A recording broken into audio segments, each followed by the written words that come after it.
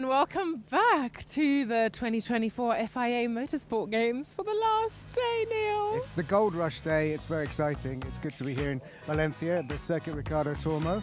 It's all gonna happen today. It's all gonna happen again. We had great action yesterday already. I really thoroughly enjoyed yesterday, and I am very happy that we've got a whole other day. What are you doing? You're driving off already? I wanted to check Eric Genet's car.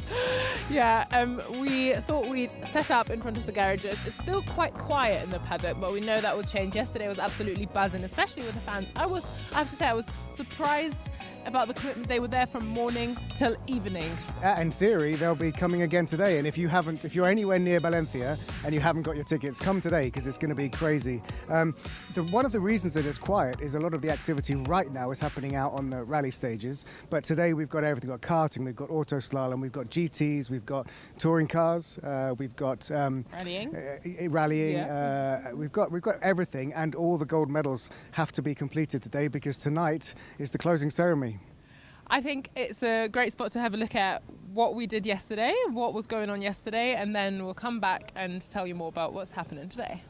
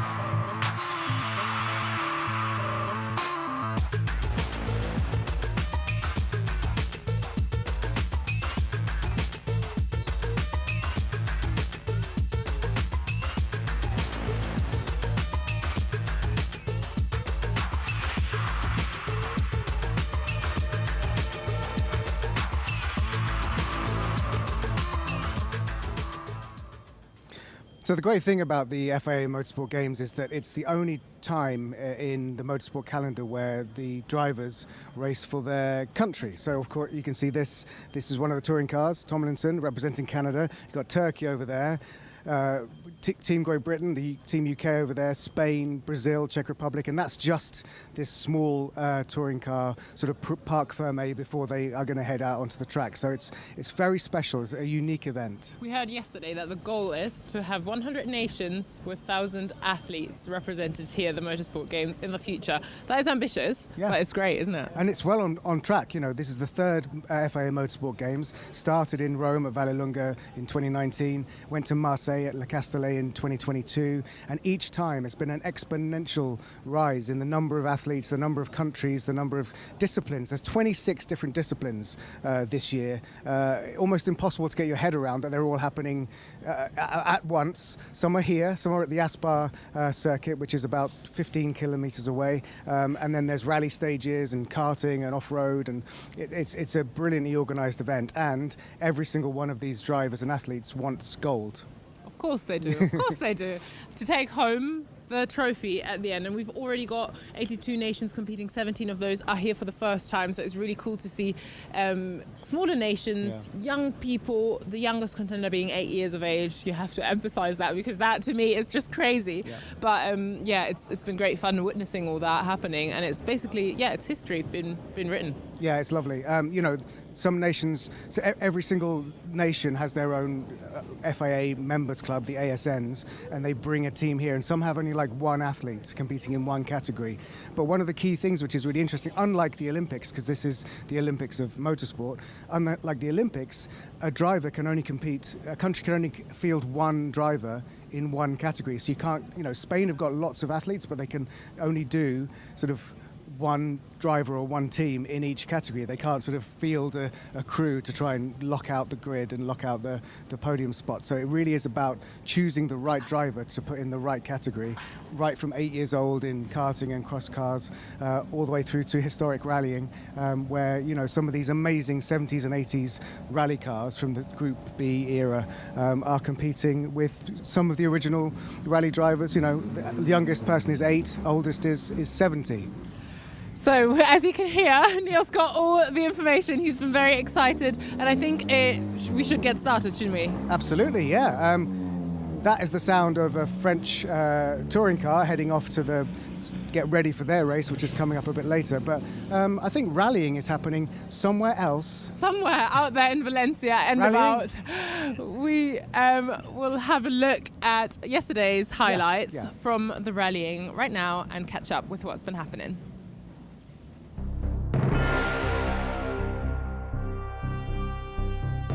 The Motorsport Games rally element consists of 3 categories.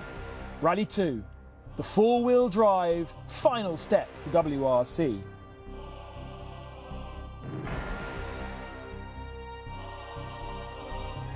Rally 4, the front-wheel drive entry-level category. And the beautiful historics. For the first time, it encapsulates 2 separate disciplines, gravel and tarmac. Friday was the gravel competition, and here's what happened. The rally kicked off with United Kingdom first into the stage. A clear road ahead, but a loose surface would not offer anywhere near the same grip for Ollie Mellers as it would do for the latter runners. A loose prop shaft gave them a horrible vibration all afternoon and eventually caused a drive shaft leak. Importantly, it stopped them from pushing and they dropped down from an initial 3rd spot. The fast Mexican duo of Alejandro Mauro and Adrian Perez got a right front puncture and lost a minute running at the very start of the rally. They recovered by the end of the day to bronze overall. The crew faster than Mexico, but only focusing on the gravel element, was Rokas Stepanosevich. The Lithuanian was mighty impressive at times as he fought with Ali Turkan from Turkey for silver. Turkan already has a medal from the 22 Games in Rally 4 but lacks experience in a Rally 2 car. He leads the Turkish Championship but here was hounded by Rokas for the gravel medals and was just a step away from the overall Rally 2 honours. Having qualified the fastest 2, the day was about 2 Spaniards, Alejandro Cachon and Jose Suarez. Suarez was only entered into the gravel element, and so this was his only day to show up his younger teammate. Stage wins were shared in the morning, and they matched each other time-wise, but the afternoon belonged to Cachon, who took all the stages. No medals for him though on gravel. It was gold medal to Jose Antonio Suarez and Alberto Iglesias, silver to Turkey and bronze to Lithuania. In Rally 4 there was plenty of drama.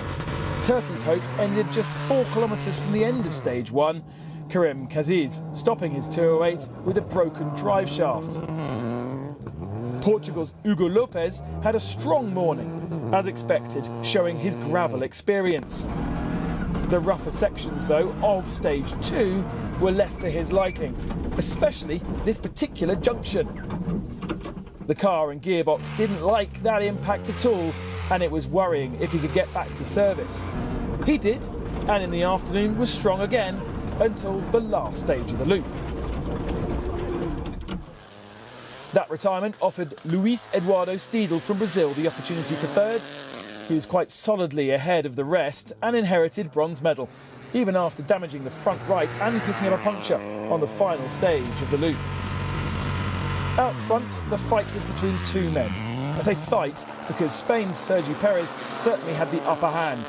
He went slow in qualifying, giving him a lowly starting position and benefited from a cleaner road initially at the start of the day. Martin Koci from Slovakia kept the Spaniard honest on home soil. matching him on certain stages as he readjusted to front-wheel drive. He ended the day 20 seconds off the lead. So, for the medals, it was a second gold medal for Spain. In the historics, the form guide got ripped open on stage 1 as Zippo, in his Quattro, fastest in qualifying and therefore first as the stage, found this large rock. A puncture and left rear damaged suspension was carried all the way through the rest of the morning. Team Great Britain, Ernie and Anna Graham in their Escort found themselves third fastest in stage 1 and best gravel competitor. Kiel and Peter Fransson for Sweden in their Alpine 310 also benefited from Zippo's misfortune.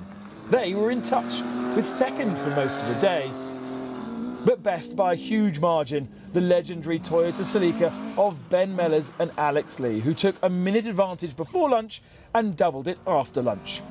Zippo struggled. The car was tired after being rattled around, and his comfort hole on the gold was wearing thin.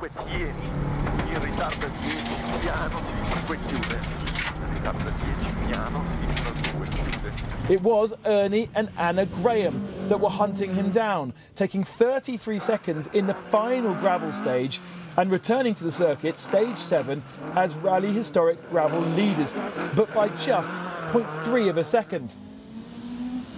The grunt of the Quattro, however, was enough to help Zippo and Italy back into gold medal position by day end. United Kingdom second and Czechia third. After a rough and tough day in the rocks and sands, a 3-hour service to transform the gravel races into tarmac specialists, swapping diffs, suspension and brakes to make them as efficient and fast as possible. After overnight rain, a beautiful morning dawned. First into the stage, Alejandro Cajon, leader after the first gravel day.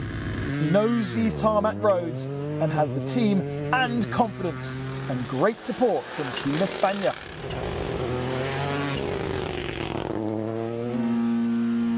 The first stage of the loop in the early morning was by far the most challenging. No gravel crews to tell drivers the difference between the morning and the recce on Wednesday, and there was a big difference. A big rainstorm had covered parts of the road with mud, and there was little warning.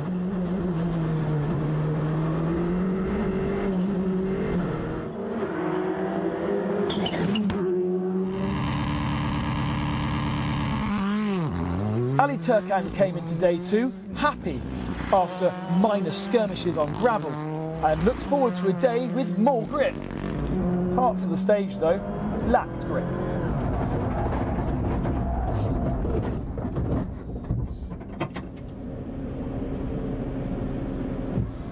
Remarkably, little harm done by this and only 17 seconds lost.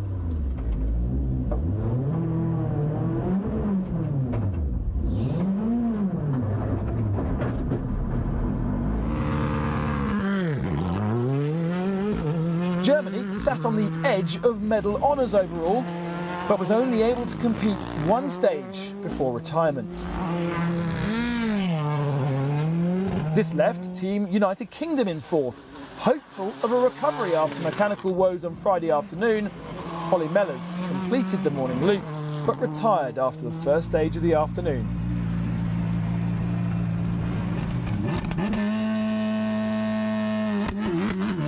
Medals today are also on offer for those specialising in tarmac only, and an unlikely name finished third on the first of the day stages. Sandro Tavard-Kilda, maybe a 10-time circuit champion in Georgia, but has never raced four-wheel drive or participated in a rally.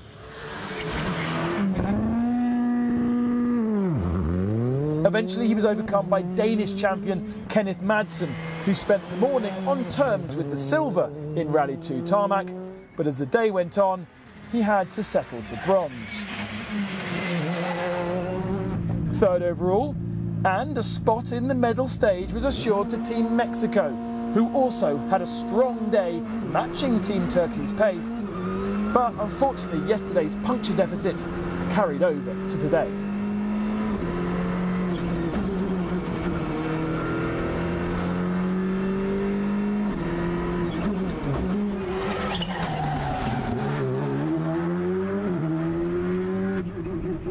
Despite his adventures, Turkan for Turkey would pick up his second silver medal of the Games and a spot in the medal stage on Sunday.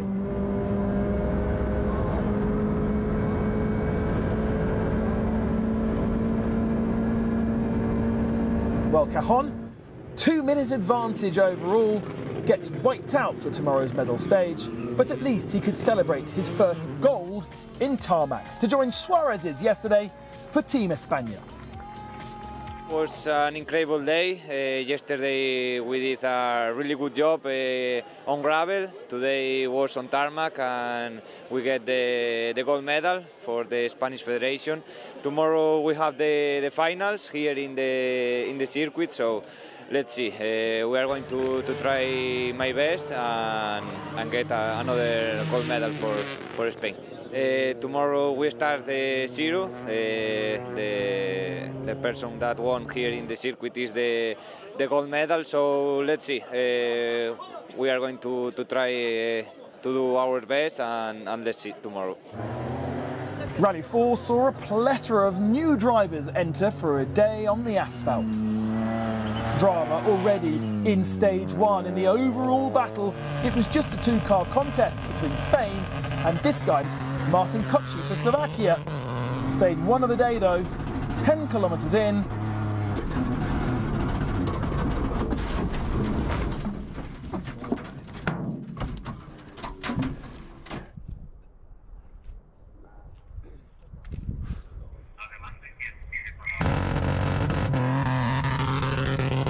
Karim Kazaz was back. After sitting out yesterday with a technical issue, the Turk lit up the timing screens. Second in stage 8 and 9, he won stage 11, but then on stage 13 redesigned his Peugeot through an orangery. He lost 45 seconds doing this and set up a great showdown for the tarmac honours back at the circuit. That showdown was with the tarmac-only entry of René Nola from Germany, who had matched Turkey on some of the stages, but on the others slipped down to 5th. The scars were still showing on Team Netherlands' Opel after a roll on shakedown, but Nard Ippen didn't let it slow him down at all. He placed between 2nd and 4th all day long and joined this special stage showdown for the final tarmac medals.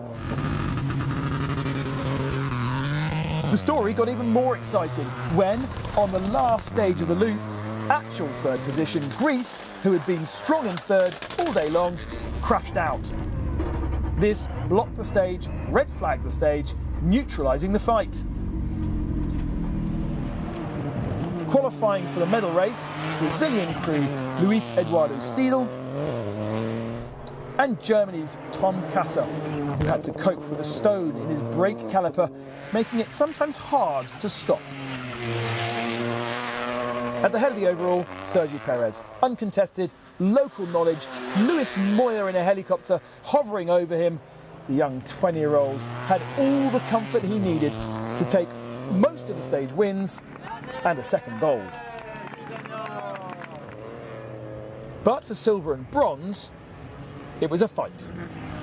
Karim set the benchmark time on the circuit Ricardo Tormo, but needed to be decently faster than Ippen and Nola. Next in, Germany, slower, but by only half a second. Germany confirmed a medal, but would it be silver or bronze? Surely Nard Ippen wouldn't lose 10 seconds, but the last time on this circuit he ended on its roof. In the end, just 2 tenths lost. So close. Netherlands take silver, Germany bronze. A new day, new medal. The feeling was perfect since the first stage. I'm feeling good with the car and with the team as well, so it's perfect to me to have the second gold medal.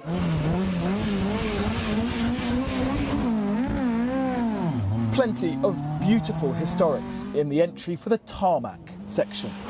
And a task for Ben Mellers in his Celica to hold on to his lead from a charging, refreshed field.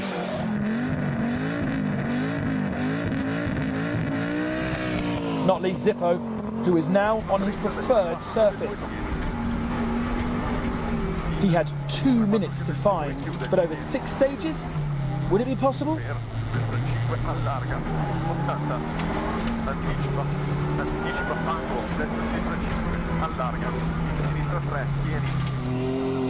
It was a war of attrition. On stage 1, the first faller, the Alpine, overheating just 10 kilometres into the stage, and no medal for Sweden. Stage 3, Krista Hedlund missed a junction in his escort for Sweden and dropped a minute and 3 positions in the day's tarmac fight. While a stage later, James Potter in his escort also suffered a mechanical issue and retired. Then, the Opel Ascona went missing from 3rd overall. He'd inherited it at the start of the day from the Alpine, but having had a medal last time in 2022, a real disappointment. So, as we predicted yesterday, that left Team Spain's Antonio Sainz promoted into 3rd overall and silver medal position for the day.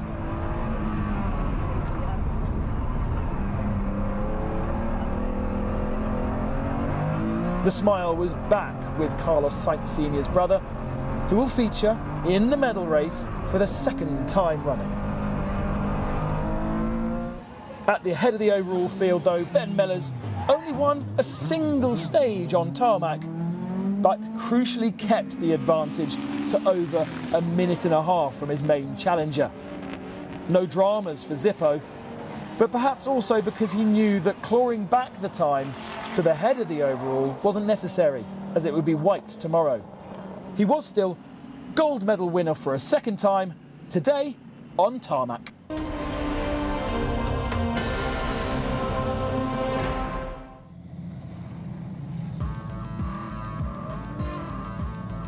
If you have been watching for the past few days, you will have heard by now that I am German and I always like to hear when Germany is in for a medal, and that is the case in rallying, right? Yep. And the rallying is, thanks by the way to Ben Constanduros, who's heading up the rallying side of things. We have a great team all around here in Ricardo Tormo, at the Karting and at the Esports in Valencia Central. So we've got everything covered in all the different bases. Rallying, by the way, will culminate in a gold, silver, bronze medal shootout here at the circuit in a special, sort of super special rallycross style time when it's the only time this weekend when all 3 cars will be on track at the same time. Yeah. They do sort of a different format each, and then they cross the finish line, and that will decide gold, silver and bronze. So it's quite exciting for them, because normally it's just against the clock with rallying, but this is a proper shootout. Rallying is super exciting. It's something I like to look at. I don't think I see myself as a rally driver. I can see myself as a cross car driver in a little buggy. Can you see that? I'm not sure if you'd fit in a cross car. I mean, they're meant for like 9-year-old kids. I don't mind. I'm impressed by the 9-year-old kids in cross car, and I think we should have a look at them because what they do is pretty amazing. Yeah. So the key thing about cross car is historically, circuit racing, the entry to circuit racing is karting. Yes.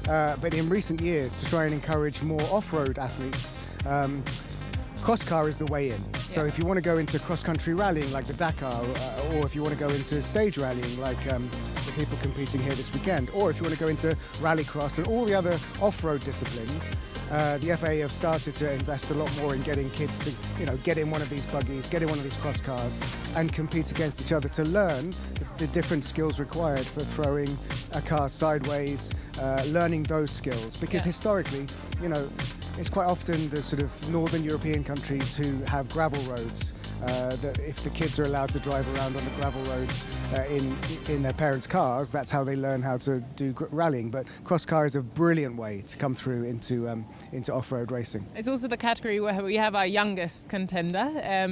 She's German and she's 8 years of age. Yeah. So that is crazy to me that you are sitting and driving like that at 8 years old. And they're good. That's the thing, is they're really good. They're not just doing it for fun, they're good. Yeah, they've got a talent. It's really good. They would beat up me. Yeah. Not including you in this.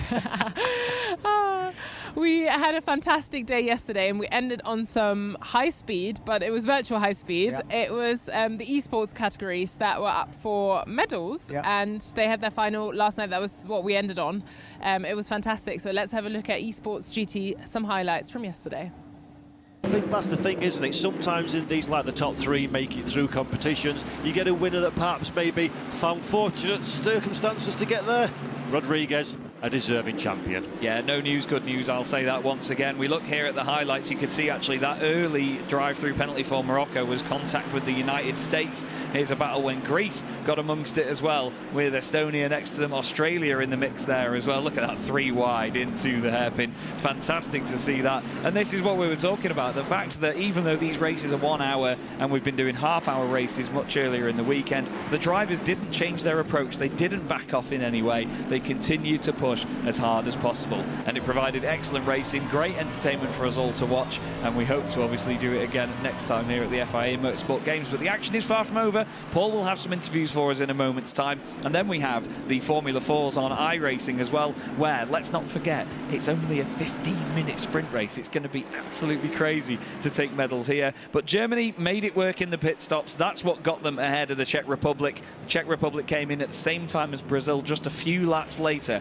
trying to follow suit, and this was the moment on your screens now where Germany overtook the Czech Republic on the pit lane exit, not by a massive amount, but by enough to get them a silver medal here in the Motorsport Games. And also, let's not forget that they also caught up to Brazil bit by bit towards the later stages of the race. The gap went down from 2.9 seconds eventually to just 1.4 at the flag. Some of the battles further down were fantastic, unfortunately ending in a bit of a tangle. Great avoidance there by Malaysia, and good work also by France and the United States to not get further involved in the incident with the Netherlands. Japan had a great fight with Chile also, side by side into the hairpin, while Morocco, despite their penalties, still got a great view of the battle at hand. So many of the drivers tried everything they could in that race, and to be honest with you, they did a really solid job of showing great respect throughout and giving their fellow competitors enough racing room for it to still be a fair fight, because there is so much at stake here. It's really easy for the drivers to overstep the mark and overdo it, and of course cost not just them but their fellow competitors a chance at the medal. Brazil there round the final corner to take the gold medal here at the FIA Motorsport Games in Valencia in 2024. Very well done to them. Congratulations also to Germany winning the silver medal, and Czech Republic for their bronze medal achievement too. Let's not forget though that there are no other nations that have won more than one medal before. Just because we had finals and medals yesterday, that doesn't mean that we don't have new race action today. We've got a new category that's been introduced today, which is GT Sprint. If you haven't heard of it yet, we've got an explainer with David Addison. Stay tuned and listen in. One of the highlights of this weekend's FIA Motorsport Games is going to be the GT Sprint discipline. One driver, one race, and it means that you've got to be flat out all the way through. We're running to GT3 regulations, so the cars you'll be familiar with, and one or two of the drivers, including Spain's Dani Juncadella, for example, who is going to be upholding home honour.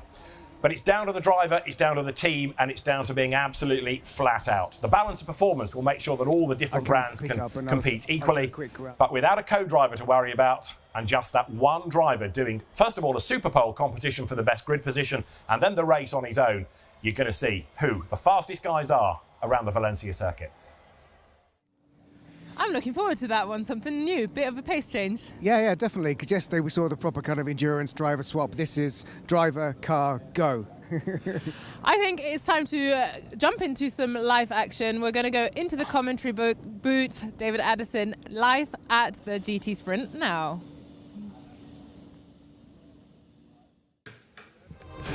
It's day 3 of the FIA Motorsport Games here in Valencia, and we are with a dry circuit early in the morning, 8:30, and cars on track already. Yesterday we had a great day of racing on the circuit, and drifting, and rallying, and esports, and karting, and cross car, all of these many different disciplines that we've had here, including the auto slalom and karting slalom at the circuit as well. The final day, the medal table building. It's being led by Spain with 4 golds to the 2 of Italy. And the first action on the track is the free practice session for GT Sprint. The cars on track some off-track indeed. The UAE's Porsche, that is Saif Al-Ameri, who's had a spin up at turn 2. David Addison and Joe Osborne are with cornflakes and espresso to the ready for the early start to the day, and it's a bit of a wake-up call for the competitors. Some, of course, haven't done anything all weekend. Some have been in the 2-driver GT discipline. That might give them a bit of an advantage, but for this race, Joe, when we get to the race later on in the day, we're talking about one driver, no pit stops, just absolutely flat out for the 40 minutes. Yeah, and that's what makes great racing, obviously. These cars not using tyre ovens like the endurance race yesterday, so that's why I'm maybe not so surprised to see that Porsche loop it round on the second corner on the outlap. Stone cold slicks, don't offer much grip whatsoever, so easily done, as we see another Porsche from Turkey. Guven, very, very fast. Porsche factory driver, definitely going to be one to watch. Another one in the Lamborghini, Jafar, we have seen being very quick at times in the past as well. That car was in the endurance race, but Jafar was not one of the drivers, so we always have every split, don't we? Some drivers not raced at all, some cars have, and some cars are fully new also. Now, one of the cars that we did see in the endurance discipline was the Team Germany Mercedes that Hubert Haupt and Finn Wiebelhaus shared and won gold. Finn Wiebelhaus will represent Germany in the sprint. For Malaysia, we are going to have the experienced Jasmine Jafar, who of course raced in British single-seater racing for a while, but more recently has been racing in Asian Le Mans, in GT World Challenge Asia, and Lamborghini Super Trofeo Asia as well this year. And Jasmine Jafar, we know he's quick. I think he could be a dark horse if that car is going to be on the same sort of pace as our tips for the top, the Team Turkey Porsche of Ayhan Guven and the Team Spain Mercedes of Daniel Junqueira. If he can live with them, I think he's in with a good chance of a medal. Yeah, and we saw brilliant pace, didn't we, from that car in race 1, where it started in last position, got up to 6th, but did have a spin at turn 12, which has really been the hot spot of action, I would say, during the races here in Valencia for the Motorsport Games. It's just a very fast right-hander, easily caught out the drivers, and we are heading there right this second. You can see it goes uphill. There's a big sausage curb on the inside and a huge gravel trap welcoming these cars with open arms if they do make a slight misjudgment.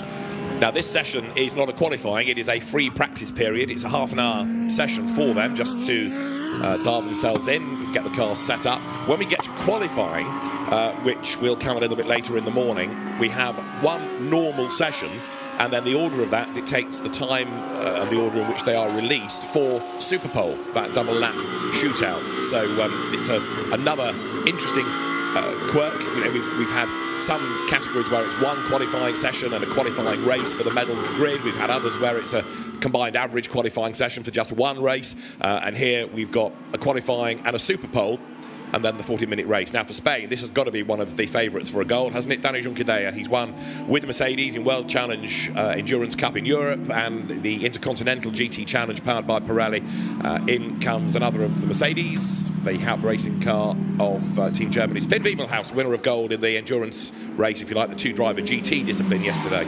Yeah, they did very well. Obviously, a tight battle with the United Kingdom that was ultimately decided on penalties, track limit penalties that is, and yeah, Team Germany taking the gold. They were very strong over the full day, in all honesty. Spain, obviously, interestingly, swapping from the Audi to the Mercedes for this discipline.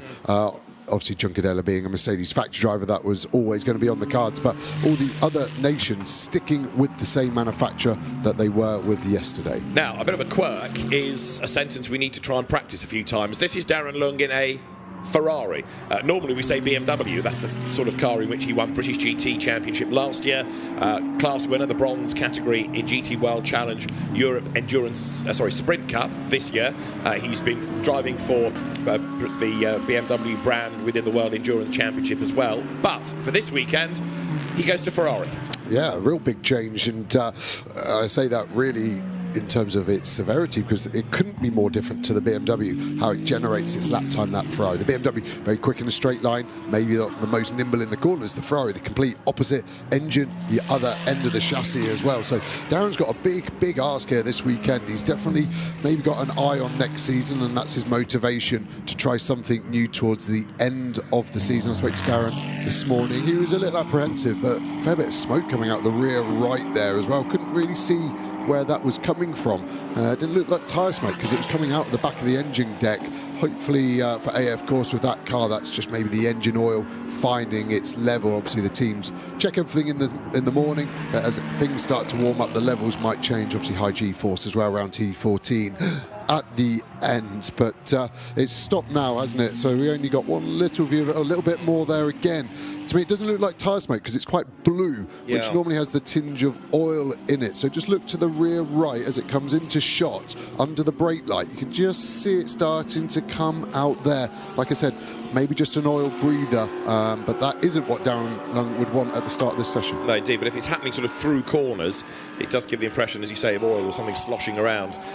He's not being fazed by it, and the team seemingly is not worried about it, otherwise they'd told him to box. Yeah, all the cars have live telemetry these days, so the teams almost have more information than the driver about all of that. So the drivers almost don't have to worry about any alarms these days because the team are on top of it, basically.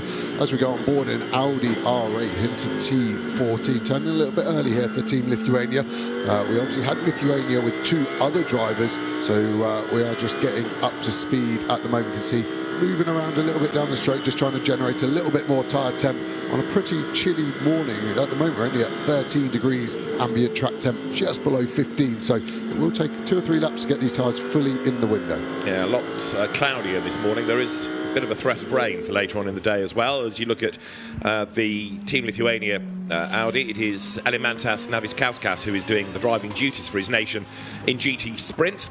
The car was well used yesterday and was quick as well, so this is one to watch, I suspect, as Naviskauskas accelerates on the fastest. We've not really seen much of him yet, but we'll get there. It's Heinz Guven in the Schumacher CLRT run Porsche. Heinz Guven, who is a Porsche specialist, we've seen that, and he was a winner of the 2018 FIA GT Nations Cup, which really was what kicked off the whole FIA Motorsport Games initiative, and he and Salah Joric were the winners in Bahrain.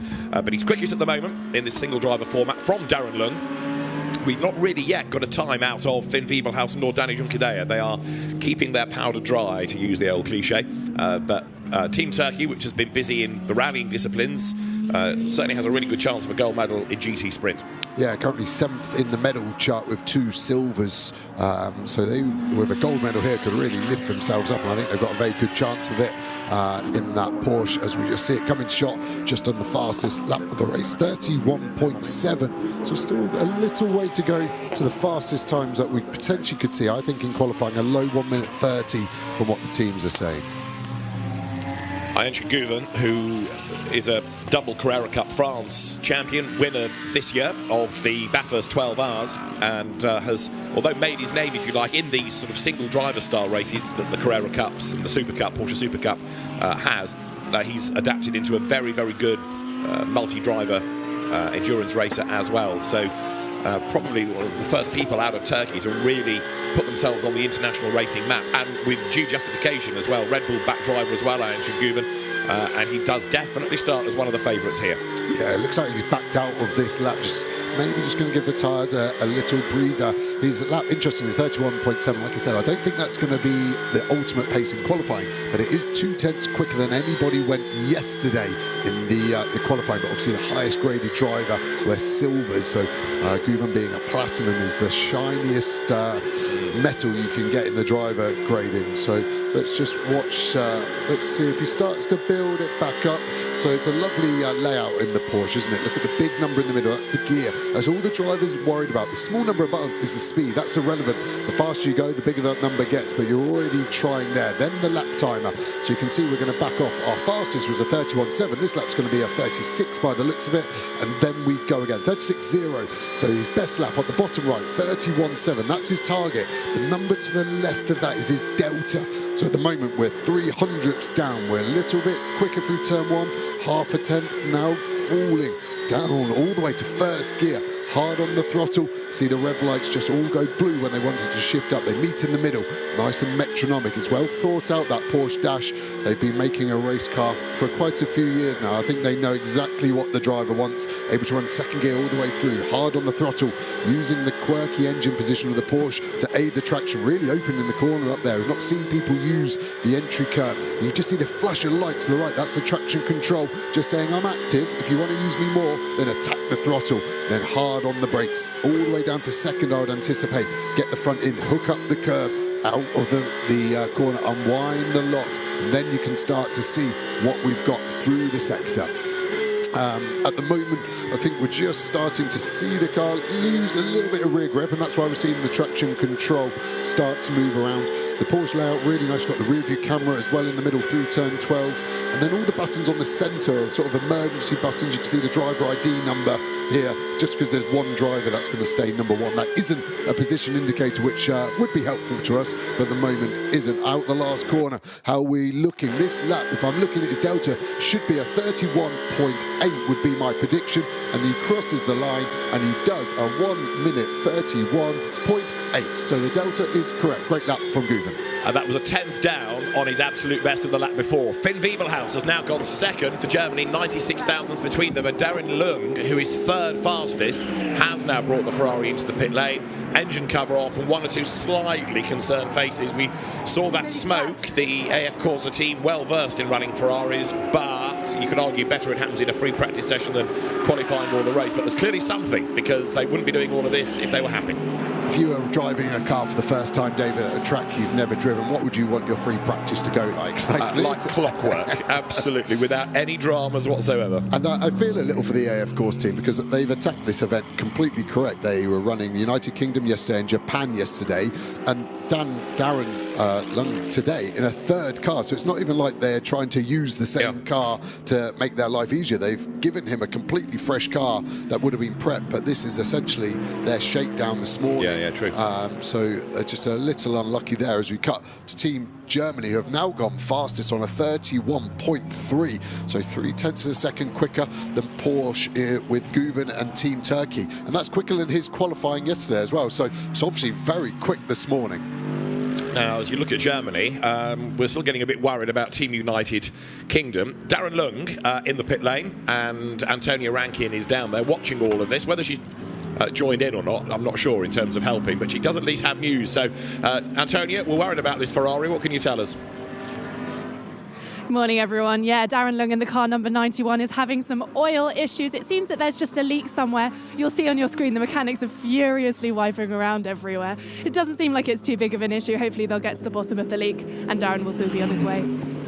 Fingers crossed. All right, thanks, Antonia. 16 minutes of this free practice period remains, so they've got time to send him out again. But really, for Darren Lung, it's learning the track, learning the car.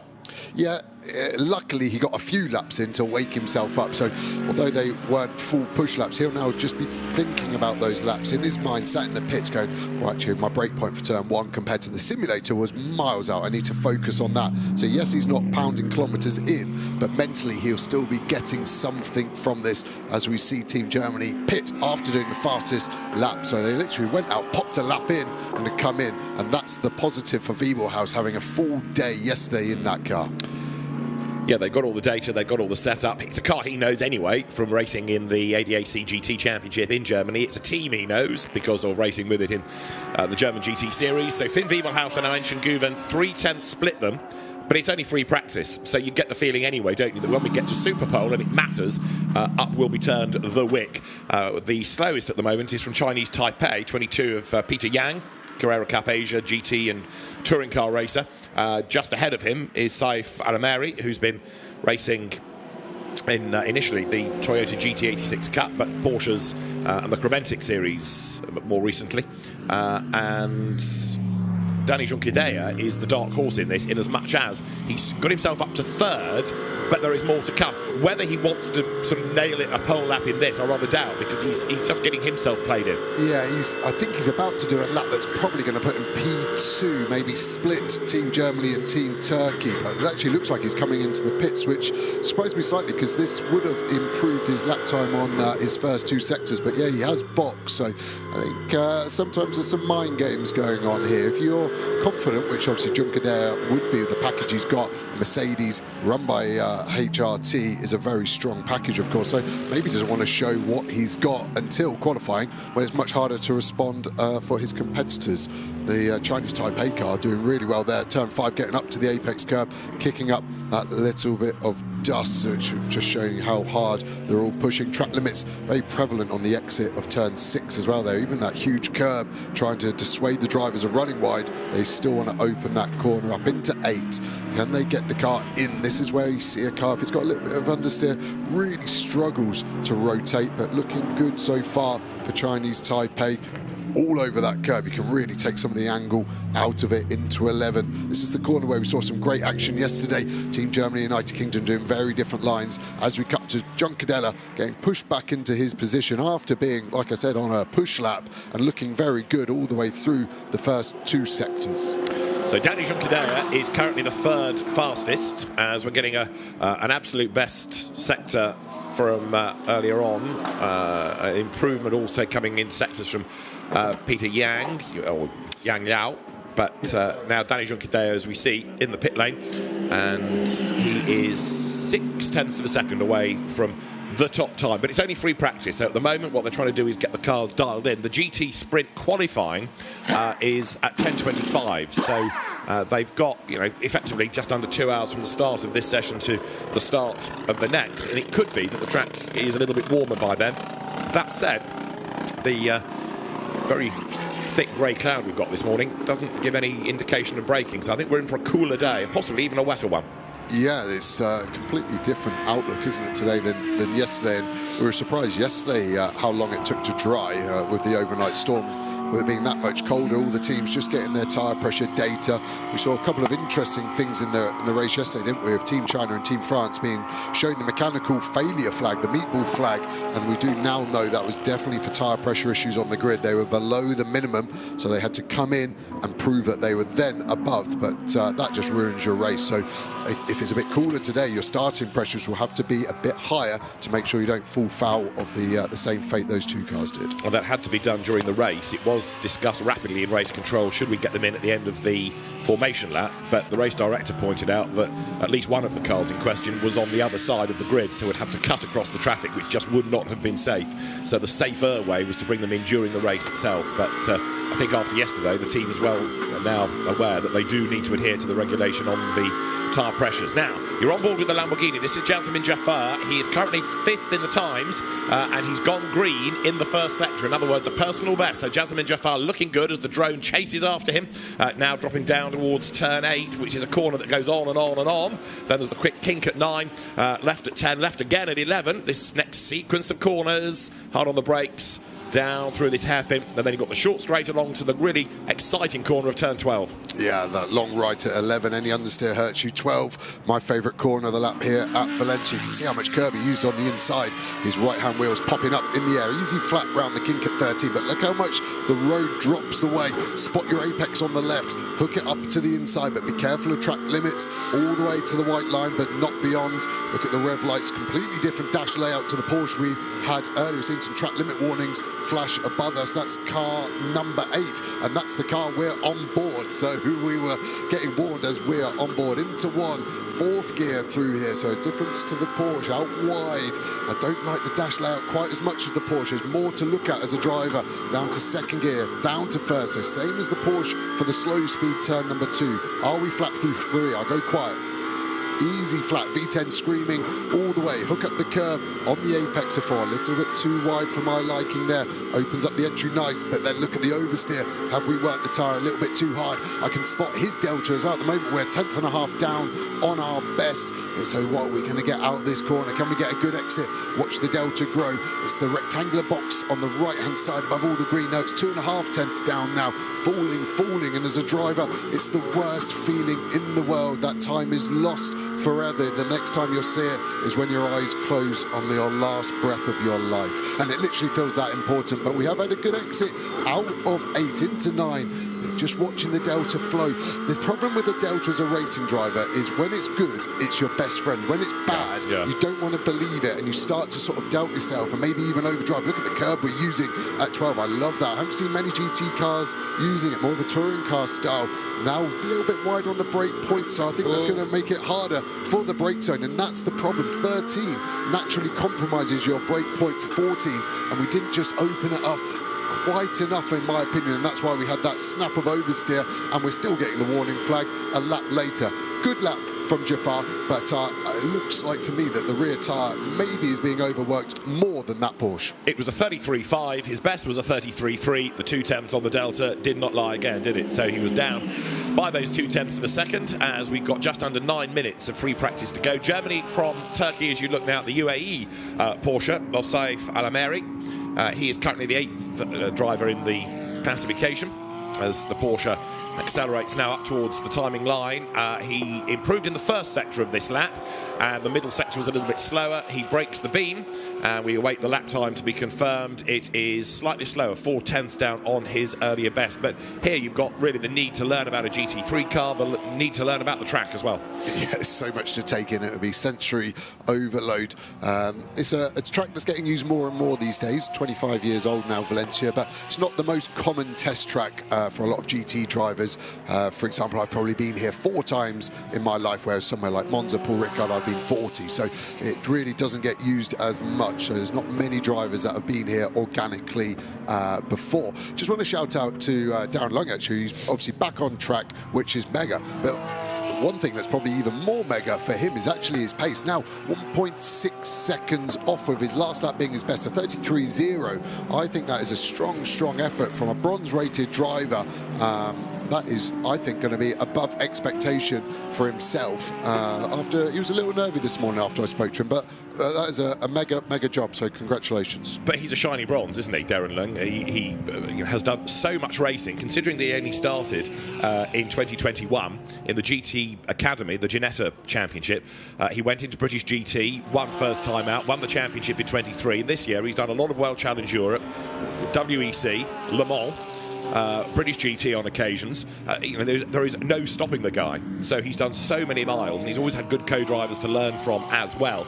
It's going to be fascinating there to see how he gets on back in a single driver contest, of course, because his recent successes have been with a co-driver. Yes, of course, he has to play a part, but the fact that he's improving his lap time all the while in that Ferrari is good. Saif Al-Ameri has also just improved, 1:36.2. There is Darren Lung in the AF Corsa run Ferrari, so learning track, learning car, learning Italian as he gets himself with the new team. So Darren Lung, who really does take his racing very seriously. He has always been regular at the gym, but lost a load of weight over the winter, really focusing on his racing.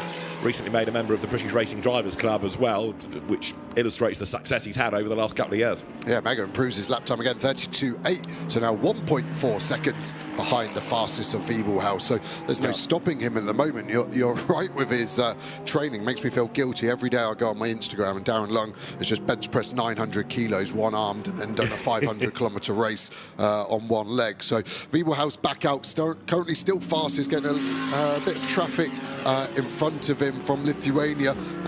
Flash of the headlights, we saw a bit of that yesterday, didn't we, from Wiebelhaus when Froggatt from Team United Kingdom got past him. So all the drivers well versed with their right thumb in that Mercedes on how to flash the headlights. And Finn Wiebelhaus then making his way up towards the timing line. Danny Juncadella is being given the driving standards warning flag, the black and white driving standards flag for the dreaded track limits. Wiebelhaus then across the line. That was a 1:31.7, about 4/10 down on his earlier best. Aenshin Guven still sitting in the pit lane and not looking at the moment as though he is overly concerned about being back out. Guven knows the car. I don't think he need really worry about the circuit because he'll pick that up very quickly, and he has raced on it in other categories anyhow. So he'll be there or thereabouts. And Danny Juncadella is third, and he's another 3/10 back. So the leading three covered by 6/10 of a second. I reckon that's good enough to give us a really good race. Yeah, and I think people are sitting in the pits because there's a bit of a split strategy on tyres. So there's 2 sets of new tyres for them today. So they've obviously had to use one in this session. I think they're trying to keep the mileage off them and then use them in the race. They'll use another new set in qualifying, but I think they will have more laps on them than these tyres in free practice, so they won't be as fresh as we go to Junqueira, who's just got that warning for track limits. The 2 shots we've just seen there, fully legal, and then he does a fully illegal one at 12, but I don't think 12 is being policed. So as a racing driver, it's only illegal if you get caught, so that was legal in my opinion, even though he was fully illegal. Here, you have to be legal, and that's the minefield of motorsport as a driver, in my opinion, at the moment, track limits. It's fair for all, but fair for others if you don't know fully where to go.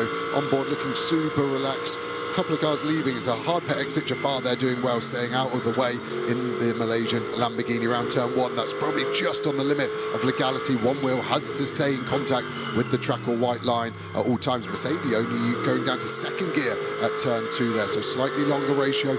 All these manufacturers have to homologate their gear ratios. It's not like other motorsport disciplines where the gear ratios can be changed per circuit. They have to be locked in. So Mercedes normally would look to lock in their ratio, for the Nordschleife, obviously the long Dottinger Ho straight. A lot of the other manufacturers that don't have the Nordschleife in their rematch use Bathurst as their VMAX speed, so maybe that would be the difference there. But the V8, so much torque as well, maybe doesn't need to be revving itself so hard to get the power it needs. Junqueira has improved last time, so he's now half a second down, not 6/10. Darren Lung's improved again at 1:32.8. He's 1.4 seconds away from pole. Also, Lithuania is going quicker, Chinese Taipei going quicker, and the UAE going quicker. So all of this extra track time helping some of the less experienced of the drivers, because they're finding time and they're improving all the while, with just under 3 minutes of the session to go now. So this is the run up through turn 13, heading towards the end of the lap. So Junqueira to the line, going to stay out for one more lap as he comes up, breaks the beam, and the Team Spain Mercedes goes through. Sector 1 was down, Sector 2 was down, and the lap was down as well. A full second lost on that lap. Yeah, just a couple of mistakes, maybe the tyres just coming out of the window somewhat. But yeah, you can see with the driver as well, a couple of points of interest. He's left foot braking, so his right leg is only doing the throttle. So as we come into turn number 4, you'll see his left leg, if we were still there, just hitting the brake pedal. There's still quite a different split on what drivers do between right and left foot braking. The younger drivers predominantly use their left leg. That's a single-seater karting trait, but the right leg sometimes affords you a little more feel. So there isn't a right and a wrong. It is just personal preference. As we go back to Team United Kingdom Green, Sector 1, not an improvement in 2, a couple of tenths off the best I've seen Darren Lung do in Sector 2. So will this be an improvement? I think probably not, but still it's going to be a competitive lap. 32.8 is current best. He breaks the line, and this lap is a 1:33.1. So within 3 tenths, showing good consistency and no smoke. And he'll get certainly 1 lap out of this, maybe 2, although for Darren, we've not got Lung to go, have we, before the checkered flag comes out. So he's up at 2 at the minute. So it is at the moment Germany, Turkey, Spain, United Kingdom, Malaysia, Lithuania, Chinese Taipei, and then UAE. That is the order. Darren Lung with the road to himself, but dialing himself into a new and very different style of GT car. There are lots of Ferraris here this weekend because we have the GT single make discipline as well, which is going to be a single race coming up later on in the day. That's for the 296 Challenge cars. This is the 296 GT3 with its very different looking rear to the car. But we're into the last minute of free practice then. And 1 or 2 nations still improving times, including Malaysia. Jasmine Jafar hunting down improvements in sectors as he tries to get onto the same sort of pace as Darren Lung. And actually that's going to be, I think, our battle for 4th place, isn't it? Lung and Jafar covered by not quite half a second. Yeah, the gaps are small. All the 8 cars, there's tenths between all of them. So there's going to be a few battle packs forming. I think, like you called at the start, I think you've got the medal race between the current top 3, in which order I wouldn't want to predict just yet off 30 minutes of running. And then, yeah, I think you've got 4th, 5th and 6th running relatively close, and then another battle pack behind. But I think it's going to be interesting as well with Darren. His improvement won't have stopped here. He gets out the car, looks at the data and the video. He loves all the analysis side of it too. And I think he did just squeeze a lap in. You are correct. He had a second to spare. So an extra lap around this 4 kilometres here at Valencia. and Darren Lung for United Kingdom, 4th fastest. So it is still Germany topping the times. Finn Wiebelhaus coming into this as a gold medalist. Germany 4th in the medal table. They've got one of each, a gold, a silver and a bronze. The medal table at the moment being led by Spain with 4 golds, 2 silvers. Brazil got its first gold yesterday, backed that up with a second. The first gold coming in GT Esports as well. That is another discipline that runs. We've got single-seater racing from F4 on the track and GT likewise, and the esports equivalent with single driver races for GT and the new sort of FIA style F4 esports car being brought into the FIA Motorsport Games this year. Flag is out then, free practice is at an end, and Finn Wiebelhaus topping the times. Ayenchen Guven, interestingly, did go back out and improved in the last sector to take the flag, and he was about 3/10 off his earlier best. So for Team Turkey, he's taken the checkered flag. The Schumacher CLRT Porsche will make its way to the pit lane. Dani Juncadella is already in the pits, and 1 or 2 others circulating. Lithuania improving at the end. Alimantas Navikauskas went and did a 1:34.0. He's 7/10 back from Jazemin Jafar. So Lung, Jafar, Navikauskas, there's a battle. I think he's on the coattails of it at the moment, but by the end of qualifying, with more mileage, I think Navikauskas and that Audi may well be nearer to the pace of Jafar, who in turn will be nearer to Lung. Yeah, and Lung pitting, even though he could have finished the lap, obviously. I don't think he got held up by Chinese Taipei there around turn 13. Chinese Taipei, Mercedes did a mega job getting out of the way there, but obviously decided maybe I'll just take a lap out these tyres and just save it for later. But yeah, the session went quickly, and it also kind of went to what we expected in terms of pace. I would say my maybe standout surprise is Wiebelhaus being fastest. Obviously a silver graded driver against 2 platinum graded drivers behind him. So mega job by Germany, but obviously a day of advantage yesterday. I was going to ask, is that behind it, or do we just think that free practice people are doing different things? I mean, he had a lot of running yesterday, 2 one-hour races, so effectively 2 half-hour stints, plus all the practice mileage and the like. So he's certainly coming into this with a little bit more of an advantage for track time, but I still don't think Ayenchen Guven would say, well, I'm learning the track. I think he's just perhaps working through a programme with the Schumacher CLRT team. Let's have a look at the order then at the end of free practice for GT Sprint. Germany topping the times. This doesn't affect the grid, it just gives you an idea of who's quick early doors. So Germany, Finn Wiebelhaus ahead of Turkey's Ayenchen Guven. Dani Juncadella 3rd for Spain. Darren Lung, the United Kingdom representative, 4th. Malaysia's Jazemin Jafar 5th, and for Lithuania, Alimantas Navikauskas was 6th. Peter Yang 7th ahead of Saif Alameri, that's Chinese Taipei, ahead of the UAE. So for Germany, good start of the day, and continuing that impressive run yesterday when they got a gold medal in GT endurance, if you like, the GT category, the double driver. It wasn't an endurance race per se, but just to differentiate between this and the 2 driver, let's add that word on.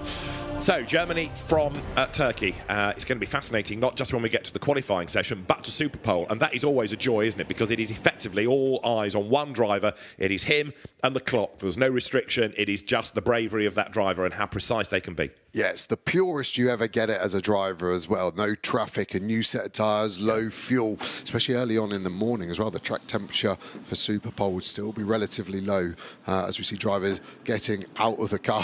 Half an hour session, but still hard work out there. We've said it yesterday, 14 corners in 4 kilometres means that you never really get a huge break as a driver apart from the obvious start-finish straight. The team's running this reverse garage setup, so this is paddock side, not pit lane side, and just allowing greater fan access, which has been really popular this weekend. Yeah, exactly. It was trialled in Vallelunga for our first FIA Motorsport Games, and other championships have taken hold of this. For example, it happens quite regularly these days in touring car racing in the UK, but it's a really good idea. There is the United Kingdom Ferrari, which has gone in nose first, and still they're looking with the engine cover off. So scratch your head as to how big a problem that is, because clearly it went back out and improved lap times, but maybe they're just still a little bit concerned about a possible issue with that car. Yeah, I mean, at least it won't go rusty now. Everything's covered in oil, so that's the positive of it. But yeah, the teams haven't really got enough time to do an in-depth dive in to see it. So if it's okay, leave it and put some more fuel in for quali would be my AF course strategy there. Now, Porsche represented, and so too the United Arab Emirates. Saif Al-Amari is the driver for the UAE. He's with Antonio Rankin in the pits. Saif, this is your first time, you said, in Valencia and in the GT3 Porsche. How have you been finding it? It's really exciting, and I would love to stay more. The car is lovely, and there is a big potential for me to improve, but you know, the schedule is very small, and we have half an hour of practice. Anyway, I find it very nice, and I love the car. With such a short time to learn and get to grips with everything, do you think you'll be able to be competitive for the race? For me, the main challenge is to represent my country in a good shape. This is the first step for my country to participate in the FIA Games.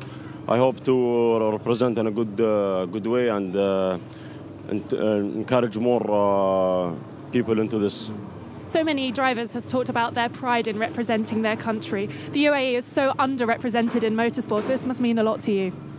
For me, it's a big stepstone for. Thanks God we have the best leaders, and we are the best on everything. And now the gap to close it in terms of sports. Have a great day. Thank you very much. So it's good to have the UAE, of course, represented within this discipline, and the nations, of course, embrace GT racing. If you think back, the UAE first had a GT race, FIA GT as it was in 2004. The Dubai Autodrome was built that year. There had been a race in Dubai in 1981, a sort of rather crudely built street circuit, and Dubai then very, very different from what you have now. But you look at the number of categories that have been brought into racing in the UAE and Bahrain and Qatar, for example, and how the sport has grown in what actually, if you think about it, is quite a long time now, 20 years. It feels like yesterday the circuit opened, but it's been growing all the time, the sport in the region. So there is the United Kingdom Ferrari. Darren Lung is the man that is representing the UK in GT Sprint. Let's hear from him. Darren, it must be a huge challenge to get to grips with this Ferrari in such difficult conditions and a very short amount of time to learn. Yeah, absolutely. Yeah, it's 20 minutes, basically. 30 minutes is what I've got to come and kind of get dialed into the circuit and a new car. Obviously, I picked to drive the new car today because the reality is 30 minutes is just going to be nowhere near enough time to shake the car down and figure out setup and stuff. So the guys did a mega job getting Chris and James in a good window yesterday and the day before. So I'm just kind of piggybacking off where they had left off, and yeah, seems like the car's obviously doing a reasonable job, and yeah, it's my second time driving it now, so yeah, still a lot to learn, I think. Yeah, definitely, but we've seen your success in an M4. We know how good of a driver you are, so why are you in a Ferrari this weekend? Yeah, so it's purely just down to the fact that I just never had enough time to prep. I only get 30 minutes. The other guys had 2.5 hours of practice, so if you just do the sprint race, you only get half an hour. So I just had to make use of whatever learning I could find, really. So the only way to really maximise that is to be in the same car as my teammates. So that's the reason why. If it was down to me, then we'd all be driving BMWs. What are some of the differences you've noticed in the short time you've had between the Ferrari and the BMW? Yeah, so I'd say first of all, they're both two of the best made cars. When you're sitting in it and you see the guys working on it, sort of really well thought through. Then how they achieve the lap time couldn't be any more different. So with the BMW, it's all about the straight line performance, kind of getting a stop, turn and go, whereas the Ferrari is the polar opposite. So it's all about maximising the mid-corner speed. But luckily, James and Chris are good drivers, and they set down some decent data and video. So I was learning that until, I didn't leave here until 11 o'clock at night with the engineer. So I did everything I could to try and get as up to speed as possible with zero track time. So. But they were the big differences, really. You've done a brilliant job so far. Good luck this weekend. Thank you. Great character, Darren Lung, as well, and somebody that we have got used to seeing in GT and sports car paddocks since he came into the sport only in 2021. So, as I say, he's achieved a lot in a short space of time, and he will certainly be pitching for a medal when we get to the GT Sprint race this afternoon.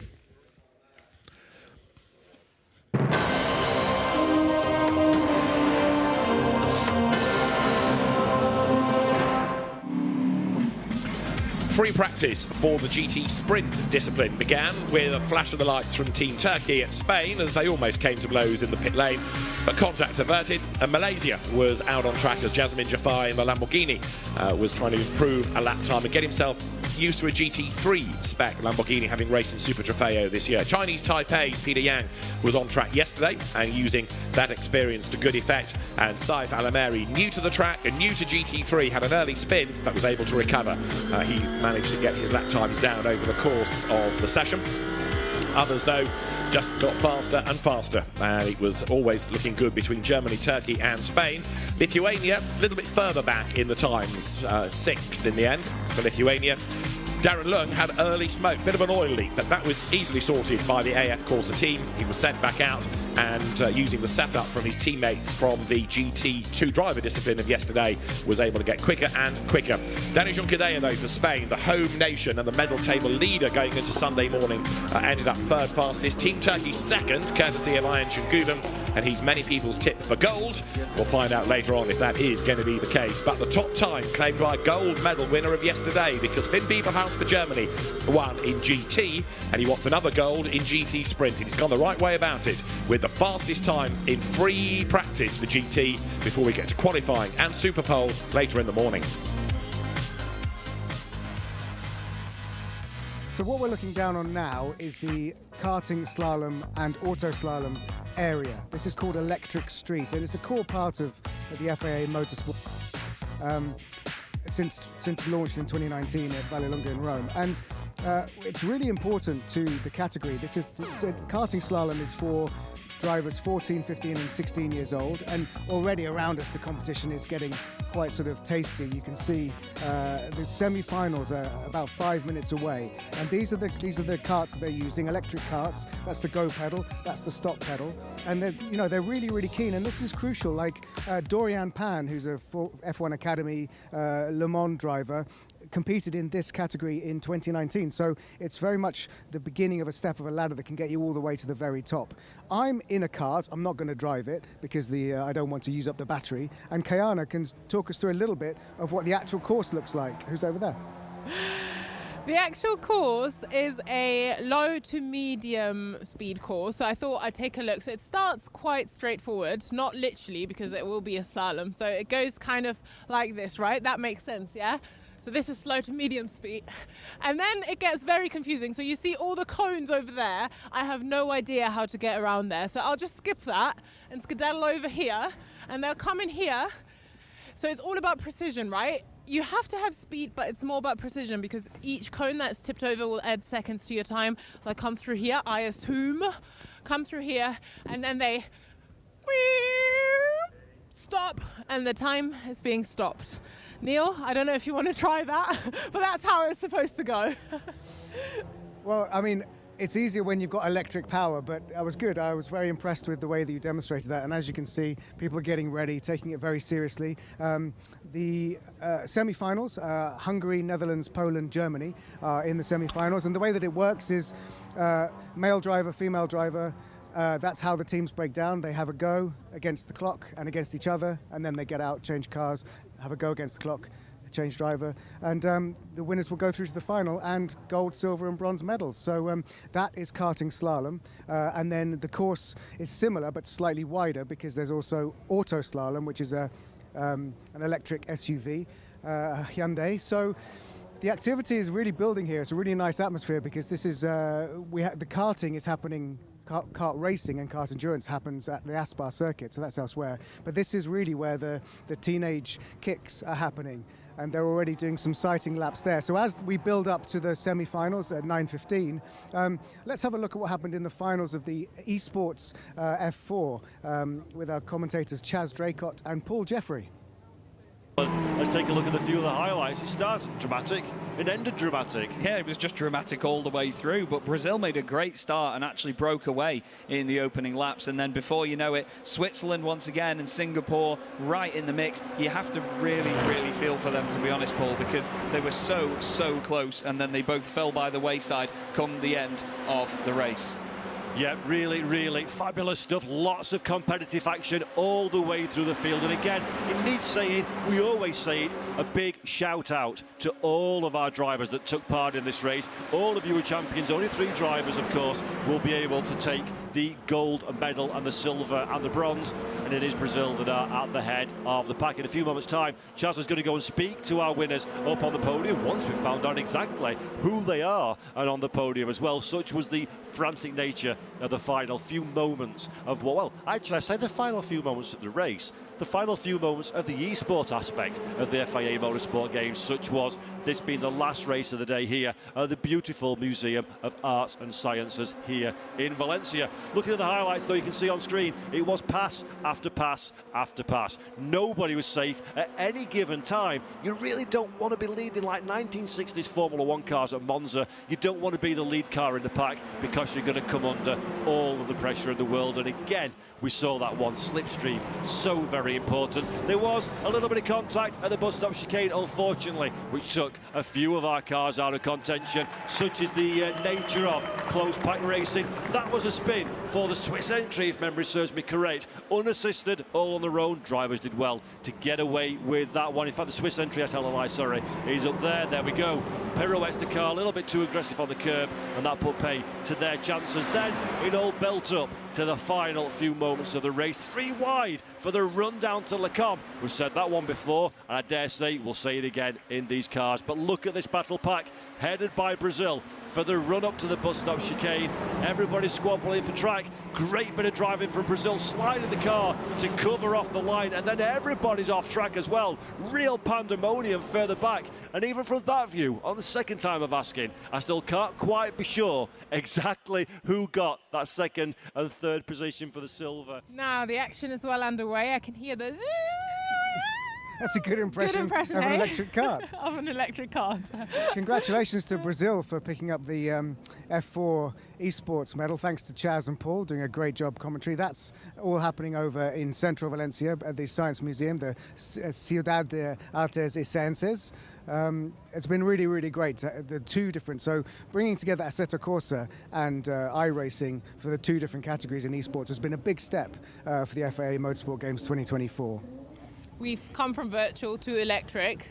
This is fantastic. I'm loving this because it is so impressive. Once you see the cones, you think, okay, I could do that. Yeah, there's some space. But when you really look at the karts, it is so precise. The cones are very confusing and they are quite speedy, although it is a low to medium speed circuit. But it is quite exciting to watch. Nice bit of applause there. So I think at the moment we've got Hungary versus Netherlands. And they're very zippy. I mean, you're saying low to medium speed. I mean, I don't think I could get around this course. No. They're a huge amount of talent. For sure, and they're quite young, like you said, like you mentioned earlier, but they have got great skill and they are future slalom drivers. What skills would be good? I mean, these will go to circuit. Circuit, yes, yeah. This is kind of developing their handling skills to then go on and be, future circuit champions, whether it's in GTs or in single-seaters. They're definitely, on that ladder, on their way. And I think they get 3 goes, right? One isn't timed. That's like I think that's what I read, yeah. One is like a rehearsal go, basically, and then they get 2 more goes, where the times will then be matched, or mediumed. What's it called? Added, subtracted, divided.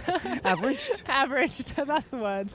Let's go over here and have a quick word with someone who maybe can explain a bit more. Hello. I'm just going to... could you please introduce yourself to the viewers at home?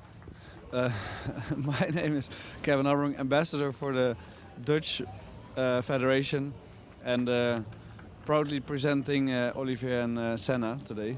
And they're gonna go out now, so we have good chances for a medal. So let's keep our hopes up and enjoy the show. And for you personally, because of course, Kevin Abrung, you are a very, very handy driver in your own right. I've followed your career. What can you tell us about these young teenagers and how good they are and how important this is as a step into racing?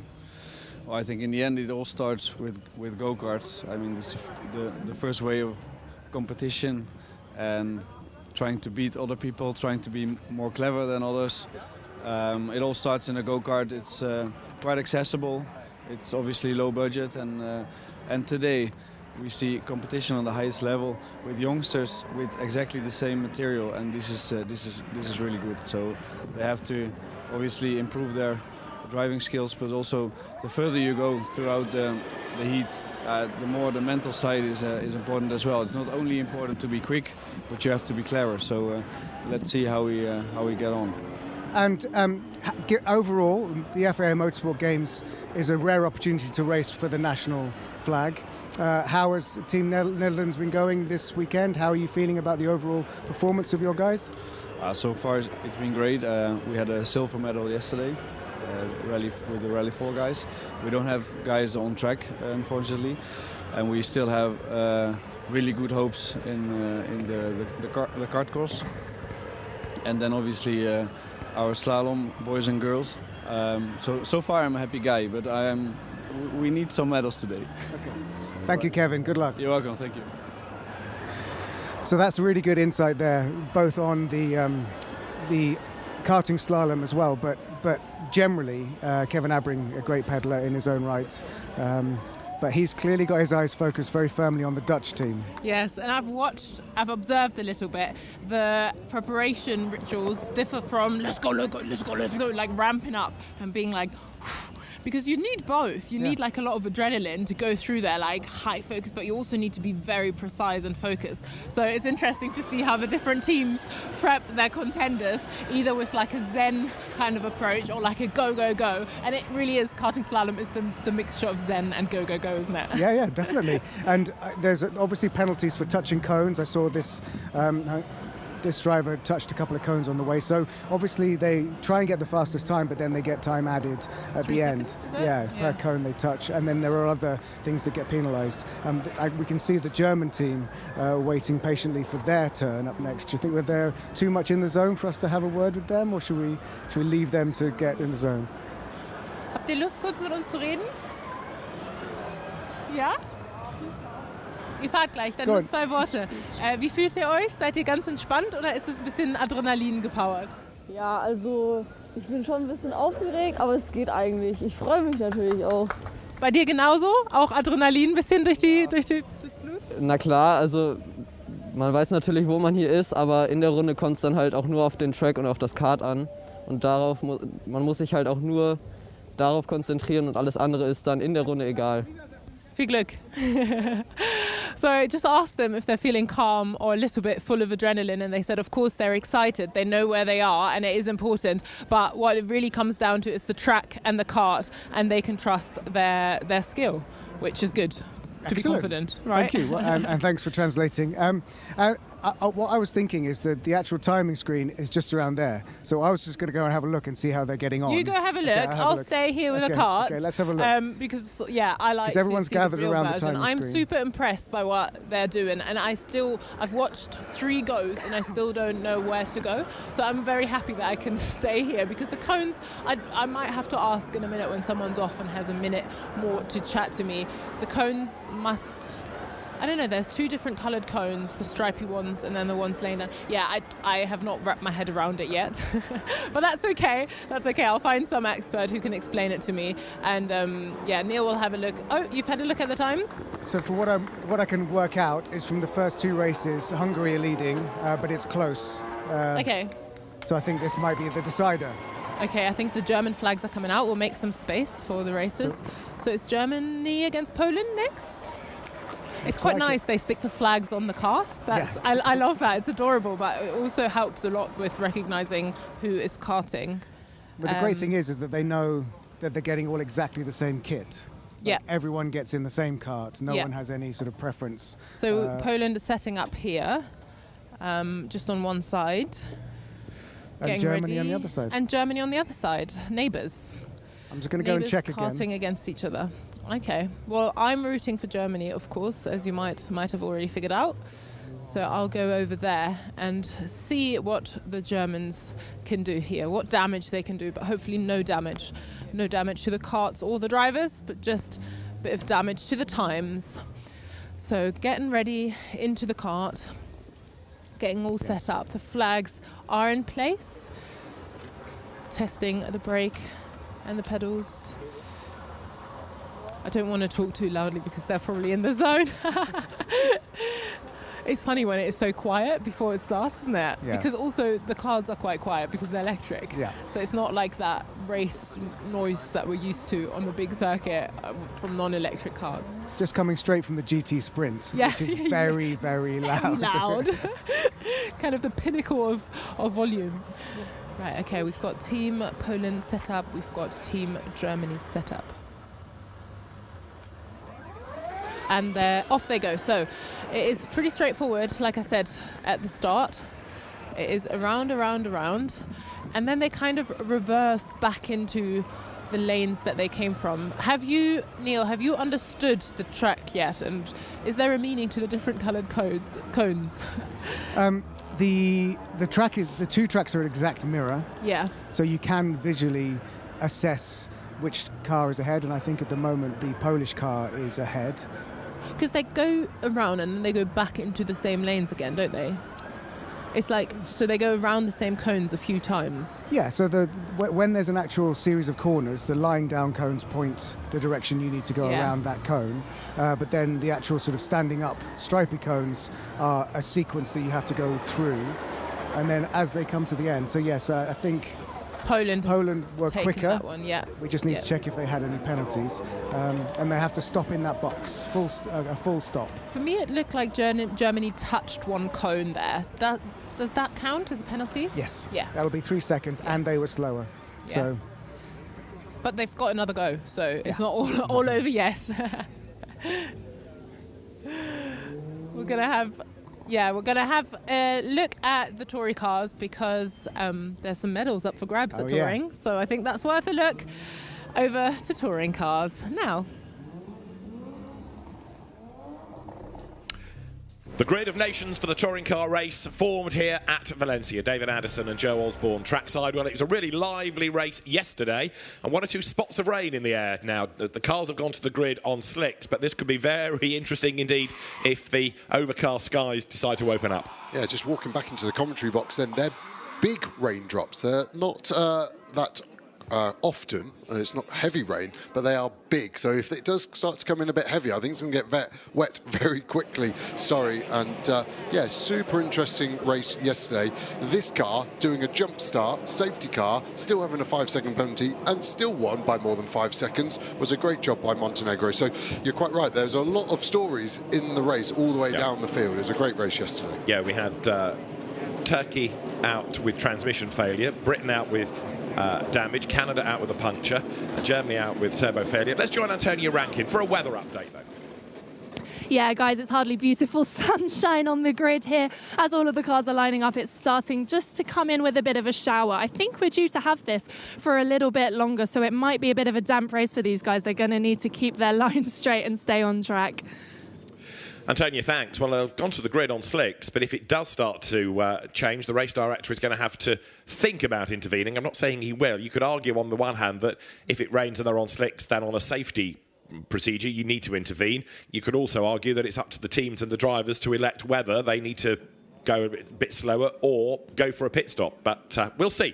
Hopefully it won't come to too much, but a greasy track surface would be quite interesting. Now, yesterday, and I'm sure today, track limits was a thing. It was a track limit penalty and then a black flag that did for Italy, Marco Butti. But it was actually a jump start penalty, wasn't it, for Ignacio Montenegro, the Argentine driver who won and is on pole position. It'll be interesting to see what his start is like today. Brazil was quite a talking point yesterday. There is the car of Rafael Reis, 4th on the grid. He was 2nd on the grid yesterday, but he got roughed up on the opening lap by the UK, by Jenson Brickley. Had to pit. We thought he was out of the race with lots of suspension damage. Turned out it was only a puncture. He was just able to squeeze out and not lose a lap, but it was very, very close. And then when the safety car came out to recover Canada in the gravel with a puncture, he got on the back of the queue and then made progress to 4th. It was the save of the day, and you would not believe that is the same car that had all the damage yesterday. Yeah, they've done a really good job, and yeah, it's a hero story from them, wasn't it? And they obviously got a couple of extra places. Italy getting a black flag for track limits, a pretty rare occurrence, but that showed you the severity, how often it was happening. Germany lost a turbo, didn't they? Spectacularly into turn 1, plumes of smoke. So yeah, it was an amazing recovery drive from dead last at the end of the lap. Might as well get out of the car and finish a job. To actually, I might as well stay in and see what happens to finish 4th. Well, absolutely, and still now be in contention, because we know how good Rafael Reis is. He drives number 77 for Brazil, and Rafael Reis has been a stock car light champion in Brazil, but he's been 3rd or 2nd in TCR in Brazil, South America for a number of seasons. So he's always, to use that ghastly phrase, there or thereabouts, but he's a certain race winner, and will very much be part of the mix when we go racing then. So the cars are about to be released. There is the green flag, and this is a chance to get a bit of warmth into the Pirelli rubber on this formation lap as the cars now accelerate off down towards turn 1. It's a good long lap at Valencia, and it means that a lot can happen around it with so many different types of corners and this long pit straight. At the very back, Team Turkey's Zekai Özcan, who had a transmission breakage off the line yesterday. A bit of a weakness occasionally of the Audi in TCR. Honda, Argentina and Ignacio Montenegro pole position ahead of Eric Genet for Spain, and Argentina and Spain ahead of the Czech Republic and Brazil. Adam Kout and Rafael Reis on the 2nd row of the grid. Starting 5th is the Danish representative René Paulsen, and then for France, Aurélien Comte lining up 6th. There he is in the Cupra, ahead of Indonesia's Umar Abdullah, and then Amit Anwar for Bangladesh 8th. Hondas both. 9th for Italy. Quick driver, but so prone this weekend to track limit abuses. Marco Butti, and then the German driver René Kircher is next. Again, 2 more Hondas. From Canada comes Megan Tomlinson. She ended up in the gravel with a puncture yesterday. Jensen Brickley, with quite a bit of front damage yesterday for the United Kingdom, is ahead of the Turkish driver Zekai Özcan, who didn't even get, sadly, a lap in, so he's hoping for better fortunes today. We've seen 1 or 2 cars with the wipers on, and certainly looking at the way that Ignacio Montenegro has gone absolutely storming away from the pack, he's desperate for some warmth in the tyres. Yeah, he's gone too fast though. Bangladesh there just coming out of turn 6, we saw in shot. So the last car in shot at the moment. The next car, Bangladesh, after this Indonesian car, is a good 300-400 metres. And look at the raindrops. I told you they were big. Not very frequent, but big on top of the windscreen of the French car there of Comte. And that is why we're seeing so much energy being put into the cars, then into the tyres. Cold tyres, no tyre ovens before they were bolted onto the car this morning, so they are going to be going. But Argentina need to back it up. Otherwise, they're going to be sat on the grid for a good 30-40 seconds, not generating any heat. Or the car from Indonesia needs to hurry up, because actually, by going at a slow pace, Umar Abdullah is not getting enough warmth into his tyres. So, yeah, Montenegro's tyre temperature will drop on the grid, but if you do a slow formation lap, it's sort of self-defeating, isn't it?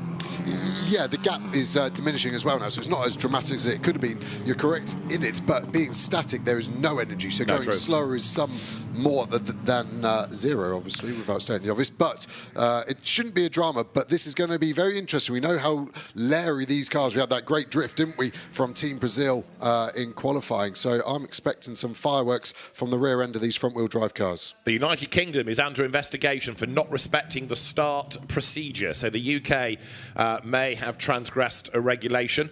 That was 3 minutes ago, and I just wonder whether there was still work on the car at the time. Down the pit lane is coming Germany then. So this was the car that had the turbo issue yesterday. Hopefully the car will be able to start, but it's going to have to be from the pits, as on this 1-by-1 staggered grid formation, the last car, which is that of Turkey, slots into place. The yellow is going to be replaced by a green flag at the back. The lights, which are going to be 5 red, go on. Lights will go out. We will go racing. Let's see the start for Argentina today. It's a good one. Wipers on most cars. There's a slow start from Turkey again, a slow start as well from Bangladesh on the run down to turn 1, but it's going to be Argentina from Spain, the top 2. Ignacio Montenegro for Argentina sweeps across the road. For 3rd, Brazil up the inside. On the outside line, the Czech Republic. 5th is going to be France. Czech Republic goes out wide. So Argentina leads Spain, leads Brazil, and track surface conditions, I think, are going to be changing here. Yeah, great commitment from Czech Republic. Contact there between the Czech Republic and I think Brazil. Czech Republic on the left-hand inside as we get a great view of it. It was Spain, in fact, Czech Republic, elbows out. Spain coming back with a fist, not an elbow. Great car control, should be able to get out of the gravel trap, but that was a bit of a punteroonie, wasn't it, from Spain? Yeah, that's going to get looked at for sure. And there you can see on the graphic confirmation that the United Kingdom's Jensen Brickley not respecting the start procedure. So there could be a penalty coming, which is a shame because there he is, number 246, his old Brisker Mini Stocks race number on the outside line. He's alongside Marco Butti. He's gained from people making slow starts. He's gained from Czech Republic being in the gravel. The start is under investigation. Here comes a really fired up Adam Kaut and Marco Butti on the inside of the Danish driver, René Povleton. So for Italy, through goes Marco Butti. That costs Denmark a place. Czech Republic and the United Kingdom right up behind as they come towards turn 11 for the first time. But for Argentina, Ignacio Montenegro leads. Way wide goes Denmark. Gap for the inside line for the United Kingdom. Jensen Brickley, the driver, couldn't capitalise. Yeah, really good move by Italy. There was just about a Honda car width, wasn't there, on the inside at turn M8 between those tyre stacks. Put in a bit of damage for the Czech Republic. The side skirt hanging off. That shouldn't be a problem. I don't think that would attract a mechanical warning flag, but it would be good for him if it just fell off. It looks like it's only being held on by a couple of fasteners on the leading edge. It wouldn't be performance limiting, but race control will be looking at that. Germany, sad to say, has not got into the race, so it's already gone a lap down. Poor Rani Kircher, really, really bad news as the leader goes by, and at the end of the opening lap, Ignacio Montenegro was 2 seconds clear. There goes the side skirt off the Hyundai, which suddenly gets sideways as the airflow feels different underneath. So Adam Kaut's got rid of one problem and gained another in a sense, and he's about to lose a place. Up the inside was going Denmark. Let's have a look. Is it going to be orange ahead of the Czech colours? Not quite. So Adam Kaut hangs on. So, yes, Germany not in the race. It was nearly 2 seconds, the lead gap. Argentina over Spain. Brazil third, and then fourth right now. France fifth, Italy, and it was sixth, the Czech Republic. But let's keep an eye, because as they wriggle up towards us, there you've got Adam Kaut just chasing after the Italian entry of Marco Butti. Then it's Denmark, and then eighth is the United Kingdom. Yeah, the wipers on a few more cars than that first lap. Good news for Czech Republic, they lost the skirt, but I think it has pulled part of the wheel arch away from as well. So now that's flapping. I think that will be even less concerning to race control. So I think they'll be okay with that one as we see Canada with the wipers on 24/7 now. Starting to get a bit of a flow of the race. Italy look fast again. Can they keep the car on the track and escape getting any penalties and even the black flag that they suffered yesterday? The other talking point is Spain. Are they going to be getting a penalty for that move on Czech Republic on the first lap into turn 4? Yeah, nothing's come up yet, but I'm sure it's been noted by race control, and the Czech Republic team will be pretty grumpy about it because it costs a whole load of places. There for France is Aurélien Comte, and he is fending off Marco Butti, who has already had a track limit warning, and he goes to the inside of France, who got a drive-through yesterday, and a drive-through penalty is coming for the United Kingdom. So Jensen Brickley gets a drive-through for not respecting the start procedure. Side by side over the timing line goes Marco Butti for Italy on the inside line. This is for fourth place. Italy versus France. Last of the late breakers. Italy goes through. Great move, but France back. Can they get to the inside? They got a slight bit of a run on. Italy close the door. Butti very firm with that, but France Comte to the inside. No contact yet. Can they get a run out of here? France doesn't seem to have the traction. Look at the raindrops. You can see the cars darting around a bit. There's not 100% traction, but someone that does have traction. The Czech Republic down the inside where they got roughed up, but France again back to the inside. Great cutback from France. Can they now alleviate the Czech Republic to the outside? Don't need. Move done. Great job. The teams in the pit lane, we understand, getting ready with wet tyres should it be necessary, just in case this weather becomes worse. At the moment, even though the road is getting a little bit damp, there's warmth in these slick tyres, so that will still allow them to cut through and still operate well. We understand the contact from the opening lap that did for the Czech Republic, courtesy of Spain, that is being investigated. But the leader, Ignacio Montenegro, is just storming away in the distance. And surprisingly, Brazil not really able to go after Spain. So the gaps have opened up big time between first and second and third. Yeah, conditions are so different to yesterday, though. The fastest lap of the race yesterday for Argentina, 1:40.0. At the moment, his best, 1:43.6, 3.6 seconds different. That is about a third of the weight of needing wet tyres as a rule of thumb. So it's obviously getting worse as well. Let's start to keep an eye on that. Czech Republic haven't quite got the pace to get back up to where they should be as we look at the Italian car. Can he stay on the track that lap? Yes. So we are getting somewhere better for him, and that's that's what he needs to do, Booty. Just needs to settle into the rhythm. As we see the United Kingdom do their drive-through penalty, that start procedure was on the rolling lap, so obviously wasn't a jump start. My guess would be the cars go up in the air and they check everything is okay on the grid, but they have to be on the floor with 3 minutes to go. That would be my guess. Yeah, because the message was at 9:30, the green flag was at 9:33, so I think they had people working on the car, or it was still on the jacks, the wrong side of the 3-minute board. So Jensen Brickley then now comes through the pit lane, it drops him down the order, and the contact that we had between Spain and the Czech Republic is under investigation. There's a replay of the start. Good getaway by France. Yeah, it shows you the different phases. Denmark's jump was the best, but then the second phase was super strong for France and Brazil. France had a good down the inside move on the Czech Republic, but look at the bravery from the Czech Republic, able to carry the speed all the way around the outside, and that looked like they were safe. And then they continue that sort of vein of form and get to the inside of Spain. So if Spain aggrieved, anything happened here, and I think the Spanish car leaves the gap. I wonder if Spain are a little bit angry with that first one. Then Genet comes back and he thinks, I'm going to settle the score. Checkmate, Czech Republic. And I think he was a little bit of retaliation, in my opinion.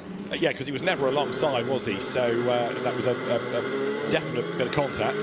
Certainly you can't say he braked late there. Rather miffed Eric Genet, and he may well pay the penalty for all of that. This is the view from on board France. Aurélien Comte tucked up behind Brazil, Czech Republic to the outside. So at this point, we, as France, have got a bit stuck. There's just nowhere to go. But the Hyundai from the Czech Republic absolutely flying. Round the outside at turn 1, up the inside at turn 2. Now, does he make contact with Spain? A little bit of a rub, but that's a touring car lead, isn't it? They came out of the corner still side by side. And I think, in fairness, the Hyundai was going to go through anyway because it was just quicker. Bang, there, on the rear corner where the car's all loaded up.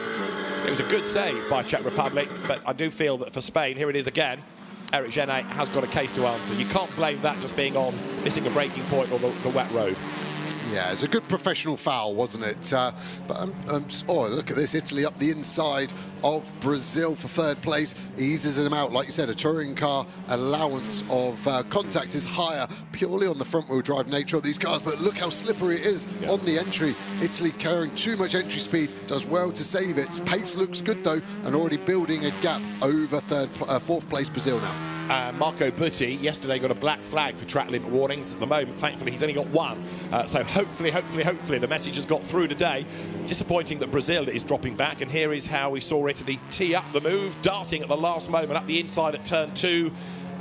And just managed to get through on the inside, found the traction. He's got the shorter line, a little bit of elbows out, but that's nothing untoward in touring car terms. And so now Marco Butti not only has gone through, but look at the way that he's absolutely gobbling up the real estate to Spain. It's so interesting in these conditions how people are struggling. It's as though they've got the wrong setup, a fully dry setup, and it ain't working. Spain and indeed Brazil looking really different from yesterday, whereas that Honda, Marco Butti, is absolutely flying, and it's getting stronger as the race wears on. Yeah, it looks like it should be in its own class, but look how wet it's getting through 13. You can start to see the tyre marks. They're cutting through that greasy bit and leaving marks, so we're going to start to see it as a great move. Again, he's just in a different class, like I said. He's able to stop the car and get exactly where he needs. So that now gives us a Honda 1-2. Now, does that tell us that it's about setup, or does it tell us that the Honda as a car is better for these sort of intermediate greasy conditions? Because way out in front, and he was building the lead early anyway, Argentina's Ignacio Montenegro.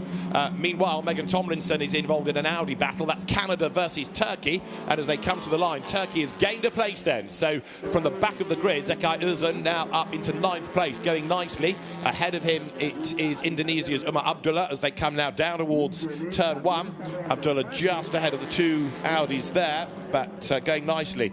The former Malaysian Championship Series racer, and to the inside now, dives Canada, gets past Turkey, gets past Indonesia, goes out wide, and back comes Indonesia. Turkey tries to fight back as well.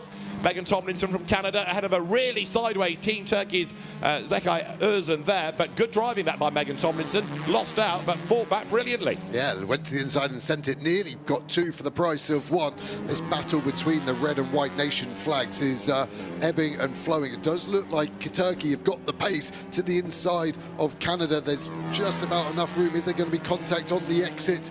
My fear is it is getting wetter and wetter. I think we're going to start to see a few spinners, especially in Sector 3. Turns 12 and 13, I think are going to become a real action hotspot over the next few laps. Can Turkey get the move done back? No. And this has given the chance to Indonesia. Now look at the slide there, almost a four-wheel drift. Going to be side by side through turns 9 and 10. Going to have to slot in there. Tomlinson, good job, Canada. Living to fight another day as we are looking like the drift championship, aren't we? There's no... oh, slow Janae, what's that? Is that a problem at turn 12 and 13 that I just... I think he's had a spin, hasn't he? He's had a big moment because he's getting back up to pace now. So for Spain, Eric Janae has lost places. He's fallen back behind the Czech Republic, which you could argue is where he should be anyway.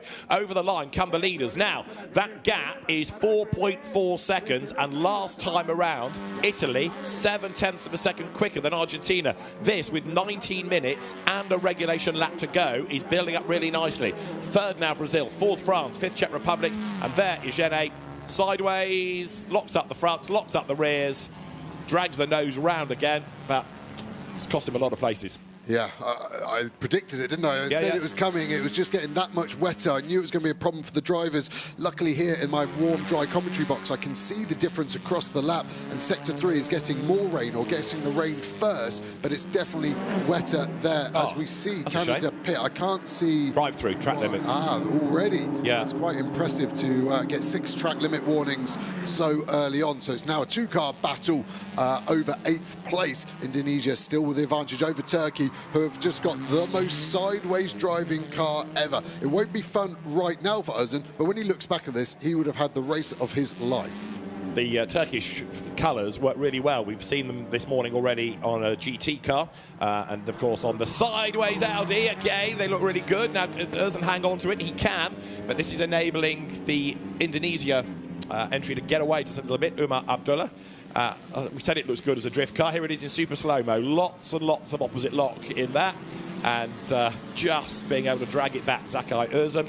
All that load going through the tyres, oversteer, bit of understeer, wipers working overtime as well. Look how jerky they look in that super slow-mo. So there's a lot going on there for Özcan as he tries to get up the inside now of the Honda. So this is Turkey on Indonesia. Sideways again is the Audi. I think Zakai Özcan is my new favourite touring car driver. This is great to watch. And he's just gained 8th place for Turkey from the back of the grid. Long may this continue, especially in the sideways vein. Lead gap is down again by another 3/10. So it is now 4.1 seconds between the Hondas of Argentina and Italy. When's the next big tail flick coming from Zakai Özcan? Turkey represented in all the rally disciplines as well this weekend. Maybe he missed his calling. Yeah, all the drift one is all 3 disciplines would be good. I don't think I've ever seen an overtake look so aggressive, finished with that tail whip, Tony Hawk style. Very, very cool, and harder to defend if the car's twice as wide because it's sideways. It's a very good form of attack, and yeah, they must have just gone so aggressive with the front end grip of that Audi for Turkey. Now behind them, trying to play catch up after his drive through, is Jensen Brickley. So for the UK, Jensen Brickley back into the top 10 now, making some more progress. Jensen Brickley is the United Kingdom rep. He races in TCR UK, but he also races in and leads the championship in TCR Spain. As more tail wagging comes from Turkey. Let's see how sideways he gets. Yes, that's proper. Lots of arm twirling once more. Back in a straight line-ish. Another corner coming up. There's the leader in the meantime, lest we forget. And Argentina's Ignacio Montenegro is still being caught.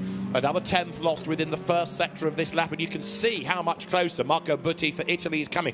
Bear in mind, this guy got a black flag yesterday, pulled out of the race by the officials, and here he is in the silver medal position, and not only is he going for gold, he's getting closer to that gold medal. Yeah, 2 seconds taken over the last 3 laps. Look at the gap all the way back to Brazil and France. Those Cooper's struggling for grip. Czech, after such a strong start from 2nd place, really struggling to make any progress. As we go on board, look at the rain falling harder now. It really is going to start to get wetter and wetter. Anyone going to gamble to get wets? Can you get the wets on in the pits before you lose a lap? I think most teams are going to have to stay out until someone goes off and potentially causes a safety car. I don't think it's wet enough at the moment for race control to intervene, and as we see Team Turkey be able to hustle it round. The good thing with Team Turkey starters, they're going to be keeping a lot of rear tyre temperature. I wonder if actually it's going to start to pay out in their positive. Look at the lap times here. France have really been reeling them in on an average, but it is ebb and flowing, and the way the track's changing, we could even see other cars starting to get more competitive. We are about 7 seconds or more off an earlier best lap as Rafael raced for Brazil, being chased by France. The gap was 0.6 of a second, and another car getting all sideways then.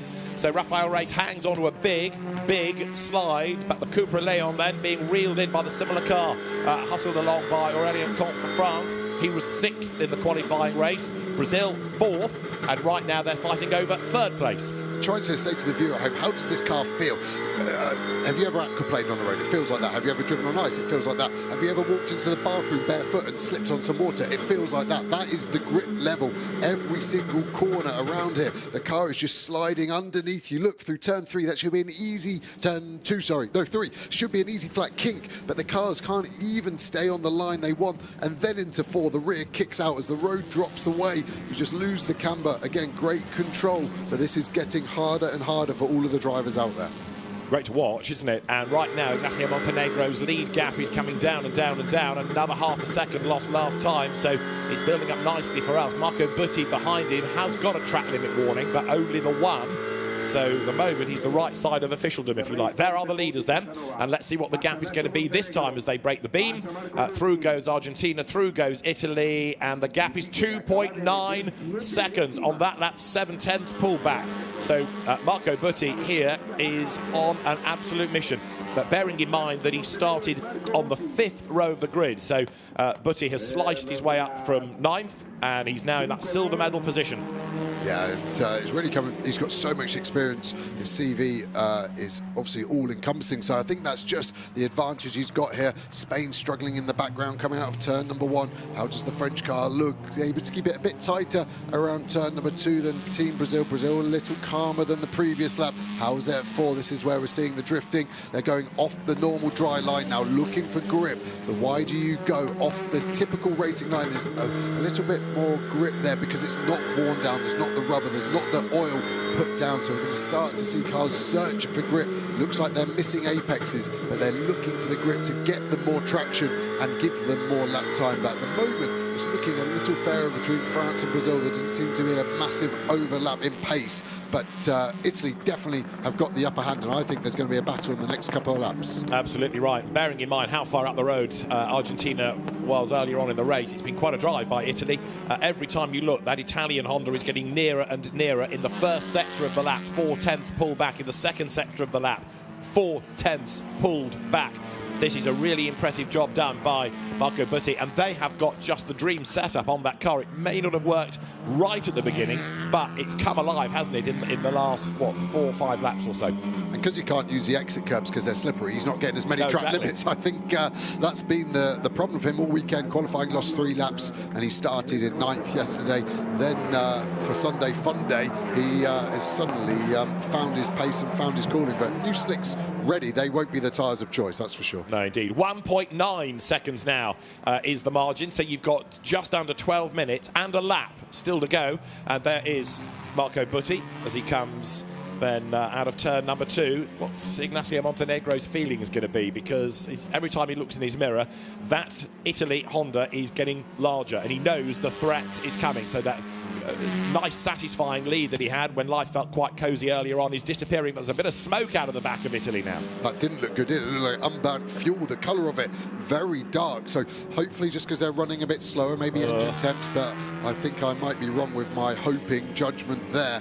It's okay on throttle by the looks of it as he lifts off. Let's have a look next time we break into turn number 8. Is there any smoke coming out the back? Not phasing him because he's pulled another 0.8 of a second in the first sector off Montenegro for Argentina. Here you've had the change. France ahead of Brazil now, so the 2 Cupras have switched, but France goes bronze, goes 3rd at the expense of Brazil, and they come down towards turn 8. Now, of course, if Italy is in strife, it could be a silver medal that they're going to argue with. Brazil closing right up under braking. You see those tyre stacks, the 2 bundles put in at turn 8 to stop people using the curb and using the dirt on the inside.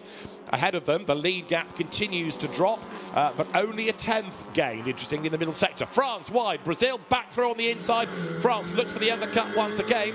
Remember, this is the bronze medal battle, and it's back to Brazil for bronze. Yeah, and I think France now in the lead has to be the pathfinder for that pack to see who's got the grip. And I think that's what happened. France had to decide where to brake for 11. It was too late. Brazil then could brake that slight bit earlier and take the perfect line and get the place back. Whoever is in front in these conditions is that pathfinder forging away for the pack behind. Brazil has had a really good sector 3 and is pulling away with just under 10 minutes remaining now. When the leaders cross the line, you can see confirmation on the graphic. The gap was exactly 1 second to the thousandth. It was 1 second. So Italy still, irrespective of that little puff or two of smoke we saw, able to go faster, lap after lap after lap. Italy quicker, Italy quicker, Italy quicker. The car moving around still as it slides its way up towards now turn 5. But for Argentina, Ignacio Montenegro has got 9.5 minutes on the clock and another lap at the end of it. And Marco Butti for Team Italy having a massive turnaround of fortunes here. Italy third in the medal table, and he's right there now, edging closer to Argentina. Sector 1. Quicker by 3:10, so he's going to be on the back by the end of the lap. It's still just every time we brake, there's a puff of smoke out the back of the exhaust pipe. Less there, a little bit, then it just comes again. My fear is a race engine has a real nice habit of just before it goes boom, offering you the most amount of power of its life. And I hope that isn't the case, and I hope that isn't the reason Italy are so fast. But yeah, we're not used to seeing so much smoke, but we are now bumper to bumper. Can you just get the move done in one fell swoop? Let's have a look. Goes to the inside at 12, can't do it there, has another go. Argentina, very defensive, but just not having the same pace anymore. Ignacio Montenegro, he's going to have to give up the unequal struggle sooner or later, isn't he? Because the Honda behind for Italy is that much fleeter now as they come down towards turn 14. Italy to the outside line, wants the tighter line coming off the corner, then the inside line all the way down the pit straight. Nose to tail they run then up towards the timing line now, and as they come down towards the first of the left-handers at turn 1, the margin between them as they came across the line, less again, 0.261 of a second. Italy to the inside, full send from Marco Butti. They're going to make contact, surely. It's just about avoided by a fag paper. Side by side up to 2. Take that, says Argentina. And Ignacio Montenegro rather needlessly drives across into the side of Italy. He does not take kindly to being overtaken, but I don't think there was any real need to get his elbows out quite like that. So Italy, Marco Butti stands his ground, goes through, but I would think race control might want a word with that man, Ignacio Montenegro, to say, what the? Yeah, when you try and take a child's toy, he kind of reacted like that, doesn't it? Yeah. This is my toy. This is my gold I'm medal. the leader. That's very rude of you. And there was about 8 hits, and it was 8 more hits that was needed. I felt like the move from Italy was fair and just into turn 1, but out of it, there's a little rub. Yeah. Okay, that set the steam boiling, I think, for Argentina. But this last one now was pretty aggressive. No major damage, a couple of witness marks on the rear door there for Italy, but yeah, I think Italy luckily have got the pace just to drive away for their sake, because I thought that could boil over quite quickly. And there is a driving standards flag for Argentina as a legacy of that. So straight away, Ignacio Montenegro is told to whatever the Argentinian for wind your neck in is, really. But Italy then, the leader, and from 9th on the grid. This is against all of our expectations, isn't it? We thought we knew the plot after the way that Brazil and Argentina and Spain had gone yesterday. So the new order, let's just run through the nations. It is now Italy in the lead. There is Marco Butti. Argentina in 2nd place. 3rd is Brazil. 4th, you can see sideways France. 5th, Czech Republic, and in 6th place, Spain. And the Czech Republic goes to the inside for 4th place, and Adam Kaut goes through. That's a good move, and he locks up, but that's been a really good recovery, given that he got shoveled off into the gravel on the first lap. He has driven a very, very good race without the red mist descending. Yeah, gets a good exit as well, and now has a chance to challenge for the final medal position. Brazil are just up the road, 1.7 seconds ahead of the Czech Republic at the end, but now he's got a bit of clear space. Can he pull away from France, or that mistake from France doesn't show the pace they've got? Looks like Czech Republic gone in a little bit too hot into turn number 1. Can France answer back straight away and take 4th place? Looks like it can be done on the brakes. Are there going to be any contact? Czech Republic sweeps in front, does a good job of closing the door, and they are staying ahead. This is given a chance for Brazil to escape up the road. So Rafael Reis for Brazil getting away. Battle is still on. France to the inside. 4th place. More contact. Czech Republic turned around and another save, but he's dropped back behind Spain. So poor old Adam Count for the Czech Republic. That car has had more hits than Elvis. It's had another big whack. He's been turned around and Spain goes back ahead. That surely is going to get looked at as well. Aurélien Comte, we have seen this weekend, is a really good racer. If he loses a place, he's really quick to try to fight back. Yes, it's good to watch feisty racing, but both he and Genet have got a case to answer here. And Adam Count must be thinking, not again. Turn 4, Cupra in my rear quarter. What have I done to deserve this? I think to defend Comte there in the dry, look at the front axle, trying to spin himself round, just nail the throttle, and the car naturally straightens itself up. 90 degrees. Yeah, perfect, isn't it? Look at the smoke bellowing out. And there's the other one that hit him on lap 1, Team Spain. But yeah, if it's a Cupra at turn 4, it's not Czech Republic's friend there. But yeah, Comte, I think, just on the wet apex curb, understeered into the back. But definitely not the Czech Republic's fault. But that has reminded me that Spain didn't get a penalty or anything thus far for the contact on lap 1. So it's under investigation, and so is that last hit, but it's still being looked at as far as we know. The Hyundai there goes through of Adam Count for Czech Republic, so he's now got to get himself back past Spain, and the incident between France and the Czech Republic is going to be looked at after the race. As for the incident between Spain from the first lap with the Czech Republic, it was being investigated and we've heard no more about it. Meanwhile, 4 minutes remain. Have another go at the nations order, shall I? Italy, Argentina, Brazil, 1, 2 and 3. 4th now is France. 5th is Spain. 6th is Czech Republic. And I wonder whether Adam Count is going to be as cavalier going into turn 4 as other people have been against him on this lap. He's almost close enough to think about a move again on Spain. Yeah, he'll be feeling a bit aggrieved. If these cars aren't getting drive-through penalties, then do I need to settle the score myself and I can rough them up the same way I've been roughed up? That would be my racing driver logic there. He does look like he's been nice and aggressive, placing the car really late and hard on the brakes. But with less than 4 minutes remaining now, I think it's going to be hard for him to clear both the cars that have roughed him up in Spain and France in front of him. So as the race leaders then now come up to the completion of lap 15, we still have Italy in the lead, and not only did Marco Butti have to do all of that catching, but he's pulled away by 2 seconds. Meanwhile, how is our touring car drift rally star Özcan doing for Turkey? Well, he's lost a place. Look to Jensen Brickley. That's 8th. United Kingdom goes past, so the sideways Audi losing out to the Cupra. That had to make that drive through early on, remember. Real shame that, because Jensen Brickley, young gun, making a big name for himself in touring car racing. He came out of stock car racing in the UK, Brisker Mini Stocks in his teens, went and won the Fiesta Junior Championship, then won the Fiesta Senior Championship, if you like, and has been racing in TCR in the UK and in Spain, Spanish Championship leader. So he's a very, very quick young driver, is Jensen Brickley. Maybe we've not really seen the best out of him this weekend. He got involved in an accident on the first lap yesterday. The drive-through today has done for him as well, but he's one to watch for the future, that's for sure. Yeah, and Team Turkey almost just going for style points now, hoping when they're factored in that might lift them a little higher than 9th. But yeah, the setup of that car must be so aggressive. The rake of it, I assume, is so high. The rear axle struggling to keep enough weight over it. Spain darting to the inside, trying to find a bit more grip under braking for turn number 2. Czech Republic not really able to answer, but a fair bit of damage on the right-hand side of that car. Brazil squirming out of turn number 3. Still got a healthy gap at the moment. Back to France, 1.2 seconds and another 1.1 second to this car, then another second back to Czech Republic. So all quite equidistant from 3rd all the way down to 6th place.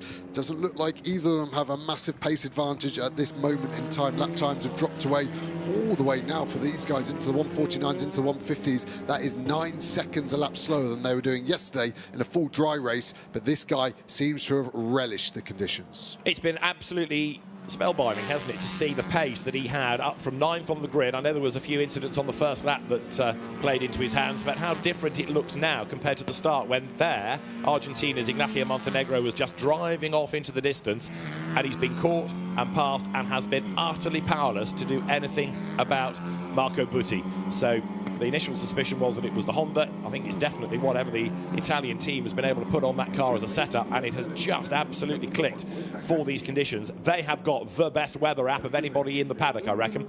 Now, there is this lap and one more. We should hit 0 on this lap, and then there's the regulation lap. How are we doing for the bronze medal? It's 1.2 seconds currently between Rafael Reis for Brazil and Aurélien Comte for France. but given the contact that we had earlier on between France and Czech Republic, that might change post-race as well. Adam Kaut for Czech Republic in 6th place, and you've got a feel for him, having been duffed up twice by those two Cupras that have got away so far without censure. Yeah, as we see the Brazil car running wide of turn 1, there won't be much traction on any painted surface at the moment. What will that do when we get to the end of sector 1? We'll see if that gap, which was 1.2 seconds, 7 tenths at the end of this lap, so half a second found by this car, the French car driven by Conte. Looks a bit wider. Look at the slide for Brazil. That's really coming. You had to have a little break on the exit. Very rare that you need that. I wonder why Brazil felt like they needed that. Maybe to straighten the car up, give them a bit of traction. That gap's going to be a couple of tenths now. What is it as they break the beat? 3 tenths of a second. And I would say it's less wet. There's less rain falling now compared to what we had early on. The wipers are still there and they are having to clear something. It doesn't look quite as bad as it did earlier on. So maybe the conditions, because they're changing a little bit, making drivers feel they can push a bit harder, possibly, and that's tripping them up on occasion. So France coming back at Brazil. This is for that provisional bronze medal, but there will be the medal ceremony. Whether or not the medals change, we'll have to wait and see, because we know that that car is being investigated. It's all very tippy-toey down to turn 11. Spain next, Czech Republic not actually staying with them on this lap, and there'll be one more, the regulation lap, to go at the end of this one. So Italy, which is 3rd in the medal table, could be on for a 3rd gold here, courtesy of Marco Butti. As for bronze, France chases Brazil. Yeah, you're right with it raining less. I just think the tyre temperature's dropped away so far now that even though the track has got more grip, the tyres are just out of their window, and they may start to get here on the last lap. The lap times have improved a little bit, but still 7.5 seconds off what they were doing yesterday. This is the last chance for France for a bronze medal. How much is that bronze medal worth? I'd assume a few £100, but how much is it worth in the medal table as well for France? At the moment, they're not at the sharp end of it, so this would really help their nation. The gap between Brazil and France, 3 tenths of a second. You're riding with France then. Aurélien Comte, the man behind the wheel, catching up a little bit to Rafael Reis from Brazil. That car just hasn't really come alive today, has it, in the way that he needed it to, Brazil. Rafael Reis, a bit of a twitch there, going through 3 and 4. France closing, another dab on the brakes, and Aurélien Comte much closer now, coming up towards turn 5. It's game on for bronze, and Reis struggling. Comte's got much better pace, but he just can't find a gap.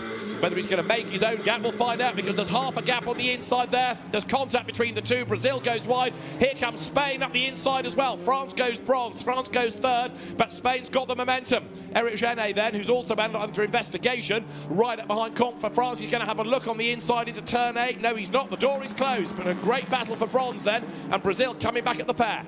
I don't think all 4 of these cars are going to finish this last half of the lap. Where's the best overtaking opportunity? Here into 11 is good, but 14, the last corner, is the best. Brazil isn't done either, as we see. Italy for gold is what we see, and to the line comes Marco Butti after a great drive. Marco Butti wins for Italy. It is the Honda that comes out on top, with the similar car of Argentina, Ignacio Montenegro next, and then one big deep breath is going to decide who is 3rd, 4th, 5th, 6th. The order roughly is France, Spain, Brazil, Czech Republic. France trying to get away. Czech Republic going way wide against Brazil. Those two back markers battling their way to the line, including up the road Bangladesh, and also as they come through Canada. But for 3rd, it is going to be France that takes the bronze medal as Aurélien Comte comes through. Spain 4th, Brazil 5th, Czech Republic 6th, and Rafael Reis is potentially not very impressed with all of that as he gets himself back ahead of Aurélien Comte. But it's been a tough weekend for the Brazilian driver. Having said all of that, the story is not necessarily over, because Comte and Genet are under investigation anyway, and then there's another bit of contact that Comte pulled on the last lap. So I wouldn't fill the results in your programme just yet, let's put it that way. Here it is. Brazil just didn't close the door enough here. So yes, there's contact, but why go to the inside and then afford the space? France was alongside enough for me. Yes, there was contact. I think because it was wheel to wheel, it really forced them out wide. I think that one was fair in a racing instant, but I don't think it was earlier. And it's under investigation. It might be, of course, that it is deemed to be in agreement with you. Yeah, no, there was a gap, he went for it, that's fine. But they're going to have a look at it. But this has been quite a drive. Marco Butti, just to make the point again, yesterday incurred so many track limit warnings, he got a drive-through. He carried on ignoring track limits and was black flagged from the race, brought into the pit lane. End of. Today, he wins the gold medal. What a turnaround. 0 to hero. We don't normally see it that way in motorsport, so fairy tale ending for Italy, who have obviously been very strong at previous motorsport games as well, and this is going to help them take the fight to Spain. In the medal charts, very tight between Spain and Italy, so this could make a big difference when it comes to the end of it. Look at the smoke still bellowing out, so the team will put that in the truck and worry about it another day. Yeah, it lasted the half an hour on a lap, so it's all fine. Gold medal to Marco Butti for Italy. For second place, Argentina, Ignacio Montenegro, and I've got to keep saying it, provisionally third, France, Aurélien Comte, provisionally fourth, Eric Genet for Spain, fifth, Brazil, and sixth, Adam Kaut for the Czech Republic behind Brazil's Rafael Reis. Seventh, Denmark, Rene Povelsen, up to eighth after his drive-through, Jensen Brickley. Real shame they had that drama at the 3-minute board. Ninth, Turkey for another driver up from the back of the grid, Zakai Özcan, and then Umar Abdullah for Indonesia. 10th, bearing in mind he didn't qualify because he ended up in the gravel on his first lap of the session yesterday, so he was at the back for the qualifying race. 11th for Bangladesh, Abid Anwar. We lost Canada in the end. Megan Tomlinson pitted, and poor old Germany never got into the race. René Kircher with the turbo failure of yesterday repaired, or so they thought, but it developed another problem on the green flag lap. So the SRO event staff marshalling the cars from the pit lane into the paddock and down to the fan village, where the fans from the different ASNs are, as well as the public. Marco Butti's car arrives, and the Italian, I'm sure, is going to be a very, very happy man indeed. Out he gets. That's your gold medal winner, and Marco Butti stands atop the car. You can see what a gold medal means, can't you? In the FIA Motorsport Games, Marco Butti jumped down, and that was quite a drive, and one of the big shocks thus far of the weekend. Really good. There's going to be a lot of interest in the paddock, isn't there? Between the contact here is that Montenegro there coming over to say well done. So yeah, all's fair in love and war, which is nice. But I think Brazil and France may have some different feelings. Like the French body language, so slow on the in-lap. They've got the Spanish and the Czech Republic car in between them. It's a bit like when you're in a nightclub, a bit scared of that big guy that looks like he's going to hit you, try and get a few people in between. I think that was France's tactic there on the in-lap. Marco Butti from GOAT Racing. Well, was that one of the greatest of all time in terms of a drive, from 9th up to a gold medal? It was quite something, wasn't it? Yeah, after probably being quite sheepish yesterday, it's a big turnaround, that's for sure. No lamb to the slaughter. So the GOAT Racing driver comes through on top, gets his Team Italia cap, and the team celebrating, deservedly so, because the way that Montenegro had looked through the qualifying race, and indeed the early part of this race, you would not have betted against him taking gold. No, it was the obvious choice. I think the bookies wouldn't have even given you any odds on him winning today. That little bit of rain at the start of the race that then got a bit heavier too, I think has really jumbled up the order and given us a great race today. So Marco Butti puts on his race winner's Pirelli cap.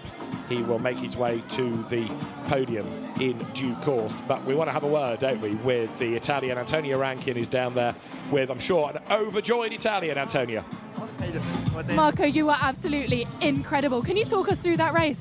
Yeah, I don't believe it. Since yesterday is one of my strongest weekend in my career in motorsport. Today the rain comes help me. A fucking good racing car from GOAT Racing. Yeah, very, very, very happy. I cannot believe that, but yeah, well, it comes. We saw how much it meant to you when you got out of the car. It's such an accolade to win representing your country. What does it mean to you? Yesterday we were in pole position every time we exited on track in qualifying. After the track limits, we don't have the pole position. We don't have the final result in fourth position in this win. And now we are the winner. Wow, fantastic. You're exceptional. Go celebrate. Thank you. Apologies for the lively language, but you can see how much it means to Marco Butti. Now, we have had a penalty given to Aurélien Comte for causing a collision, a 22nd penalty. So Italy, Argentina, Spain is the order, although Spain was being investigated earlier on as well. But I think they got away with the contact on the first lap. Let's confirm what we have then for now. Marco Butti for Italy, the winner from Argentina's Ignacio Montenegro, and Eric Genet for Spain, third. Rafael Reis, fourth for Brazil. Adam Kaut up to fifth. ahead of Denmark's René Poulsen, and down to 7th drops Aurélien Comte for France ahead of the United Kingdom, Jensen Brickley, Turkey, Zenar Özcan, and for Indonesia, Umar Abdullah. 11th Bangladesh, with Canada and Germany not making it to the end of the race. So there, Ignacio Montenegro discusses life, and Eric Genet being called as a bit of a late booking almost to the podium as a surprise 3rd place. But if that 3rd place stays, he's got away very, very lightly after the contact on lap 1, hasn't he? I couldn't agree more. I think if France was guilty, then Spain may be there, and there can be investigations after the race, obviously. But yeah, there's our top 3 currently. The Italian obviously got a great grasp of English there, speaking to Argentina about it. It'd be interesting to know what the setup differences were and how do they do it. But that's lovely to see. It's obviously a friend, family member. You could see the passion and everything, all of the emotion that gets built up over a race weekend. People ask me about this event and say, how good is it? You know, what does it matter, the FIA Motorsport Games? There's your answer. That's what it matters. It's not a championship. It's a grid of cars from different championships, different nations, some people regulars, some people racing for the first or a rare occasion. And yet that's what it means. It's a race win, yeah, it's a gold medal, you're representing your country. There's a lot of effort put into this, of course, but if you wonder what it means, I think you've just seen the answer. Yeah, the effort, and then that's multiplied by the pressure, has to be released at some point. So when it goes well, that's your outgoing, as we can see Spain, Genet jumping around, but when it goes bad, the pressure goes in a different sort of guise. But yeah, I think the shock that he's probably feeling, not finishing 3rd on the road to now being stood with a soon bronze medal around his neck. Ignacio Montenegro taking 2nd for Argentina, and the expression says it all, doesn't it? I should have won that, but the car just didn't have the get up and go that this driver's car did. Marco Butti for Italy wins gold. He's a very, very happy man indeed. He congratulates Eric Genet, he congratulates again Ignacio Montenegro, who's thinking that was the one that got away after being so dominant for much of the weekend. But it's going to be the Italian national anthem once more at the FIA Motorsport Games. That is now 3 golds for Italy. Marco Butti, it is, on the top step of the podium.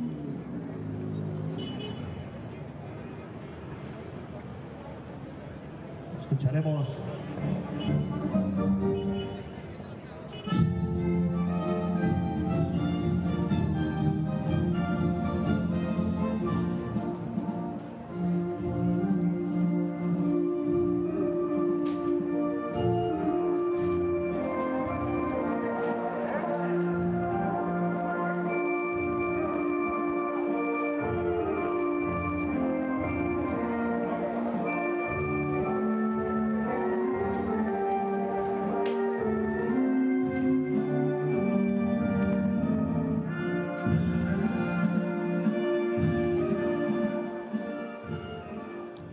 for Marco Butti for Team Italy. The national anthem plays here at Valencia for the FIA Motorsport Games touring car discipline, and a really impressive drive and a really good win as well. 9th on the grid, he had to fight his way up the order, and having done so, he then pulled away as well. It was no lucky win, that was hard work all the way. The medals are brought forward.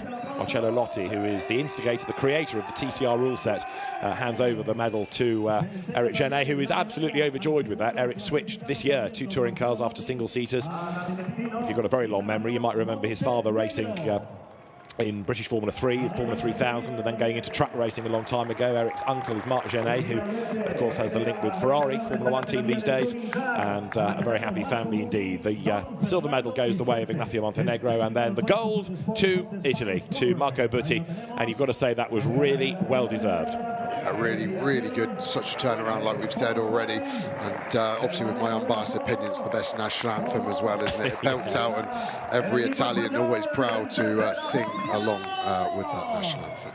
There are medals, there are flags of the nations from the drivers, and again another medal for Spain. So they've got 4 golds, 2 silver and a bronze now. Italy up to 2nd in the medal table, and the champagne as well. And for Argentina, that that is going to help them because they were are ninth in the medal table now with that silver. So making a little bit of progress as the podium becomes as wet as the road was earlier on with the champagne. I think that rain has now gone, which is great to see for the fans, at least here, as the celebrations continue. Marco Butti is soaked, he doesn't care. Everybody from Spain wants to congratulate Eric Genet on that result. And great to see. And a great idea as well, having the podium here in the paddock for the fans rather than it just looking out over the pit lane. Yeah, and placing the cars in front of it as well. It all adds to the drama. The fan zone as well has been really well received, hasn't it? Lots of merchandise as the gold medal has just become detached from the ribbon. All adds to the story. A few marks on it won't affect his happiness too much. There is this evening the closing ceremony where all the medal winners are acknowledged, so the medals will be, if you like, represented, and it'll be a delighted Marco Butti, no doubt, but I'm sure there'll be huge cheers for Spain, and it's another ASM that's really embraced the concept of the FIA Motorsport Games. Marco Butti there with the grey hair, Fabio Ravioli, who is the TCR media delegate and touring car fan. Right. Let's see if we can find one or two more drivers. Ignacio Montenegro is no doubt a little bit disappointed with that second place. Eric Genet will be delighted, although I still think he's got a case to answer for that lap 1 contact. And when Antonia gets him, she may well feel brave enough to ask about that. But race control was looking at it. However, for now, we have a provisional result. And for the touring car teams, it's been a really busy weekend. It may not have been a massive entry, but both races gave us good racing. Yeah, it'd be interesting to know Argentina and Montenegro, the drivers' opinion on the rain. Did they know it was coming? Because my forecast said not. Antonia obviously said on the grid her forecast was. And sometimes as a driver, that can blindside you. You had such a strong day yesterday in the full, dry, blazing sun Valencia had to offer. And then suddenly you're sat on the grid and there's a few specks of rain. I wasn't planning for that as a driver. How can I now make sure that I don't mess up what I had yesterday in such a strong fashion? So, yeah, difficult morning for some of those drivers, and I think Argentina probably the most surprised. Well, let's find out. Ignacio Montenegro, he got a silver medal, but arguably, Antonia, he should have had a gold, shouldn't he? Because for Ignacio Montenegro, he was so quick early on. What happened? Ignacio, your driving has been absolutely exemplar all weekend. Yeah, but we didn't win. We didn't win, so I'm not that happy. First of all, I want to say thank you to the team because we didn't win too. That is an amazing result for us. I want to say also congratulations to Marco. He was with a mega pace the whole laps. He started from P9 and P1. So congratulations to him. He was driving in the same condition the last week in DCR World Tour in China with a slick condition but rain. So in wet condition. So yeah, I mean, I did my best. P2 is not bad. We won everything, almost everything. Pole position, then qualifying race, and then P2 in main one. But yeah, we didn't take the gold one. I will be stronger. I will back stronger for the next years, the next event in FIA Motorsport Games. You gave us such an exciting battle there with the Italian car. How difficult was it to defend that off? Really difficult because you cannot do the defense lines because when it's wet you have only one line to do, and if you do like the defend ones you cannot be fast as you want. So it was really tricky. I tried to do everything in T1, but he was like 6, even 7 tenths faster than me every lap. So it was really difficult. I tried until the end, but it was not enough. But anyway, I'm happy with the result. 1-2 for Honda. I'm happy also for the brand. But yeah, I will be back stronger to make the gold one and take the gold one to home. In any event, you have done Argentina proud. What does it mean for you to be able to represent them on the podium? Wow, it's mega. Also because since 2 weeks ago, I didn't know they're going to be here. On Monday, they confirmed me that there's the possibility to be here in the FIA Motorsport Games at the last moment. And I am really proud to be with this car, with our flag that is so beautiful. As an Argentina, we are, that kind of guy who always went the best for us, for our country. We are very passionate guys. So, yeah, I'm really, really proud to have that flag in my car. Let's see if that medal will help us to win our battle in our regional cup. But yeah, let's see what's going on with the other guys in Argentina. You did brilliantly. Thank you very much. Excellent job by Ignacio Montenegro, taking second and just really not being able to get the best out of those conditions. A perfect car in the dry, but arguably it wasn't wet, it wasn't dry, it was that awful in-between. I think every lap of the race was different as well, and I have to say all the drivers did very well. We had a few spins, a few gravel trap moments, but not to have anyone beached in the gravel trap in conditions like that shows you the quality across the whole of that TCR field. Well, Marco Butti, the Italian driver, from 9th on the grid, coming through to take gold. A brilliant job done, and Marco Butti then triumphs over his fellow Honda driver, Ignacio Montenegro. It is Italy for gold from Argentina.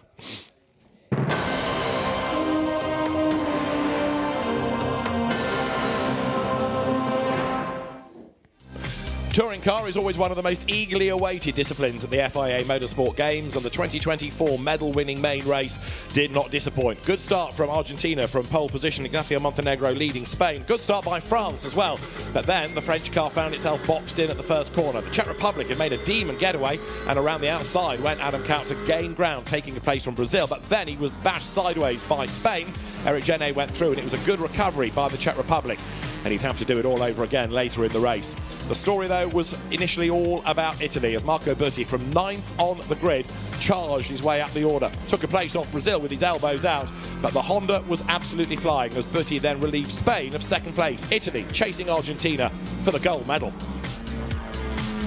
The gap came down between the top two. Spain had a spin, and around went Eric Genet, but even allowing for that, he still came through for a good result. And one of the most spectacular drivers of all was Team Turkey's Zakay Özcan, whose Audi was rarely in a straight line.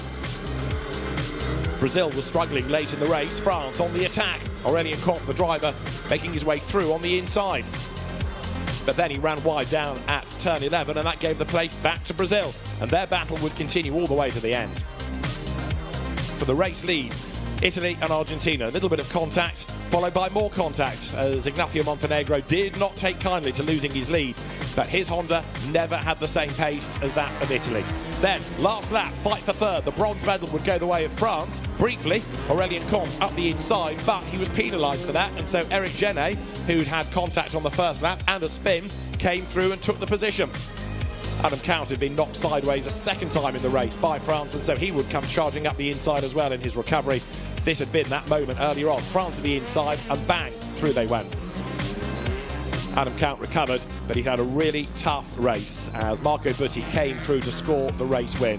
From 9th on the grid to a dominant win and a gold medal for Italy. Marco Butti for Italy, triumphing in the touring car category. A very popular win at the 2024 FIA Motorsport Games. So we're right by the podium, so the announcer is very loud. Kayana's enjoying the music, as I've been. You can't get much closer to the action and the celebrations than we are. As they popped the corks on the champagne, this one hit me in an interesting place.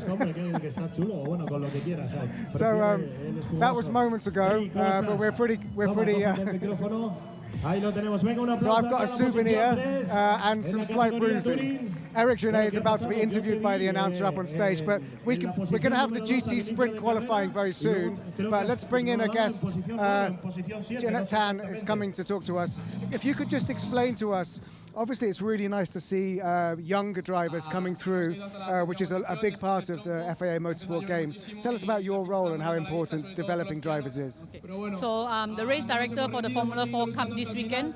And it's a great series because it's a step up from karting, and there are so many regional Formula 4 races around the region and around the world. And we have 21 boys this weekend driving, and it's been great watching them. It's a great stepping stone for them moving up to Formula 3 and other races also. How has it been for you? It's been very exciting for us. How has this weekend been for you so far? It's really exciting. It's really nice for me to be here. It's a great circuit, and the marshals are really great also. I'm part of the FIA High Performance Program, so it's a bespoke program where they actually allow us to come here and share our experience and gain even more invaluable experience for us in race control. So it's a great experience for us so far. And what's been really good as well is not only is it a very busy weekend, the racing has been really good. Like, there has not been a single race or qualifying session that has not been actually quite exciting to watch. And I think that's going to carry on for the rest of the day. Yes, my session is coming up soon, and the weather is looking that it's going to be an interesting race for us for sure. And how will the Formula 4 drivers, how do you think they'll cope with having to jump in the car on a track, the conditions are changing?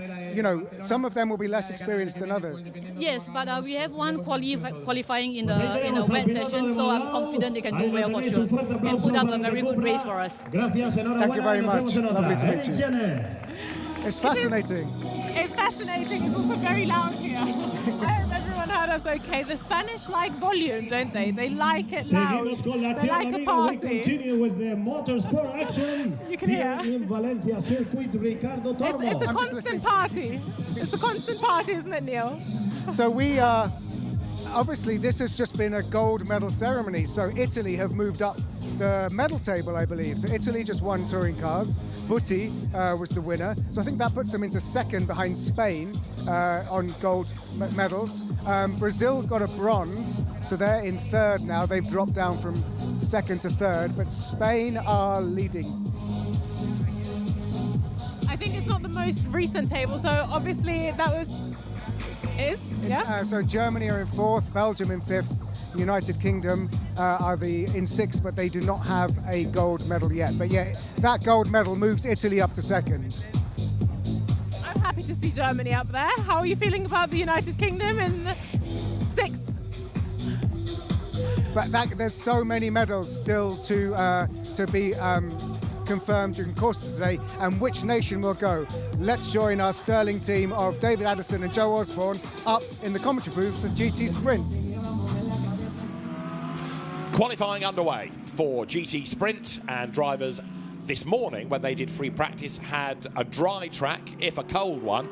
Now, David Addison and Joe Osborne looking trackside at a circuit that has been a bit damp rather than fully wet in the recent touring car race. But for the drivers, they're all being very tippy-toey and learning about where the grip may or may not be, as you see a sideways Germany in the background. Yeah, there's really not a lot of grip out there. The previous race, touring car TCR race, they were 8 seconds a lap slower than their dry times, and that looks very similar at the moment for these GT3 cars. Junqueira for Spain here as we go to the United Arab Emirates car coming in.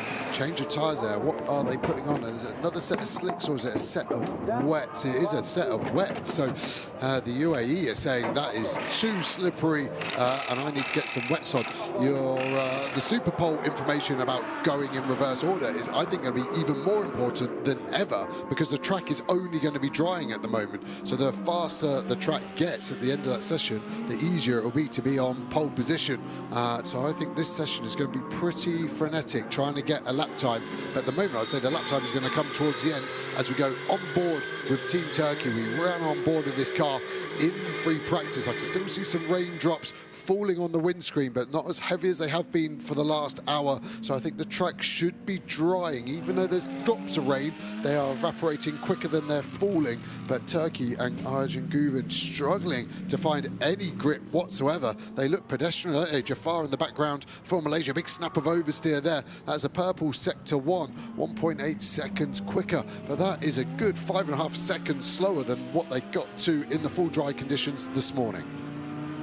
So Arjen Guven in the Team Turkey Porsche, accelerating towards us, doing an absolute best in Sector 1. Just going back to the UAE, going onto those wet tyres. Saif Al-Ameri, new to the track, new to a GT3 car. So perhaps more than anything for an inexperienced driver, it's just giving him the comfort. It may be more about that than the fact that the track is really wet. Yeah, and obviously a lot of his racing is done in his home region, and they don't get as much rain as we do here. So, yeah, confidence there. Look at the big power slide. Traction control working hard, trying to limit the amount of wheel spin.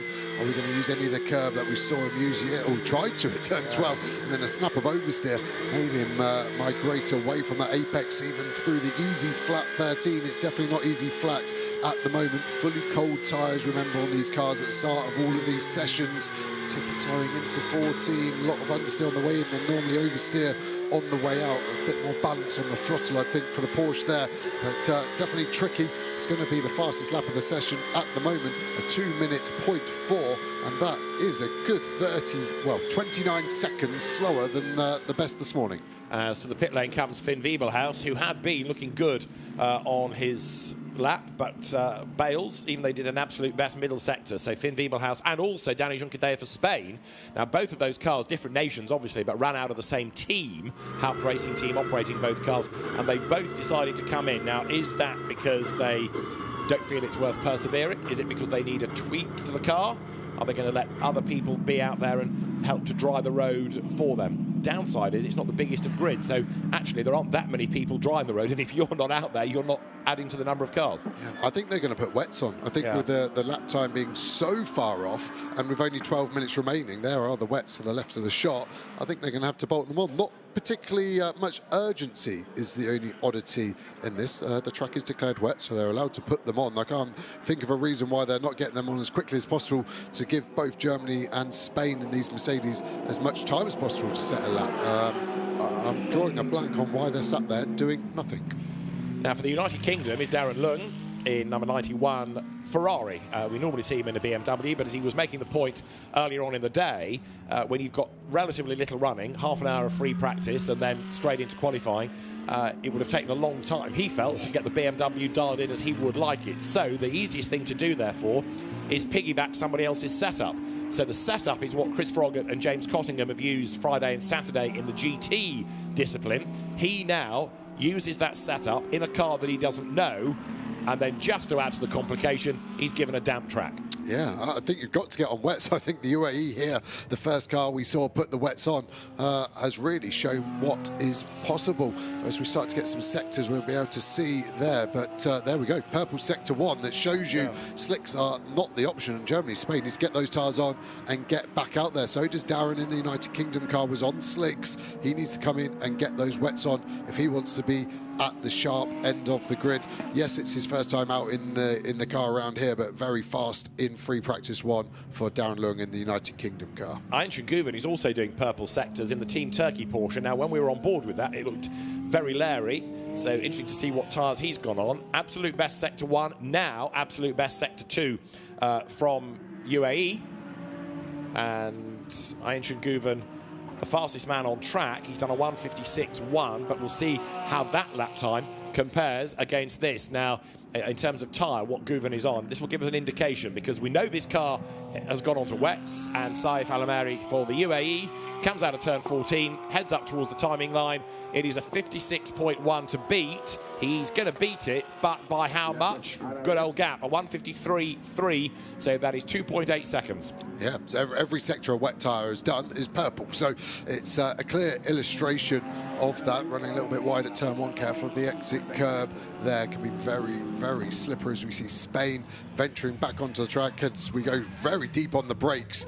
The car has ABS, so it wouldn't have been locking the front axle, but maybe there just the feeling through the brake pedal given to the driver was, this isn't happy, I'm not going to turn in. But conditions obviously treacherous. Be interesting if Antonio in pit lane can see or can ask what tyres Germany and Spain are on, because now we have less than 10 minutes remaining to set this qualifying order. And also Turkey as well, because Guven is still pushing on.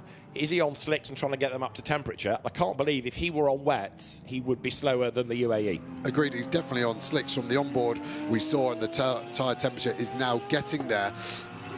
What do I think is going to be the quickest in 9 minutes time? I think it's 50-50, because if Guven can still get some tyre temperature and it will keep getting quicker and quicker, then it is slick tyres. There isn't any spray whatsoever, so it shouldn't be wets, but it is cold, it is greasy, and I think that's why if I was in the pit lane now as a driver, what would I want? I think I would choose wets on what I've just seen, but then Turkey is still able to do a lap time, so it really isn't an obvious choice. Yeah, I mean, in fairness, Ayhan Guven is a bit of a star. There for Spain, Dani Junqueira. Now let's see what he can do. They are definitely slicks as well. I can see from the tyre wall. So, and you can see the hands working behind the wheel. So he's made his decision. I wonder if Germany did the same as well. But yeah, just coming in, they've had less laps than Turkey by 3 laps less. What are Chinese Taipei putting on the car there? Slicks have come off, and it looks like that is That looks like the wet tyre to me from what I can see. So, yeah, the slick coming off there, and they're taking the full set off, and there are the wets that they're about to bolt on.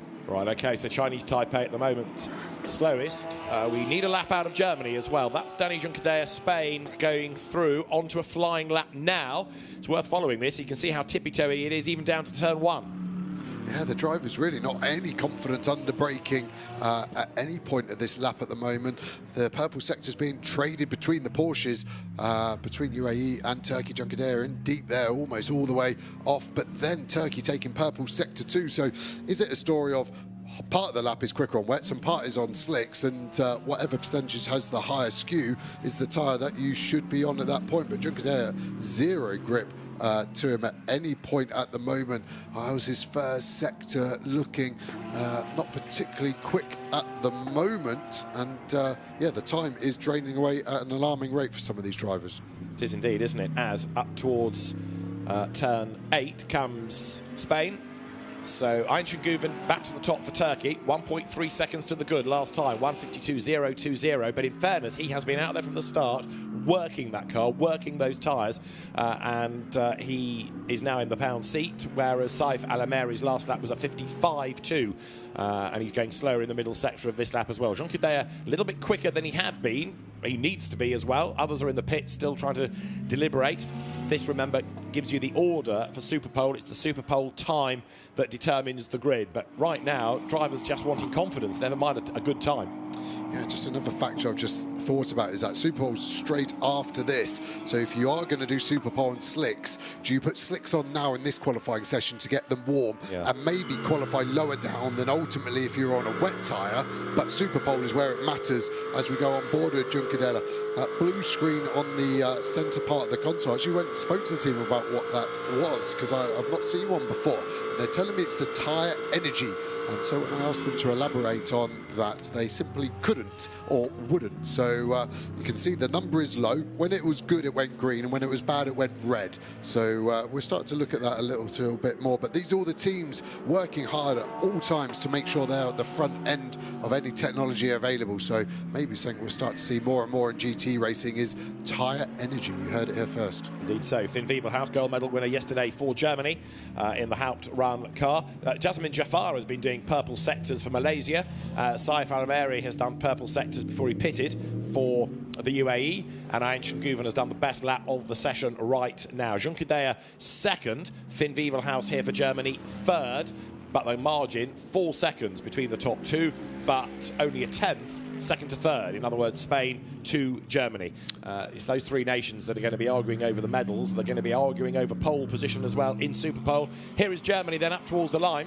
To go second, Wiebelhaus has to find 0.186 of a second. Is he going to break the beam with that in hand? The answer is yes. He has now done a 1:49.1, and that means that he's only 0.3 down from Turkey. Slicks are working. Yeah, still 17 seconds off what they did this morning, though, so they are working better, but not the best. Look at Jaffar. What's that tyre there to be 3.8 purple in Sector 1? I haven't seen him come in the pits recently, so I wonder if he has just got his slicks into the window. Let's have a look how the car's looking. No, that is a wet tyre. I can't see any yellow on the tyre wall. That's my indication. The Pirelli P0, very dominant on the slick, but not on the wet Cintero Pirelli version of the tyre. So he's obviously able to get it there. I think what I would do now, my strategy that keeps coming to me as I change my mind, is bang this lap in on wets, come in for slicks, get some heat on, and then be the last out for Superpole, but with some warm tyres after doing your fastest lap time on wets. Yeah, that's my final option with 4 minutes to go. But you've now made so many pit stops, you've run out of time in your session. Yeah, but now I'm on the right tyre at the right point. Only if you've got time to set a lap at the end, you see, because you pitted more than once in that. Don't be negative. I'm a driver, not an engineer. And quickest on a wet is Jasmine Jaffar for Malaysia, a 1:42.959. That's 5.7 seconds quicker than anybody else. So right now, that would put him as the last one to go in Superpole, and they've rolled the dice nicely here. But it does mean that if they do go slicks for Superpole, they're going to be cold slicks. You've got 1 warming up lap, 2 flying laps, and then you go, that's it. That's your session done. So going back to your earlier point about the slicks, yep, those that are using them now will have the warmth in them, whereas Jasmine Jaffar there had done that time on wets by quite some margin. What is Wiebelhaus doing? Well, he's going quicker, so the road drying, the tyres coming up to temperature. but he's still got a lot of time to find. Sector 1 is the wet sector, isn't it? 3.3 loss there, 7 tenths in Sector 2, and then only a couple of tenths in Sector 3. So the track drying from the reverse end as we saw the rain come in the opposite way in the touring car session. But yeah, I'm glad you realise that I'm right with my strategy now on what you should be doing. And slightly odd the Super Bowl that there isn't a tyre oven. So even if it was dry, there is a delta to be found just trying to find where the tyre pressure should be as we go to Junqueira coming towards the end of his lap. There's that Sector 1 that's really hurting Jafar's purple on the wet tyre. But yeah, I think we're going to see a slightly different order in Super Bowl to the qualifying order we're being shown right now. Over the line goes Dani Junqueira, and he's up to second fastest, and the margin is 3.7 seconds now between Malaysia wets and Spain slicks. Now, the session has got under 3 minutes to go. Is it going to dry enough in 3 minutes for Malaysia to go and put a slick tyre on? It's not to go faster, but there's time where I would be boxing this lap. I would have actually boxed the lap you've just done because you're on pole by 4.2 seconds, Malaysia. Come in, get those slicks. Every lap you're looking to build probably 15 or 20% of your total target. So you are looking to take 3 to 4 laps to get them in their operating window. And if we box this lap, we might just get out and get an out once passed. So the tyres will be 40 or 50% there. Look at the slick tyre of Germany. Purple in Sector 2, but still miles off in Sector 1. Can I have my last strategy decision potentially for Super Pole? With it being 2 flying laps, is there even enough time for the slick to be faster at the end of Super Pole? Maybe not. Maybe wets are still going to be quicker at the end of Super Pole. The times are tumbling. We're now 14 seconds off a dry time. Remember that started at 30, dropped to 18 a couple of laps ago, now at 14. There is definitely a split strategy at play here, and I'm just glad I'm sat here, not in the car at the moment. See Junqueira going relatively slowly through that final sector. Is he just trying to find a bit more space? He's got about 400 metres of space. The next car in front of him is just going through the final corner at the moment. So looks like he's just building it up. He hasn't timed it great though, because look at the clock. There is time for only just about 1. In these conditions, you and your engineer play a game of ping pong of radio communication. And you're saying, I want to cross the line with a couple of seconds to go, so it means I'm the last guy on track, so I will have the best possible conditions as we go to Guven. That gap in Sector 1 diminishing now to 1.7. Purple in Sector 2, like we've seen the slicks loving it. I think this could bring the gap down to overall pole to maybe under a couple of seconds by the end of it. Let's see what Team Turkey have got. They crossed the beam. This clock going up and up, all the way up to first. Slicks are now the fastest, so I'm glad I would be on slicks, was my decision. But everyone is now on their last few laps. I've lost complete track of what your decision was here. The right one. The right one, naturally. When you've got 33 seconds of the session, give or take, still to go, and slicks were working early on, then it seemed to go back to wets, but the slicks that Ancient Guven has used, putting him to the top, and by 0.391 of a second. Now, there is Jasmine Jafar for Malaysia. He's still on the wet. He's second. But when he goes out on a slick, if that's what he uses for Super Pole, it's going to be a very cold one. Chinese Taipei here. That's 5th for Peter Yang. Yeah, we saw the car out yesterday, didn't we? And had a couple of interesting starts, contact on both. They finished both races, so it wasn't too detrimental. See Junqueira there on the timing screen going purple in Sector 2. Same car as this Chinese Taipei, Mercedes AMG GT3 Evo. Looking like he's got good traction out of the final corner, breaking the beams, going to take the checkered flag this lap as well. We have lapsed our time for qualifying. Indeed so, and that gives you the order. It's the time set in Super Pole. I'll explain that in a moment or two. That will determine the grid. Darren Lung's not had a mega session, only 6th here. But again, having to learn about the car and in these conditions, not perfect for him. Ancient Guven's coming up towards the checkered flag, so it's provisional pole for Turkey. Takes the checkered flag, goes over the line, and it was a 142 as a best. 142, 131, battered by 139, 600. Darren Lung in the pits in the Ferrari. Germany, Finn Wiebelhaus coming up towards the line, and he was quicker in Sector 1, quicker in Sector 2. Yeah, it's going to be tight here. This is definitely going to lift him up from his current 4th place position. one of the last cars on track, still pushing, so track conditions are at their absolute optimal here. All marginal gains, but when the gaps are this close, anything that you can do to help try and keep the shortest distance to the line, stay on that white line to the right. Any centimetres is time that you've got to do, and that puts him all the way up to second, 0.8 of a second off pole. Does indeed. So that gives you Turkey, Germany, Spain. We're still not sure the order come the end of the race, are we? But those are the three nations we anticipate will be fighting. So we'll go through the order in a moment, and then the teams are going to get ready for Super Pole. Now, what will happen is that each car will be given a start time. You have 10 seconds of a window to be out of the pits of that time. So if you are not on the track within 10 seconds, then you will be penalised accordingly. You do an out lap, you do 2 timed laps and an in lap. It is the quicker timed lap that determines your time, determines your grid position. So you get 2 laps to do effectively 1 mega lap time. So you do an out lap, a kind of start-up lap, I guess, to get a bit more warmth in.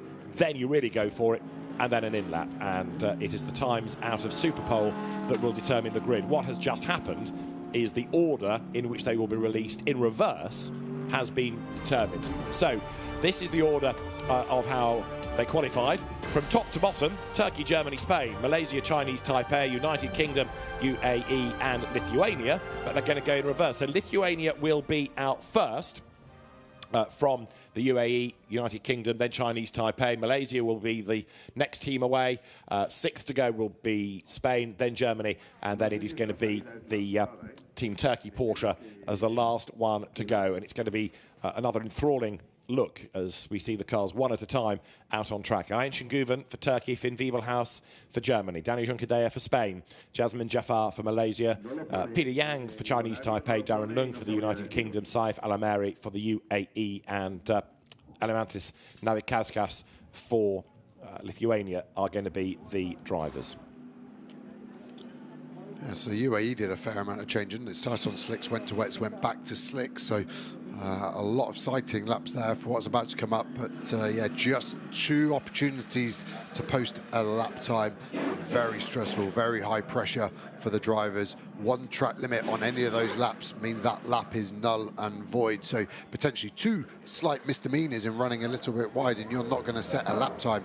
Do the drivers go over banker lap to start with, nice and safe, and then do they go for a banzai, or do they go with a banzai, see how it goes, and then if they need it, revert to a banker? It really doesn't matter which way you do it as long as you're fastest.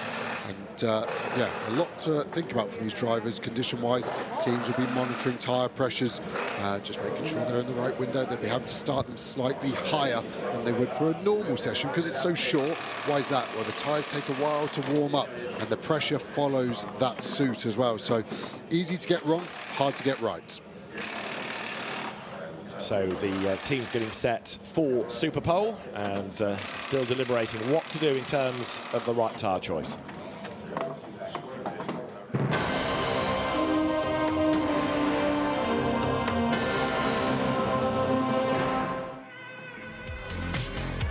On a really greasy circuit, qualifying for GT Sprint got underway with the teams, with the drivers really unsure as to whether it was going to dry out enough for slicks to work or whether they needed wets. And those that went out on slicks early doors soon found themselves really struggling for traction. The UAE team, one of the first to put wet tyres on the car, and it really helped Saif Al-Ameri as he was quickest for a time. Having done the best lap, though, on his following one, he discovered just how lethal the road could be, slithering out wide at turn 2, but Al-Ameri getting himself back on track. They did pit again and go onto slicks, though, as the road started to dry, and the more laps you did on the slick, the more they started to warm, the more they started to bite. In the end, Chinese Taipei came through to be 5th fastest.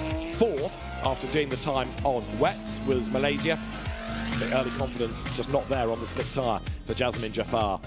Dani Junqueira was 3rd quickest for Spain, having persevered on the slick, and eventually they just about turned on enough for him to go into the top 3.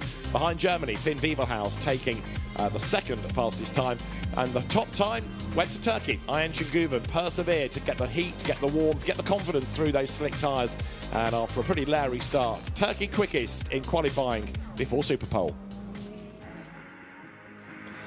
So then, it's reverse order. It's Lithuania to go first. And your tyre choice, bearing in mind you can't pit now, bearing in mind you've got to commit and go for it, is...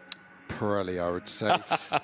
It's got to be a slick with what we saw in the final throws of the session. Showed how quickly the track dried. So yeah, the teams, I think, would put those slicks on the car now to try and get some of the heat from those hot brakes radiating through. But we still have some time, don't we, to the start of qualifying. So is there any more rain in the area? I don't know. That's going to be the other consideration. Now, Einstein Guven was the hero of Q1.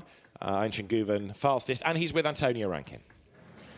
What an exciting qualifying session we've got here so far. Coming into the Super Pole, what are you going to be looking at? Yeah, I mean, it was a bit wet on the beginning, but we stick with the slicks, and the last lap was the quickest. But the Super Bowl format will be interesting with the cold tires in 2 laps. So yeah, let's see if we can bring the temperature on the tires and have a good starting position. Now, you were one of the only cars that stayed out on the slicks and everybody else went onto the wet tyre. What was the meaning of that? Yeah, I didn't know that. Good to know.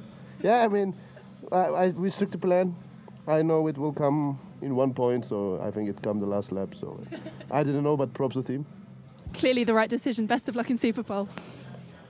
Isn't that, though, an illustration of the benefit of being a regular in the car that you're driving? I know there are some nations that want to come and take part in the FIA Motorsport Games. Their driver may be new or inexperienced in GT3 terms. This, though, is very much the pro driver category for the most part. And there you've got Einstein Guven, Porsche specialist. He knows exactly what to expect from the car and when.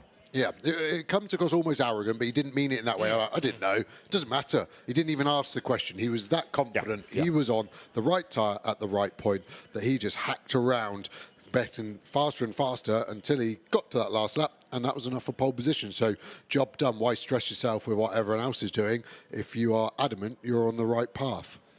So the team's now getting ready to go. The time is 10:53 and at 11:02, so we've got about 10 minutes, give or take. We're going to have the first car out on track. So 11:02, plus or minus 10 seconds, will be when Lithuania can go out. Navikauskas behind the wheel of the car. And then it'll be the UAE, UK, Chinese Taipei, Malaysia, Spain, Germany, Turkey. So building up to the quickest drivers. So 6th to go for Team Spain is Dani Juncadella. He would really like a pole. He'd like a gold medal as well for Spain. He's with Antonio right now. Danny, coming into Super Pole, how much would it mean to take home a gold medal at the end of the day? It would definitely be very special. You know, it's the only race where you truly represent your country. You can win a medal instead of a trophy. That doesn't happen very often. So, yeah, rather it be gold than anything else. Now, we can see how many fans are out here to support you. They're just above us on the terraces. Is there an element of pressure to perform for them? There is always pressure in motorsport. I think I'm quite used to it after so many years. But for sure, it makes it all even more special when you race at home. I haven't been here, funnily enough, for 13 years. So it's pretty incredible, but it all looks the same, the track is the same, and yeah, pretty excited to put on a good show for everyone. All the best, thank you very much. That's quite something, isn't it, to not be at one of the circuits in your home country for 13 years, but Dani Juncadella, even when he was racing in GT World Challenge Europe, tended to do endurance, not sprint, and it was the sprint rounds that most often came here. So Antonia making her way down the pit lane. Go and find somebody else to have a conversation with.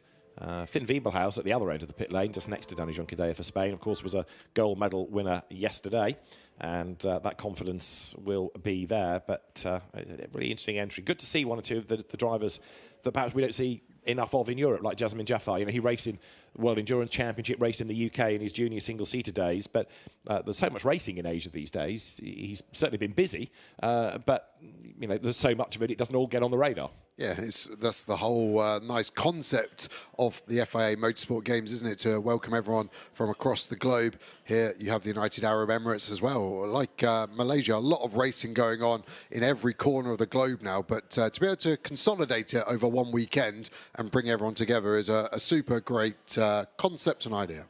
Now let's go back to the pit lane for Chinese Taipei is Peter Yang, Mercedes driver with Antonia. Lau, as we sit waiting for Super Pole to happen and all of the anticipation building, it's quite a difficult session to master. How will you approach it?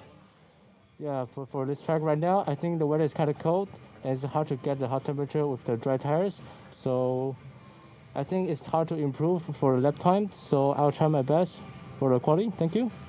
How do you have to adjust your driving style when the track is like this, when we've got certain areas that are a bit slippery? Yeah, maybe braking early and just feeling more about the car, and need to like turn in the TC and ABS for the setup too also. Yep. And if it is like this for the race and you do end up having good pace, do you think it will be able to translate? Right now, because for quarter 2 I only got 2 laps, so we're also using the rain tires right now, so I'm thinking about the final race. Still depends on the weather and the track also. We'll have fun. Thank you very much. Thank you. So Peter Yang, or Yao Yang, ready to go. Many, of course, of the drivers from Asia take a Western first name, and Peter Yang, there you've heard from. The Lithuania Audi. I think I'm right in saying that that is from the Juta racing team that we've seen in a number of endurance categories, and also Carrera Cup GB for a time. And Alimantas Navitakaukas is going to be the driver of that car. He's going to go first. All the eyes are going to be on him. In fact, a lot of pressure is going to be on him because he's the pioneer. He's on slicks, and everybody else is going to be fascinated to see his lap and where the grip is and where the bat wags. Yeah, he is the yardstick, isn't he? And 10 seconds is a big gap, but if the outlap have different deltas, if drivers are pushing or not, I wonder if we're even going to see cars catching each other as we look at the Ferrari for the United Kingdom, run by their AF course team, the Ferrari team across the globe. Obviously, run the hypercar program for Ferrari in the FIA World Endurance Championship. They run this 296 GT3 in the same championship. LMP2 cars, Ferrari Challenge cars, whole series for Ferrari Challenge in the UK, for example. So, yeah, Darren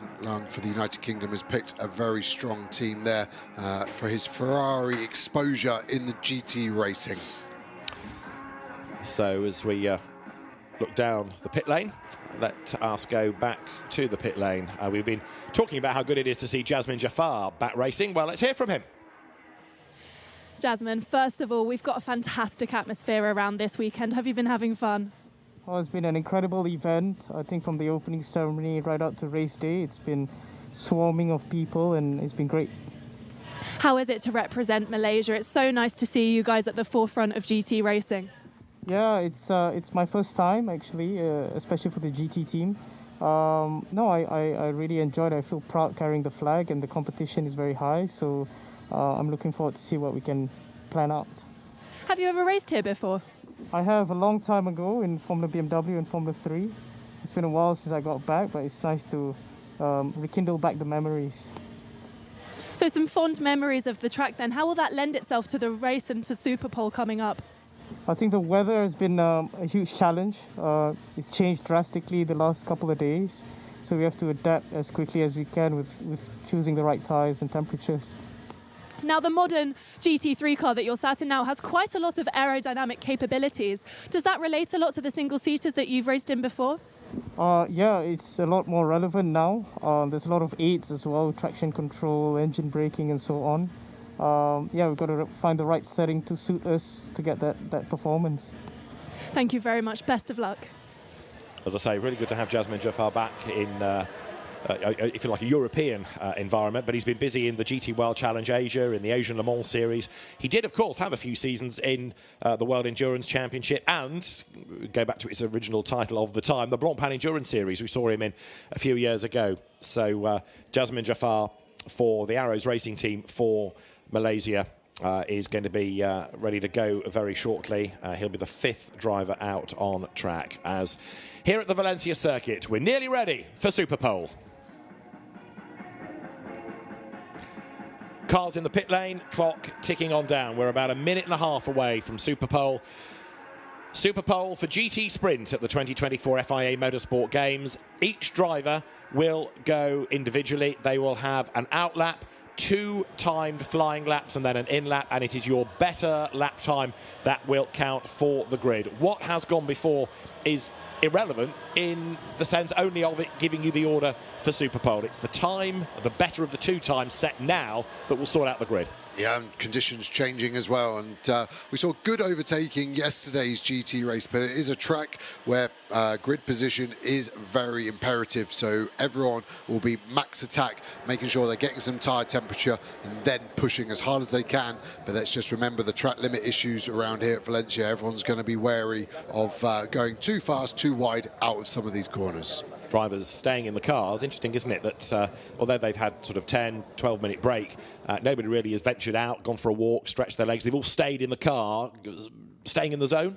Yeah, stay away from distractions. You can close the door, put the visor down. It's quite a good universal signal to any of the team that you don't want to talk or don't want to be bothered. Is just pop your visor down, pretend you're asleep, and you can just go into your own little trance of what you're about to go into in this Super Pulse session. Now, those of you that join us for GT World Challenge Europe Endurance Cup, or the Intercontinental GT Challenge powered by Pirelli, will no doubt be familiar with the concept of Super Pole. So it is one at a time. It is your better lap, and the first one to go then is for Lithuania. Elemantas Navikauskas makes his way out on circuit. So the first lap is to get warmth into the tyres. In these conditions, in fairness, probably the first push lap even, you're going to write off. It's the second one, barring a mistake, that's going to count. Yeah, and even think by the end of the second, the tyre won't be perfect. It will be at its best, as we see a big snap there, and the tyre's stone cold. Quite a long gap in between the two sessions here. Still looking pretty gloomy on track. No spray coming out just yet of these tyres. So I think we are fully in the slick window now, but tyre temp is everything. Accelerate, brake, I'd want to see a bit more energy from the Lithuanian driver here in terms of that, because you just generate so much energy hard on the throttle, 550 horsepower, then slow this 1.2 ton car down, and you can generate so much heat that way. It's actually, I'd rather be going a bit slower as we see the United Arab Emirates leave in their Porsche GT3. Now, for Lithuania, it was a 158 before, just by way of a guide. It was a 153 for the UAE in the Porsche, so there was quite a gap between them. And Navikauskas now is the driver who is going to set that benchmark time for us as the Audi wriggles its way up towards the end of the lap, generating tyre temperature all the time. There's not much weaving going on, but he is trying to, as best he can, put warmth into the tyres. He's been a top 3 finisher in touring cars in the Baltic Trophy. He's also won, and did you ever know there was such a thing, of twice he's won, in fact, the 1,006 kilometres of Palanga. It is one of my favourite races to watch. I turned it on almost by accident once, and I saw these GT3 cars racing around a motorway environment using junctions as corners, service station as the pits, and it was brilliant. I got hooked to it. I watched about 4 hours straight, I think, as we see the United Kingdom leave. They are going to be leaving turn number 1, I think, as Lithuania come into shot now, so potentially Darren's got to keep an eye on his mirror there, not to impede Lithuania on their first push. Right. Bear in mind, a 58 is a slow lap, but that's the guide of what they did earlier on. So our first time is going to come from Lithuania, and fair play to Darren Lung. He doesn't just get out of the way, he virtually parks the car. So the rest of this lap is his to own, his to work, his to get the warmth in the tyres. But for Lithuania, Elemantas Navikauskas now is on the money. Are the tyres warm enough? Well, we're going to see the sectors. Really, he's going to go purple everywhere because he's the first man, but it's purples after that for the subsequent drivers that are going to be more relevant. It's still a little bit tippy-toey, isn't it? You can hear the wheel spin coming up as well, so traction control struggling to harness that car backwards. Yeah, we're a good 7.5, 8 seconds off our ultimate in sector 1. You can see the car pushing, going through the gears. Is he flat? Let's listen into the engine.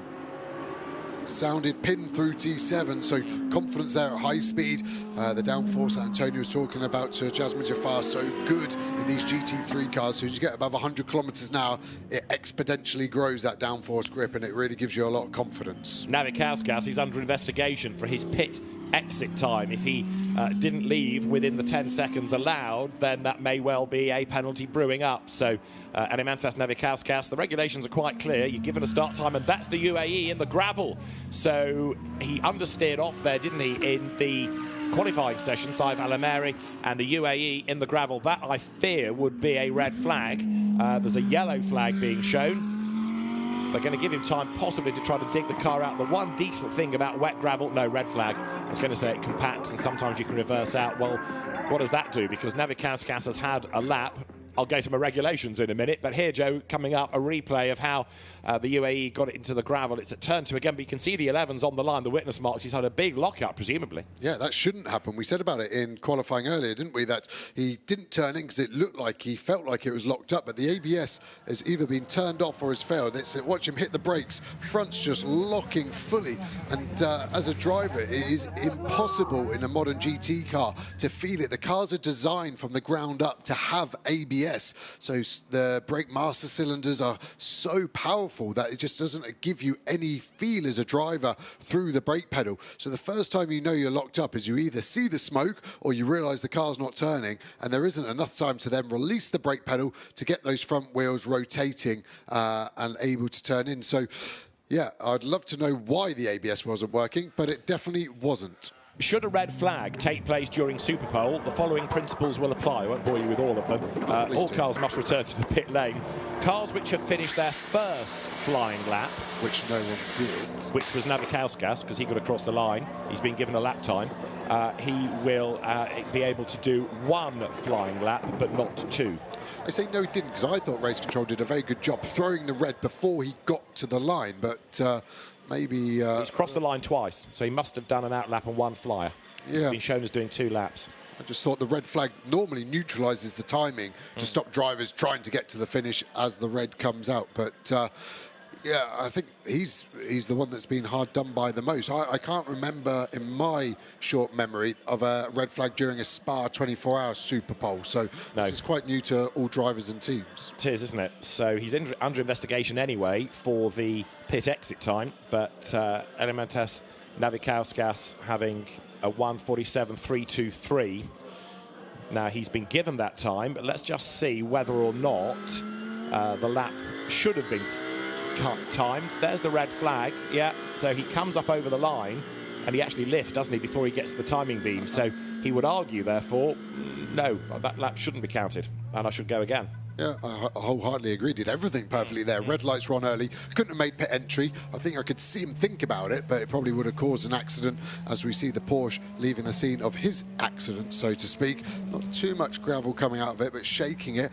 Now, regulation-wise, can they carry on in the session because they have caused the red flag, and most series now have a regulation that if you are the cause of the red flag, you may not continue. So that might be their session done, and they're not going to get a chance to register a lap time in that number 7 United Arab Emirates Porsche. So yeah, that could be a tough start to the day. All cars are going to be back in pit lane in the next 40 seconds, and we're essentially going for a full restart. The timing screen now has been fully cleared, so we don't have any lap time. So I think Lithuania have been given back both opportunities to set a lap time with their 2 flying laps, is how I would say it is looking currently. Yeah, I think you're right. I think the lap time was counted because the system just hadn't quickly enough completed the process of not counting that lap because he was so close to the beam.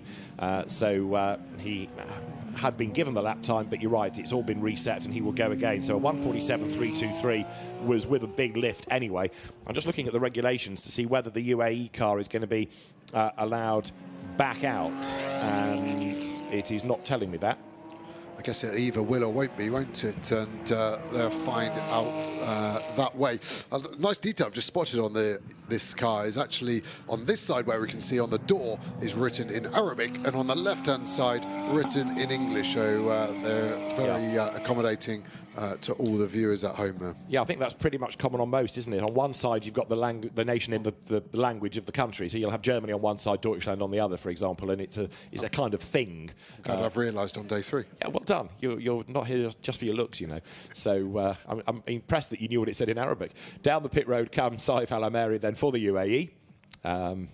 It might say go home Osborne, you never know.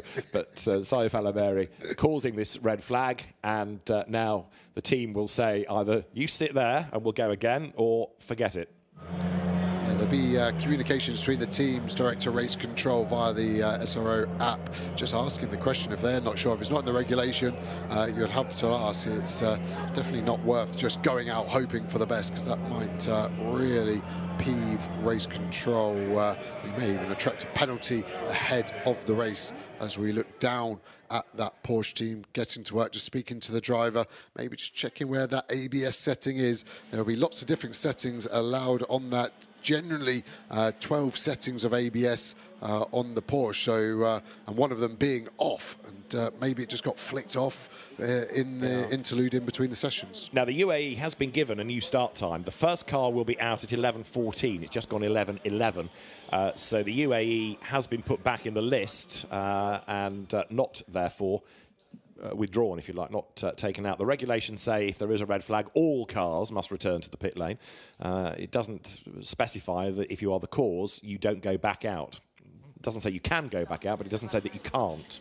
Not that there's your ABS error alarm. So it's one of the more common errors actually to get in a modern GT3 car, because the ABS is all done on wheel speed. Each corner of the car has a wheel speed sensor. If one of them falls over or fails, it fails and just turns off. And that's what we're seeing here.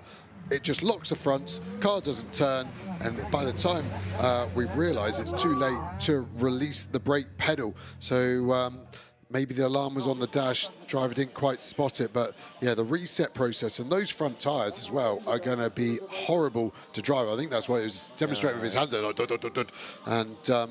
that won't be particularly pleasant to drive over the next couple of laps. But as a driver, it's always my job to cheat and not be sportsmanlike. But so if I cause a red flag in a super pole on my first fly, if I haven't had a very good sector, can I just cause a red flag and then reset and get 2 more laps every time? The regulations do not say you can't go out again. So at the end of every first fly, if I'm not happy with my lap, I cause a red flag. Well, the UAE Porsche is going to go out at 11:15, plus or minus 10 seconds. So it's there. It's been given a start time. And hopefully there will be no such dramas second time around for Saif Al-Amari.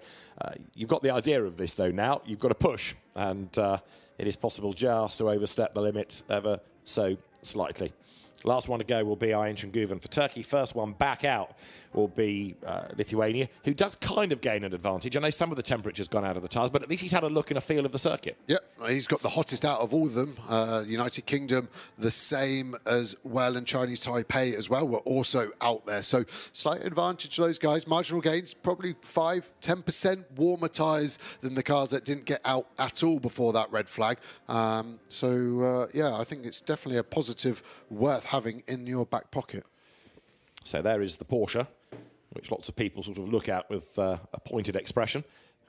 Drone up the pit lane, you can see there the Chinese Taipei, the Spain and Germany Mercedes AMGs, and the Turkey Porsche out of the Schumacher CLRT stable. It's a different Schumacher from the Formula 1 Schumacher family, but the CLRT bit, Cum Ledegar Racing Team.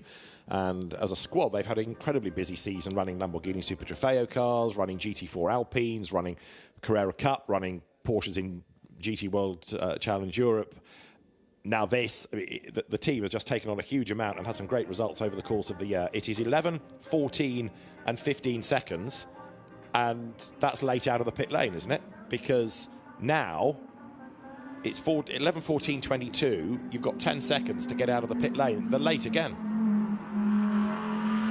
Yeah, it's administration errors. It is stressful for the team at Spa. I know the engineers, it's their least favourite part of the weekend is having to deal with exit times in Superpole. But yeah, I'm trying to think of a legitimate reason why they might have got that wrong. But I guess you can go, at least they're consistent. That's twice now at the start of Superpole that they've missed their time slot.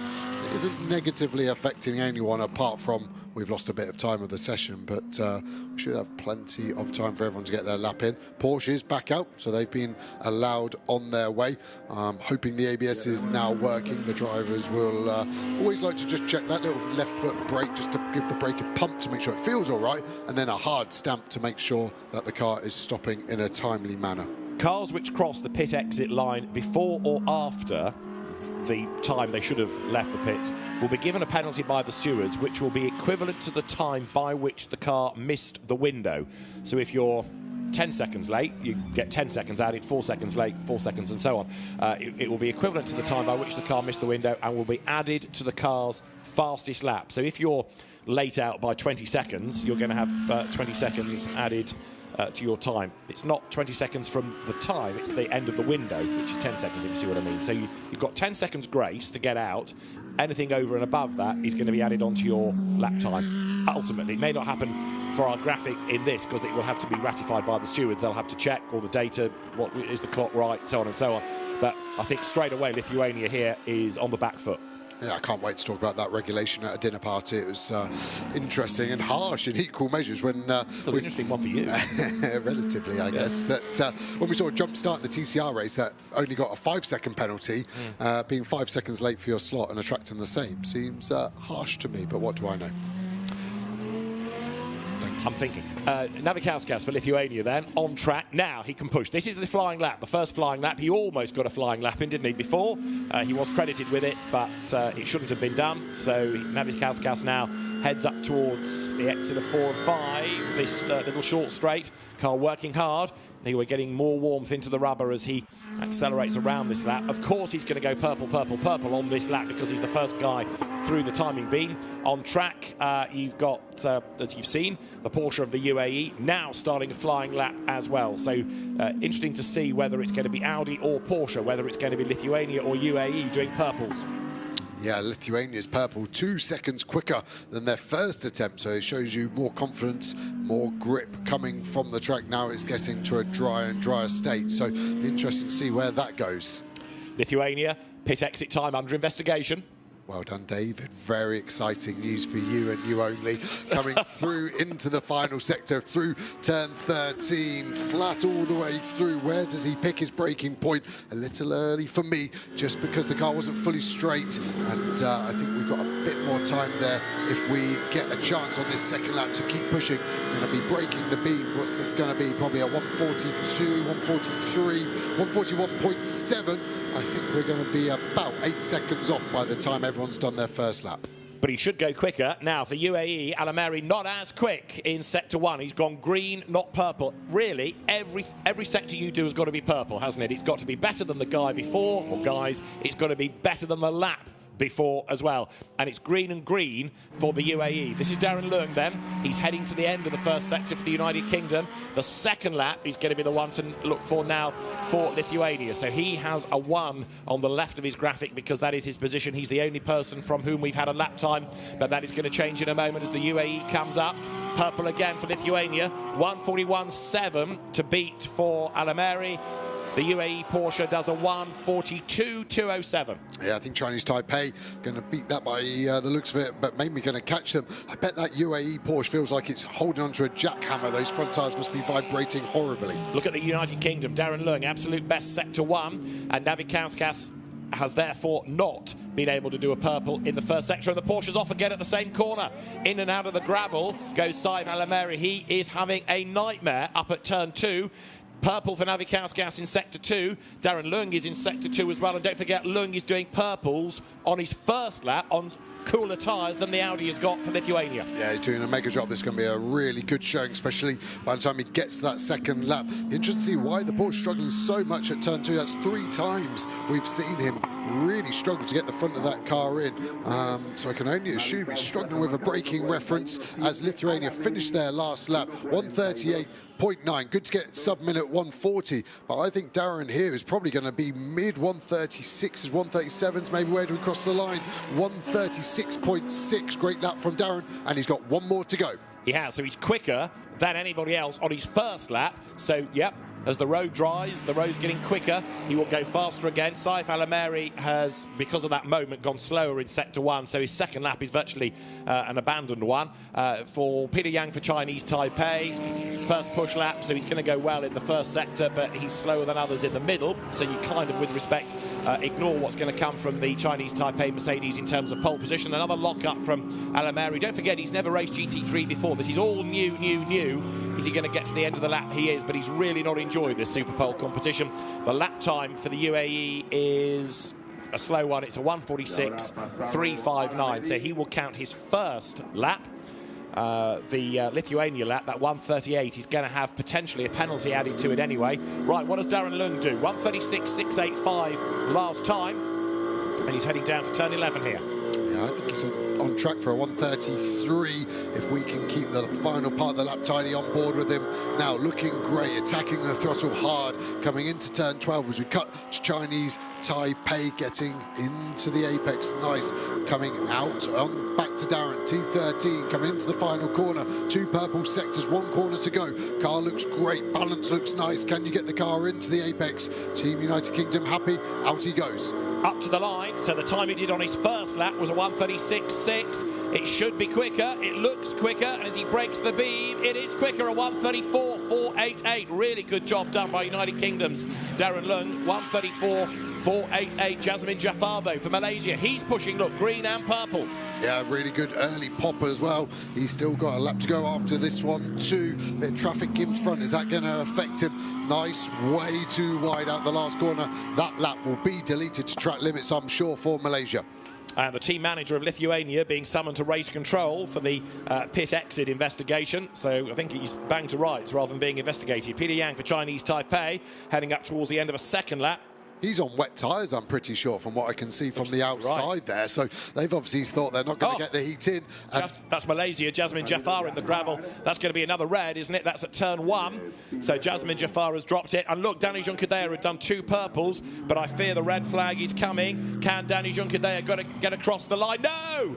Red flag comes out, and straight to the pit lane comes Junkadea. He will be furious. We saw Malaysia run wide out the last corner. They trumped that into turn 1. That is a big lose. My guess and prediction of why, I think we've probably got greedy on the way in. We've slung out to the right-hand side to use the pit exit to open up turn 1, which has held the water for a longer time. You can see the painted area there, wetter, and I reckon the rear has come round very quickly on that Lamborghini. And you can see it's probably skipped through the gravel, then dived in. That car's going to be full of gravel, and because he's started his second flyer, I believe that is going to be his session done. He's not going to be allowed back out because he is on his second lap in the gravel. I'll let you read the regulations, David, to enlighten us and enthrall us. No, because you'll only be rude to me again, so I'm not going to bother now. You can keep guessing yourself. I'll keep it as my little bit of information. Darren Lung heading back to the pit lane. He had done both of his laps and has gone fastest thus far, but yeah, Jasmine Jafar is so far off the road, he's almost having to pay to get back in, isn't he, there? Let's try and piece it all together, assuming it was being greedy with the throttle, not some sort of failure. But look in the background, he's lost it as he comes into shot. That's a big, big moment. So maybe got onto the wetness just on the paint coming into turn 1. Yeah, I think you're totally right, because the way it came back in real fast, yeah, a couple 100 kilometres an hour, I think, as he came into shot. But yeah, I wonder if there's a bit of splitter damage there. Can you see on the right corner, it looks like a chunk's been taken out of it. It's definitely not symmetrical, is it? So I think some damage to that car. So even if they are allowed back out, was it just covered by gravel? Actually, I think it's in so deep, the gravel has actually covered the front of that carbon fibre splitter. But yeah, there's going to be quite a few kilos of gravel inside that Lamborghini. Right, Jafar was on his first flying lap. He had just started a flying lap. So he'd done his out lap, but he had not done a time. So the red flag halts the session again. This is rapidly becoming the world's longest qualifying session as the Lamborghini is dragged rather unceremoniously out of the gravel. That's the bit where the team looking at the television pictures shout in horror, isn't it? Thinking, don't hurt my car, don't do any more damage to it. Yeah, especially backwards as well, because none of the components, bodywork, aerodynamic-wise, are meant for it. So Darren is done, isn't he? He did his 2 flyers, yes. And that is why he is pole, and he's done a good job. Junkadella didn't get that lap in, but at least gets both bites at it still. There's going to be a lot of head scratching on from teams here of what they've got left, what they can do, what the teams want to do with tyre pressures, for example. So, yeah, considering we've never had one in Spa, a red flag, the teams, drivers, struggling these conditions, this pressure. I think it's a mixture of a few factors as the car finally makes it back to terra firma.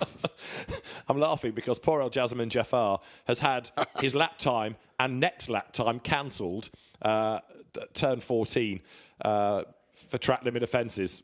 I don't think they can do him for turn 1, but the poor bloke.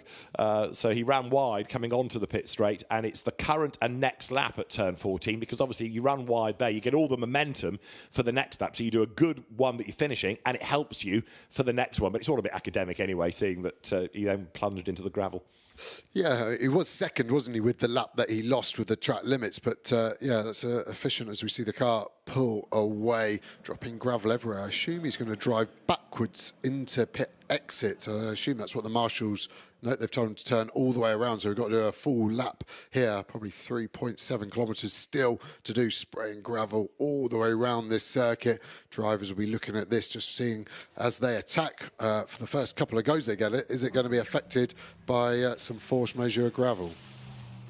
You can hear it dropping out, can't you, and see it now as well. It's rockery, anybody? Yeah, slippery, and even for later on, if a car runs off, could that go through someone's radiator? There's a lot of aggregate being dropped. Well, so far, United Kingdom has provisional pole position, and Darren Lung, the driver, is with Antonia. Darren, one of the few people who managed to get a full lap in there. Congratulations on provisional pole. Yeah, rule 1, keep it on track, I guess. that's all you can really do in these conditions. Just wear the tyres hard as you can, and then just try and get a lap in and see where you're at. The track is now fully dry, I'd say. There's only a few spots that are a bit damp. So yeah, I'd love to give it another go now, but you know, I've got my laps in, and yeah, fingers crossed for a bit of rain.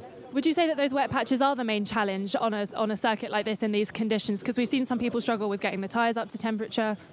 Yeah, for sure. And obviously it's quite cool today as well. So just getting heat in the tyres is quite tricky because everybody only gets the one prep lap. So yeah, for sure, it's tricky for everyone. And if you do manage to start on pole position, it's a very short race, obviously, a sprint race. How will you manage to stay there? Don't know. We'll figure that out later on. Good luck, thank you. Not something we planned for.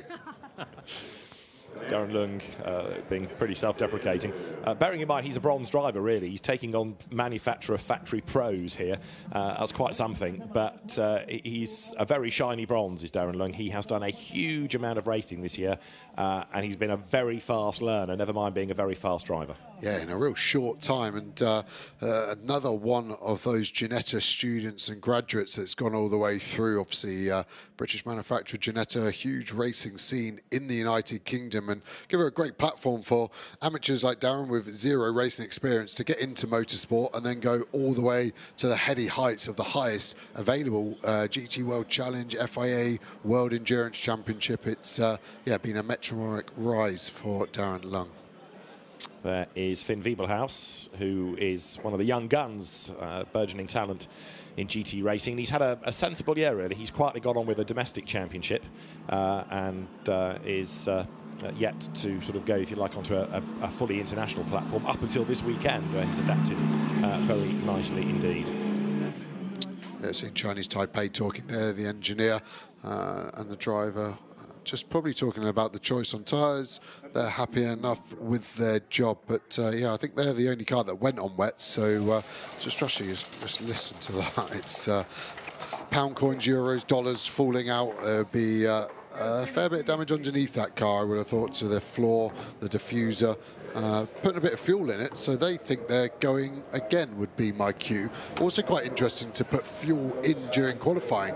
Yeah. Every series I've raced in, when I read the regulations like you do with excitement, there is no refueling permitted mid-session. From a legality perspective, it stops people going to fumes, etc., etc. So if you could just check that for me, David, that would be very helpful. Happy to help. Thank you. But yeah, Lamborghini taking the front tyres off, checking for any damage. You sometimes get the stones in between the brake caliper and the wheel. The gap is very tight, but a stone can sometimes just go in between those two components and then foul the inside of the wheel and score the alloy so much you can actually wear all the way through the metal, and eventually it gives you a relatively lively puncture because the metal is no longer there to stop the air going. So you can hear the mechanics say, I'm going to take it off. Let's have a look. It'd be good if we can see the inside of that tyre. You can see those tyre score marks. You see the silver marks, the circular disc motion there has been cutting through.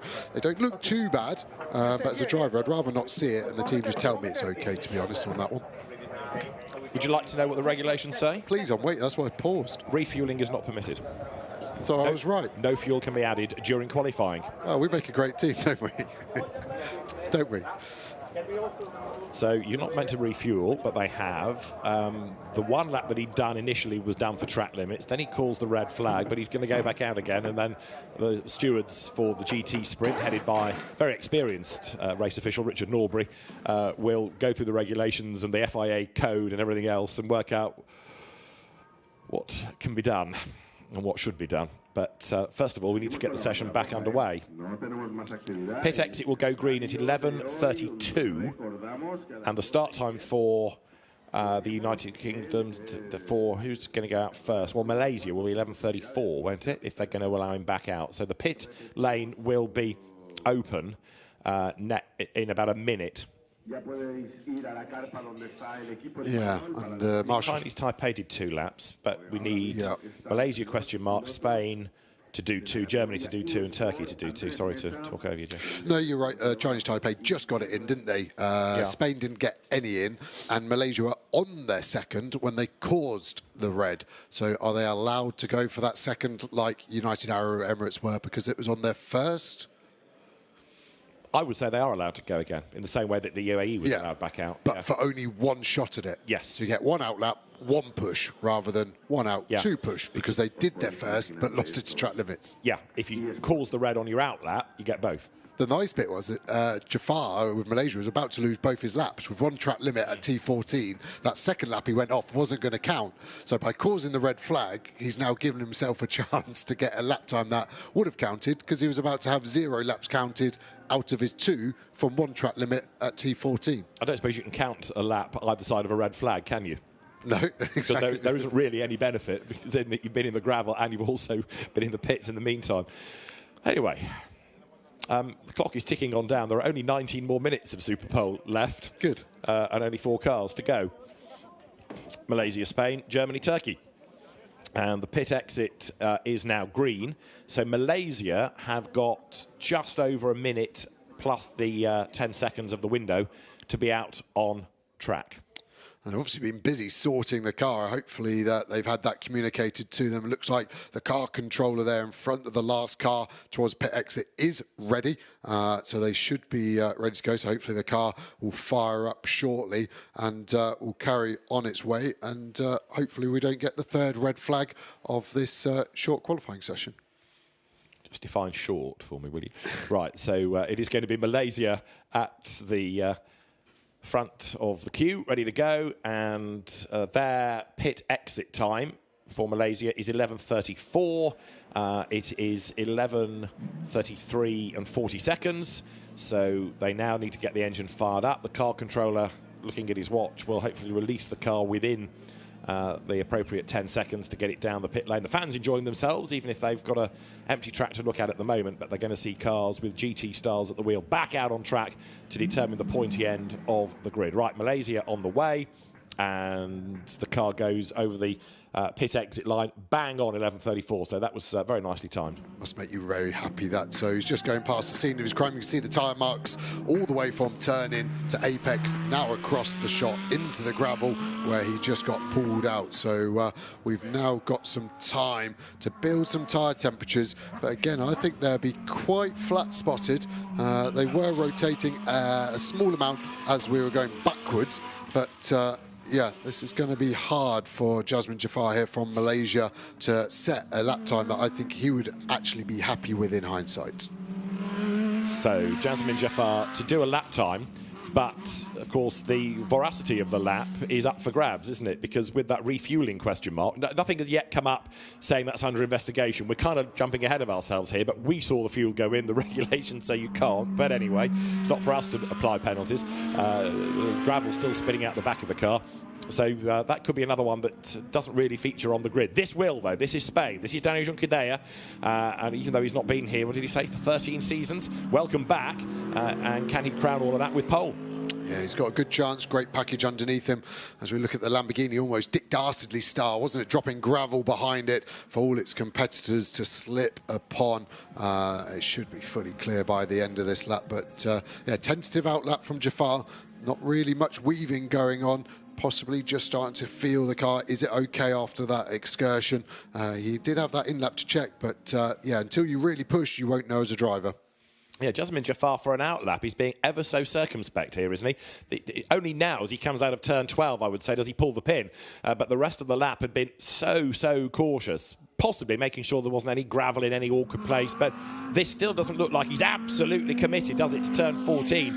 It looks as though he's going to have one lap and just make the best of it, really, but it doesn't, to the eye, look like a mega committed exit from turn 14. Again, he may not have the confidence in the car. You know, we've talked about him going off, but he may not have felt it was his error. He may have felt there was something in the car that did that, so maybe there's just that hesitation, that lack of confidence in the machine. Yep, agreeing there. You can see the cars lurch under braking as well as he tried to use that painted area to open up the corner. Just think it doesn't have as much grip, so there's an imbalance right to left on the car. The right wheel's not having as much grip, and then the left wheel is gripping really well, so giving a bit of a strange sensation to the driver, but also the ABS working overtime not to create an issue like he had earlier on. Right, so Jasmine Jafar doing a personal best, understandably, because he's nothing to gauge against, with his first lap time being taken off him for track limits. Danny Juncadella then goes through and starts a flying lap now. You're back on board with Malaysia. This is Jasmine Jafar, and he's still having to fight the car a little bit. I can still hear gravel pinging out as well. It seems to take forever to come out through the chicane. Can he brake very early, 10 metres earlier than we've been seeing on these onboards across this GT field?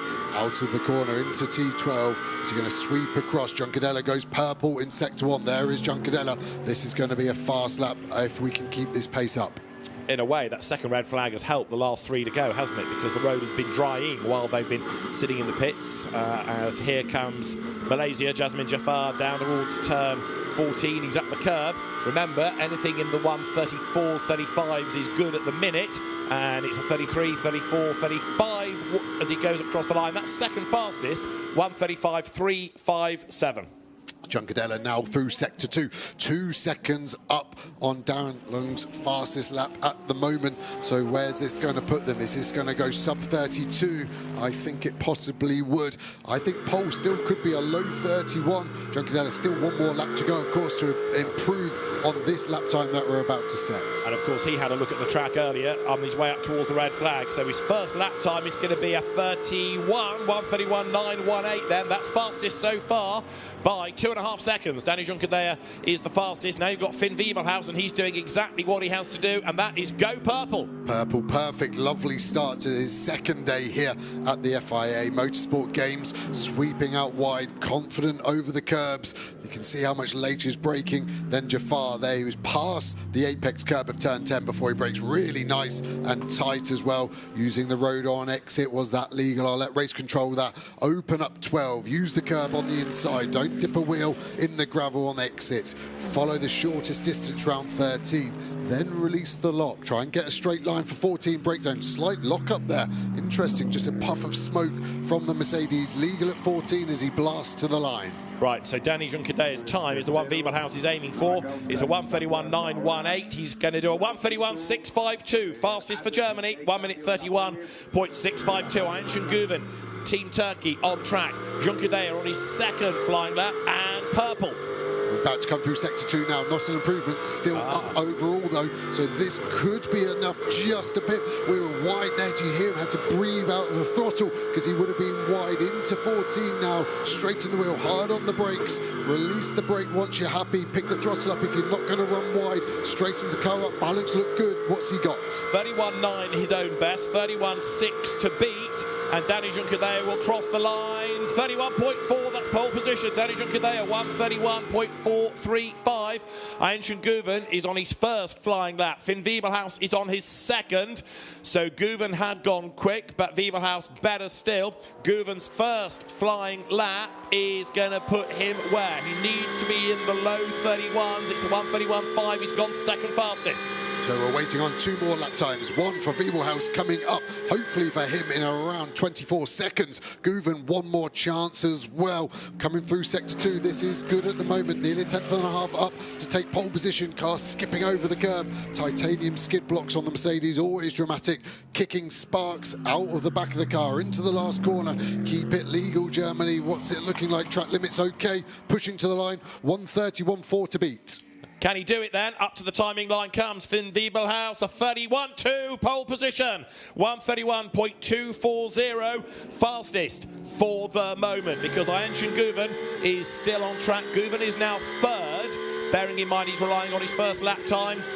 What does the Delta tell you? It's green at the moment. I can't actually read because of the contrast. I need a black number, please, Porsche, against that green box. I can see it's green, so it's good. We can see it's green from his sector. This is the last lap to be posted. But green is not good enough. That needs to be purple. So he's got to dig deep in the middle sector and go purple here. Aenshin Guven does go purple. This should, therefore, be a lot more promising now for pole position. He's wide at 12. He's up the curb. Aenshin Guven, then, absolute Porsche specialist, has got really one more corner to go. This long left. It tightens. He'll then pull the pin. Now, coming onto the pit straight, the time he's got to try to beat is a 1:31.240. Up to the timing line he comes. It's 30.943 for pole position. Aenshin Guven, 1:30.943. We've saved the best till last. The best time of the session on the very last car across the line. 1:30.943, 0.297 of a second quicker than anybody else. Brilliant lap, and it didn't start quite as well as it could. No, not a purple, but it did finish with 2 purple sectors there for Team Turkey. Com Ledegaard there, the team owner, team manager in the garage, looked not best pleased. I think he obviously expected it from his star driver, Aydin Guven, the Turk, doing a mega job for Team Turkey. Pole position for the sprint race later this afternoon. So the majority of drivers, as you would anticipate, doing their better time on the second lap, with the exception of the UAE. And Aenshin Guven making his way back round to the pit lane. Well, we were looking forward to that, and when it finally got going for those real stars, those manufacturer pros, if you like, and the faster of the silver drivers, that was well worth the wait, wasn't it? Brilliant laps by Junqueira, Wiebelhaus and Guven. So, pole position for Turkey, but there are no medals there. No, it only gives you the best starting position. Still work to be done in the race, and the gaps are tight, aren't they? Especially between the top 3. So I think we've got a really good 3-car battle for the medals this afternoon. Big shout out to Team United Kingdom. First graded bronze driver there in 4th overall. Darren Lung in front of Jafar, obviously with his issues. So there's going to be some good racing all the way down this field. So Aenshin Guven then for Turkey, bringing the car under the drone back towards the pit lane, and he'll perhaps be on the radio now to the team. They'll be telling him where he needs to bring the car, whether it's to a scrutineering area, whether it's back to the garage. They'll be talking about the lap. Aenshin Guven will be reflecting upon that, no doubt, and thinking, great, that's the easy part done. Now I've got a 40-minute race to come. So well done to Turkey. Provisional pole position. Let's look at the results then at the end of Superpole to determine the order of the grid. Turkey from Germany, Spain third from the United Kingdom and Malaysia, Lithuania 6th from Chinese Taipei, and then the UAE. Aenshin Guven outpacing Finn Wiebelhaus and then Danny Junqueira. Darren Lung 4th from Jasmine Jafar, then Alimentas Navikauskas from Peter Yang and Saif Alameri. But that is a provisional classification, because we know there's a question mark over Lithuania for the pit exit, and Malaysia as well for the refueling that we saw in the pits as well. But it is pole position for Team Turkey. Aenshin Guven, the fastest then, 0.297 of a second up. And again, that top 3 covered by under half a second. The GT Sprint is going to be a really good battle. And that will be coming up at 3 o'clock local time, that 40-minute race. So 3 p.m. local time for GT Sprint, with Turkey, Germany and Spain fighting over the medals. Teams pushing the cars back into their positions, and they effectively go into the Parc Fermé condition straight away, so teams can't work on them, can't touch them. Just to make sure everything is to legality, the FIA will check that in the post-session scrutineering and make sure that the cars adhere to all the homologation papers, just as they should. Indeed so, and Ayhan Guven there, the Red Bull sponsored athlete, will be very happy with that. He'll still be on the radio with the engineers. They'll just be reflecting on any information required. Germany's car rumbles down the pit lane because now that the session is over, they go down the pit lane, not back on track, but around the back so they can go into the garages, the way the garages are turned around. Right, number 71, Lithuania, has a penalty for being late out of the pit lane. It is of 16.6 seconds then. Interesting.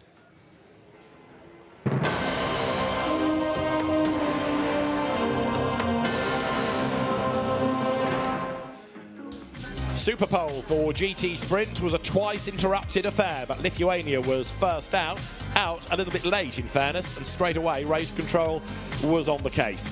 A time was offered up, but as the United Arab Emirates Porsche found itself in the gravel, our first red flag flew. The circuit's still slippery, and that would catch out one or two over the course of the Super Pole, where 2 flying laps determined a lap time. So it meant the UAE would be 8th in the times, 7th Chinese Taipei, 6th Lithuania, but a penalty brewing. The United Kingdom would be 4th, Darren Leung having been fastest for a time, but ultimately being ahead of Jasmine Jafar, who caused the second red flag by going off into the gravel down at turn 1. The car was dragged out. He did do a lap time, and 5th quickest then in the end for Malaysia. Jasmine Jafar not looking overly confident on his push lap to get the tyres up to temperature. But then the fight for pole really began, and Dani Juncadella was the first one to take up attention. Team Spain would net 3rd. Team Germany would net 2nd. Finn Wiebelhaus bringing his car through briefly the quickest, but in the end, pole position would go the way of Ayhan Guven for Team Turkey. Fastest in the Porsche by 0.297 of a second. And for GT Sprint, a 40-minute race, it will begin with Turkey on pole position. Neil, today feels like one big party. Today is just all about dancing and medals and celebration. It's amazing. I'm here for it. Are you here for it? Yeah, I'm finding it hard to work out whether I listen to that guy or to you, because he's we are on the screens. Hi, us. It's great vibes today, isn't it? So we're like halfway through the last day of the FIA Motorsport Games 2024. Let's have a look at the scores on the doors. So Spain are currently leading with 4 gold medals. Remember, it's the nation with the most gold medals that wins this event, just like the Olympics. It looks like it might be a home victory. Spain did predict that. I heard from the team themselves. They were confident that they were going to take this home. Currently Italy on 2nd and Germany on 3rd. Strongly followed by Brazil, so it's a close race to those top 3 spots. But we have got a couple of race events that are going to give gold medals coming up. We've got the Formula 4 race coming up in about 15 minutes, which will give us potentially a different gold medalist. And we're now going to watch the karting slalom final, which will give us a gold medalist as well. So that could shake up the top of the table. I think it's time to look at the karting slalom where medals were up for grabs. So let's have a look here. Competing are the 2 strongest nations, which are very well known for karting slalom. So karting slalom, not karting slalom. Karting slalom, Germany and Hungary in the final here. So this is the drone view where you can see really nicely this perspective, this karting slalom, which is quite tricky, honestly. When you're there watching it, it's quite interesting to see how precise they're going through. I think both teams started off really strongly here. Yeah, so this was really tight. By this point, quite often, it's almost a dead rubber, but they were very, very close between Germany and Hungary. And the thing to look out for here is that the course is a mirror of, one side is a mirror of the other. They're riding in Sodicart RSX2 e-karts. They're electric karts. Karts are identical, and each team fields a male driver and a female driver, and they both have the same amount of track time. And so the courses, as you can see, are mirroring each other. So what we have here is the final, which is between Germany, Maya Braun and Louis Stanger, and Hungary, which is Anna Benedek and Molnar Balázs Sturcs. Yeah, and I spoke to some of them throughout this weekend, and they were saying it's really great that they are all sat in the same kart. In the end, it's really down to skill and the circuit. I guess the circuit also fits some drivers better than others, but these teams are very well known for their karting slalom skills, and it's only been recently that other nations have come to catch up. But it's no surprise to anyone that Hungary and Germany are in the final here. Yeah, Germany were the winners last time out in 2022. Hungary on the right-hand side, they're a little bit behind, but the key thing here is you get a 3-second penalty for touching any of the cones. So you could be way ahead, clip a cone and drop way back. And I think that was the case as well when Hungary set the fastest lap. They were 50 seconds, took 50-second fastest lap, but then the second lap up was a penalty. Unfortunately, we're seeing it here. So one cone fell over, which is an added 3 seconds to the lap time, which obviously makes a huge difference in a quick circuit like that, whether you have 50 seconds on the clock or then a penalty added 53 seconds. But the key thing here to remember is that these are, they're choosing the karting slalom over kart racing. So it's a different skill set on their progress up into single-seaters, circuit racing. And of course later we will have the final of the auto slalom, which is for adults, and that is in a Hyundai SUV. So this discipline is very important at the FIA Motorsport Games, but also for these kids, for their development as racing drivers, because the skill required to go as fast as you can without hitting the cones is essential for the precision that their future in circuit racing will require. And it is really cool how it's being set up here. So when you're standing by the track and you see it on the left-hand side and then the circuit mirrored on the right-hand side, it gets really intense because you can literally see where the karts are at the moment, and then you can have the direct comparison to the nation opposite and you can see who's leading. But it's not always telling who's in front because you have to get out of there in a clear way without touching the cones, without smashing into the cones, to avoid penalties and get your lap time as low as possible. So this is the very, very final race, and what we've had so far is this now is between Louis Stanger on the left for Germany, who is the boy, and on the right it is the Hungarian Anna Benedek. So their partners have already gone. So at this point they're about to get back into the start line. And there is the high five and the jump out of the car. That's what we like to see.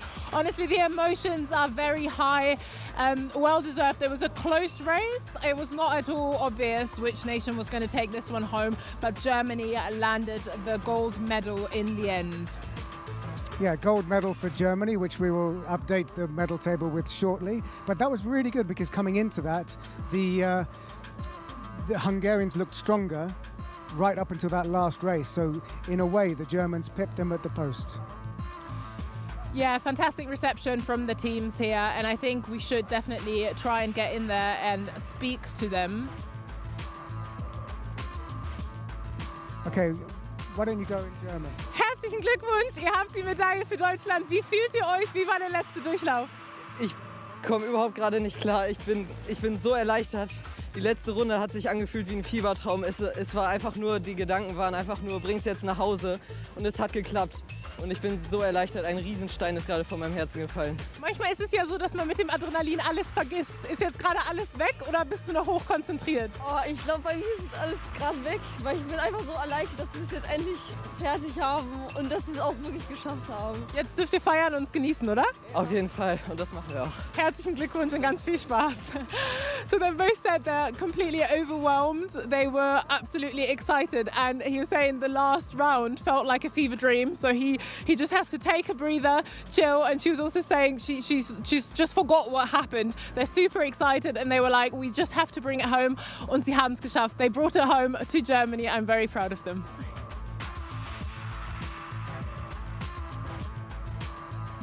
So that is obviously great for me to see my home nation win. They were so excited, and there they are getting their gold medals, well deserved, closely followed by Hungary and the Netherlands on the podium as well. So another medal. They keep on coming on today's gold rush here at the FIA Motorsport Games, but Germany get another gold medal. It's an interesting day because, like you say, the medals keep coming in and that medal table has to be updated constantly. Very, very exciting. And look how cool it must be, 14, 15, 16-year-olds to win a medal for their nation and to take the plaudits of the crowd. Reckon that's apple juice in there? It's hopefully not champagne. That was wonderful to watch. I think we should go back into some live action. We're going to go from something that is a junior category to something else that is a junior category off the circuit, and we're going to land on off-road action. Yeah, so the place where the cross kart is happening is in the Aspar circuit, which is a new complex about 15 kilometers away from here. And the cross kart track has been really quite gnarly. It it was very muddy, very, very slippery, the perfect conditions to learn your craft. If you choose not to use asphalt as your stepping stone to the higher categories, the cross car is the best way to learn how to control a car. If you want a career, like Sebastian Loeb or Carlos Sainz Sr. in rallying. Let's have a look at that. Sometimes it has paid off, some of the times not so much, unfortunately. But this time around, I think, unfortunately for Mikel Erska, is a little bit too far from the Spanish leader to try anything of late in the last lap. So that means victory number 2 in as many semi-finals for Hugo Fortes, who crosses the line and celebrates already, trying to stay on the racing line. But Hugo Fortes from Spain winning once again on home soil. That's 2 semi-finals in the bag for Hugo Fortes. That means that we'll see more of the Spanish driver up into the final 8. Well done to Hugo Fortes. We have our first finalist in the mini category. The second one, well, we're going to have to wait for the second confrontation between Ava Cabral and Merel Ostra. But once again, well done to Hugo Fortes, who has been certainly one of the top names of the mini category, confirming once again that he will be the one to beat, and will be the one to beat until the very end of this competition.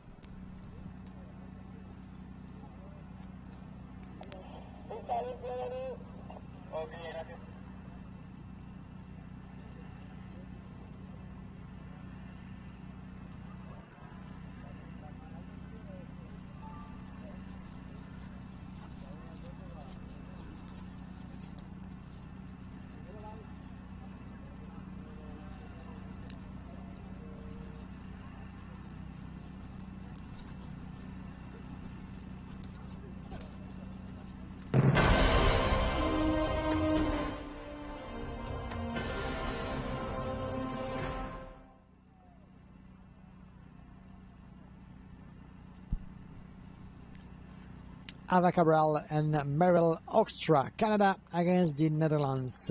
This is the opposition for the last of the 4 semi-finals of the mini category as part of the cross-car competition in the FIA Motorsport Games.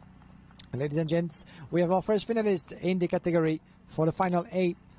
We have the young driver from Spain, Hugo Fortes, 2 victories out of 2 in the semi-final, and who will get up to that final 8 to try to give him a hard time into that last race of them all. Will it be Cabral with 1 win under a name? Will it be Ostra with 1 more chance to switch things around, maybe? If she's able to take the win with the fastest lap, faster than the best lap of Ava Cabral in the semi-final before, well, there could be a chance for Ostra to get herself up into that final. Still, if it's not happening the way she wants, she will get 1 more race to go through the final B with 1 medal up for grab, the bronze medal for 3rd place. That's, of course, the least we wish for her. Let's see about the battles, as we have 1 or 2 drivers onto the pre-grid waiting for the second one. I do hope that everything is going according to plan into the background, behind the scenes. And for those of you who were not aware, but while in the junior and the senior everybody has its own car, the mini category being very much a new project, a new class added for the first time in the FIA Motorsport Games. This has been created from scratch in the space of months to have those new buggies aligned for the competition. bringing a new open door to the world of off-road racing to the youngsters. Well, and because of that, we only have 4 cars for 14 drivers. And you might wonder, well, how does that work? Well, basically, they're switching from from one driver to the other, playing with those 4 cars, which means also that they're being put under a lot of pressure in terms of technical and mechanical pressure, because that's a lot of races, only 4 cars, sometimes a lot of repairs needed just to maintain them in a racing state until the end. Now, might be one of the reasons why we're still missing a driver. I do hope that the buggy is still up for racing, but we have 1 of the 2 onto the grid, and let's see when the front row will be complete with both Ava Cabral and Merel Okstra for the last semi-final on schedule today. As we're going to take a short break and we'll be back just after this.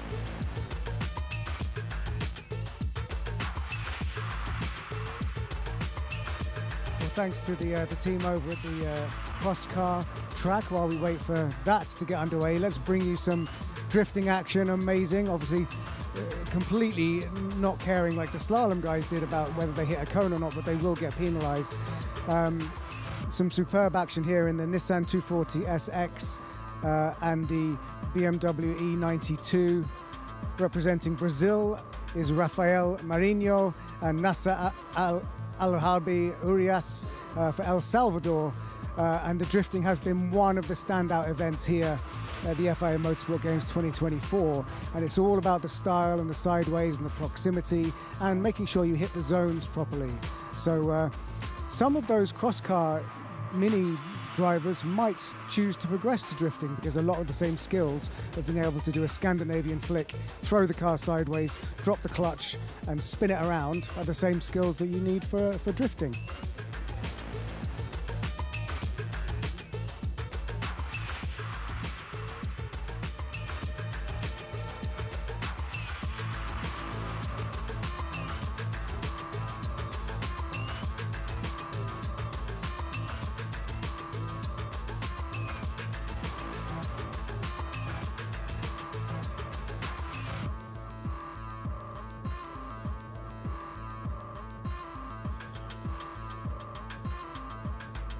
And here you have Argentina versus the UK.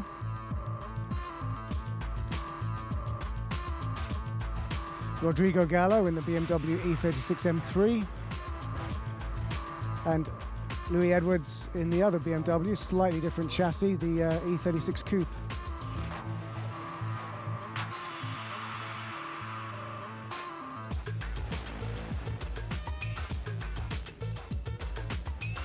Warming up the tyres in the background, doing donuts, filling the arena with smoke is exactly what drifting is all about.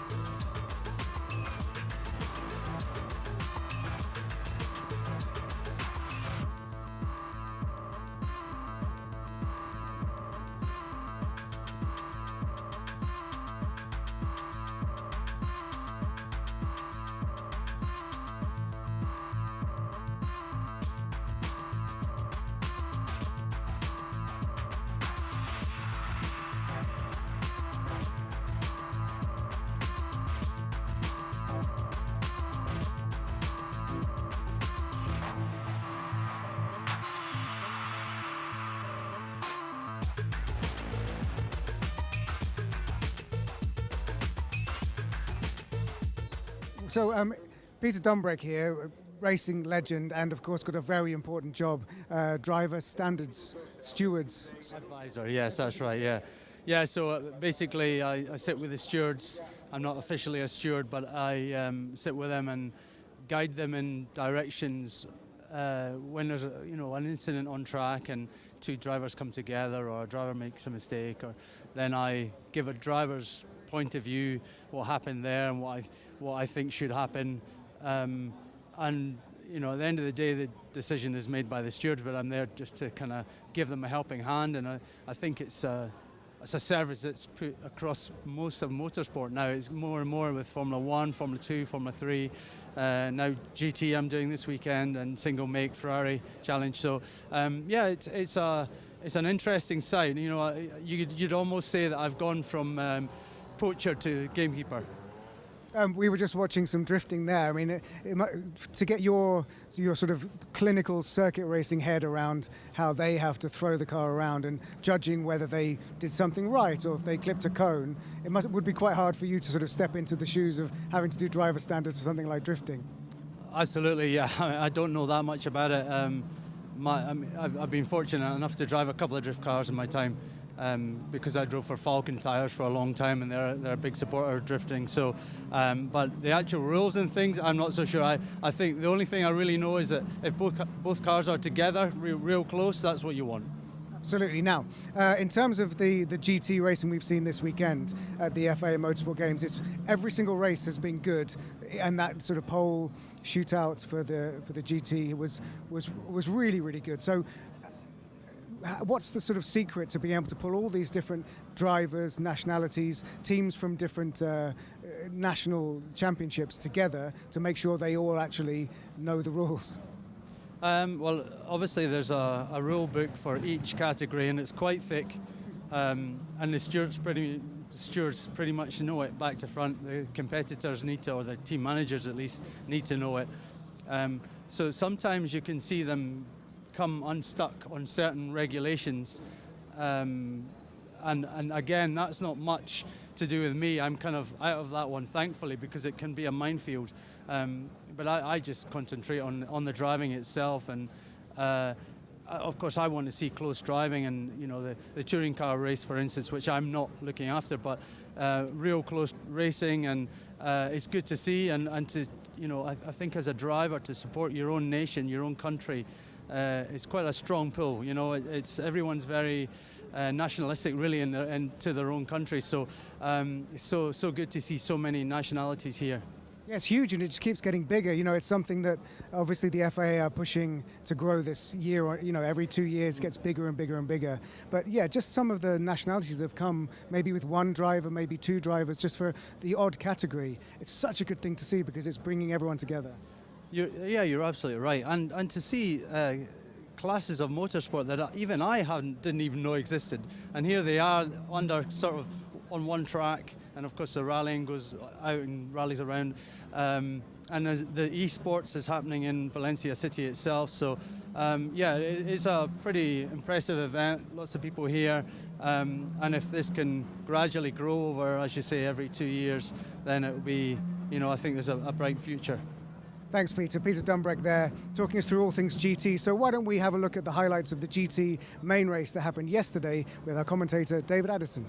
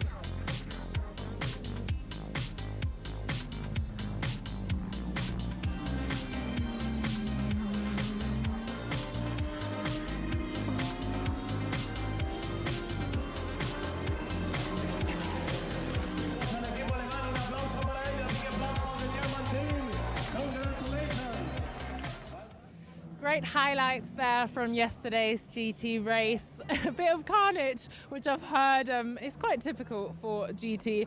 So that was great to see, well-deserved winners. And we've got more medals coming up. As we said, today is the last day of these motorsport games. So we're going to have a look at F4, where there's medals up for grabs. And we're not going to waste any more time with my face, because the medals and Formula 4 is way more important and way more interesting. So let's see who takes gold at Formula 4.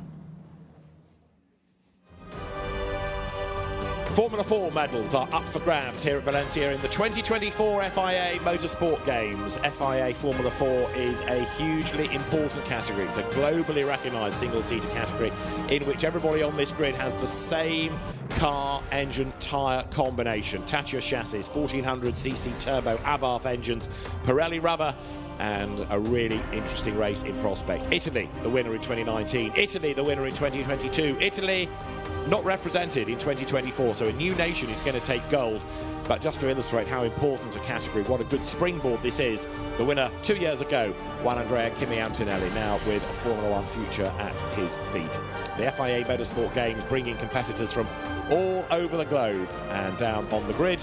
The nations, the VIPs, the ASNs, the sporting authorities of the countries, all mingling as we get ready for what promises to be a really good 30-minute race. The grid is based on the results of the qualifying race. No medals at stake for that. That was won, the qualifying race, by Team Spain. There's a gap, I think, on the grid there looking down. One or two cars have not yet made it to the track, but they're on their way. Peru was second, Sri Lanka third, United Kingdom, Slovakia, and then Israel rounded out the top six. But it proved to be a really interesting race, with Andres Cardenas from Peru sitting on the tail of Team Spain's Juan Cota for much of the race, but never really forcing the issue. But I think now, with a gold medal at stake, force he will. David Addison, Joe Osborne, trackside. We've been looking forward to this all weekend. Teenage drivers, young guns, all with a point to prove, identical machinery, and a good track for these cars. Yeah, and throwing a bit of national pride, seeing the Spanish home entry there of Cota Alonso, starting from the best position. There's also some cars to look out for as we see Stefan Rattel, head of the SRO organisation, speaking to Pirelli, obviously so linked now to all SRO championships, really taken motorsport by dominance, Pirelli. It's been a very strong rise in the last few years. Also, just thinking about the Greek team, they obviously were fastest in free practice one as well, so there's a chance there. So I'm coming into the grid box nice and aggressively, actually just clipping the ankles of his flag bearer. So maybe that's a sign of intention for the next part of this 30-minute race. We're running slightly late here, and a couple of cars already have had a pit infringement noted. Luxembourg is one, and Sri Lanka another. I wonder whether that's for crossing the white line at the pit exit. Well, we'll try and get to the bottom of that. The stewards will be busy, no doubt. There's your pole position driver then for Spain, which is the leading nation in the medal table. 4 gold medals taken by Spain. 3 for Italy, 2 for Germany, and 2 for Brazil. But there could be another gold here as a silent prayer in thought, perhaps, from Juan Cota there, just reflecting on what is ahead of him, the importance of this race. It's strange, isn't it? People ask you, what is the Motorsport Games all about? How much does it matter? It's not a championship. Is it any good? Yes, it is, and you can see the importance. It's not a championship, no championship points available. It is purely a one-off, but a gold medal for your nation is quite something. And the drivers that do take part, the teams that take part, take this incredibly seriously. Yeah, and selfishly for the drivers, it's an international stage they're performing on as well. So if they can produce a mega result, then they've got a better chance of securing that sponsorship, getting with a better team for their next season of racing. Evan David here for Sri Lanka has had a strong season and we're looking strong across the whole weekend. I think he will be surprised he's probably not on that front row. Had a really strong start, didn't he, at the start of the qualifying race? We thought he might have had a bit of damage after he clipped the back of the Spanish car. Both continued without problem, but this United Kingdom car of Reza Seaworthen was all over the back of Sri Lanka.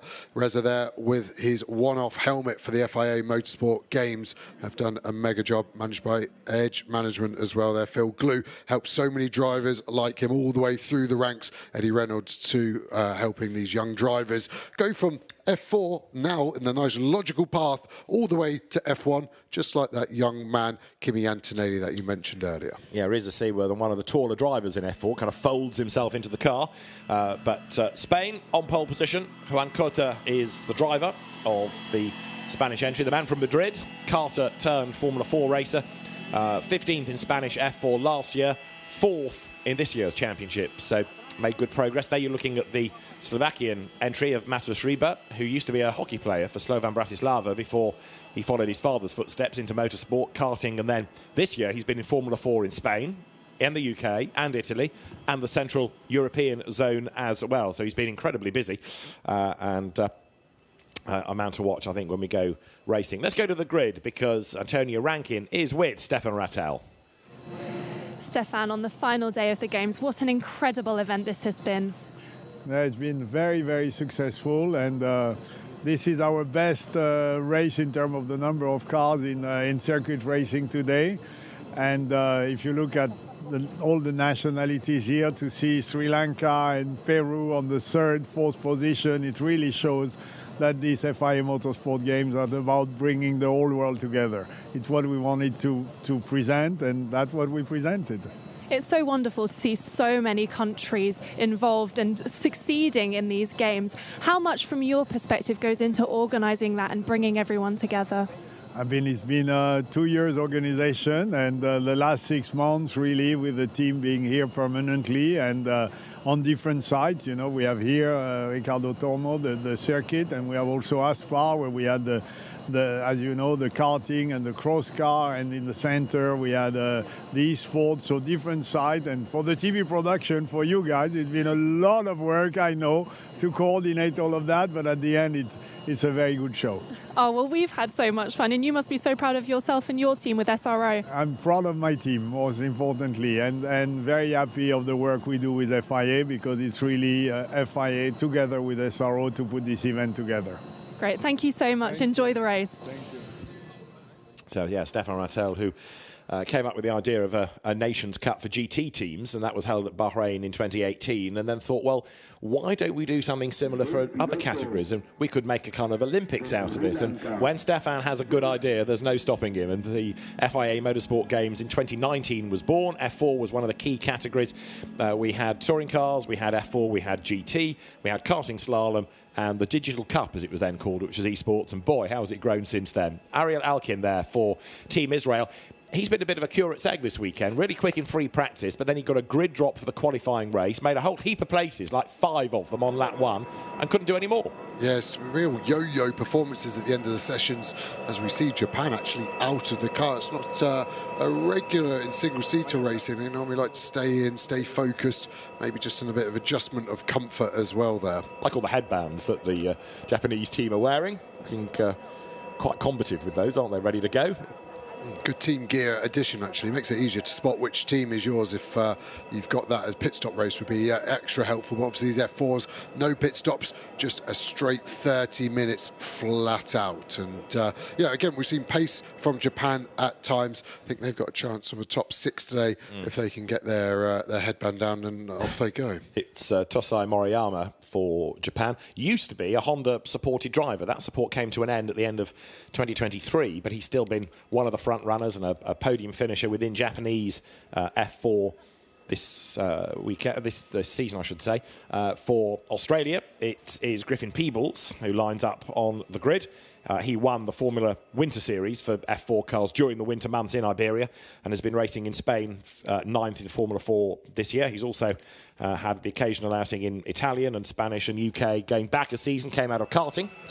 There is, just to prove how global Formula 4 is, there's a support race of the Mexican Grand Prix for F4 cars, the North America, Canada, Mexico Championship having races. So there's a dozen or so drivers there that couldn't commit to come and race for a nation over here. There for the Czech Republic is Max Kahan, 4 times a race winner in the Central European Zone F4 competition this year. So another guy with good pace and one of the more creative helmet designs as well, looking at the top of his lid. Yeah, really cool, and hopefully he'll get to see a different form of Czech flag at the end of the race, and hopefully he'll be the first to see it. Well, he's got some work to do, hasn't he, from where he is on the grid, which is 9th. Now, Griffin Peebles, we've just touched on, the Australian driver. He is going to be starting 8th on the grid for this race. Let's hear from the Antipodean before we race. Griffin, Formula 4 have been so involved with the motorsport game since its inception. What does it mean to be a part of it? I mean, I've driven this car in this sort of championships for 2 years now, so it's great to represent my country in the FIA Games. Qualifying was a little bit difficult. We had a purple sector in my best lap, but a couple of mistakes. And in the qualifying race, I unfortunately stalled on the grid, but we came back from 21st all the way back to 8th, so we should have a pretty good chance to maybe fight for some medals. Now, this is bound to be a very competitive race. We've got all the same car, the Tatus F4 car here. How have you found driving it over the course of this weekend particularly? The conditions have been a bit tricky. We've had a bit of a wet qualifying. Overall, the car's been all right. We haven't had any other issues, and it seems to be quite equal, so I'm happy about that. All the best. Thank you very much. Griffin Peebles used to the car, but now doing a different environment. Even though he's done the bulk of his racing over in Spain, what you can't do for this event is run with the same team for whom you drive in Spanish F4. If you're one of those people that thought, aha, I'll go and do Spanish F4 as a bit of prep for the Motorsport Games, well, okay, you might well know the car, you might know the circuit a bit, but you can't drive for the same team, and that does at least level things a little bit. 2 years ago, it was one central team running the operation, KCMG. This year it's a bit different. They're all Spanish F4 teams, but you can't drive, like I say, for your regular squad. Yeah, it's good to keep it open and unbiased as much as you can. Interesting one there for Austria as we look at Greece. Oscar Wirtz, obviously son of Formula F1 driver, had a British flag on the side. You're good with your trivia, Dave. Don't know if you know what the link is at all there. I assume it's a mother. I'll come back to you. Brains, yes, get back to me on that. But yeah, the Greek car we're seeing there, the drivers always going to a different state of trance, don't they? The Greek driver looking quite exuberant as we go to Brazil there, looking a bit more relaxed. And there, further down the order, is for Serbia, Andrija Kostic, who's all smiles, ready to go. Again, a quick karter, and he's done a lot of F4 this year in Italy as well as the Central European zone. He's been driving for the very experienced Van Amersfoort team.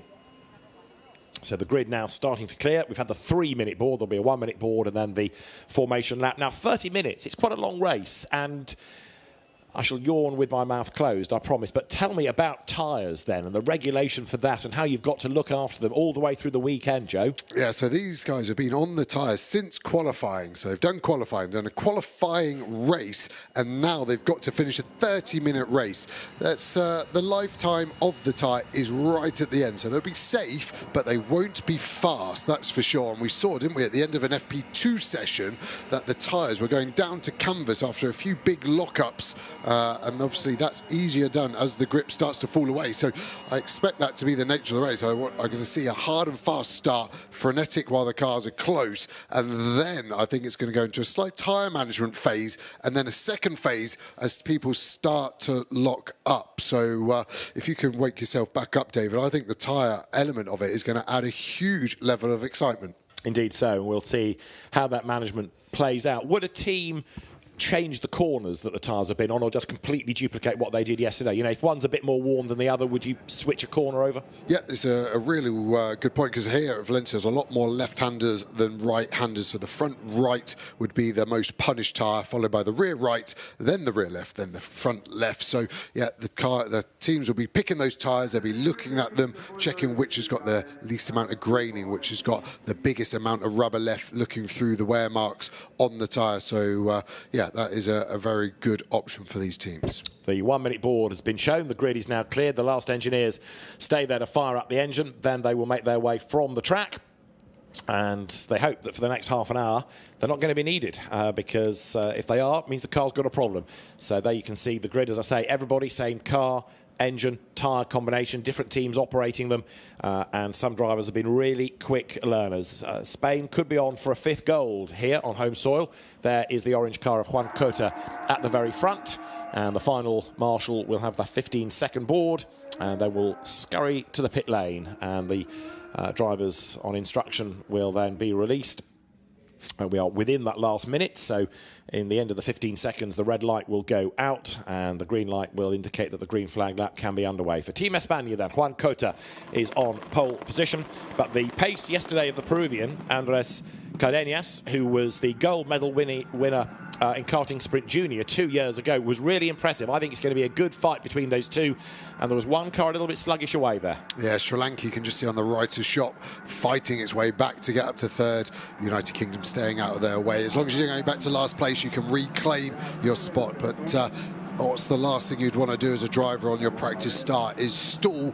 Next time Sri Lanka get a chance to get a fast getaway is race start, so that will be playing on the back of their mind. Let's look at the grid then for the F4 main race. For the medals, Juan Cota on pole position for Spain. Peru lining up second, that's Andrés Cardenas. Sri Lanka will start third ahead of the United Kingdom, Jevan David and Reza Seaworthen, ahead of Slovakia's Matus Riva, and for Israel, sixth, it's Ariel Alkin. Seventh is Japan, Tosai Moriyama, ahead of Australian Griffin Peebles. Ninth for Czechia, the Czech Republic, is Max Kahan, and for Greece, Filip Karas. 11th, Oscar Wurz for Austria, and Serbia's Andrea Kostic will start 12th. 13th, Brazilian Matheus Comparato, and the Maltese driver Niki Gauci for his nation, his first race weekend in F4, starting 14th ahead of Angola's Lorenzo Campos, and for Norway, Olav Var. Luxembourg's Chester Kiefer is on the 9th row. For Portugal, it is Francisco Machido. Then the Hong Kong-China driver, Keishun Liu, is alongside Argentina's Gino Trappa, and Qatar's Beda Al-Sulaiti rounds out the grid. Yeah, great to see such a full grid, all the drivers working as hard as they can. The more confident drivers able to get the rear of the car sliding as well to really help the surface temperature. Very light, these cars, of course, the smallest single-seater we have on the proper ladder up to F1, so not as much weight and energy then in the tyre to get the tyre temperature, so it will still take a couple of laps. Very easy to grain this tyre as well, actually. I've done a bit of testing in them this year, and the teams are very adamant you need 3 to 4 laps of building tyre pressure, tyre temperature. If you push too hard too early, you can grain the surface off the tyre, and then it affords you less grip, and it only gets worse, and it is a slippery slope, quite literally, all the way then to the end of the race for that driver. So Spain, Italy, Germany, the top three in the medal table. There is, strangely, no German nor Italian representation on this grid, but it's a Spanish driver on pole position. So another gold, certainly another medal, ought to be up for grabs here. The fans in the grandstand, the many flags in the grandstand already. And for 30 minutes then, this long race, tyre management, as we've touched on, is going to be important. And the final few cars now slotting into place. The one-by-one staggered grid stretching all the way back towards turn 14. Drivers are in place then, and so we now look towards the lighting gantry. Medals on the line for the Formula 4 main race here at the FIA Motorsport Games. 5 red lights are on. The lights go out now. It is blast off, and who makes the best start? It's a good getaway, certainly from Spain. Not a great start in contrast by Peru, but Spain already with a big, big gap. Sri Lanka trying to find a way past Peru. The United Kingdom is in the mix as well as they dive to turn 1. Peru goes second, Sri Lanka third, but it's Spain not only in the lead, but almost away and gone by about 3 lengths as they all jockey for position up towards turn 2. Dive into the corner. So far so good for the leading positions. The midfield battle turns through safe as well, but a demon start by Spain. Juan Cota leads the pack. Couldn't be better as we see our move to the inside. Israel Aikinside down to the inside, gets the move done, look clean as well. A couple of lockups in 2 it was, wasn't it? Reza Seaworthen from the United Kingdom, I think was one there. Peru with a poor start, and that has really helped. See Australia around the outside pebbles, see the car bottom out over that large exit curb out of T6. So far, so good for everybody. Yeah, that was with the Slovakian driver Matus Riva on the inside of Griffin Peebles for Australia as the cars now dive down towards turn number 8 on the outside line. Number 1, the Argentine driver, that is Gino Trappa, trying to gain ground as up front. Juan Cota leads the pack coming up through turn number 11. There, Australia back past Slovakia, but look, that lead gap has come down, hasn't it? It might have been a good start by Juan Cota, but now Peru, Andrés Cardenas is going after him. He's taking Sri Lanka and the United Kingdom with him, so Cota's initial advantage is being nibbled away as they get up towards turn 13 for the first time. There's that leading quartet breaking clear of Ariel Alkin, who's had a good first lap and made some progress, but a contact there. And who is it that gets spat out wide? It is Austria's Oscar Wirtz, and he's going to be in the pits. Broken suspension. Yeah. Things have just gone from bad to Wirtz. Oh, awful there for him and you. Great move by Australia, I have to say, on the brakes into T11, and he looks like he's got pace as well as another move inside. Is there going to be contact there? No, just avoided. I think that was the Serbian car there. Australia all the way back on another lock-up. These guys pushing very, very hard early on. Luxembourg looking to make advantage. Serbia needs to be careful looking after these tyres, but we are getting some battle packs. Everyone with elbows out, definitely more aggressive in this main race where the medals are awarded at the end of it. And Oscar Wirtz then into the pit lane, and that tells the story, doesn't it? The damaged rear suspension. It's game over, effectively, sadly. And we've also got Hong Kong, China's Keishan Liu under investigation straight off for a track limit warning.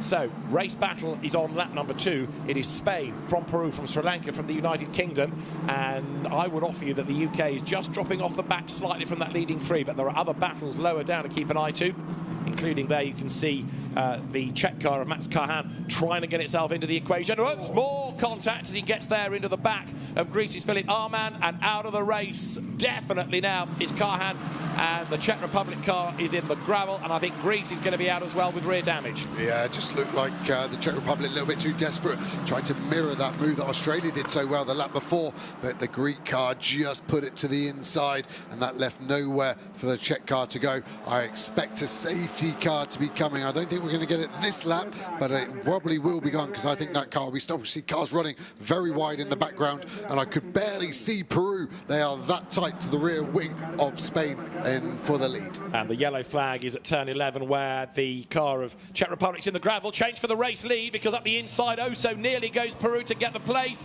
That's going to put Cardenas on the outside line for the next corner. The road comes back to Spain. Sri Lanka in the mix as well. It's absolutely nose to tail, the top 3 as they come now out of turn 4. That was a first big proper push by Peru to go for the lead. It didn't work, and now the problem that Cardenas has for Peru, Andres Cardenas, is that as he tries to find a way through for the lead, he's in danger of giving Sri Lanka a chance to jump him for second place. But if they squabble like that, it's going to bring Reza Seaworthen back into the mix. Whether he's struggling for pace or whether he's looking after his tyres at the moment, only he will tell you. But as he comes down to turn 8, they're not far off that yellow flag zone. Yeah, I had a lock-up from someone in the top 3 as well, as we see the damage to the Greek car rear wing is pretty heavily deformed. What are Sri Lanka going to do? Are they going to try and attack Peru, or is he going to place the car and just say to Peru, safety car called? They will start to slow down. You can see safety car board up. Everyone's so far checking up well. No radios in these cars, so the drivers having to rely on the old school method of looking for the flags and the signal boards. I was just wondering, are Sri Lanka going to attack, or are they going to sit behind Peru and allow Peru to try and open the door, use Spain to open it and then follow through? Interesting to see, but this is going to bunch everyone up. I wonder if the United Kingdom have got the pace to stay with that top 3 once we go back to green. Well, safety car conditions, as you say, are now instigated, so that means everybody has to slow. They can't overtake, and it gives the marshals plenty of time to work. I don't think we're going to need a safety car out for that long, because already, as the drivers come down towards turn 1, the recovery vehicle is there, so the car needs moving, yes. The recovery vehicle needs to go back to its perch, but the car from the Czech Republic in the gravel truck, virtually at the feet of the little recovery truck that is needed to crane it out of the way. And the car I can see in the distance is already being lifted. So this is a really quick job. I reckon 1 lap and we'll be back racing. Yeah, it could even be safety car in this lap. I've actually never seen that before, where it's out and in on 1 lap. But the marshals doing a fantastic job here at Valencia all weekend. In this instant, no different. The cars there all just starting, still try and weave to get even more tyre temperature. Keep the pressures up, I guess, as well. The safety car released from pit exit, so the safety car conditions were activated going to turn 12. But it's 1 full lap behind the safety car once they've come over the line. So I reckon we might well be able to get things back underway at the end of this single lap. Let's try and see, though. First of all, what happened at the start? Yeah, Peru just a little late to get going, and a few cars there to get slow away. Greece were one of them. Then Sri Lanka were on the attack, weren't they? But like you said, look at Spain. That's perfect. No defence needed into turn 1, because you've got 3 to 4 car lengths advantage as they turn in for that 4th corner. And then there's a few lockups further back, but it stayed pretty clean on this opening part of the lap. That was a good dive by Israel, wasn't it, up on the inside of Slovakia, and Australia being caught out a little bit there, forced onto the outside line. Griffin Peebles then trying to make his attack later in the lap. This was the contact that did for Wirtz, getting involved with Chosai Moriyama from Japan, and Oscar Wirtz straight away realises that's his day done, and this was the reason for the safety car, which is in at the end of the lap. Czech Republic into the back of Greece and into the gravel. Messy. And into the pits is going to come the safety car. So Juan Cota has slowed everybody up. So it was just that one lap. And around the 4 kilometre or so circuit, it was well timed that. The marshals quickly able to get the car out of the way. So can Peru strike on the restart, or will Sri Lanka strike? Oh, so slowly does Juan Cota bring the cars. This isn't even into turn 13 yet, but he is in charge of the pace, such as it is. He will decide when to go. He wants to try and steal the march on everybody like he did from a standing start. In your own time, Spain. Here they come now. He pulls the pin into turn 14, and he has indeed jumped about 2 lengths on Peru as they come out of the last corner up towards the timing line now. The lights will be back on green. The green flags will fly. The race is back underway. 22 minutes remain on the clock in the F4 medal race here, the main race at Valencia in the FIA Motorsport Games. Down towards turn 1, and actually Peru has shaken off Sri Lanka. Yeah, United Kingdom, good start. Israel probably the best, closest to the car in front, but no positions changed just yet. You can see the cars going down the straight, weaving, trying to break the toe. The slipstream effect so strong in these low-powered, relatively low-powered single-seaters, 185 horsepower. So if you can get a slipstream, there's a couple of kilometres now for free there. At the moment, no one's sending a lunge. Cars all tight together. So far, so good on this restart.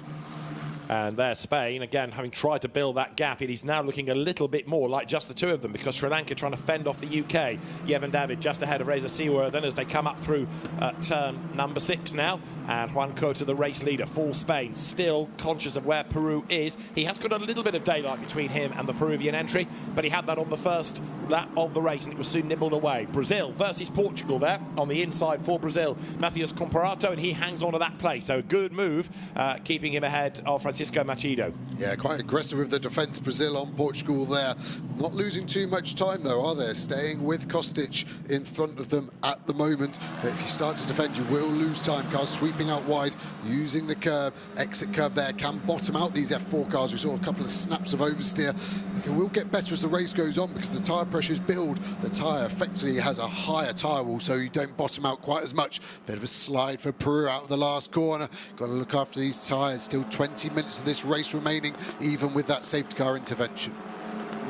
And you've got that leading line of 4 or so, but then a little bit of a gap starting to emerge. Then the next pair taking you down through Australia and Slovakia. And Ariel Elkin is the one that's dropped back into 7th place. So he's quite good on the restart, but has lost out around the lap. So there is Ariel Elkin. He's lost 2 places, and I would suggest as well he has dropped away slightly into the clutches, therefore, of Japan and Luxembourg. Now, Luxembourg is worthy of a cheer because Chester Kiefer started 17th on the grid, and he's up into 9th place. That's quite a good first few laps. Yeah, 8 places. The safety car would have been his friend, obviously bunching everyone back up. So where can he get to?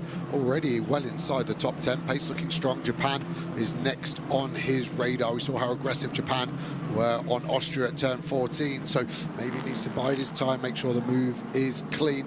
Portugal still trailing behind Brazil there. If we look at the back of the field, Angola having a race with Qatar and Malta just in front. So they swing their way now up through turn 11. A big effort being made against Luxembourg by Serbia.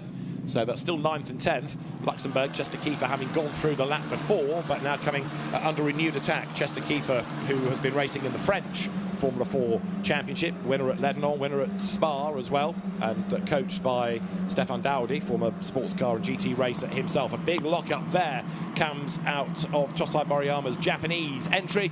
Up towards the timing line, though, comes the race leader. 4/10 of a second clear. Last time was Spain, and this time half a second clear is Spain. Juan Cota having also done just the fastest lap of the race. Yeah, it's tight between the top 3. Sri Lanka look like they've just closed in a tiny bit on Peru in front. You see a lunge from Angola on Qatar there. Was a big lock-up from Japan. You can really only afford 5 or 6 of them in a race on a given side, otherwise you will be down to the canvas, and then the flat spot will start to grow and grow, and your performance and your fillings will start to degrade at an equal rate.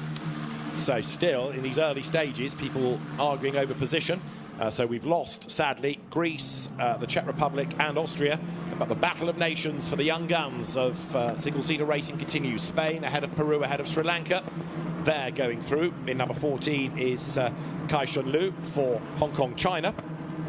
And he, in turn, now makes that run through turn 13 and down the other side of the circuit. Sorry, down to turn 8, I should say, over the brow down towards the long looping left-hander. This sort of paperclip style with all of the infield folded into the rectangle of the perimeter of the facility at Valencia. There is the Hong Kong China car once more. So Kai Shun-Lu still going strongly, but 14th place. So there's work to be done to gain ground before the end as you look at Yevin David, who was really good across qualifying but lost out a bit in the qualifying race. Right now, though, I would offer you he's coming back at Peru. Yeah, the gaps are just ebbing and flowing, aren't they? The United Kingdom actually looks like they've had a good lap, and they're going to try and cut the deficit to the top 3. I do think Australia look quick as well, but then that gap has grown to the back of the United Kingdom. Quite equidistant, aren't they? All the way down the back of the field. I think the closest gap is between Luxembourg and Japan, 0.3 of a second. So can Luxembourg keep that trend going and keep climbing up the order? Fastest lap of the race, Peru now. Look, Andrés Cardenas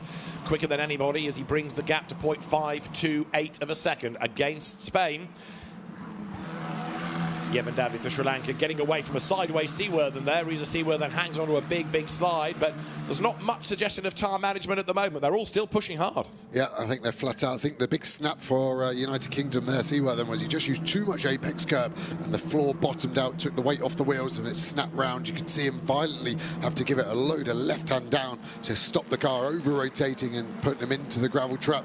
Looks like he's calmed down a bit now, under braking into turn number 8. Hooks up the apex curb really well all the way through. So let's see. I think he takes a bit too much apex. Sri Lanka have got it perfect. Look at the deflection on the front right.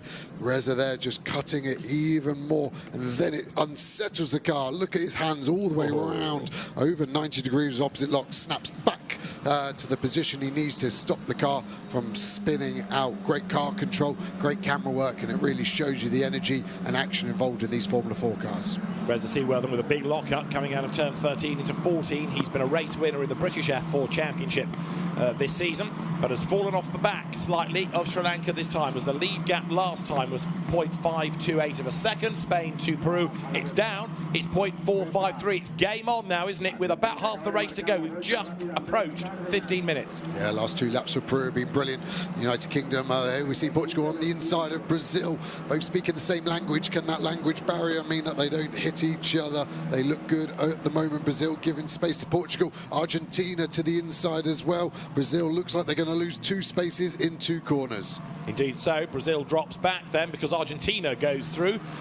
So same languages, and then it all becomes a bit South American. Argentina goes ahead of Brazil as well. It's a bit of a surprise that Comparato hasn't gone better, bearing in mind that he's been the Brazilian championship leader this year, 3 times a winner, champion-elect indeed. So in theory, you'd expect him to be up there fighting for wins. Got a good CV, but it's just not clicked for him this weekend. Yeah, struggling. He won't be saying obrigado, will he, to the 2 cars in front of him now, and he doesn't look like he can stay with them either. Argentina with good pace, number 1 on the car. So just now got to try and follow Portugal. Where can Portugal get to? Just outside the top 10 at the moment, and they've got a chance of catching those cars in front, only a second behind. The gap has grown a little bit back in favour of Spain and Cota Alonso, now up to half a second to this car of Peru. Which was all over the curb at turn 12 as Andrés Cardenas was taking it by the scruff of the neck.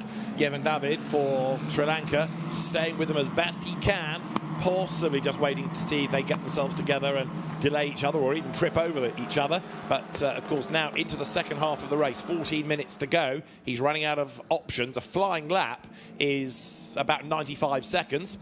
Down through turn 1 they go. So 9 laps to take us just over halfway. Up towards turn 2 they come. A 30-minute race in F4 is quite a long time, relatively speaking. So it's tough for the drivers, tough for the tyres. And right now, that lead gap, 0.450 of a second. Spain leads Peru. Yeah, Peru seems to have a stronger end of the lap, and then Spain just go away. Sri Lanka look like they're just about hanging on. Remember, they're probably gaining 2 to 3 tenths of a second with slipstream, and as soon as you lose that, as soon as the gap gets to a second, that slipstream effect becomes weaker and weaker to a point of no effect. And I think that's what the United Kingdom are now doing. They're 1.1 behind the Sri Lankan car. I think they might be losing the slipstream, and they're losing a chance of any chance of a medal at the end of this race. Indeed, so just dropping away as out of turn 8, I should say, comes the Peru car, Andrés Cardenas. He's lost a little bit of ground on this lap. About a tenth or so lost in the first sector. Yevon David next, but a personal best first sector coming from Reza Seaworthen. So even though he looks as though he's falling away from the top 3, the pace that he's got in sector 1 suggests that he is fighting back, and he's quicker again than Sri Lanka in sector 2. So Seaworthen mounting another attack here. Don't rule him out of a medal yet. Yeah, he obviously heeded to my advice that he was losing the slipstream and is digging deep. Any lock up this time to 14? No, the drivers can change the brake bias. It's a very effective tool. We actually spoke to each other, Reza and I, and his driver coach Ricky Christodoulou, saying how important that is. You've got to be able to use it to your advantage. It can go forwards, it can go backwards, an infinite amount of times a lap as well, and it can be such a good way of changing the balance of your car on the fly. More battles rage on down towards turn 1. Look a little bit further down the order, as there you've got the battle between Hong Kong, China and Norway. Olav Var for Norway on the back of Keishan Liu for Hong Kong, China. It's still Spain in the lead, and in fairness to Juan Cota, he's driving very impressively here. He might not be able to escape, but he's not putting a wheel wrong, he's not making mistakes, and he's coping very impressively with all the pressure. Yeah, it doesn't look like he's leery at all, does it? Car's in control. I even like the angle of his head as he's going into turn 6 there. It's looking in so early. His neck is swiveling at a good 45, 50 degrees into the corner, which to me shows that he's looking ahead. He's nice and calm. He's planning his route. Nothing's going to surprise him. He now just needs the most metronomic 12 minutes of his life to keep pumping in these lap times and keep the gap at 0.6 of a second. He would be relatively comfortable with that for the rest of this race. There going through is the Slovakia entry, 6th. Matus Riba chasing after Griffin Peebles, the Australian. Peebles going after Seaworthen, who on this lap is a little bit in no man's land. He's not really on the back and is still trying to chase, but the Sri Lankan car, but he's actually lost a bit of ground. So he's got these yo-yo laps, one good, one bad, and another massive lockup from Seaworthen for UK coming down towards turn 14. He's got away with that, but he has again lost time, and he is falling away from the top 3 very definitely now. Yeah, I think he's got a couple more of them, and then he will be losing half a second a lap with the tyre problem that he would be creating for himself. I wonder if he got a track limit there as well. He would have done well not to run wide at the moment. He's showing a 0 track limit warnings. The only driver inside the top 9 cars to have all of his lives left if he wants to use them up, letting the car run a little bit wide out some of these corners.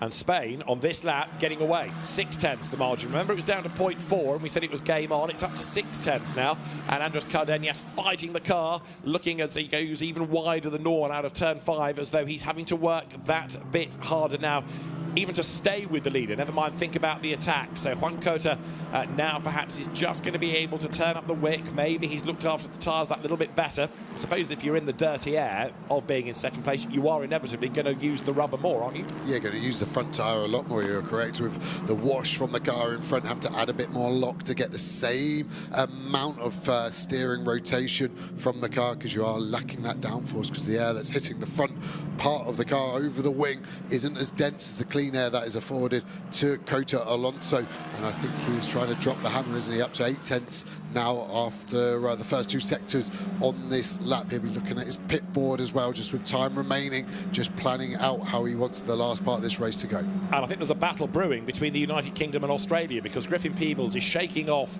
Slovakia, Matus Riba, and he's going after Reza Seaworthen. So for 4th place, there's a battle brewing, as I say. There is the Angolan driver, which is Lorenzo Campos, and he, I think, has got himself ahead this lap of the Qatar driver, Badr Al Saiti. The leaders go through, and the lead gap now is 0.9 of a second. And if it really stretches out a little bit more to over a second, then psychologically, Peru, Andrés Cardenas, is going to feel really defeated. He's sat there, and there's been nothing he can do, and gradually, 10th by 10th, he's fallen away from the race leader, and now it seems there's no comeback. But Peebles here for Australia with that car by the scruff of the neck going after Seawortham for the UK. Yeah, hustling on well. You can tell he's got a couple of years experience in that car. Just gives you the confidence to the driver. It feels like you're part of it and nothing surprises you, so you can get it by the scruff of the neck and really hustle it on. You're right with Peru, it's easy to become defeatist. The gap's getting bigger, but if there's a mistake and you're closer, the closer you are, the better chance you are of getting that position. So that's got to be where you dig deep and mentally keep pushing yourself all the way through. Easy to get negative and defeatist, but it's the exact opposite mentality you need when you're trying to chase down a gold medal. Race leaders then, in the meantime, work lap 13, 8 minutes to go as we look once more at the fight going on between Hong Kong, China and Norway for 14th place, where it is Kai-Shun Liu fending off Olav Var.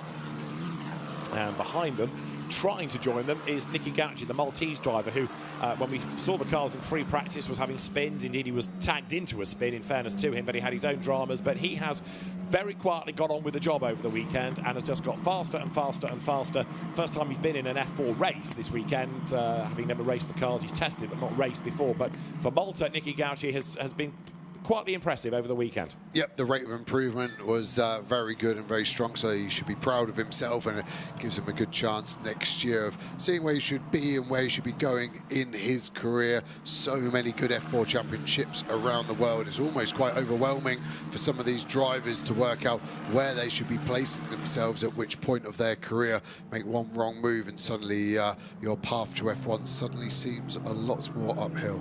Does indeed, and there into the pit lane is Campos then. So having just touched on the Angolan driver having lost a place, he's got a problem seemingly because he's come down the pit lane, and so Lorenzo Campos is, I fear, heading for the paddock rather than rejoining. But Juan Cota, 11/10 of a second up the road, now is on lap number 14. He has got just under 7 minutes of the race to go, and it looks as though it's going to be a 5th gold medal for Spain, doesn't it?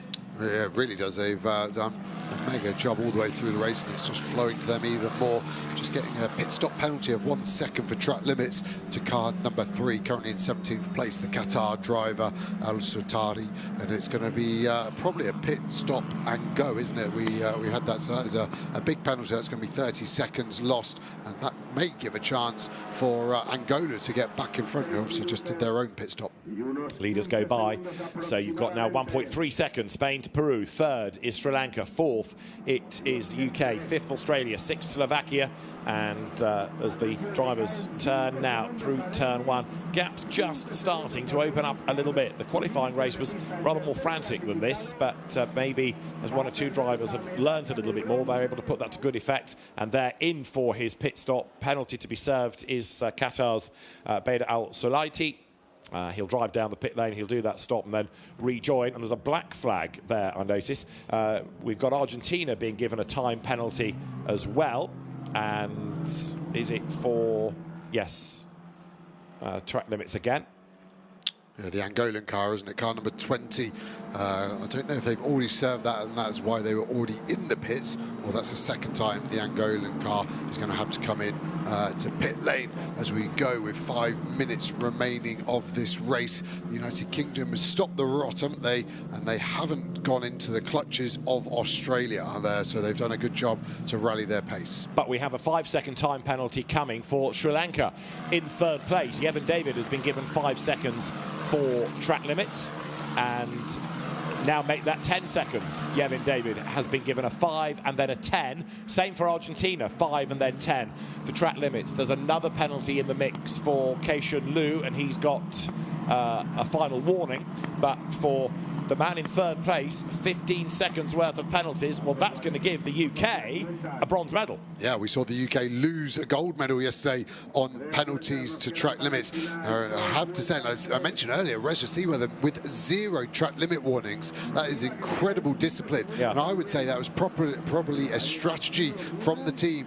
The driver coach, Ricky Christou, I mentioned earlier, Phil Glue would have just said, listen, everyone's getting track limit penalties. We may not have the out-and-out pace, but if we can stay stay clean, that's our best chance. And at the moment, that strategy seems to be paying off very handsomely. And a drive-through penalty for Argentina with enough penalties knocking about. So now that's the ultimate, a drive-through coming. Bader El Saidi out of the race. He's decided that he was last anyway, so kind of enough is enough. The DriveX team operating that car will pack it away. So the leader is on 3 track limit warnings, 3 for the second place driver, 5 and a penalty, or 2 now in fact, coming for Yevon David in 3rd place, and Reza Seaworthen has just picked up his first. Well, he's heard me then. Thank you, Reza. You've done a good job there, but should have time to not, well, shouldn't have any enough time to accumulate any more, but maybe we need to be a bit careful of the first 2 there. He's now got 2. Okay. Keep quiet, Osborne. Okay. It's at turn 4, and then the next lap at turn 2. Reza Seaworthen has caught these, but he's still not doing as badly as some of those ahead. But maybe now the tyres are starting to cry enough, because he's had a few lockups. That's why he's struggling a little bit more and running wide. However, the race has got 3 minutes to go. It is Spain, Peru, and on the road, 3rd, Sri Lanka. So Reza Seaworthen, he's on target to inherit bronze if he keeps out of trouble. Drive-through penalty now for Hong Kong, China's Kei Shun Lu, again for track limits. Yeah, it's coming thick and fast, aren't they? The stewards and race control are being very on the black and white here with the penalties. Sri Lanka really almost felt like they went from no warning to a 10-second penalty, and it's still growing as well, isn't it? So and it's hard without having a radio to the drivers. They're just having to look at their pit board. Each team has their signal of doing it. A lot of teams actually turn the whole pit board upside down to show the driver track limits. That's their international signal of calm down, please. There isn't normally a board saying track limits on that pit board, because it would be pretty hard to read as you fly past at 125 miles an hour, 200 kilometers an hour past that pit board. And a black flag then for car number 1. There's been a drive-through, and now a black flag is going the way of Argentina. So at that point, the race director has just had enough of all the infringements. Meantime, on the track, it is Spain from Peru, and the gap is 1.2 seconds. And last time around, fractionally faster, but only by 100th, was Peru. So maybe we're not done yet, as equally further back, 6th, 7th, 8th, Slovakia, Israel, and Japan running as one. So there are still places up for grabs, even though we've only got just over a minute and a half to go. Now, this could be the start of the last lap as the leader goes through. So Juan Cota breaks the beam with, as I say, it's going to be close. This a flying lap is 1 minute 36. So down towards turn 1 they go at the end of this 30-minute race for the Formula 4 drivers. The main race, medals on the line, and they're heading the way seemingly of Spain, Sri Lanka, and then the UK will inherit bronze, and it is confirmed. This is the last lap, and what a drive by Spain. What a drive by Juan Cota.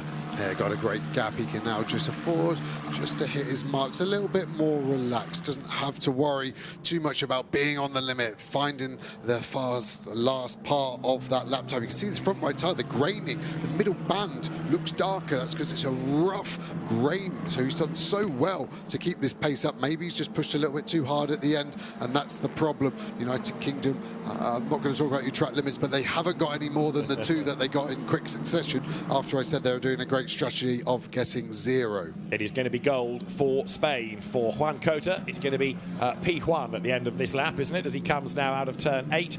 It'll be a 5th gold for Spain, the medal table leaders, and they're not done yet as well. There could be more to come with all the other disciplines that are being resolved today. Bouncing over the curb then, heading now up to the final couple of corners, turn 13, and then the tighter left at 14 beckons for Juan Cota. For Spain, here he comes then, the checkered flag at the ready. It's going to be another very, very popular result. It has been a great drive to control the pace after that safety car period. Gold for Spain in Formula 4. Juan Cota wins for his country. Andres Cardenas 2nd for Peru. Yevon David 3rd over the line for Sri Lanka, with actually Reza Seaworthen much, much closer at the back by about half a second as they came over the line. And Seaworthen will, on corrected times, inherit the bronze medal. It's a really happy Spanish team, isn't it? And Juan Cota deserved that gold medal because that was a mightily impressive drive.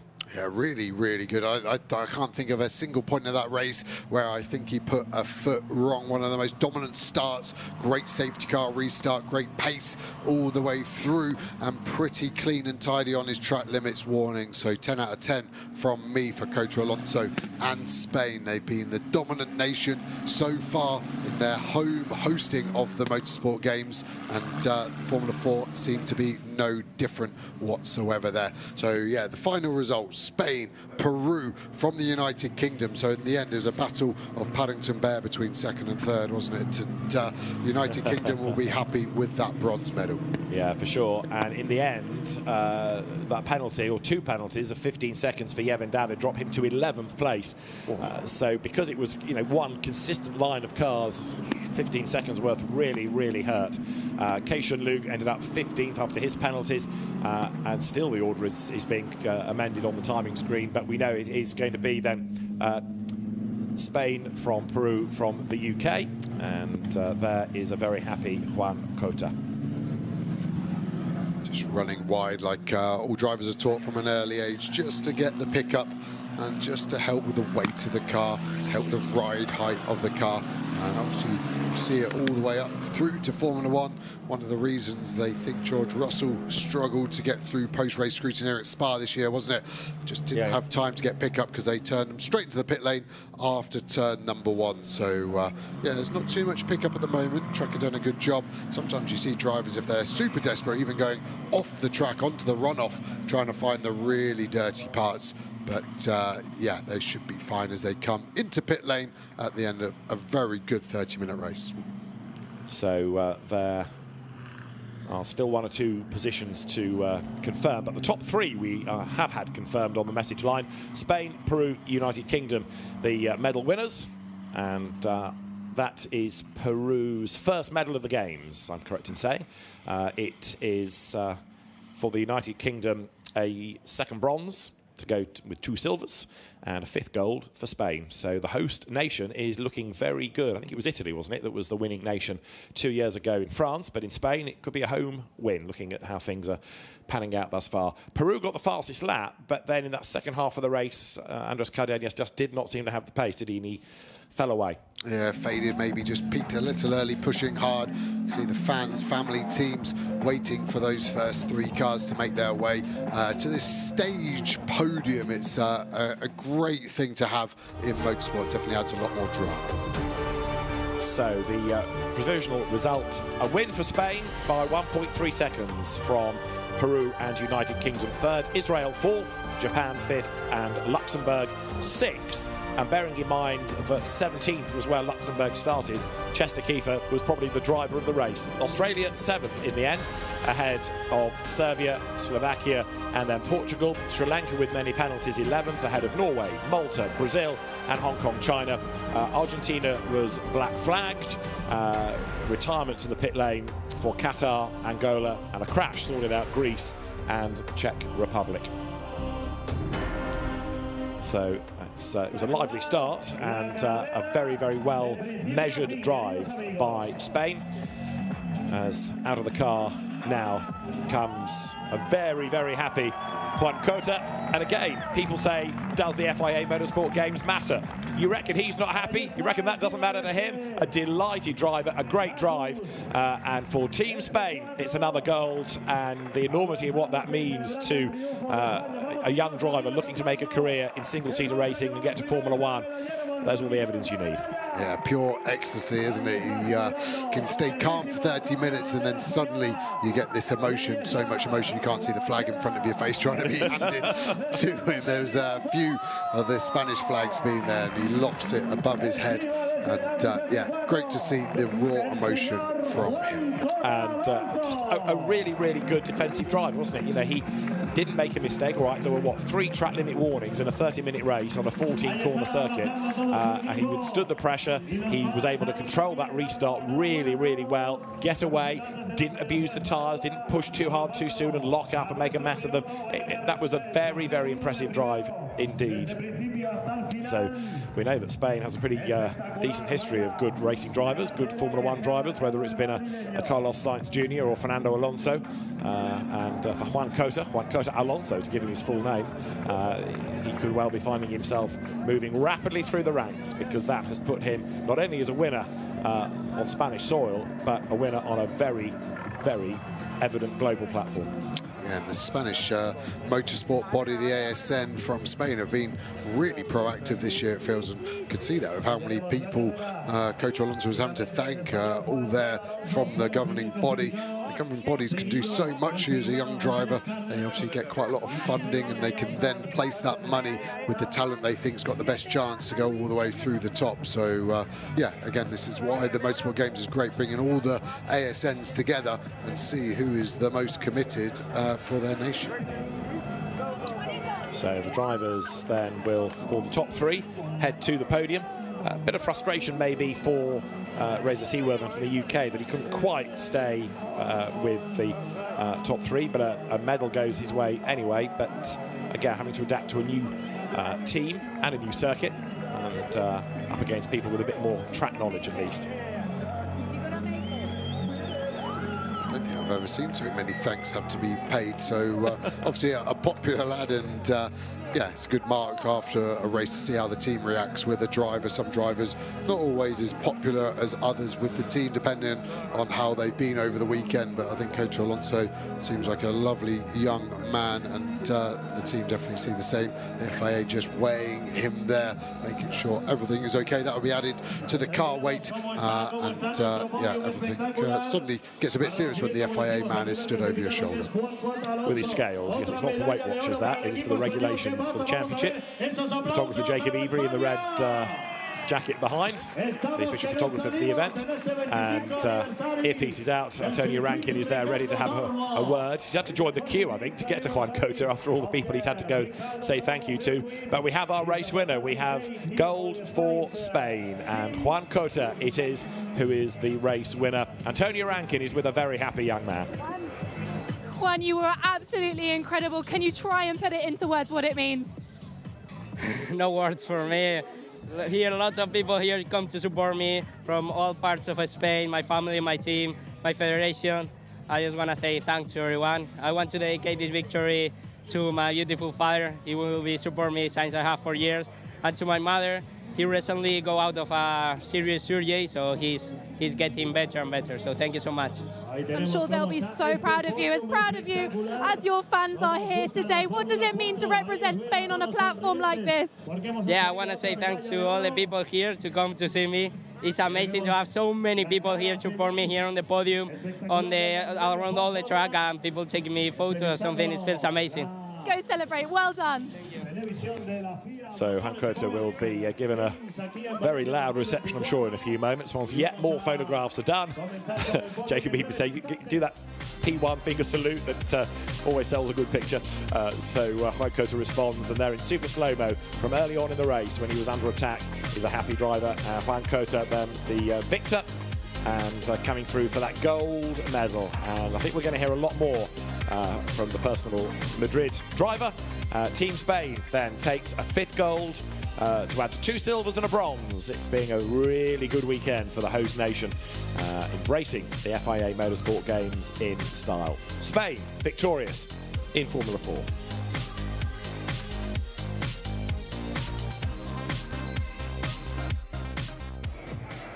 So there, the fan village getting busier and busier. It's somewhat flippant to say it's full of Spaniards, but you know what I mean, because all the people from the federation are there, not just the fans, in order to cheer on the winning driver. And their autograph to be had, please. Juan Cota. Well, that's a very happy young fan who has just got the autograph. And in a few years, that could be a Formula 1 driver's autograph you've got. You never know. So it's one to keep, one to treasure that. So the podium is ready and waiting. The flags of the drivers are there. There is Reza Seaworthen. Hewitt makes his way up the steps. The background to the family from Mauritius, but Reza very much a Brit, and Reza Seaworthen for United Kingdom takes bronze. Then for Peru, it will be Andres Cardenas who's called forward next. The silver medal goes to Peru. First medal of the Games for Peru, and a silver to boot. And then a bronze, 2 silvers, now a 5th gold for Spain, and this gold medal in Formula 4 comes courtesy of Juan Cota.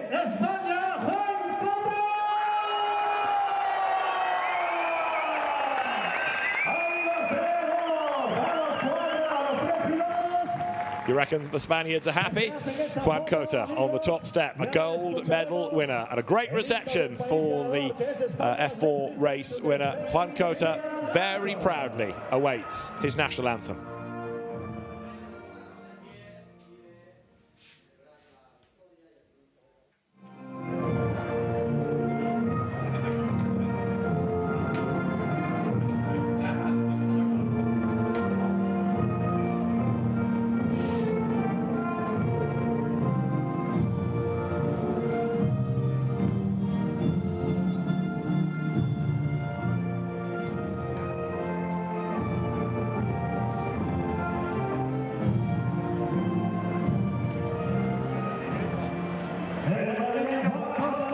Well done to Spain, well done Juan Cota, and now as he, Andres Cardenas for Peru and Reza Seaworthen for the UK stand on the podium, they await their trophies, they await their medals, and the medal presentation now is ready to go.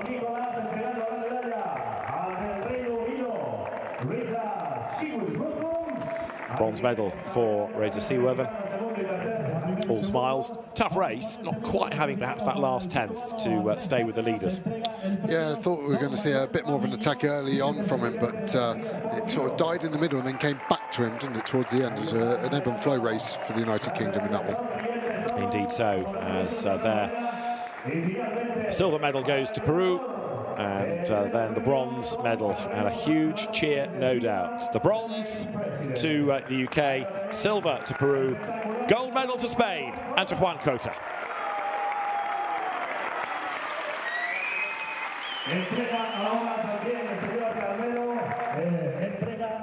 And for Juan Cota, the F4 gold medalist, there is a voucher to put towards his next season of racing within Formula 4, and that's a great prize to help a young driver up the ladder.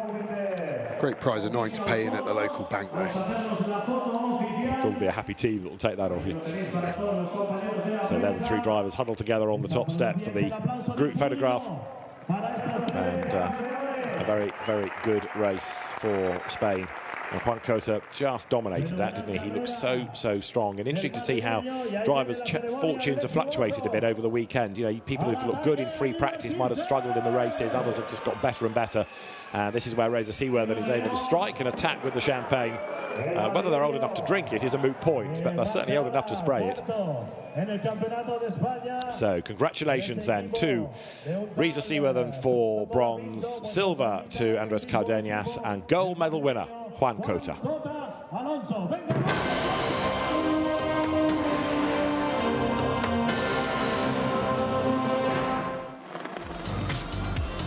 When the lights went out to get the Formula 4 race underway with the medals on the line, it was from pole position Spain's Juan Cota who converted pole into a really good lead, even by turn 1. He was 3 lengths ahead, and he was able to control the pace of the race thereafter in a really impressive measured drive.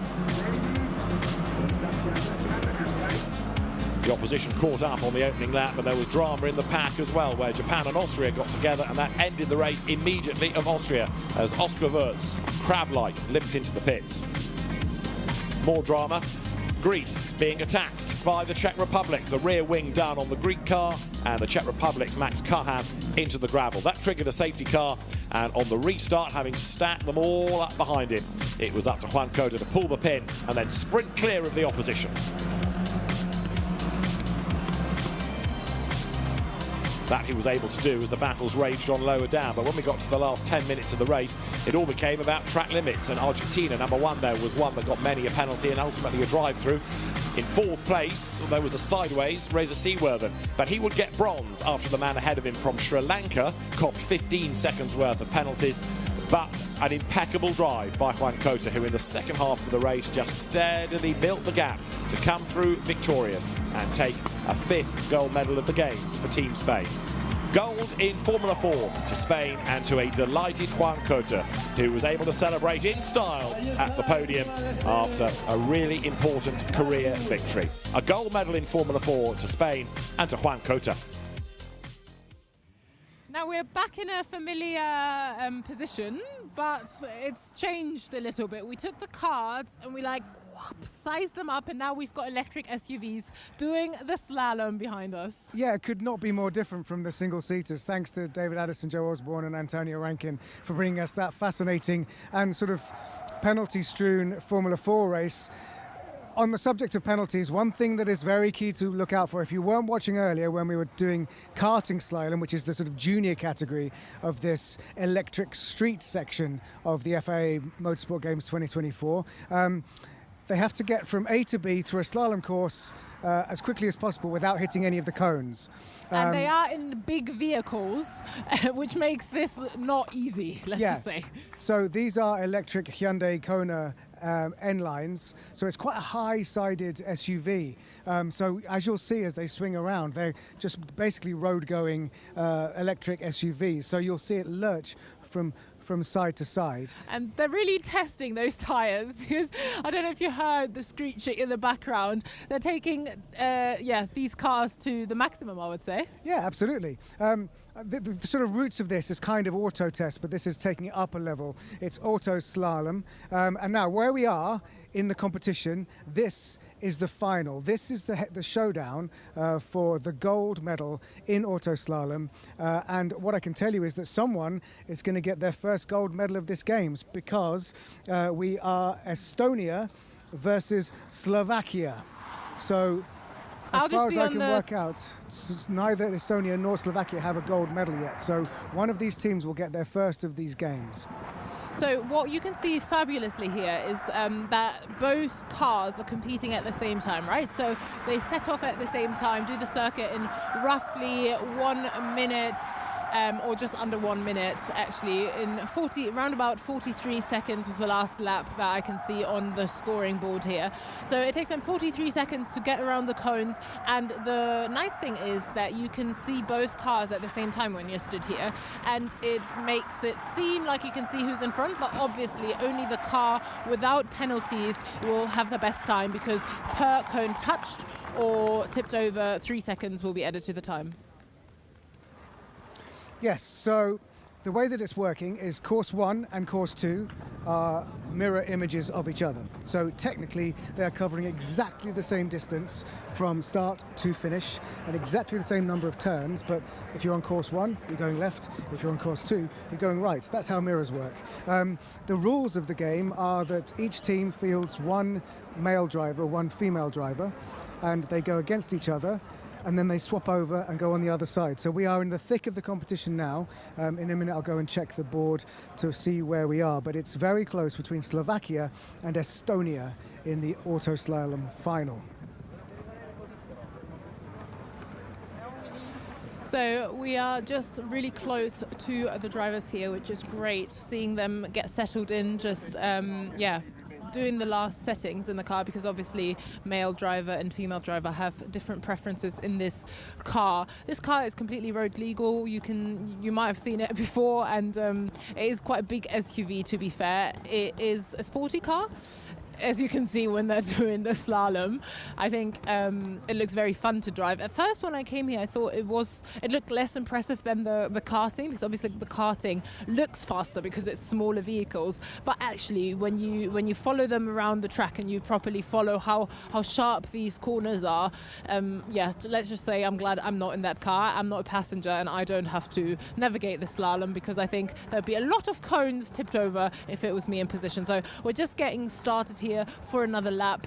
Both cars look ready-ish. No, on the Estonian side, the driver is just coming in, getting registered. So we have a switch over from the female drivers to the male drivers now. They're getting ready into the car, setting up. The car is exactly the same. The track is exactly the same. The only thing that's different is the driver and the flags on top. I've just managed to grab Claire from the German team. So Claire, first of all, how did you get on? Yeah, for us it was a bit difficult. We had a cone, so we lose against Slovakia, and now we got bronze in the semi-final, so on the podium, so it was quite good. And now the final is between Estonia and Slovakia. And talk us through, as we're watching the action now, the techniques required to get the best possible time, the best possible result. Yes, it's difficult because we have electronic stabilization programs on, and we are not allowed to switch the sport mode.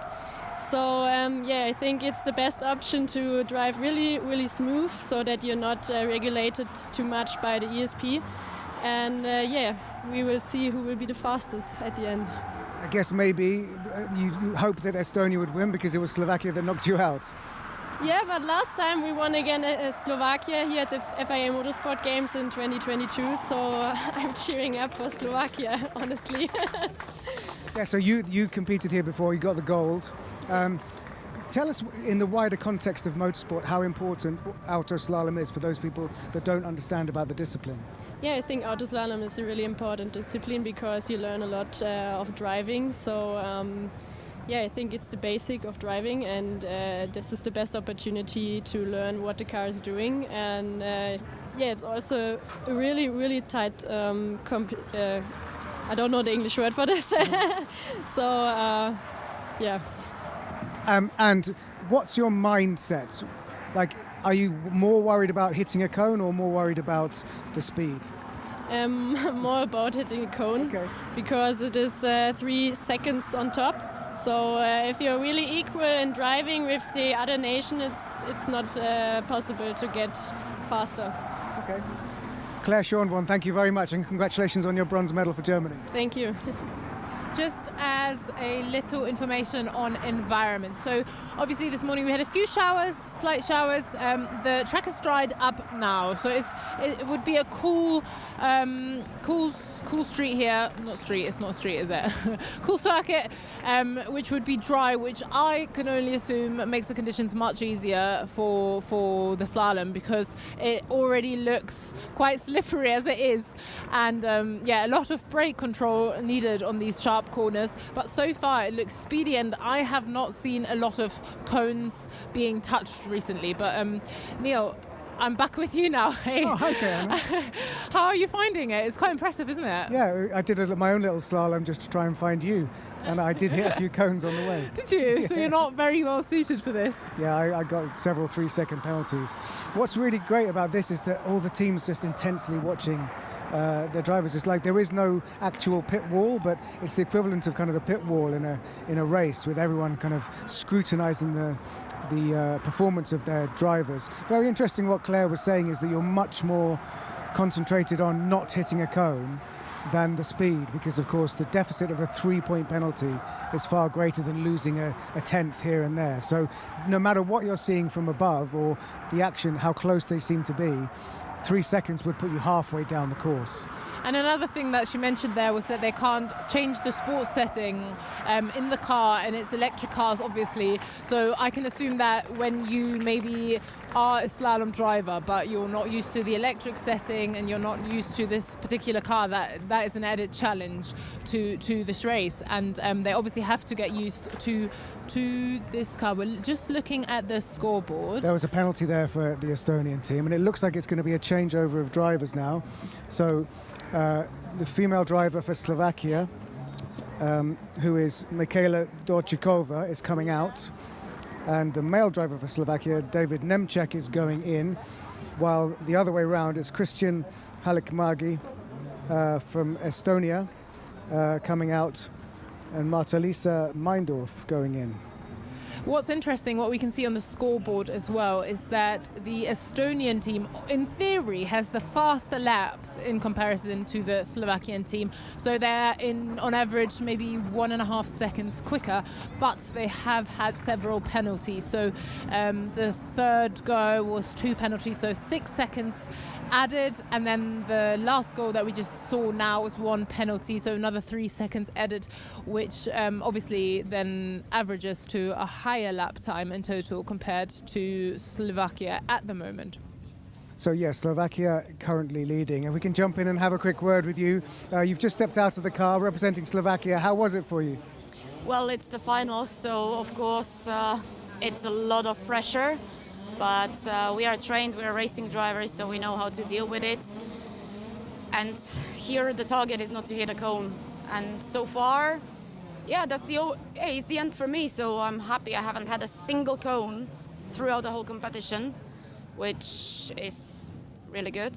And in the semi-finals, we had to beat Germany, which is obviously one of the strongest teams here, so it wasn't easy. And now we have 7 seconds before the final round, so I believe we can do this, we can bring it home. But in terms of fulfilling the mission brief, not hitting a single cone is pretty impressive from you.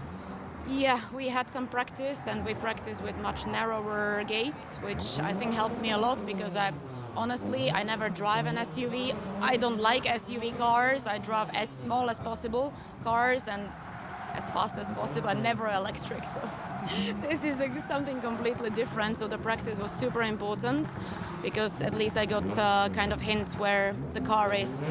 And here, if you don't know where the rear of the car is, you can make a huge mistake.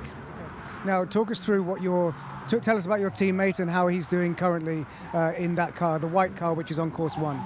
So far, he did the practice right now. So the last 2 rounds of the whole competitions are awaiting us. He's doing very well. He improved by a second from yesterday, which is super important. We were working on it a lot, and there was potential to make both of us faster. I did some wrong times in the final. I'm not really happy, because I know I can drive better. But he drives much faster than yesterday and the day before, and that is super important, because this is a team competition. It doesn't matter how the girl performs, it doesn't matter how the guy performs. You can be the best, but you need to have a good teammate, and I think we have a great team, because we are representing the country, so we need to be good. Huh? And you're you could be within a couple of minutes of bringing home a gold medal for Team Slovakia. That's the target, that's why we came here. Last time we finished second, and yeah, when you end in the final, it's definitely not fulfilling. It's still a silver medal, but we came for the gold, and that's where we are going right now. Okay, thank you, good luck. Thank you. That was fantastic intel. Thank you very much, Neil. Yeah, you can feel with the atmosphere how it's heating up. Not just the ground is heating up, but also the atmosphere is heating up. And the applause when they come in, it's quite fascinating. That last straight that they go into, and then that abrupt stop that they come to. And we are in. Yes, big applause, thumbs up. You can feel relief, and then straight back to the scoreboard to check the times. Both runs without penalties as far as I can see. I'm just trying to squeeze in. It's getting quite busy. And yeah, tensions are rising. Neil, you're in front of the scoreboard. What can you see? Well, it's still looking good for Slovakia, but the timing board hasn't updated. But yeah, Slovakia is still looking like they have, almost barring disaster, got this in the bag. I mean, if they hit 3 cones, they would throw away a surefire gold medal, but that's looking unlikely with the consistency of these drivers. We spoke to Michaela Dorchikova, and now in the car is David Nemček. We are off one more time, off they go. As you can see now, Estonia looks ahead from the circuit. I have both in vision, but that means nothing unless they make it through without hitting a cone, which now looks good. I'm trying to keep my eyes on both at the same time, which is challenging as there is a lot going on, but everyone is watching with excitement and nerves. And they're coming back through the last cones, picking up the speed, sharp turn through the last straight, and abrupt stop, and we have the claps. They're back in solid. I think that should be it. That is the result. Emotions. We've got the relief and a few tears.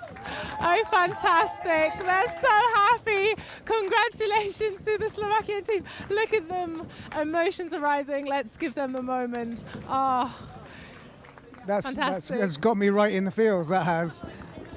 Nothing but emotion from the Slovakian team. Oh, look at her. She's crying. Bless her. He's crying. He's crying behind the helmet. He's just got the helmet. He can hide it. Let's have a go. Let's go in there. Congratulations. Take your helmet off. So, David, talk us through what it means to you to win gold for Slovakia. For me and for our country, it's a lot of, and this is most of what we can do here. It's for auto slalom. And thank you very much for our team, for Michaela. She was driving very, very good, and we did it. But it's so high pressure. How did you cope with those last two runs? Because you had to not hit any cones. Yes, it was big pressure. I was a little bit slow, but because I don't need push that. So you knew you had a 7-second cushion going into that last race, but for you to watch him, I'm sure you had faith in him, but how were you feeling during that? You always need to have faith in your teammates, because without that, it's not a proper team competition. As I said previously, this is a team competition. So yeah, it's so much stress because you're not holding the wheel and you're just watching the cones and make them not to fall down. Well, if you want to say whatever you want to say to each other in your own language, then your fans at home will hear it. Prostě jsme nejlepší. Nikdo nemá na nás. Děkujeme. Thank you. Congratulations. Thank you. An overall emotional race and the winners in tears, and that's what the Motorsport Games are really all about. Emotions and maybe nations who are otherwise not so well represented in motorsport taking home gold medals. That is wonderful. And I'm so happy for them. I have no relation to the country, but I am very, very happy for them. Look at them, they're falling into each other's arms. Congratulations from FIA. And we're gonna go over to some action of GT single make finals. God. A new discipline for the 2024 FIA Motorsport Games is a single make GT event. A single race, and that is what is on track now with medals at stake. And that single make for GT is Ferrari. These cars, all Ferrari 296 Challenge examples. The Ferrari Challenge is one of the most not only successful but longest standing of all the one-make manufacturer categories. And there are drivers from all over the globe who have been lured by the thought of racing a Ferrari for their country. We've had 2 qualifying sessions to go with free practice. The combined average of those times has determined the grid for us. But now we are ready to go with, on pole position, Spain and Georgia, having lost all of the lap times for an infringement with tyres in Q1 at the very back. But the Georgian car has had a really good pace over the course of the weekend and is one to watch in a race that is going to be 30 minutes long. David Addison and Joe Osborne trackside. Going to be really interesting, this, because of course it's the one race for them. We've seen quite a lot of the cars on track, but we don't yet know who the feisty racers are. Okay, yes, if you follow the championship closely, you will, and some names are familiar, but you know, there are drivers that are on this grid that aren't regulars in, for example, Europe, like Lisa Clark from America, and it's a different feel to the grid anyway, so a bit of a step into the unknown in a way, this. Yeah, and the big unknown is actually this is the first time the driver's been on track today. That's quite an oddity that there wasn't a qualifying session for them at this point. That was done yesterday with that combined qualifying format. So first time you're going to attack turn 1 in anger is when the lights go out and you've got to get straight on it. So that is, again, quite a big undertaking for these drivers as we look at James Owen from the United Kingdom with his driver coach Bobby Thompson, just giving him the final bit of advice and the good luck handshake there. the Welsh wizard, James Owen from North Wales, then representing Team UK, Team United Kingdom, and a wave from a potential gold medal winner, no question, because James was a winner at Ferrari Mondiale, the World Finals for the Ferrari Championships recently, and so with that in mind, he's got to start as one of the favourites here. Yeah, for sure. And these cars are very, very quick. The 296 taking over from the 488, and the 488 Evo was such a popular car. But this 296, 700 horsepower. They are absolute animals. So these drivers, as we look at the Venezuela car there, have got a lot of power under their right foot. So they have to modulate that throttle. Yes, there's traction control with variable settings, but these cars can be wild. And on cold tyres, they are even harder to control. Indeed so, and it's going to be another interesting race, that is for sure, as the grid is lined up good to go. Spain, United Kingdom, Venezuela, Switzerland, Sweden, Germany, Italy, Lebanon, Portugal, USA, Georgia, all represented on this grid. And Spain on pole position has been the most recent winner on the circuit, at least, with a 5th gold medal going the way of Spain. There is the experienced Christoph Hörny, who's been racing since the early 1980s. He represents Switzerland, although his early racing came in France when he drove in the Volant Elf, the sort of French scholarship, and went through Formula 3, Carrera Cup, Clio Cup. He raced in Formula 3000 for a time, and even had a go in GP3, of all things, at the age of 48. You're only as old as you feel, clearly. And it was just to tick the box, I think, that Christoph Hörny wanted to have a go. He's raced in big, powerful cars in the Boss Formula Series and was the 2018 Ferrari Challenge Europe champion. There you've got Christian Kinch, the Team Sweden representative, who was good in the first qualifying session, but in terms of being spectacular. He's been a Ferrari regular. He's also done a bit of multi-mult GT racing, for example, in the Gulf 12 Hours a few seasons ago. Yeah, he really was using his Scandinavian car controllers in the damp conditions, quite leery and wild, as we see. The Team Germany car there, everyone looking very relaxed. The peace symbol, let's hope Axel remembers that into turn 1, that it's all peace and love out here in the FIA Motorsport Games. He had a big spin, didn't he, in qualifying, but was able to recover from that. Of course, for some of these drivers, they're their regular cars that they've used in the European Ferrari Challenge, the drivers with a full programme that's come to a close, but one or two less experienced of these awesome bits of kit. Where would you put these in terms of, you know, if you think about the GT hierarchy, are these GT3 minus or on a sort of comparable scale? They go minus to plus depending on the track. So here at Valencia, because there isn't as many long straights, they're slightly slower than the GT3 cars themselves. But a circuit like Paul Ricard, Monza, they would actually be faster than a GT3 car lap time wise now. So they kind of ebb and flow. From an enjoyment perspective, I love them because they've got less grip but more power. So right. They're a little bit more of a sort of a muscle car feeling. Not to say they're ill-designed, but they're just so much power going through, not too much downforce compared to a modern GT3 car. And two of the stars of last year's championship, Tom Fleming and Alessio Dono, then made a big impact in the world of GT World Challenge Europe Sprint Cup this year.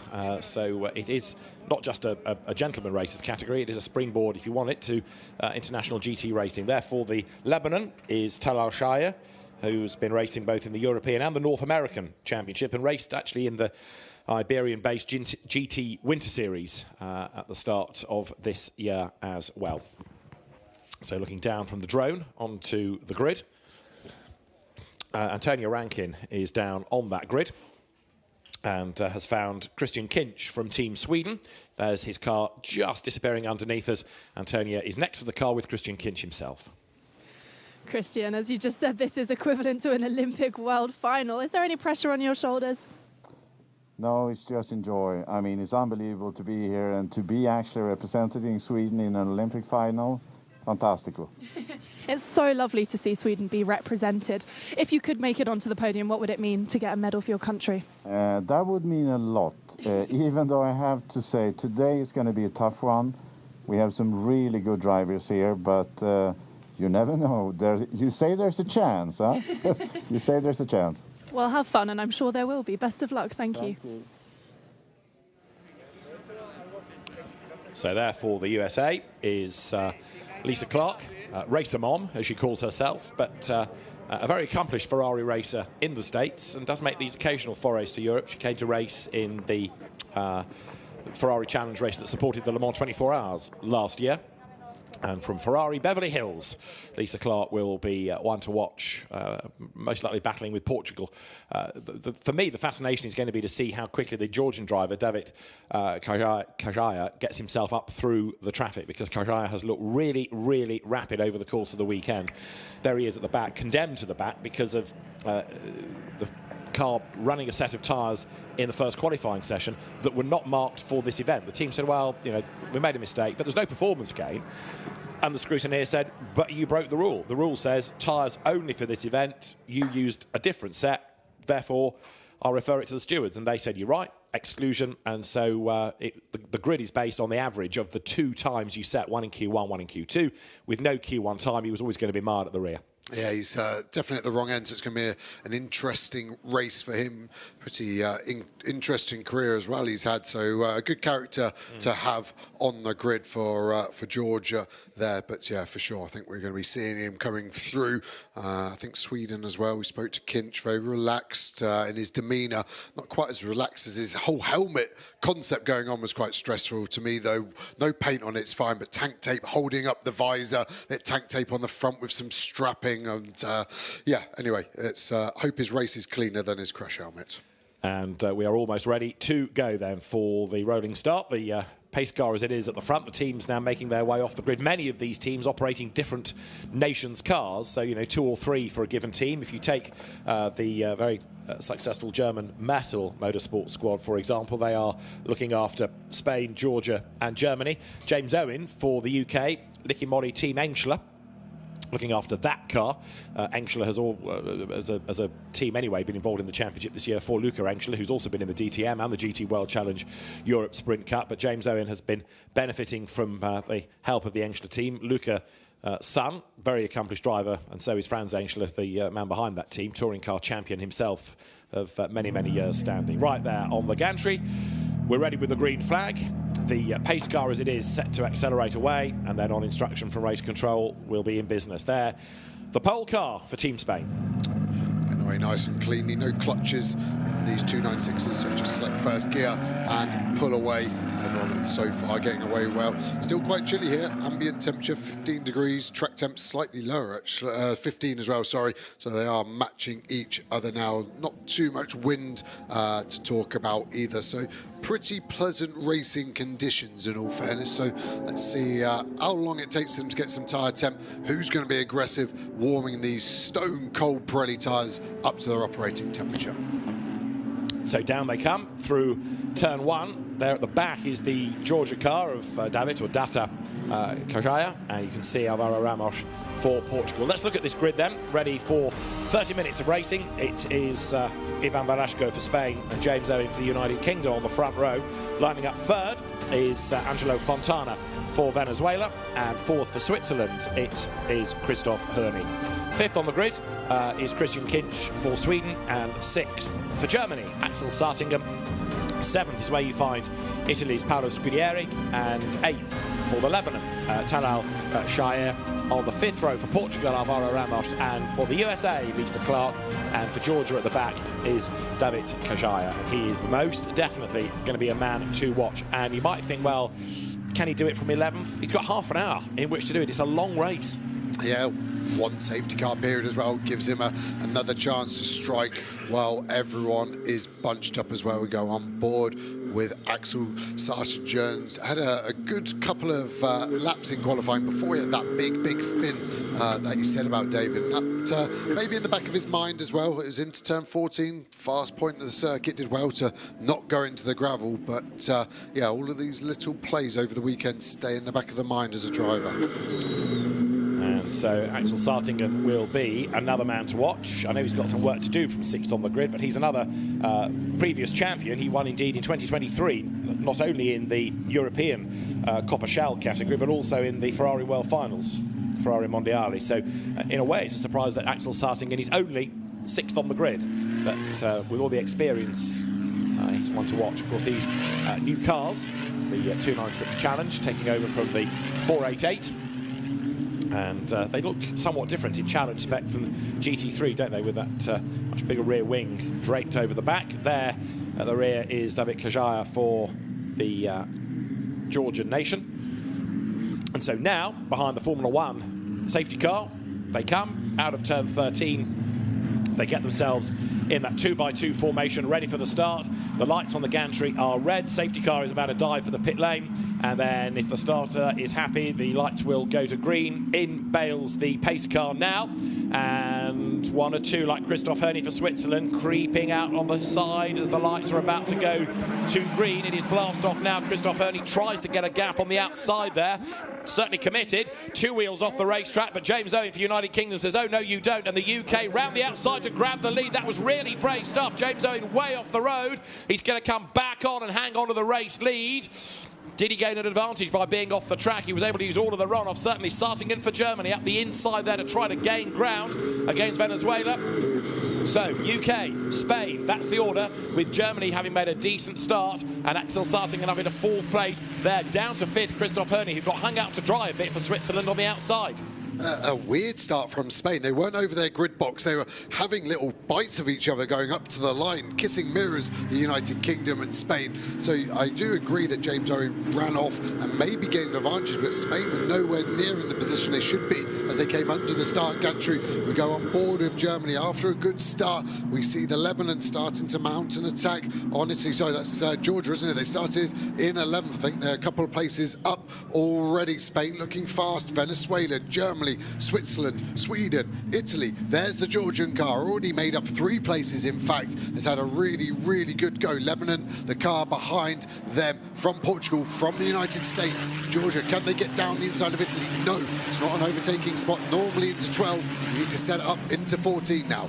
But Kajaya for Georgia, absolutely flying, just as we anticipated, carving his way through the traffic. He's having a go then for 7th place against Italy. Here for the race lead, United Kingdom versus Spain. Gap back, the next pair come through. The start is under review, perhaps inevitably, as the leaders go by. United Kingdom from Spain, 1st and 2nd. Venezuela 3rd, Germany 4th, Switzerland 5th, Sweden 6th. Then it's Italy and Georgia. Make that Georgia from Italy, because Kajaya on the inside goes through, gains the place. He is flying. Yeah, a lot of space in front now, probably 2.5 seconds to Sweden, so this could be a very quick lap. It doesn't look like the United Kingdom at the moment have got the pace to pull away, actually going in way too deep into turn 4. Spain now looking to the inside of 5, door left open. Great move from Spain, not an easy move to do there clean. Mistake from the United Kingdom, Spain pounced. So through into the lead goes Ivan Velasco Sanchez, and James Owen did make a mistake, did leave the door open, but let's see what the Welsh Wizard can do now to fight back then. If he's been tutored by a touring car racer, he'll know all about getting out his elbows, and he's closing right up again, coming down to turn 8 now.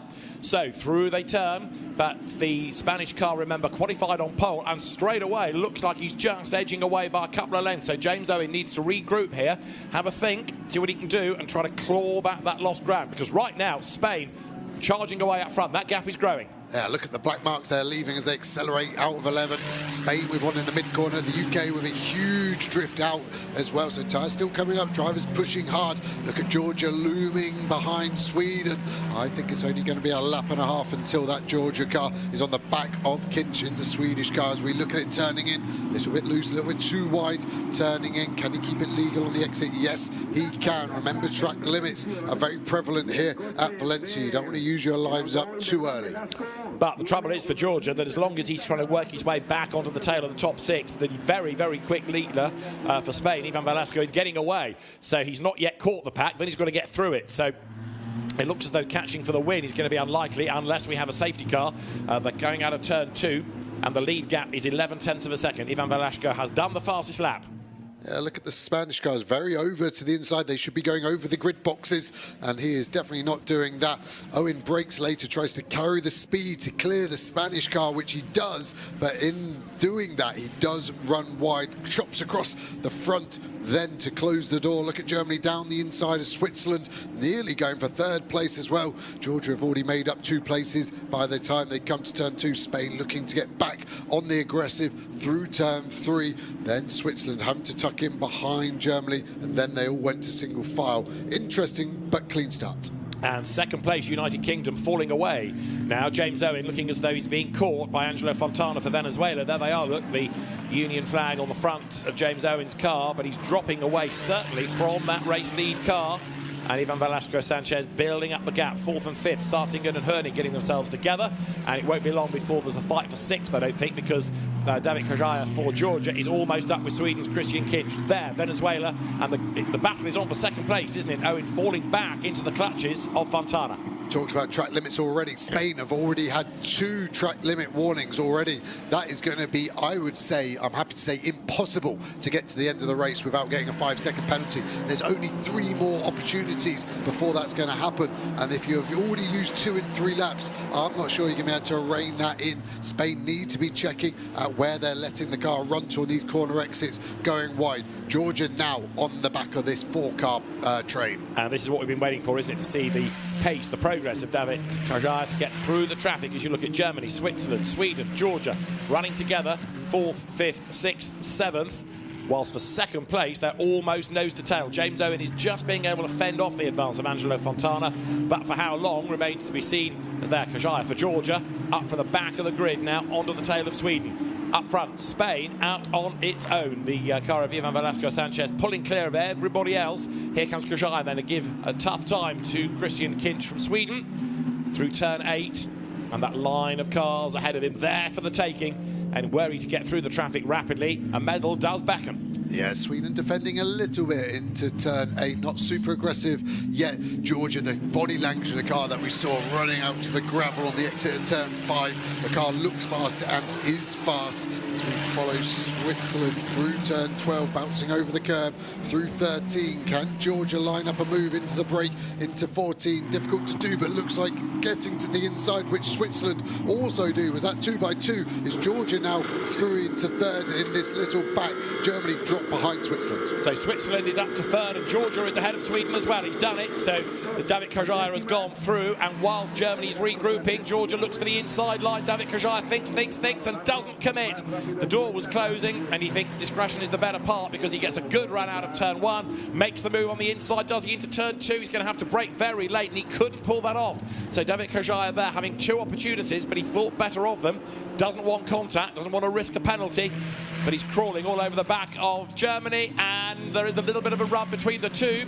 Kajaya went for a gap. Analyse that one. The gap was there, and I initially thought Germany, when the car were right on board, had given him the space and then closed the door. A racing incident for me, yes, contact. I think Kajaya was trying to get out of it, and that's what almost made the contact worse. Let's see, another angle maybe. My initial reaction, racing incident, biased slightly towards Georgia being maybe more at fault, but not by much. Let's have another look. So they're alongside, and I think Georgia just trying to get out. Probably not alongside enough, though, for it to be fair. If I was watching that back as the driver of the Georgian car, I think I'd give the place back and not give race control the opportunity to give me a penalty and make a cleaner overtake later on in the race. It almost looks as though not only was he trying to get out of it, but so too was Germany trying to steer away, and that made it look worse by going out wide. But either way, the other replay from the onboard, Georgia goes through. So the race order now is Spain, United Kingdom and Venezuela, and you can see the gap between the top 2, and the gap, such as it is, 2nd to 3rd, with their Venezuelan entry right up behind. 4th is Switzerland, and now 5th then for Georgia is David Kajaya as they come up now into turn 2. For Venezuela, Angelo Fontana all over the back of James Owen for the UK. Yeah, looking really fast, aren't they, the Venezuelans here at this point. And also Georgia pulling away 1.4 seconds from Germany in just over 2/3 of a lap. Car sounding great as they scream out of turn 4. Balance looks good for both these cars, not running too wide, not working the rear tyre too hard. In fact, Georgia right on the back of Switzerland behind these two as well. United Kingdom right on the borderline of legality on track limits on the exit of turn 6 this lap. And purple sectors being posted by Georgia. David Kajaya, now that he's got onto the back of Christoph Herney, absolutely flying, and it goes straight on, in fact, in the distance. I've just caught him out of the corner of my eye. So Georgia has run off the road over at turn 8. There is Christoph Herney now on his own, and I wonder whether David Kajaya just missed his braking point or has had a failure. There he is. He's trying to find himself back towards turn 13, but the car just went straight on. Could have been a mistake, could have been a failure. There, look, he's going to try to rejoin, but that's not a complete lap, is it? It's a really hard one to know what's fair. The only definite fair thing is to slot in behind Switzerland and then hope that the gap is okay. Obviously, his lap time, if he lets Switzerland go here, won't look too fast, but he needs to back off more because this is going to be a very fast lap still because he's in front of the Swiss car. But he is slowing, isn't he? He's trying to let him go. Now blends back in. So David Kajaya has done the right thing in that respect. But I'm not sure it's going to work quite like that, because had he tried to turn the car around, he'd have lost more places. Yeah, he's done the fastest lap of the race, unsurprisingly, because he missed 5 corners. So, yes, he gave the place back. Let's have a look at the replay. So he's quite a long way back as they break for 8. You can see the speed difference there. That is a simple of broken too late. And then he didn't commit early enough, in my opinion, to stop, turn around and go.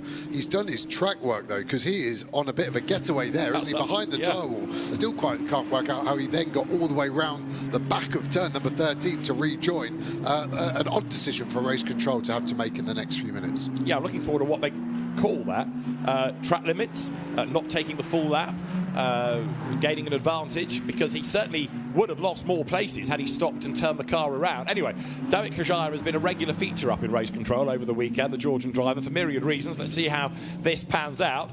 He's drawing attention to himself once again, and here he comes then now out of turn number 11, which he didn't do on the previous lap. So this is a really, really quirky one. He's right back on the tail of the Swiss car. Meanwhile, Velasco for Spain leads by 3 seconds. Yeah, and I maybe have to eat my words about it being, as we see Georgia, to the inside of 14, gets it done really well, gets the place. Now can he start to hone in on the medal places in front of them? Yeah, I may have to eat my words about Spain. They're still on 2 track limit warnings, so after getting 2 in 3 laps, they have now been very well disciplined for the last 4 laps and haven't attracted a single one. As we see Sweden to the inside of Germany. Germany sweeps across the front of Kinch and defends for another few corners at least. Race leaders are up at turn 2, and there you can see Germany ahead of Sweden. That's James Owen for the United Kingdom, and still he's fending off Angelo Fontana from Venezuela. So the UK has been racking up silver medals over the course of the weekend. We've got 2 of those. We've got 2 bronzes as well. We had a bronze in F4 earlier on today on the track here. And is it going to be another medal, but a silver one, or a bronze rather than a gold for the UK out of the single make GT? Fair play to Ivan Velasco then, the former Clio Cup Spain and Mini Spain racer, because he is escaping up the road. He's been a regular, like James Owen, in Ferrari Challenge Europe this year, so he knows the car. But James Owen, who was so impressive at Ferrari Mondiali, is under attack. Venezuela to the inside, couldn't quite do it. That must have been so close. They looked like they were overlapping as the British car turned across the front of Venezuela. Venezuela doing a good job getting out of that and avoiding contact. Bit of a lungy corner for me, turn 11. It's not a big brake zone, it's not very straight, but yeah, I think we need to find a better place. Turn 2's the easiest to overtake, but then it is quite hard to stay close to the car in front through turn 1 because of the dirty air, but definitely close as we come across the start-finish line with 17 minutes remaining. And there, 82 under investigation. That's Georgia for leaving the track and gaining an advantage. So that's one way of phrasing it. Missing out half a lap is another, but 82, the Georgian car, is under investigation. Yeah, I think the only fair penalty I can think of is a drive-through. I just think it's an odd one, because technically he didn't look at all the marbles being thrown off the leader's car there through turn 3. But yeah, I think the drive-through is the only logical penalty you could apply there, which is going to, I think, put them all the way back down to last place, to be honest. Maybe just slotting in before Portugal in P10. Which, in fairness, is round about where it would have been had he stopped, done a U-turn and rejoined. David Kajaya decided not to do that, but that, well, could bite him in the end. There he is then, the Georgian car still charging along, now 4th and with clear road ahead, because this is the fight 2nd and 3rd. James Owen for the United Kingdom, Angelo Fontana for Venezuela, and they are running together right now. Yeah, using all the curbs, cars responding well to it. Good damping on this Ferrari 296 challenge. A little bit wide again from Owen. And Venezuela just feeding the gap, aren't they? Just trying to be there in case there's a car width that they can put it through. You see the cars now coming through turn 12, hopping over the curb. You see the body very still, the wheels doing all the work over the curbs to not unsettle the balance. big carbon brakes, the CCM spec brake on these. You can see the size of them, bigger than any dinner plate you've got at home, and they stop the car so well. Nice and consistent as well. They dissipate the heat so well. Right, this is game on for second place now. Venezuela thinking about a move. It's coming on the inside line. Angelo Fontana for Venezuela has a long look at United Kingdom's James Owen, able to close the door. So James Owen hangs on to second place, but for how much longer? He's looking as though he's on borrowed time now, because Fontana for Venezuela is looking quicker and looking more determined than ever. Nose to tail, they come out of turn 2. So James Owen is going to have to really work hard now, and by defending, lose more time relative to the race leader, and these two are risking being caught by Georgia. Yeah, and if you were to ask James Owen now, how much of the race have you done, what percentage, you'd be like 95, it must be nearly the end. No, James, we've still got 50% to go. Drive-through penalty for Georgia. So, yeah, you're right. By missing out 3, 4, 5 corners or so, a drive-through penalty for Georgia. There it is, confirmed for David Kajaya. He has, as I say, been in all sorts of wars over the course of the weekend, and now a drive-through for effectively going off the road and rejoining elsewhere rather than where he went off, and therefore missing out most of turn 8 and all the way around to turn 13 where he joined back in. For second place though, James Owen, the United Kingdom driver, being given a hard time by Angelo Fontana. The Venezuelan has not yet found a way by, but not for the want of trying. Yeah, they actually caught the leader on the last lap as well. Even though they were battling 4 tenths, the gap came down from second to first. Is that a trend? Is that an anomaly? We will see on this lap as well. But the gap visibly looked smaller, so that's why I looked to the timing screen, and my suspicions were backed up with evidence for once. Okay, so 2 seconds last time, and as the leaders come by, it's gone up again, 2.2. So it was one of those anomalies as out of turn 1 they go. James Owen perhaps once more now having to think about defending, as into the pit lane as Kandavik Kajai. This is the drive-through being served. So it's just such a long, slow drive. It's like the walk of shame, isn't it? All the other teams looking at you thinking, oh yeah, you've been naughty. So he's going to do the hard work all over again. Yeah, and you've not even really had that much fun to achieve the walk of shame either, so it's a double negative. But I do totally agree with race control for once. I think that was the only penalty that was correct for the action that bizarrely lost us half of his lap. Venezuela's still so close, aren't they? But unable to find an answer to prize this silver medal from the United Kingdom, with Georgia now with that drive-through. It really looks like our top 3 is set, but in what order is unset currently? Battle on, second and third in the first sector of this lap. In fact, Spain setting a personal best. So Ivan Velasco, having had that quirky lap, is now getting himself together again, pulling clear. James Owen, you've got to say, even though that car does not have the pace of the Spanish car, he's doing a good job of defending. But bear in mind as well, he led early on and now has dropped back those 2 seconds. It's one of those strange situations, isn't it? Because, okay, he didn't have the pace to stay in the lead, and he hasn't got the pace to stay on the back of the leader, but he's not falling away markedly lap after lap. You know, the gap has been hovering around that 2-second mark all the way. Yeah, Venezuela flashing their headlights away as we see, that was the Spanish GT3 driver, wasn't it, Jorge? Jorge Cabezas, yes. Yeah, he was coaching Navarrete, the AM in the GT3 car, obviously involved as well with Sanchez in the Spain car. UK doesn't have the pace with Spain, but does Venezuela. If Venezuela got up into second, could they do something about the stagnant gap that's hovering in the mid 2 seconds at the moment? I would say so, with how easy they're staying. The headlights are flashing above the Venezuelan car now, so I think Venezuela are going to mount a real attack. The frustration levels rising and rising. Georgia 9th after that drive-through penalty, so almost back to where he started. Here's David Kajaya. It's Lisa Clark at the back of the pack for United States. It is Ivan Velasco at the head of the queue for Spain, and this is the battle for second place with an increasingly frustrated Angelo Fontana, the Venezuelan, making a bit of a mistake at turn 8. I think James Owen went a bit deep. Even deeper went Fontana, and that suddenly has stretched the gap. Yeah, the old Pied Piper effect, wasn't it? James Owen went in deep, and then so did Fontana Olivieri, and I think that's just so easy to do when you're really pushing hard. You just mimic the car in front, so it's so easy just to follow them. If he hadn't have broken too late in Venezuela, that was a chance to get down the inside. The gap's actually grown somewhat, up to 0.6 now. The gap at the front still 2.5. I wonder if Spain are now just managing that gap, not looking to attract any more track limits for the rest of the race. Possibly so. 2.4 seconds first to second. It was 0.2 last time second to third, but a much, much bigger gap now after Venezuela made that mistake. So James Owen to Angelo Fontana has gone up by a full second from 0.2 to 1.2. Now, for fourth, you've got Switzerland, fifth is Germany, and sixth is Sweden. And Germany and Sweden are still pretty close, aren't they, looking at that, with Christian Kinch at the back of the queue for Sweden, thinking about the inside. Very wide approach to sweep round the corner from Germany, Axel Sartingen. Yeah, I can only assume that was a sort of a move to distract Germany, because there's not enough brake zone to get rid of the car in front of you and get past it. Kicks up the dust out too.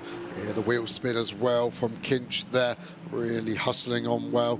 Not too much to separate them lap time wise in the last 2 laps. There's 0.3 between them, and that's where we obviously got to the back of Team Germany, but at the moment can't make the move stick, and we're under 10 minutes to go now. So there for Sweden going through is Christian Kinch, and he is in 6th place. Now David Kajaya is on the back of the Lebanese driver Talal Shaya. Indeed, he may be ahead of him by the end of this lap. So Kajaya, after his drive-through, is trying to rebuild the race, but it's been a tough weekend for somebody who on pure pace ought to be a medalist. Yeah, and we've seen it across the disciplines, haven't they? You can have speed, but then to have the discipline is another matter, and it is a balance between the two you need to be somewhere at the sharp end of any motor race. As the race leaders then come through to shortly complete lap 13, there is Switzerland from Germany, from Sweden. Christoph Hörny is 4th for Switzerland. It's Germany, Sweden 5th and 6th. And Sweden again looking to see what progress can be made as they come over the line with now 9 minutes on the clock. It was here that Sweden had a look a lap ago. Germany ahead as they drop down towards turn 1. Axel Sartingen again takes that very wide sweep, 8th this time by Sweden as they come through turn 1. And the progress of David Kajaya, meantime, for Georgia, as he makes his way up towards the line. He has gone through ahead of the Lebanon. He's up into 8th place. Yeah, next target, Italy 1.6 seconds ahead of this car that we're looking at the moment. Venezuela have actually dropped off the back of the United Kingdom, 1.6 seconds now. United Kingdom have brought the gap back down to the leader of 2.3. So Owens found a bit of pace in this final third of the race. Maybe his tyres just staying a little bit happier than some of the other cars around him. We have seen that ebb and flow. So let's see at the end of this lap where that gap will stand.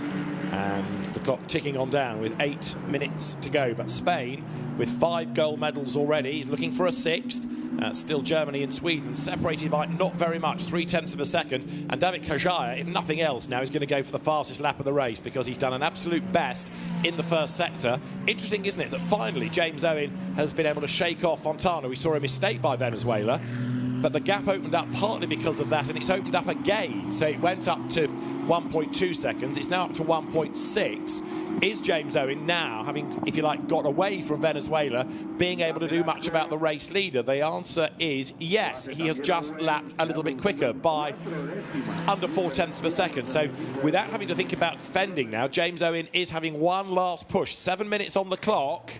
Let's see what he can do. Yeah, it's the Dragon Awaken for Owen here. 0.4 on that last lap. Gap down to 2 seconds. That's the smallest I've seen it in the last 20 minutes of this race or so. Placing the car really well over the curb at turn number 4 as we see a battle between Georgia and Italy. Looks like job done there for Georgia. Now up to 7th. I think that's as high up as they're going to get because they're 12 seconds behind Sweden. And maybe not, because there's a problem for Germany. Axel Sartingen, who was 5th, has gone slowly. Now, he had a moment and is recovering. I think he has. He's sort of regrouping. So he's going to lose out possibly to Christian Kinch. Car doesn't look damaged, but it doesn't look overly quick. No, I'd imagine he's been through a little trip at the gravel trap at turn number 2. Maybe I saw some stones flinging out the back, but we look like we're back up to speed now. We ride on board of the car. Can we see anything? No major vibrations. We've got a replay coming. Aided from Sweden. Yes, it was turn 2. Didn't get to the gravel. I think it was some of the gravel just on the outside. Going on board, turns in. Slight defensive line, but I think Sweden had a right to be there. Our defence was a little bit late. Luckily the car didn't stall, no clutch to worry about, so the auto clutch engaged and Germany able just to pull away and carry on. So, lead gap was 2 seconds last time, and now with 6 minutes to go, the lead gap's down to 1.5 seconds. So James Owen is absolutely on a mission here for Team UK, despite the fact he led early on and lost the lead and dropped back. He's having a really, really good push now against the man with the fastest lap of the race.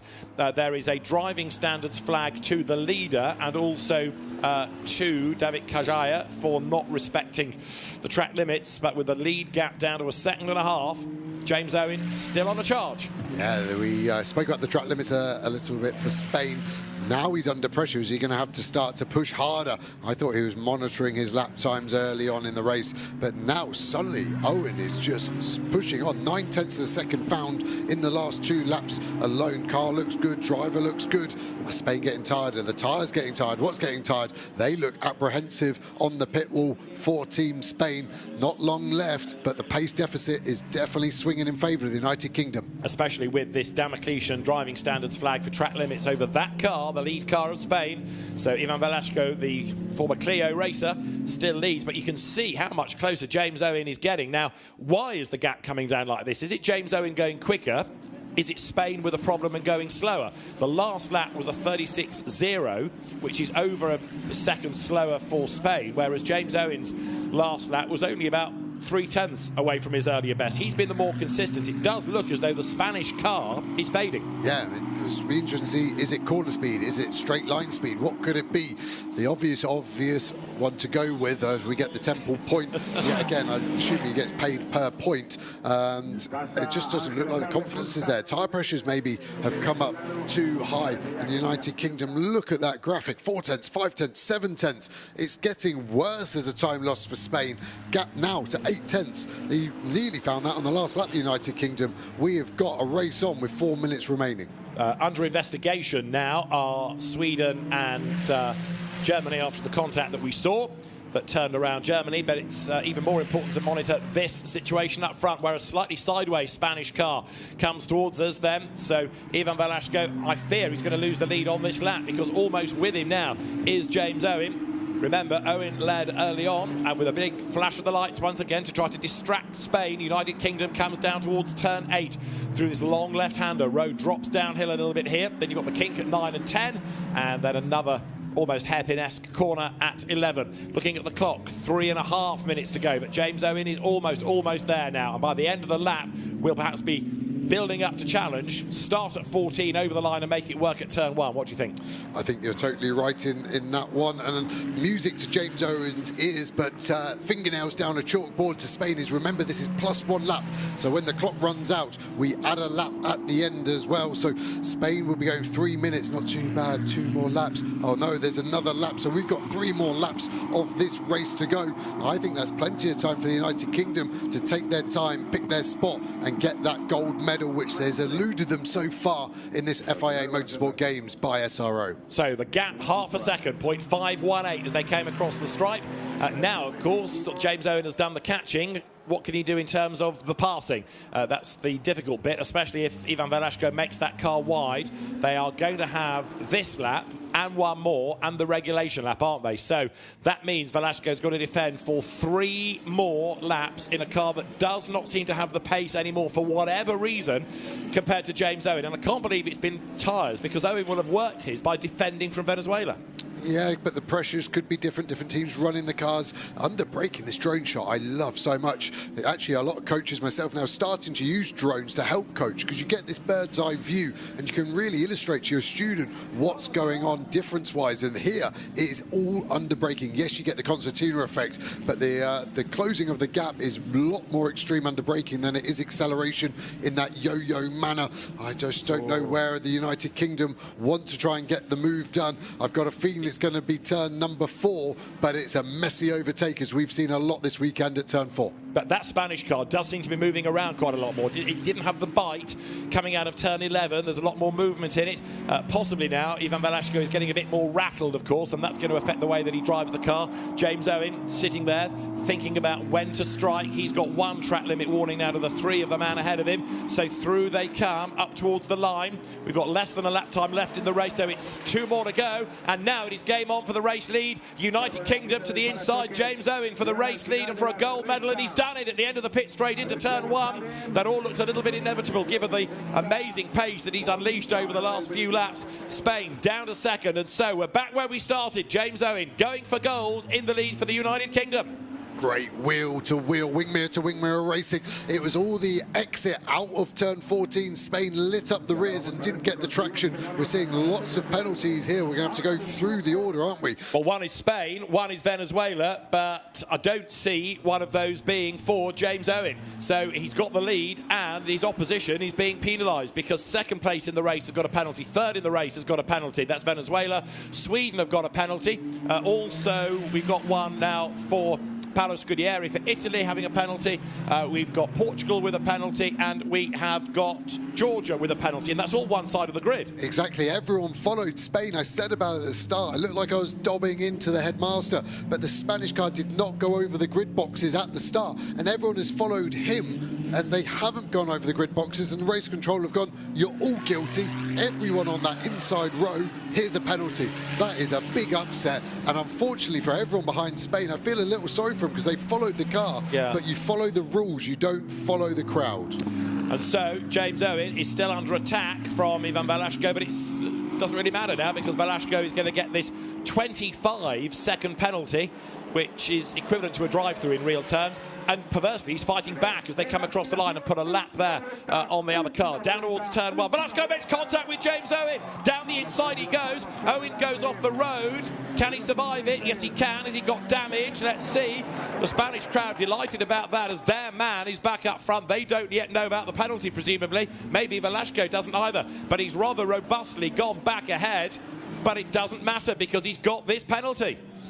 I don't think the United Kingdom had communicated to James Owen that the penalty was there, because I would have actually just let Spain pass. It looked like Spain had an intention of contact all the way down the straight. Menacing in the behind. Goes to the inside, way too late to cut back. Somehow both drivers avoid spinning, hitting the barrier. That could have been a plane crash. Luckily both survive, and I think that will mean the United Kingdom will get the gold medal. Doesn't look like there's any legacy damage on the car that's going to stop them taking this last part of the two and a bit kilometres left of this Valencia lap. Because the next driver from James Owen's side of the grid, and therefore unpenalised, is Christoph Hörny, who is down to 5th on the road. He's been overtaken by Sweden anyway, in fact.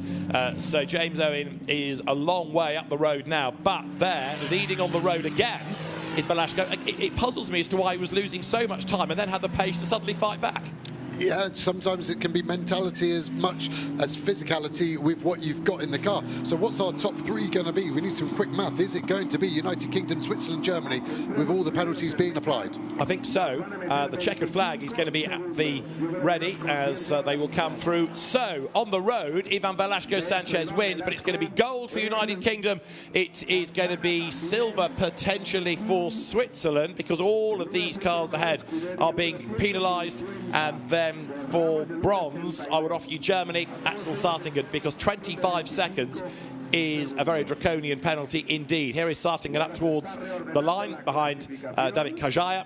So it's a real shame that, again, penalties come into play to affect things like this, but it's the one side of the grid. And James Owen, if the message has not yet got through, it soon will, has won gold for the United Kingdom, and that's our first gold of the games. Well done to James Owen. He does what Chris Froggatt and James Cottingham couldn't quite do yesterday. They were silver in the 2-driver GT discipline, but in single-make GT, it is a Ferrari win, naturally, unlike the second in the GT race yesterday, but this time it is gold. In your 2 on the Lumi rank, because that's the on-track position, the timing screen has updated itself to give us James Owen the winner from Christoph Hörny, so the United Kingdom and then Switzerland. Venezuela, it is saying for 3rd, but I thought that was another penalised car, and the changes are coming.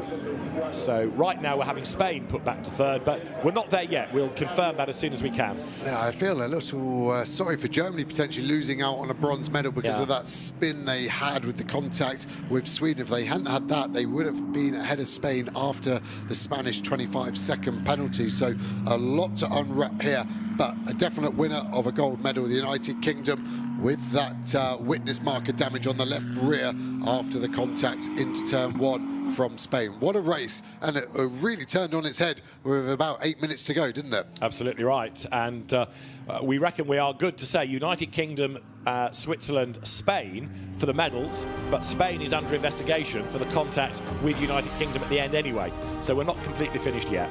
This provisionally is how the order is. United Kingdom then inherits gold for James Owen, Switzerland silver for Christoph Hörny, and Ivan Velasquez-Sanchez takes third for Spain. Germany fourth thanks to Axel Sartingen, Venezuela fifth ahead of Lebanon, Sweden, Georgia, Italy, then Portugal and United States of America.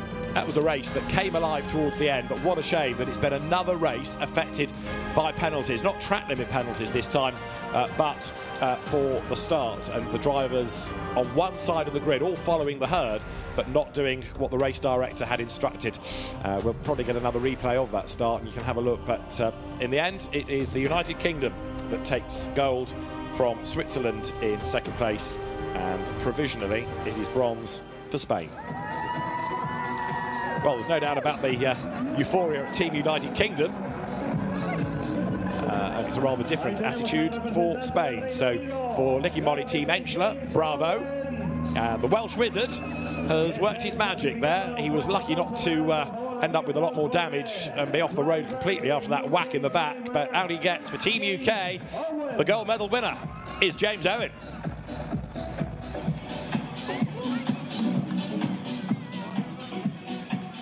I suspect there might be a louder cheer had it been a Spanish winner, but even so, well done, gold medal to a delighted James Owen, who led, who got the lead back, lost the lead, but does take the victory on the corrected time. The family is all there to say well done, and in the background you saw Bobby Thompson, his driver coach as well. So James Owen, the man from North Wales, now a gold medal winner in the FIA Motorsport Games. So why not stand on top of the car and celebrate?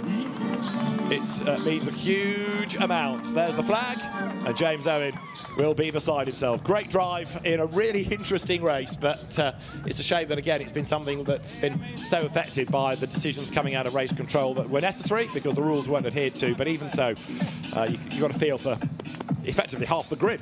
Yeah, and the penalty given so late in a 30-minute race, 28 minutes in, then suddenly they all rained in at once. And I don't think I've seen so many cars given a penalty all at once, and then we deduced it was all that side. At least we worked out the logic on it soon enough. But yeah, it must be amazing to win gold and in front of your whole family having them there as well. Congratulations from Ferrari as well. So yeah, you say why not stand on your roof, because I can probably see about 10 grand's worth of damage. That would be my why not. But hey, adrenaline's better than being boring like me. Well, great effort by James Owen and Christoph Hörny, the Swiss driver, taking second place, and third going to Ivan Velasco, who will be really, really grumpy. But I'm still intrigued to know what was going on with his car and how, why over the space of 3 or 4 laps he lost so much time so suddenly.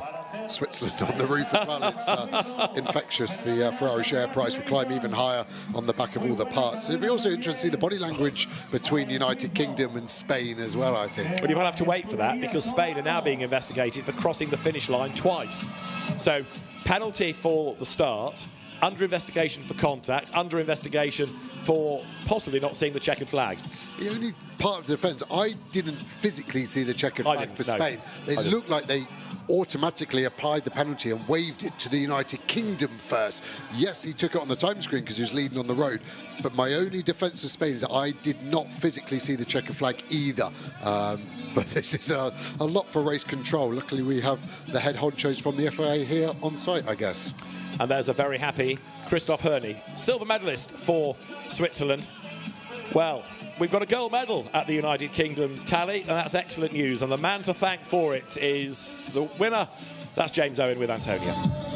James, it was so lovely to see you celebrating there with your family. Congratulations, the winner for Team UK and for Wales. Yeah, amazing result. I don't think I was going to catch him, to be honest, at the latter stages of the race, but yeah, we chipped away, got to him, got past him. He hit me into turn 1 on the last lap, but managed to keep it together. So yeah, they seemed to get pace there in the last lap out of nowhere. What was that like, seeing them in your rearview mirror? Yeah, I'm quite good at managing the tyres, so at the end of the race I always kind of come back stronger, so just managed the tyre and waited till the end. Had your team communicated to you that Spain had the penalty? Yeah, on the last lap. On the last lap. So. Oh, wow. Well, congratulations. Go and celebrate. Well done. Well, James Owen is going to make his way shortly to the podium once there are more photographs having been taken. And here is that super slow-mo shot. Well, that answers the question. It was down to tyre management, and James Owen knew effectively that if he looked after them, the race would come back to him.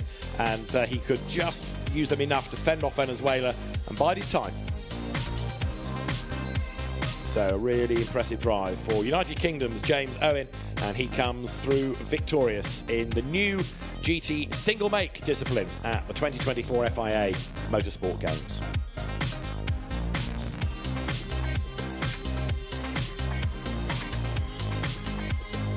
So it will be the United Kingdom, Swiss and Spanish drivers that we have to the podium. The podium awaits, and Christoph Herney for Switzerland for second place, collecting flags, and it's going to be a rather po-faced Spanish driver, Ivan Velasco, I fear, who is there and probably having everything explained to him, but a very unhappy driver indeed.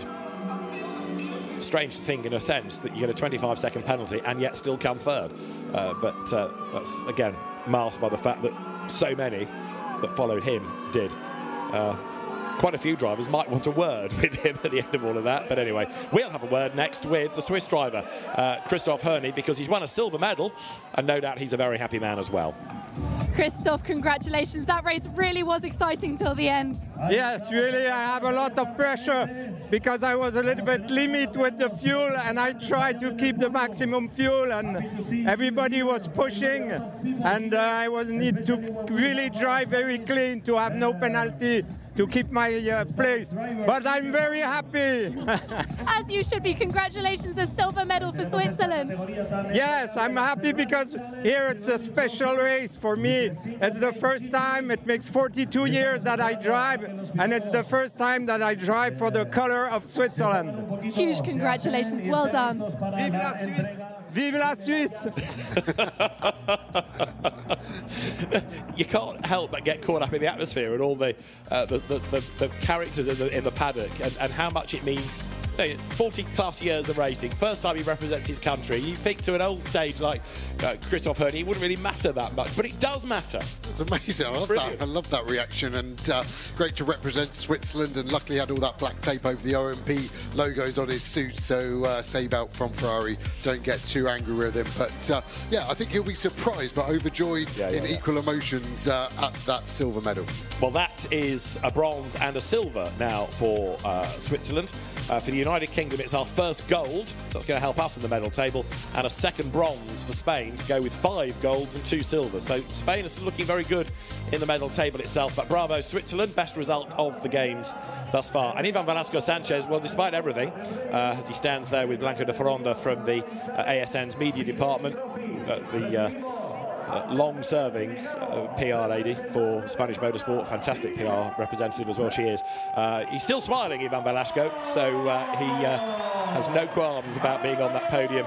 Penalty or not, he's enjoyed himself, and even though he was first across the line and ends up third, doesn't matter, he is still happy to smile. Christoph Herney, though, the 61-year-old Swiss, flag in hand, arrives and joins his Spanish compatriot, says hello to Stefan Rattel, and here is your gold medalist, Union Kingdom flag and the Welsh flag for James Owen, the gold medal winner in single mate GT.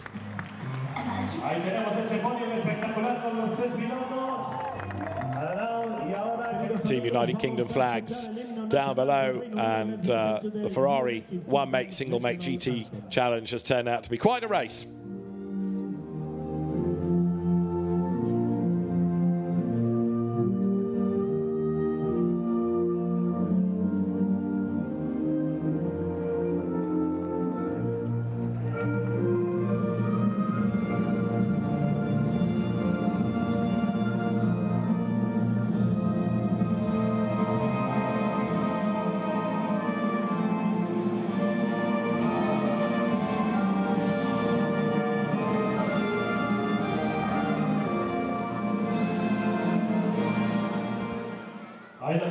nice to see one or two of the other drivers and teams there from Team United Kingdom coming to celebrate with James Owen from the other disciplines, drifting, touring cars, rallying. We've had UK representation this weekend, but there on the podium, the medals being presented courtesy of Ferrari, the single mate GT Ferrari Challenge category, and Ivan Velasco. As I say, considering he led over the line, he doesn't look remarkably fazed by the penalties, does he?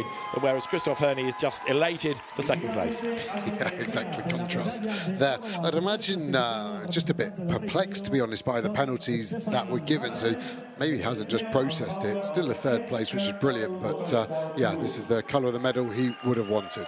James Owen is the first gold medal winner for Team United Kingdom.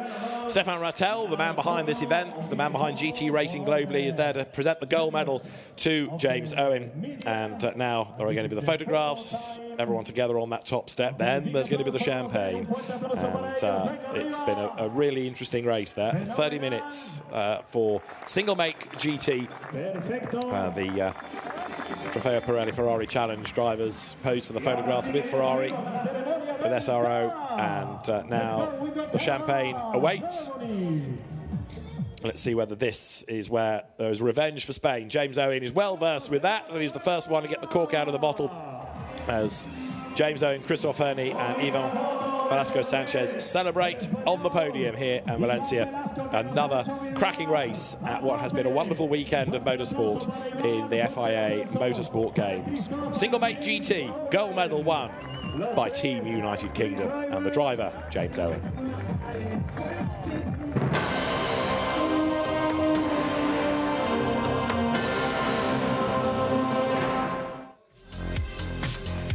When the lights changed to get the single mate GT discipline underway, it was Spain and United Kingdom going toe-to-toe down to the first corner. Switzerland having a look to the outside line as well. But a brave effort by United Kingdom driver James Owen put him into the lead. Spain doing the chasing. James Owen ran wide and off the road, but he was able to hang on to that advantage for the first few laps, but then made a tiny error, slithered a little bit wide. That left the door ajar for Spain, and Ivan Velasco went diving through on the inside to grab P1, and from then on, to the delight of the Spanish fans, led the way.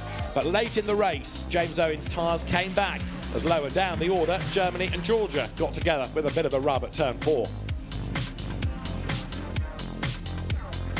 The Georgia, David Kajaya, had a big drama at turn 8. Went straight on, and rather than do a U-turn, missed out about 5 corners. For that, he got a drive-through. And Christian Kinch turned around the German car. That was Switzerland, tipping Axel Sarting into a spin. But then, as James Owen started to get the tyres back to him and the tyres of the Spanish car went off, the lead gap disappeared. And it was game on for the race lead. James Owen committing to a move on the inside at the end of the home straight, and that gave United Kingdom back the lead it had lost early on. So United Kingdom ahead of Spain. Spain fought back on the last lap and there was a big whack in the back. It didn't really matter though, because even though Spain went through, by this stage the Spanish entry had been given a penalty for not respecting the correct start procedure. So second on the road, but a gold medal for James Owen for the United Kingdom. It is the first gold of the Games for the United Kingdom, and a delighted driver, the Welshman James Owen, standing atop his car as a gold medalist at the FIA Motorsport Games. And that concludes the single make GT, the Ferrari Challenge here at the FIA Motorsport Games 2024. Excitement there, especially in the last lap, with Great Britain acing it and taking home the gold medal. Yeah, it's the first gold medal for... I think if I owned a Ferrari, I definitely would be avoiding any of the contacts that they were having in that race. Yeah. And the track limits, it's a problem on the inside of the track for some reason. But yes, and kudos to David Addison and Joe Osborne for calling all the races here at the circuit, doing an absolutely brilliant job. Let's have a look what the medal table looks like now, considering that Team GB has taken home a gold medal as well. So Spain continue to lead with 5 gold medals, 9 in total. Italy are in second with 3 gold medals, but none of any other flavour. Germany are in second and third with 2 gold medals. Brazil in fourth on 2 gold medals as well, and United Kingdom have their first gold medal, so that's the kind of top 5, we've still got quite a few medals to be decided before the games close this evening. So that could change. The top 3 could easily change over the next few hours. It could change, but also it's quite nice to see that the home team, Spain, are sitting at the top. The title contenders, Italy, who won it last year, are second, and then my home country, Germany, are third. Yeah. I'm not complaining. I know. Alles gut, alles klar. Listen, we've got some more gold medals to be won, right? Yes, we've still got a lot of karting going on. Now, the karts don't use the Circuit Ricardo Tormo. They're at the Aspar circuit, which is about 15 kilometers away, and calling those races are Anthony Jordan and Andrew Mather for us, so we should go there quite soon. We should go there now, I suggest, because there is a final, and I think Karting Mini deserves some screen time, so let's have a look over there and see who is going to take home the gold. They head into the tram lines. There might be a little bit of confusion there in the background of if they're on the right side of the grid, but I think they are as the field slowly enters into the tram lines. Wait for the revs to build up. We go green. We're racing for the first time ever in the FIA Motorsport Games in Sprint Mini. It's the final medal race of the weekend, and the United States of America gets the whole shot in towards turn number 1 and maintain the lead. There's marshals running to turns 1 and 2. I think there's been a coming together for some. I think 2 drivers off the track at turn number 1 and 2, but they all get going now as they all cycle their way through. There you can see Spain's Navarro Morales has gained several positions and is straight away up into P2. Very good start for anyone on the inside column. First, third, fifth, seventh and backwards. It's a bit of a slow start for Bennett Corgis. Not a good start for Jay Kostecki for Australia. Lost several places, but remember, we've seen him fight back through fields before. He's had a couple of second places and has often been 1 lap short, so it's not panic time at the moment for Australia in their look for a first medal in karting. Through to complete the first lap of this Sprint Mini final for the 2024 FIA Motorsport Games. It's the United States of America in Joshua Bergman's hands, leading this race by just over a quarter of a second. Spain took a silver here yesterday in the endurance. At the moment, they're holding silver medal position once again with Navarro Morales. Portugal a third with Javier Lazaro. Corgis for Estonia. El Gahudi for Morocco. Kalendi for El Salvador. Kostecki for Australia, Lindemann for the Netherlands, and Preetham for India. That is the top 10 that's completed by Manacero for Argentina. It is still a packed group of drivers there. No one has broken away. You can see there how close and competitive it is at the front. No time differential between any of them. That's the battle for first place on your screen, and there's about 8 of them in that battle. That is absolutely fantastic. But let's see what they can do at the end of this one. All of them running right to the edge of turn 18 there. So risky. We saw in the previous race Brazil's entry going a little bit wide. Not at that corner, but at one of them. Again, you don't want to see that. And here we also saw it from Peru as well. They also run wide at that chicane. So again, it's so easy to just carry too much speed. But all the meanwhile, this grid of drivers is focused and ready. Now, Bergman's communicating there with Navarro Morales and just saying, right, let's work together. Let's try and break away here. But unfortunately for them, Portugal's right there. Lazaro's there. Corgis is there from Estonia. And Navarro Morales does not want to be in second place, wants to lead the train. And Spain, in their home country, lead the Sprint Mini final. Spain leading the medal table at the moment. Oh, bit of a moment for Bergman. That could be a problem, and he's going to lose many positions. 1, 2, 3, down to 4 positions, because through comes Kostecki. So just like that, that is classic mini karting. Started this lap leading things, did Bergman, and the American is going to find himself down in, I think, around 6th place now. Here comes Lazaro. Portugal down the inside for the race lead. Take the lead. Brilliant stuff from Lazaro, who started the race weekend very well in the heats yesterday. Corgis is on the scene as well in the blue and green helmet. Down the inside, that's El Gahudi on the scene all of a sudden. Here we go. We've got 8 laps of this left, ladies and gentlemen. Lazaro's trying to make a break for it at the front of the field. The chasing group have got to get themselves organised, as here comes Kostecki down the inside on 1.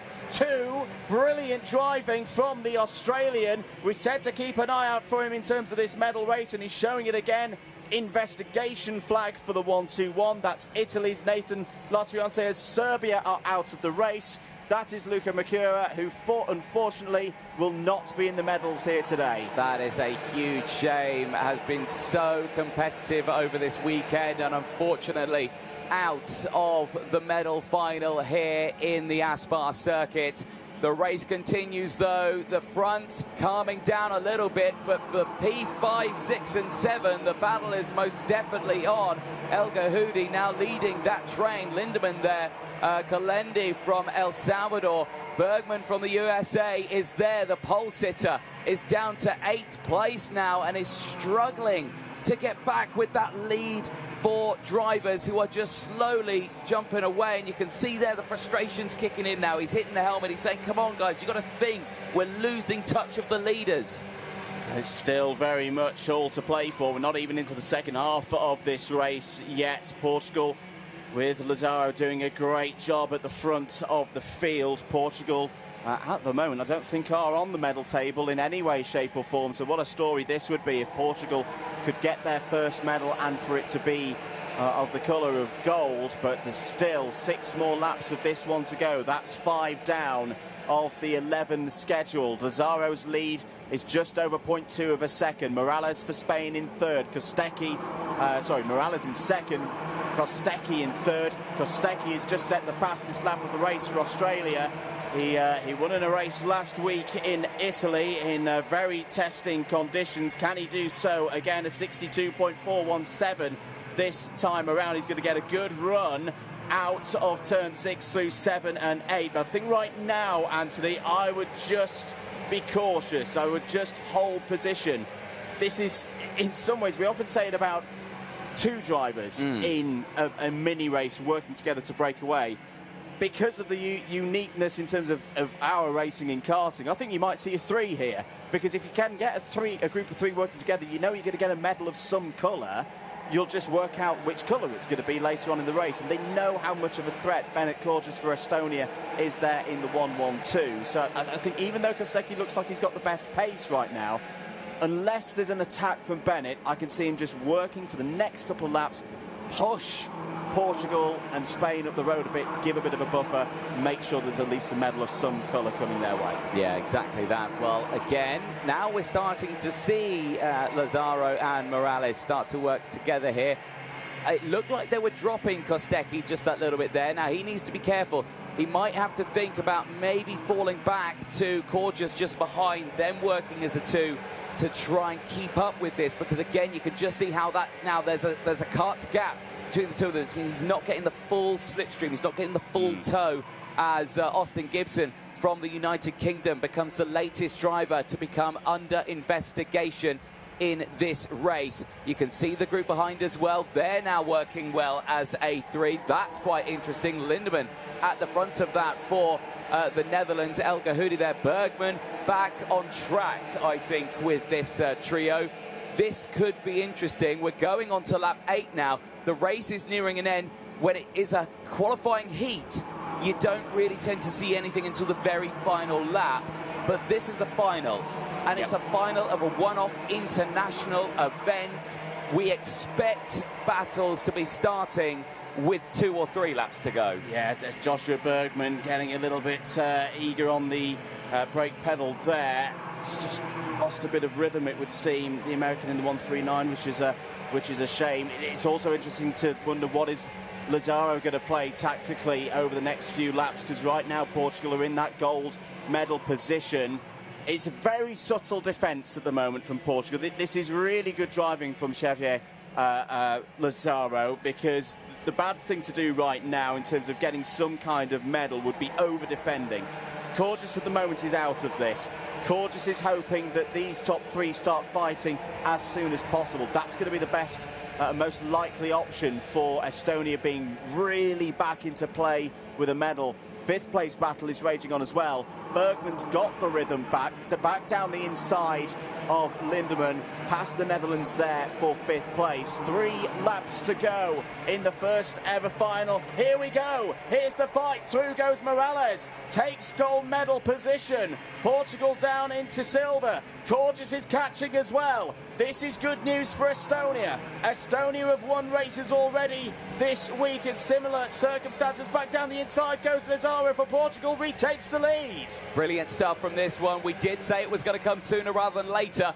This should give the green light as Kostecki gets down the inside. He gets up into 2nd place. He's looking for a silver medal, but can he get the gold? Can he get the gold for Australia this season? No Australian has won a gold this year. They have won golds in previous years. They've won them. They've got 2 of them on their tally already in the games, but not this year. Can he do it for Australia over the start-finish line? This gives the green light to the drivers behind as well to really focus. Can we close in? Can we get up to this battle here now as they go to work? Lazaro, though, still in the lead. It's still Portugal leading the way here, looking comfortable with Xavier Lazaro, who is still trying to fight away. Checks over the shoulder, can see that they're there, but watch the slipstream, watch the toe, watch out for Kostecki. Is he going to go for the move? Yes, he is. Australia dives to the inside, but he runs wide and through. Back goes Portugal. They reclaim the gold medal position, and now Spain gets back into 2nd place. And this is where Xavier Lazaro has been so cool, calm and collected across the course of the last couple of days. This is a huge lead for Portugal now. Are they 1 lap away from a gold medal here at the Aspar circuit? 1 more lap to go. Lazaro's lead is comfortable by many terms, 0.6 of a second. It's a ding-dong for 2nd place as Kostecki does a switchback into turn 1, takes 2nd place. Kostecki now in silver medal position. Morales for Spain trying to hold on from Bennett Corges there. Oh, Morales goes back down the inside. Bennett's going to step through. Exactly what we saw from Estonia yesterday in the qualifying heats. Corges is back up to 2nd place. It's another thrilling finish. Look at the battle for the bronze medal as well. Spain have got it at the moment. Australia is still there. Morocco is still there. The Netherlands, everybody's in play. But for Portugal, this is going to be a historic moment for Xavier Lazaro, who's going to come through the last couple of corners. It was always going to be a tight race. It was always going to be dramatic. Portugal, through the last chicane, win the gold medal. The first ever gold medal in Sprint Mini. Estonia take their first medal of these games and their first ever silver medal in 2nd place. Spain add to their tally. Their wondrous games continue. It's a bronze for Novola Morales. I had no idea that karting could be this intense. Oh my goodness, especially the last few laps. That was amazing. That was amazing, and you look at them and they're so teeny tiny in their little karts, but the racing is incredibly professional. Yeah, congratulations to Portugal for that gold medal, and really, really impressive. There's some sort of famous names in there. So there's lots of very important future stars in that grid, and there's more karting racing still to come this afternoon still. Fantastic. Yeah. I could watch that all day long, and I mean, I don't even have kids yet, but once I have kids, I'm sitting there down in those mini karts because that was fabulous. Really? You think it's like a very expensive slope once you start on it? That's just got me hooked. That race was fantastic. Like you say, we've got more race action, so why don't we go there? The grid behind us is getting started, so let's jump over and have a look what's going on down on the track. The final race action of the 2024 FIA Motorsport Games is GT Sprint. We had a dramatic qualifying session. The drama continued after it, with the fastest car being excluded for being underweight, and that's put Team Turkey to last on the grid. But you start your fastest man at the back and make him come through. That always builds for a really good race, doesn't it? It's like a reverse grid, but not by planning. We're in for a great 40 minutes. GT3 racing, one driver, foot to the floor, no pit stop. It's a flat-out blast to round out the race action at what has been a massively successful FIA Motorsport Games. And what this now gives us is Germany and Spain on the front row of the grid. And Spain and Germany, in that order, are the top two in the medals table. And that is being rounded out rapidly as we get to these final few disciplines. But for Team Turkey, Ayhan Şengüven is going to start at the back of the grid. It's going to be quite a race, this. David Addison and Joe Osborne looking forward to what promises to be really interesting. We were looking forward to it anyway when we thought we had the three gun drivers at the front. Now you put one of them at the back. Rub your hands with glee. Yeah, gold medalist here. Wiebelhaus yesterday in the endurance race. Now the sprint by himself. Who's he got alongside him? Daniel Juncadella, Mercedes factory driver, another factory driver there, Porsche factory driver, Güven from Turkey, fastest man in qualifying, but it does help if you're a bit underweight, and that was the penalty applied, and now they are back to last position. Interesting race we've got coming up over the next 40 minutes. The Porsche was weighed at the end of qualifying. It was 5.5 kilograms underweight. The team said they'd found water in the car. They'd taken the water out and added ballast by way of compensation, but it wasn't to the right amount. So the technical delegate had no other option but to report them to the stewards, and the stewards said, yep, underweight, doesn't meet the regulations, you lose all your lap times. So the car excluded from qualifying but allowed to start the race, albeit here from the rear of the grid. Now the good news is it's a smaller grid than you might normally expect for a GT race. That makes Güven's life less difficult. I'm not going to say easy, but less difficult. But he's got to get through the traffic before here. Daniel Juncadella for Spain, Finn Wiebelhaus for Germany are away up the road. A bit of an interesting team strategy here at Spain. They've got a mechanic on each wheel, almost blocking from anyone looking at those tyres or pressures. We had a couple of cars yesterday, didn't we, get mechanical warning flags that they had to pick because the tyres were under the minimum threshold set by Pirelli of 1.4 bar. I wonder if that's a nice defence there. Can't get checked if someone's in the way. Just an oddity I spotted in the corner of my eye. Well, I think it's a regulation that they are checked, so interesting one to ponder if you're on the grid. With his back to you there is James Cottingham and also Chris Froggatt, who are wishing well their Team United Kingdom compatriot Darren Lung, racing an AF Corsa Ferrari for the first time. And even on the grid, there's a chance for an autograph to be signed. Darren Lung, reigning British GT champion, this year's GT World Challenge Europe Sprint Cup Bronze Cup champion. And racing this car for the first time and piggybacking the setup of Chris Froggatt and James Cottingham. Not in the same car, different car, but he thought it was easier to jump into that had already been set up for him, if you like, than try and plough his own furrow and set up a BMW for the weekend. Yeah, it makes sense, signing that cap left-handed southpaw, so another skill Darren Lung can do there, done very well so far. Interesting qualifying for this car, Malaysia. Jasmine Jafar in Superpole went off at turn 1, didn't he, on his second lap, which was about to be deleted for track limits because he ran wide out the last corner, caused a red flag, went back out, and is now starting on the second row.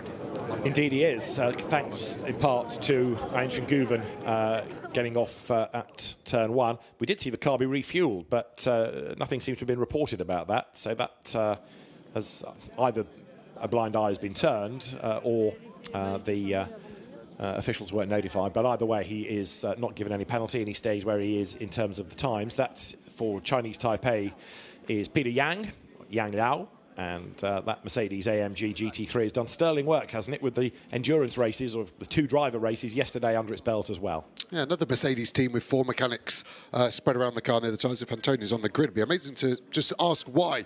I'm sure I'm blowing out of proportion. We've just never seen it before, and looks like they're just looking... they're like on sentry duty, aren't they? Yeah. We are going to stand here and shield the wheels. Yeah, exactly. Right. I don't think they're changing the tyres, so it's not like they're ready for a change. But yeah, just as a driver, sometimes you're used to mechanics going through their procedure, and that's a new procedure I've not seen before. Unless it's to stop any team member having a look at what pressures they're using. But I think the fact that the FIA officials are checking means that you're going to have to move out of the way at some point. You know, that's how they were checked yesterday. It's a regular thing for an FIA badged race here. Macau's another example of where the tyre pressures are checked. Well, there for Chinese Taipei is the charismatically coloured and liveried car. Now the mechanics move away and the Pirelli technician arrives with his little gauge. Well, the game is finished anyway, as we see the Team Turkey car lowered to the floor, so all ready to go. And there's the Lithuania car it shares the back row with. And Antas Naviskauskas is the driver for Lithuania. and Alimantas Navikauskas, double winner of the 1,006 kilometres of Palanga. Now, we've looked down onto the grid. Let's go to the grid. We could well be celebrating another Spanish win in 40 minutes plus. Dani Juncadella, the driver, is with Antonio Rankin. Daniel, your Mercedes is right at the front of the grid for this race. There can't be anywhere better in front of a home crowd. Yeah, it's great to be in the front row. Obviously, not where I want to be. I want to be in first, but we have a race ahead where we can fight for that. So yeah, hopefully we can give a nice show to the people that came. Spain are currently leading the medal table for the Motorsport Games. What would it mean to you to contribute to that?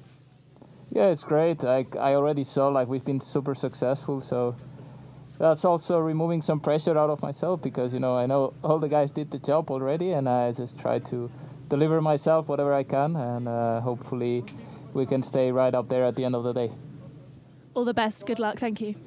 Well, if anybody can bring home a medal for Spain, Dani Juncadella is your man. GT World Challenge Europe Endurance Cup winner. He has been the Intercontinental GT Challenge champion. He's been the Formula 3 Euro Series champion. He's won at Macau in the Formula 3 Grand Prix, which is no more. It's now Formula Regional Grand Prix, isn't it? FR for this year, not Formula 3 spec cars. And there's the man to watch, Ayhan Şengüven, the Porsche factory driver, the Turkish star of Porsche racing in the last few years. He won that 2018 FIA GT Nations Cup, which was the forerunner, really, to the FIA Motorsport Games. Right, where's Güven going to be from 8th on the grid at the end of the first lap? I would say 4th. Joe says? I'd say 5th, slightly more conservative. I think Malaysia and United Kingdom will be the two cars alongside the two Mercedes on the front row that will still be in front of him at the end of the first lap. Now, Finn Wiebelhaus for Germany is your man on pole position, and he was a gold medal winner in the two-driver GT discipline yesterday with the team owner Hubert Haupt. Let's hear from Finn with Antonia. Finn, you've had a very successful game so far. Will you be adding to your medal count today? I hope so, yeah. It looks good. The pace is really good, and starting from pole is the best way to start for. So, yeah, let's see.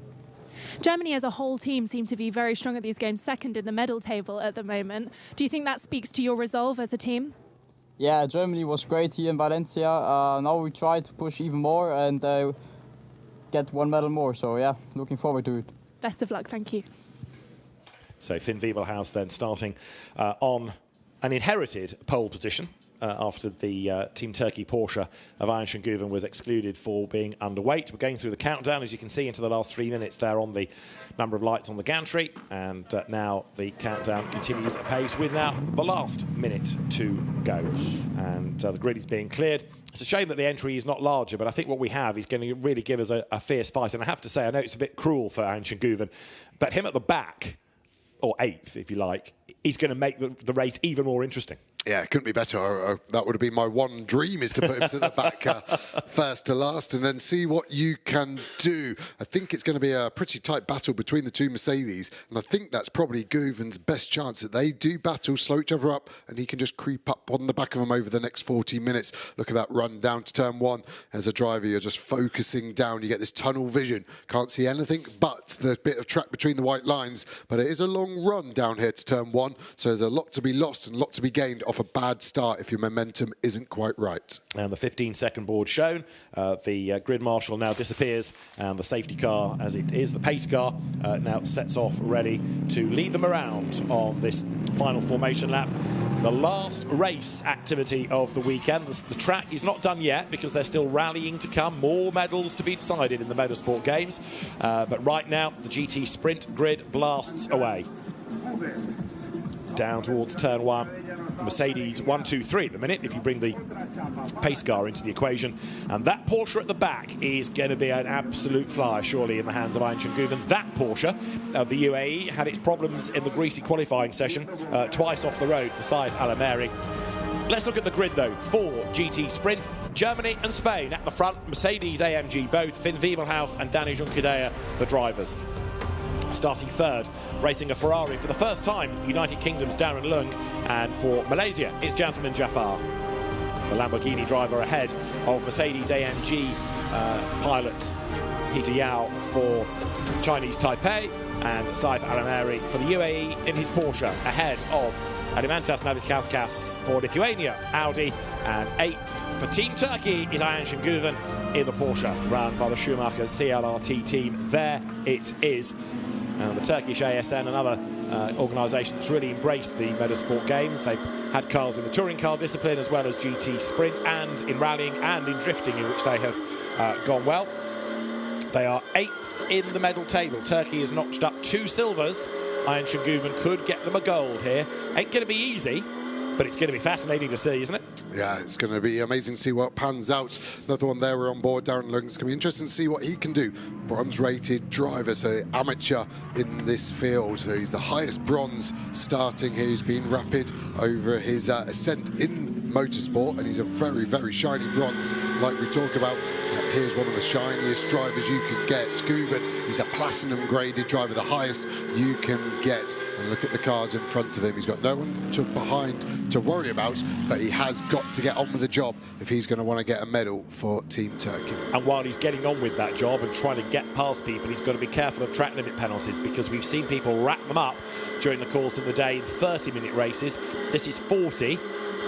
Yes, it's longer. Yes, you've got no chance with no pit stop of having that to reset. So precision from the drivers is going to be important. So is it going to be Germany? Is it going to be Spain? Or could it be Turkey that comes home with gold in GT Sprint? We are about to find out. It's a slightly untidy lineup on that grid. United Kingdom just away from the grid box a little bit. The race director will have instructed how they should behave at the start. It is Germany ahead as we wait for the lights to go green.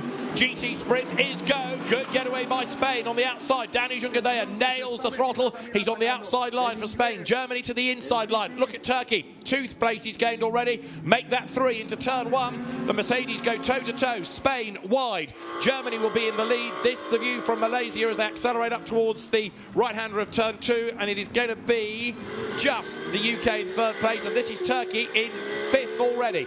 Yeah, one of us is going to be right, 5th or 4th at the end of that for Team Turkey.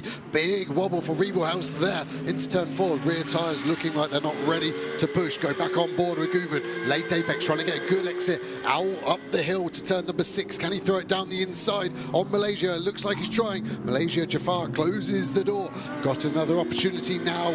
Got the run, we've got the speed, we've got the inside. Got to leave a gap now, I think, for the Lamborghini. Gets forced to the grass because there wasn't a gap left. I think that was a little bit naughty. I think we had an overlap. The gap should have been left. Güven will be on the flashes. I'm sure you can see it light up the rear of that Lamborghini. This is going to be a feisty start to the race, and I think this is a matter of when, not if, this move gets done.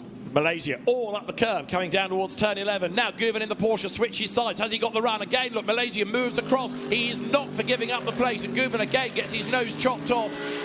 Out wide goes Malaysia. Turkey alongside. He's got the drive off the corner. Round the outside goes Güven for Turkey. He's going to do it coming up towards turn 14. Yes, Malaysia has to cede the place. Jafar slots back in behind.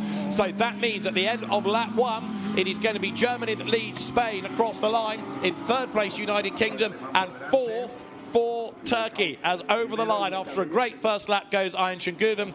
Importantly, the gap 1st to 4th then is 4 seconds. That's the one to monitor. Great battle there, very hard and fair. I think Jafar really wanted to be 4th at the end of that lap, but I think Güven said, no, I want to be 4th now, and he got his Moon and Star ahead of Malaysia's Moon and Star to win that accolade. Great first lap from United Kingdom. Let's just remember, bronze-rated driver, only 1.9 seconds lost, but Güven is hunting down that final medal position, and I think it's going to be the next couple of laps. Big defence going to be needed from the United Kingdom. Indeed so, and equally Güven can't afford to sit there for very long, because he does not want that gap to stretch. 4 seconds, 1st to 4th, and here is Team Turkey's Ayhan Şengüven, the Turkey Porsche, charging along that glorious engine note that it makes. He closes up to Darren Lung under braking. Go left at turn 8 now.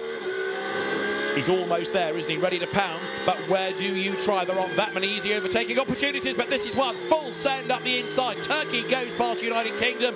Wow! Güven is a man on a mission. And let's watch now as it disappears into the distance. The speed so high on that Porsche, being driven perfectly. That was a move set up actually 3 corners earlier at turn 8. Lung went a little bit wide. We then opened 9 and 10 and sent it down the inside into 11. This is the point. We open the corner up, send it to the inside, roll off the brake a tiny bit, then stop it again. Match the speed of the car you're overtaking to block pass and make your escape. Great move. Now bronze position for Turkey. Can he do anything about the two Mercedes in front? So Guven moving up the order, isn't he, as he comes down to turn 1. The gap now first to third is 3.9 seconds, and Guven has done the fastest lap of the race. At the back of the pack is the other Porsche of the UAE, Saif Al-Amari at the wheel of it, but there the gap, interestingly, has opened up to nearly a second and a half between the two Mercedes AMGs, both being run by the same team. Now, is that Junqueira looking after the rubber a little bit more, or is he genuinely not matching the pace of Wiebelhaus, I wonder? Is it the benefit of Wiebelhaus being here yesterday during the endurance race as well? Yeah. Probably a factor of all three would actually be my guys. Yes, the Pirelli rubber is very fast. I don't think you need to manage it in a 40-minute race. They've only done a small qualifying session on the rubber, so I think it's maximum attack every single lap, no tyre management needed. Traction control down low, ABS down low, extract all the lap time as we watch Guven fly through this sequence of corners where he overtook Darren Lung a lap ago.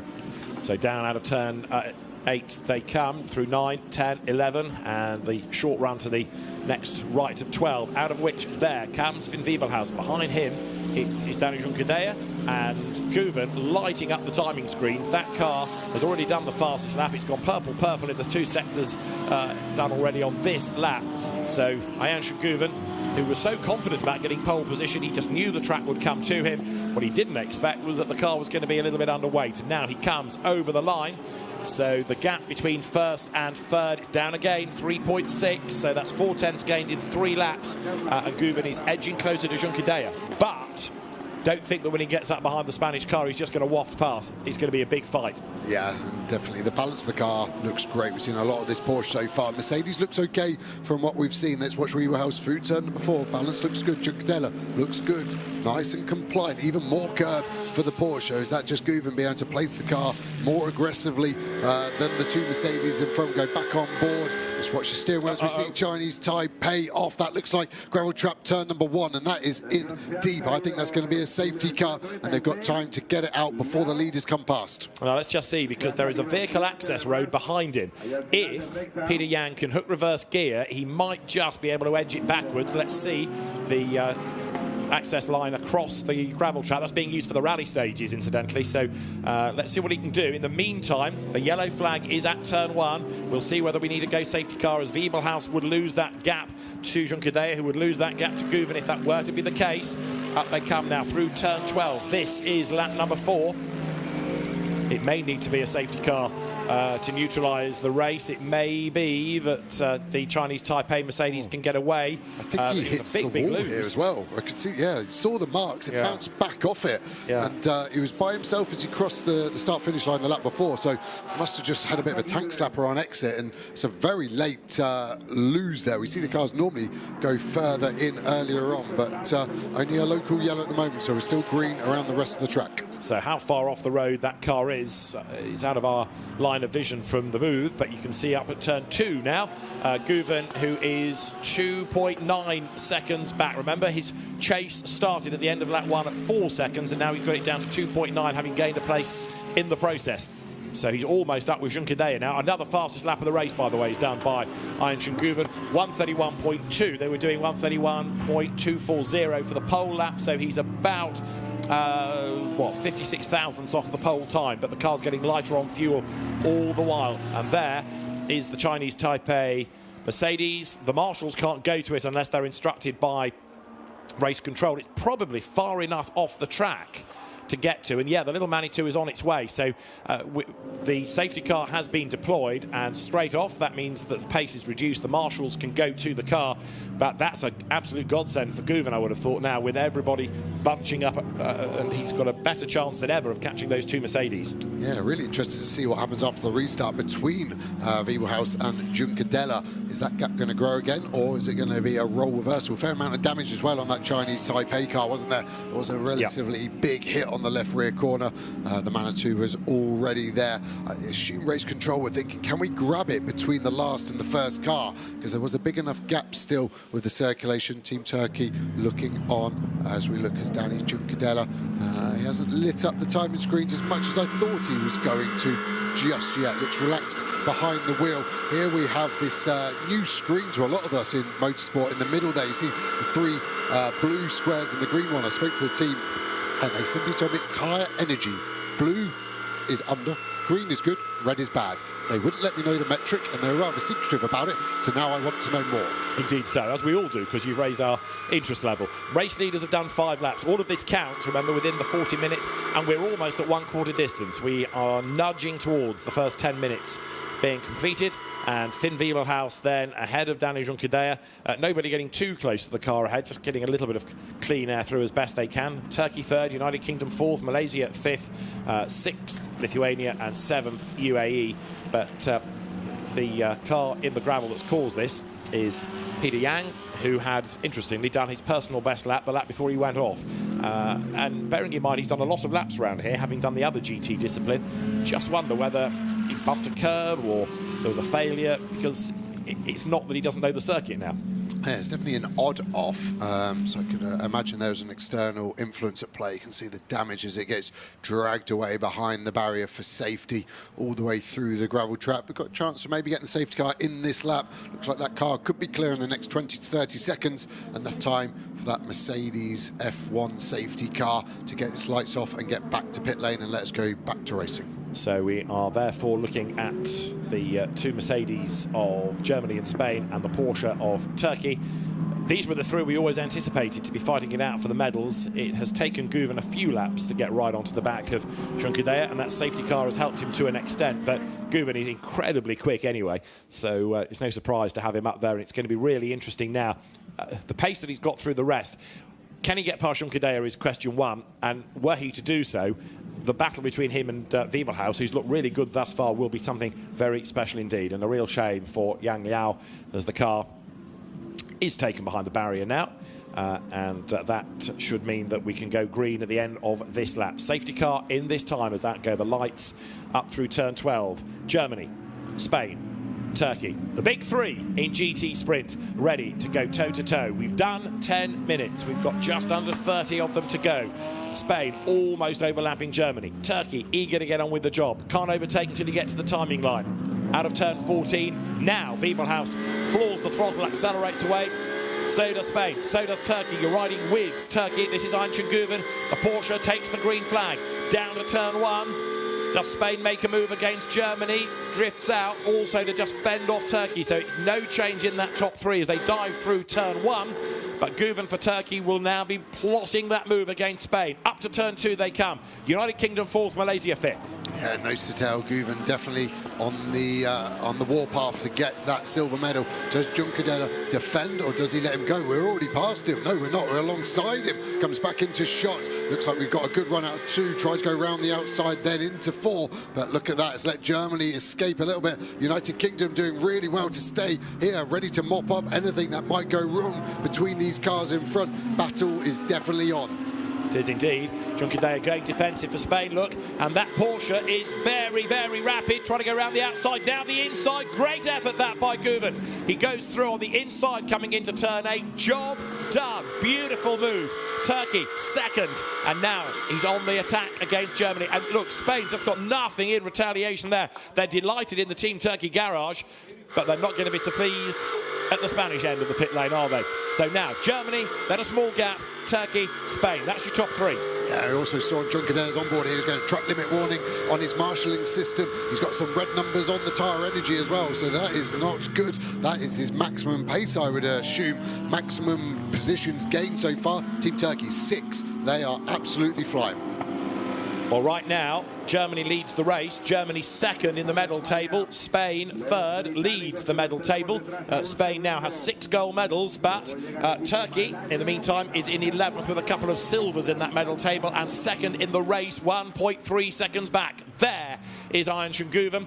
Dani Junqueira just not being able to stay with him, is he? Even though he is a Mercedes, dare I call him a veteran, Mercedes in the DTM. He knows this car inside out from many a season in GT racing, but it just doesn't got the get up and go of the Germany Mercedes, nor of Turkey Porsche. Yeah, he's a veteran compared to an 18-year-old that's currently leading the race. That is for sure. Look at the gap. Fall down again in favour of Team Turkey. I think a couple of laps are going to be in striking distance. Is it going to be the same corner where they're heading now? Turn 8, where Turkey got past Spain. Are they going to do the same on Germany? Guven will be eyeing up his options, weighing up what he can do. So when he gets there, he can strike while the iron is at its hottest. looking down from the drone as Guven rides the curb, points the car into turn number 11, threads through that right-hander, patient with the throttle, comes out the other side, still chasing after Wiebelhaus. Interestingly, though, now the progress is harder to make. He is a little bit closer in sector 1. He's 2,000 slower in sector 2. And Finn Wiebelhaus, you've got to say, has been one of the standout GT drivers of the weekend. Relatively unknown. Yeah, he's got a decent pedigree back home, but he's risen to the occasion, and here he is against factory drivers. Yep, he's sticking to the stereotype, isn't he? He's cool, calculated, metronomic, and he has not put a single foot wrong this weekend. He's now got to do that for another 26 minutes. And he was a 10th slower, I should say, last time around. Way out wide in the background goes Juncker, who is really trying hard, but fading away. Just got nothing, has he, by way of an answer to Turkey nor Germany.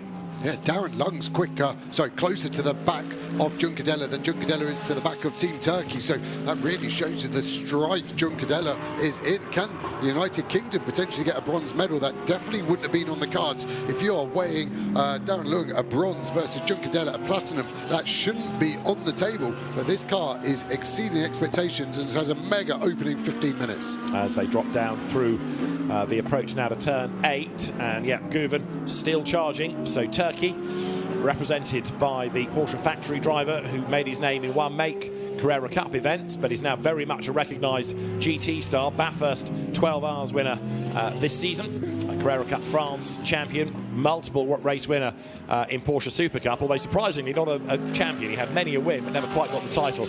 But you think quick Porsche people, and Guven always leaps to mind now. The Turkish driver, probably, it's fair to say, one of the first to come out of Turkey on a truly international scale, rather than just being good in domestic racing, that came onto an international platform, and Porsche have certainly embraced his ability. Over the line, Wiebelhaus, then Guven, Germany, then Turkey, Mercedes, then Porsche. The margin, 9/10, less than ever. Yeah, Juncadella's settled into a better lap this one. The gap has definitely not increased for the first time to Team Turkey as dramatically as it had, but that gap is decreasing, isn't it?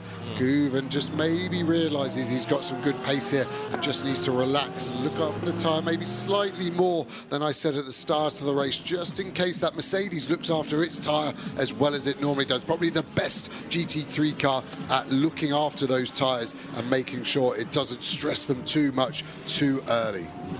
So the gap just narrows a touch between them as they come now onto the pit straight once more, heading up past the pit lane very shortly, and then towards the completion of the lap. You've got there Guven still hustling on up towards the completion, it will be, of lap number 10. They've got to wriggle their way through the middle of that track first, and you can see there nervous faces down in the pit bunkers, especially at Turkey, where Guven's pace has almost brought him onto the back of that Mercedes, but at the start of this lap it was 9/10 of a second.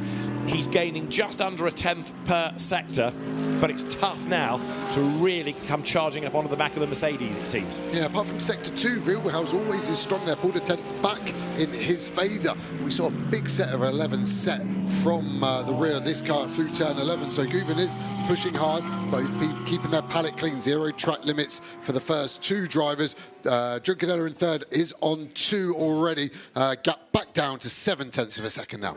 That's right, so the lead gap continues to shrink. Juncadella just in no man's land. He cannot live with the pace of the top 2, even though his car comes out of the same stable as the lead car for Germany.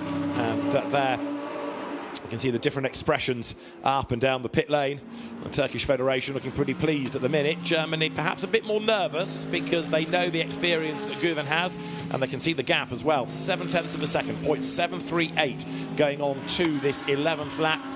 We're not far away from half distance either, as up at turn 6 the gap reduces once more. Back on board with Guven, shifting up on the blue rev lights. They all go blue, shift up. Very easy as a driver just to get your marks there. Very well designed Porsche. Always the layout of the dash, nice and metronomic. Germany having a big slide through there. Starting to struggle a little bit perhaps through the sequence of corners.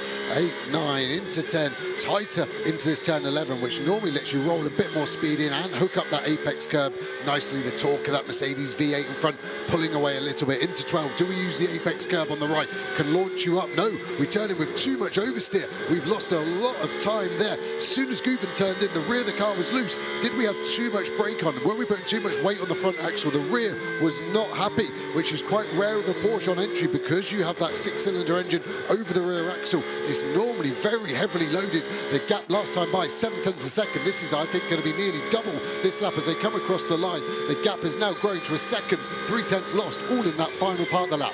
So rare error from Ayhan Şengüven, and the nervous faces at Turkey now are evident. Behind by nearly 3 seconds is Junqueira for Spain.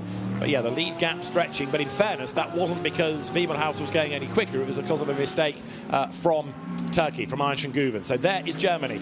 Gold medal winner yesterday, Finn Wiebelhaus. Not many come away from the FIA Motorsport Games with 2 gold medals. It's doable this year in rallying because there are tarmac, gravel, or a combined event. But for GT, you've got to do a lot of racing, and of course for other disciplines, there's only the one race. Touring car, F4, for example, with medals on the line. So were Finn Wiebelhaus to get 2 golds, that would be quite an achievement. Ayhan Şengüven there for Turkey, doing the chasing out of turn 8, and the drone is third. Yeah, it's chasing and keeping up well, isn't it? Again, a great illustration. Let's watch this car. Can we see any tyre marks being left behind? It's keeping it tight again. Line looks good.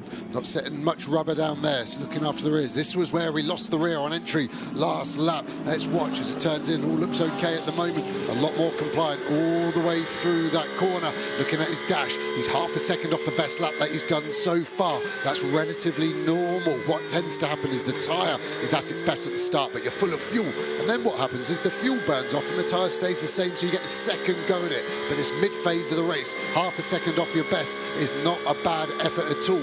What are their last laps? 32.1, 31.9. The gap comes back down 0.2 of a second. So it's down to 0.8, but while we're enjoying all of this and while we're monitoring the gap, bear in mind, we're halfway through. And Ayhan Şengüven has not yet been able to make a move.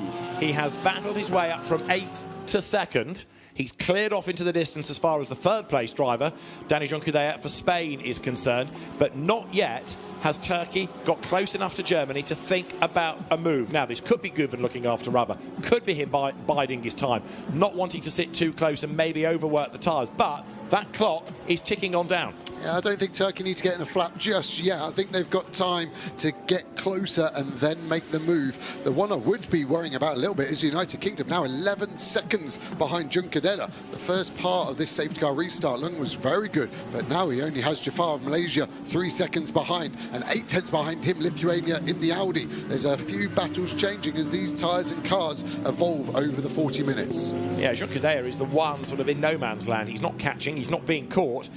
Whether or not we're the top 2 to really start attacking, he could buy back in, we'll wait and see. But out of turn 12, a rather smoother Güven this time for Team Turkey, getting closer to Team Germany. It is Wiebelhaus, and Güven is almost with him now. So maybe Ayhan Şengüven has decided just to give the tyres a breather for a lap or 2, but now he's having a proper red-hot go again, coming off turn 14.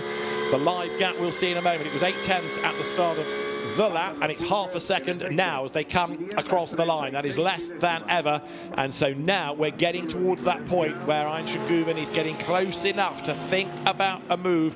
He'll be looking at the Germany Mercedes of Finn Wiebelhaus and thinking, right, where are you slightly more ragged? Where am I smoother? Where have I got an opportunity? Where have I got an advantage compared to you?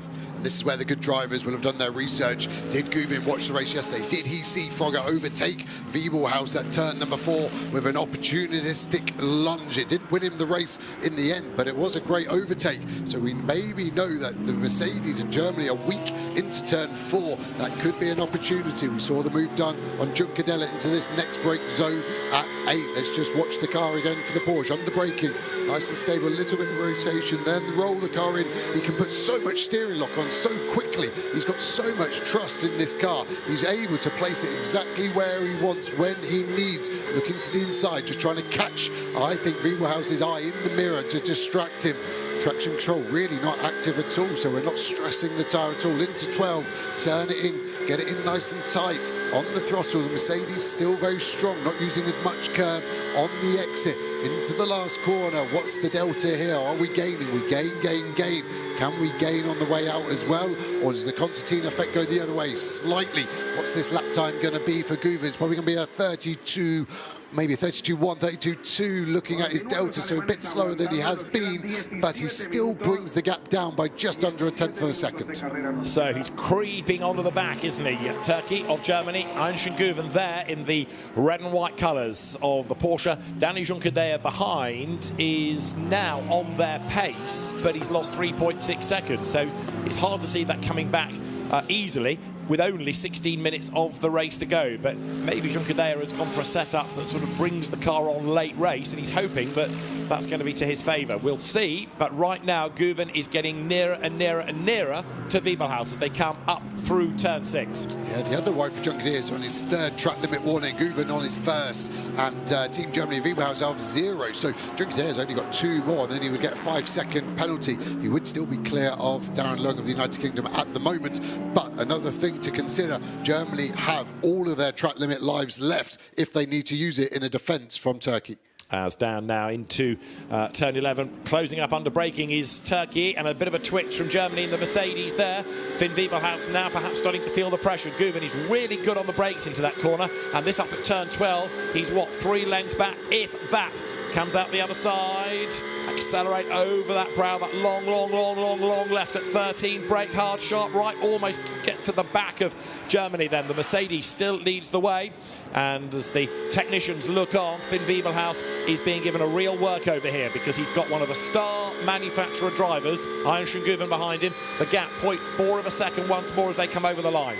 Yeah, seeing the first warning flag for that track limit, sorry, to United Arab Emirates, another Porsche, and that just means they're going to start to get a little worried about those penalties ramping up in severity. Gap down to 0.4 of a second. Both cars starting to leave more rubber marks on exit and entry into the last corner. You could just hear the Porsche locking up the rear axle, revs just dropping, so maybe a brake bias change needed to go to the front axle to look after those tyres somewhat more. Somehow we've only got 15 minutes remaining. It seems to have gone very quickly in the first 25 minutes of this race. And that sort of goes back to my point about Guven not having really yet been able to make a move. He's had a really good first 2 or 3 laps, carving his way through the field, got up with the leaders, and there he is sat. Yeah, the safety car helped to a point, but it's not like he's come storming up to and then got past Wiebelhaus. The German driver has done a really exemplary job of fending him off, making sure that he's not putting a wheel wrong, and despite the fact he's under all this pressure, he still hasn't got a track limit warning. Guven's now on 2, so he's starting to wrap them up a little bit, and it really is time now that he made this move somehow, and then if he can use the pace to get away, then he's able to be a bit more precise. While he's sitting in that dirty air, while he's thinking about making a move, maybe the style of driving is just that little bit more ragged. There he is, wide out of turn 14, over the line. The gap last time, 0.454 of a second. Einstein Guven goes through, and the margin this lap as they break the beam is 0.488. Wiebelhaus, though, has just looked rock solid so far. He is not for cracking. He's not making mistakes. He just can't seem to find any chink in his armour whatsoever, can we? At the moment, he is just doing a sterling job. Easy to forget how young he is. 18 years old, circuit here at Valencia, been open for 7 years when he was born, so he is older than this circuit, which is something you don't get too often in GT3 racing. More young drivers coming through, yes, but at 18 to be racing at an international stage at this level, this well, is very impressive. But Guven looking committed again as he comes out of turn 6. So 13 minutes on the clock. Germany versus Turkey. Behind them, Juncker actually is falling away. The gap has gone up again as late on the brakes. Guven comes into turn 8, trying to outfox the German. Which way does he go? We know he's really fast through this next section and always good on the brakes down into turn 10, and he's closing right up again. Contact avoided. He wasn't that close. Just sort of foreshortens on the camera. Look, comes out of the corner the other side. The Porsche has good drive out of the corners, but so does the Mercedes, and that rather proves, does it not, how good the BOP is for these cars. Yeah, and actually we used a different gear that time. Went down to first gear for T11. We had been using second gear, so Guven feeling in the Porsche he needs to go down an extra gear, get some more torque out of that 6-cylinder engine of the Porsche. It's the factor the engine really lacks is torque. It screams, it's reliable, because there's only 6 cylinders compared to 8 in front. You just don't get that low end torque, so we're starting to have to maybe think outside the box, use different gears, roll a bit more speed in, try and keep close. Mercedes having a slight slide on entry there, doesn't seem to have hurt it. too much. Gap staying at this 4/10. I think that's 3 laps in a row, is it not, where the gap has been within a tenth, and it is sticking at 4. Yeah, it's sort of fluctuating by hundreds, nothing more. But Guven's running out of options now. 12 minutes. Now, he's been sitting on the back of that Mercedes for about 20 minutes, and he hasn't been able, never mind to find a way through, even get close enough to think about a move. Not once has he had a proper opportunity yet, even though he's been within half a second. And it must be frustrating watching at home, like, why don't you just overtake like you see on Too Fast, Too Furious? He is a car length too far back to even have a think about a lunge. If he were to try and break 2 car lengths later to get alongside, it is only going to be a crash. We need to get that gap down to 2.5 tenths before we can even consider an assault of an overtake. We're looking closer there, aren't we? But then we lose on exit, so it's not working. Do we need to consider a different line at 11? Why are we going in so aggressive if we're losing more on exit than we're gaining? These are the questions you have to start to ask yourself as a driver if you're not making the progress you want. And that's really been the story for the last 15 minutes, I would say. So this is Guven at turn 14, and ahead of him on 1 track limit warning is Wiebelhaus. Now this in the replay is Guven at turn 1, and this is where we understand he's getting those track limit warnings. Yeah, he's just that little bit wide. That's one, certainly. Yeah, you can see he picks the throttle up and it just understeers out. And the only way to stop yourself from going on that trajectory and going wide is to lift. And what do you not want to do as a racing driver when you're going for a win? Lift. So I think he's just bitten the bullet and go, I'm using one of my track limit lives there. Someone that's used one finally is Team Germany. They're on their first track limit warning. So their track limit warnings echoes their position. 1, 2 and 3 at the moment. Darren Lung's had a warning flag as well for track limit offences. So there's Wiebelhaus, there's Guven. That is Germany ahead of Turkey. And we're almost into the final 10 minutes. So Guven now, I'm not suggesting he's not trying to have a go, but he really has got to turn up the wick now, because sitting there and trying to force a mistake out of Germany has not worked for him. If anything, on this lap, the gap has stretched. It was half a second when they started the lap, so it's crept up slightly. But having expected Guven, once he got on the back of Wiebelhaus, to make short work of him in the same way that he did Danny Juncadella, this has been a much, much tougher nut to crack. Yeah, I would love the Porsche to open up turn 11, going a bit wider, and I'm not telling Arden Guven how to drive a Porsche, but more just to see if it does anything. The racing line is the clean part of the track, and we're never on it into turn 11. I just feel like that is our biggest loss of the lap. The gap is back down to under 4 tenths for the first time, I think, in the history of this race. Mega on the brakes. Can we get a good exit?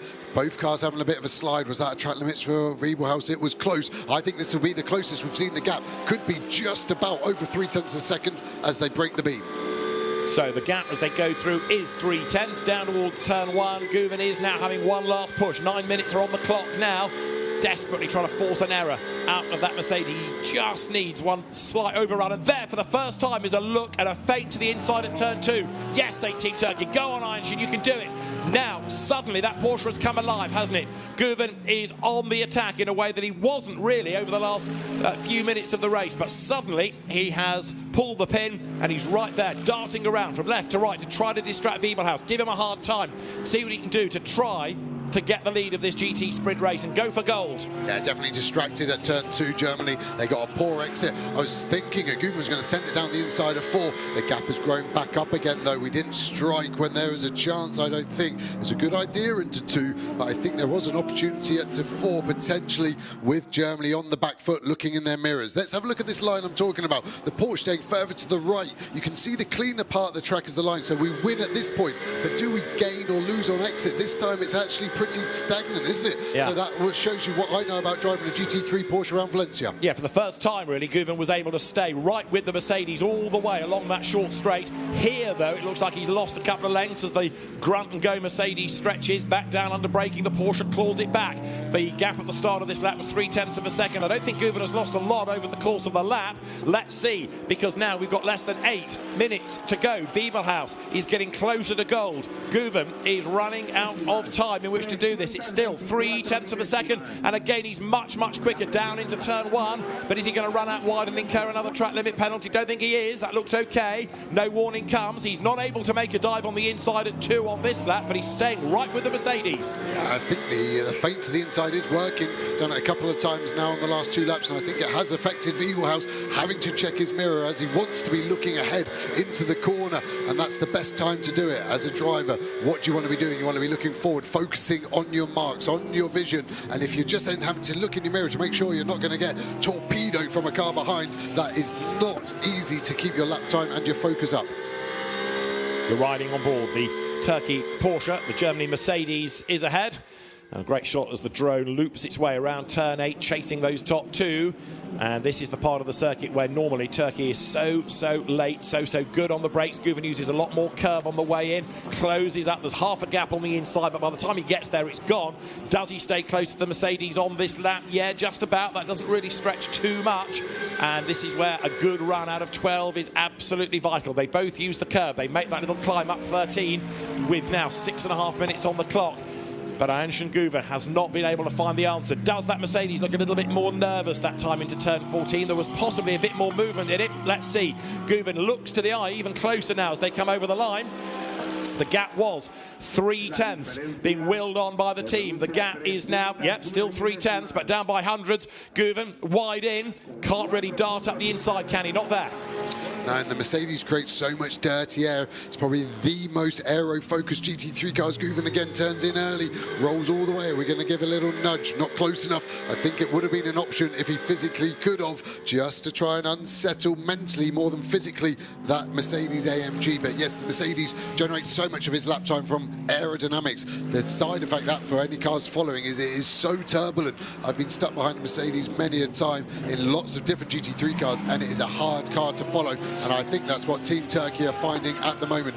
5.5 minutes remaining. There's not going to be many more opportunities. Maybe one, maybe two. They're going to have to just take it. Do they want silver or is it all gold? The UAE Porsche has gained a 5-second penalty for track limit offences. The real quirk for Guven, for Turkey in all of this, is that while this car is so hard to pass, and now he has a go on the inside and it's going to work. Finally, Turkey alongside. They rub, but on the inside line he's done it. The team is elated with that, and understandably so, because Ayhancan Guven has finally done it. Contact from the Mercedes. Germany is not taking this line down as they come up towards turn 13. Ayhancan Guven has finally gone by. Yes, say Turkey, we've done it. But he's got to stay there for another 5 minutes, give or take, and Finn Wiebelhaus will want to fight back. I was about to say that has been a completely different situation for the Turkey Porsche compared to getting past the Spanish Mercedes, the German one. He's just not been able to get through. But now as they come down towards turn 1, finally the Porsche has gone through. And for Team Turkey, they've done it at last. Ayhancan Guven has gone by. Wiebelhaus is now the impudent one on the lights. Behind, the gap's come down a bit to Dani Junqueira, but Team Turkey absolutely delighted. The Turkish team finally in the lead from last on the grid. And boy, did Guven work hard for that. What a move. And it was that turn 11, that different line I was talking about. I actually think him taking that tighter line for the entirety of this race was the difference, because I think Germany were used to him being there, so didn't think it was an attack. They assumed it was his line, and Guven used that. He was like a little Trojan horse, wasn't he? Sent it down the inside. There was a gap. Was it fair? Yes. Was it hard? Yes. It was a great move, and I think he's got the pace just to check out now. Mercedes, Germany, Wiebelhaus, no answer yet. And as I say, a total contrast getting past Germany than it was Spain. Same car, he caught Spain, easily went through and away, and then it took, what, 25 minutes, 30 minutes to do the same to the equivalent car out of Germany. Finn Wiebelhaus, he's not dropping away there, third, Spain, getting a little bit nearer Dani Junqueira, but I fear it's only going to be bronze for him. But what a drive, what a race. We may not have had mega grids this weekend for some of the circuit activities, but we've had some wonderful racing. It was the same yesterday in the GT category and GT sprint, with Ayhancan Guven being put to the back of the grid for the car being underweight in qualifying, has made it the race that otherwise it may not have been. Over the line they go, 3 minutes on the clock, 0.6 of a second, but Wiebelhaus is still coming back at the leader. Yeah, so we've seen the flash, but I think this is job done. Let's see how the job was done from Guven in the Team Turkey Porsche. We go on board with Wiebelhaus. So we've got the Porsche on the inside, a bit of roughing up, and then we have a bit more of a contact. I think Wiebelhaus rolls off the brake here. Watch this, we're going to rear end the Porsche. Now, poof! I think that's actually a little immature, because if he had kept that momentum within his own car, he had a chance to overtake. But what he actually did was transfer the energy into the Porsche and actually pushed him on his merry way and stopped a potential overtake into 14 next time they hit the brakes. So for Turkey, this should be the first gold of the games for the nation.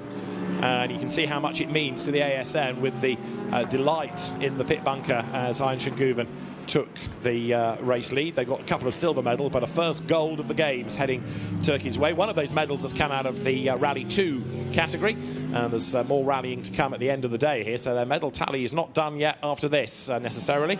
So it is now Turkey from Germany from Spain, United Kingdom still 4th, Malaysia 5th, 6th Lithuania, 7th on the road the UAE, having lost of course Chinese Taipei. I think Juncadella's pace has been really strong. Last 2 laps, I think he's been 3 to 4 tenths quicker than Wiebelhaus in front. I think it's too little, too late, but that gap is getting down. So I think you're right. I think he was looking after his tyres more than Wiebelhaus. As Wiebelhaus maybe being disheartened slightly by losing gold, but Juncadella, unfortunately for him, with only a lap time left, they're just going to squeeze 2 in. It's close, isn't it? It was right on the cusp. The gap now down to 2.8. His last lap was another half a second quicker than Team Germany, but I don't think there's going to be a chance for any of these positions to change on pace alone. Hein Guven comes up through turn 5. What a drive.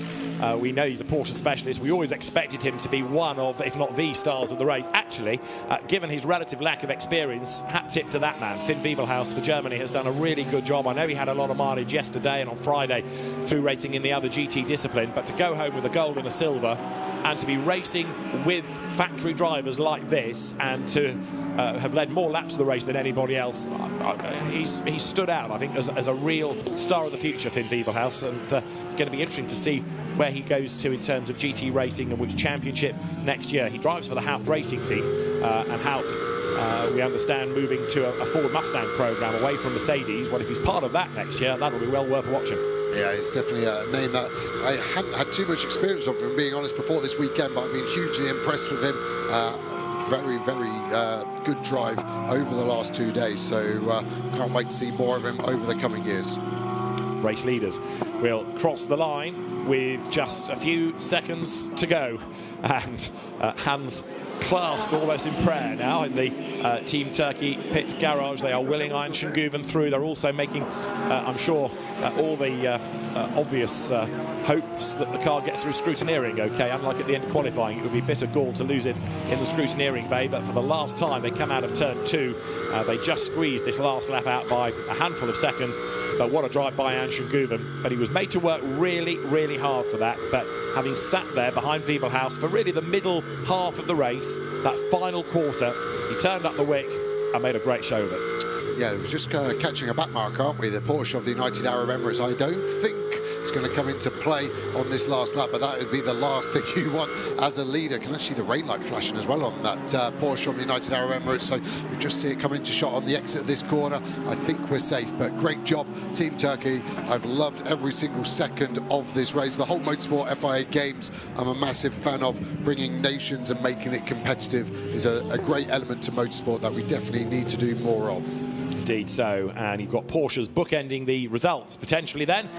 The UAE entry is going to be lapped by Turkey, I think, just before the flag, but Hein Guven then making the run around turn 13. It is the last race activity of the FIA Motorsport Games on the Circuit Ricardo Tormo here outside Valencia, and therefore it is going to be the last checkered flag of the Games to Hein Guven for Turkey. Turkey takes gold in GT Sprint. It is silver for Germany. It is going to be bronze for Spain, and it is delight for Turkey. Look at that, the celebration's underway. And again, if you want to know what winning at the Motorsport Games means to people, that is your answer. Look at the delight.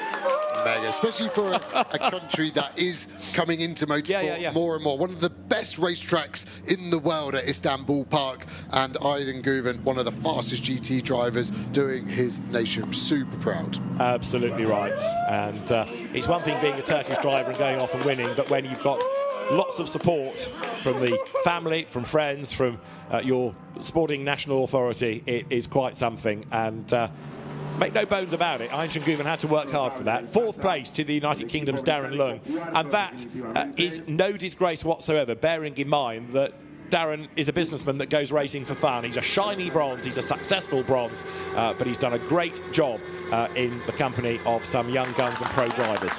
Yeah, see the low fuel alarm on the Team Turkey Porsche. They've timed that just right, including we had a safety car as well. So I hope they've got enough for their fuel sample. Well, exactly. I was coming to that. They need a given amount, a litre and a half, is it, for the fuel sample?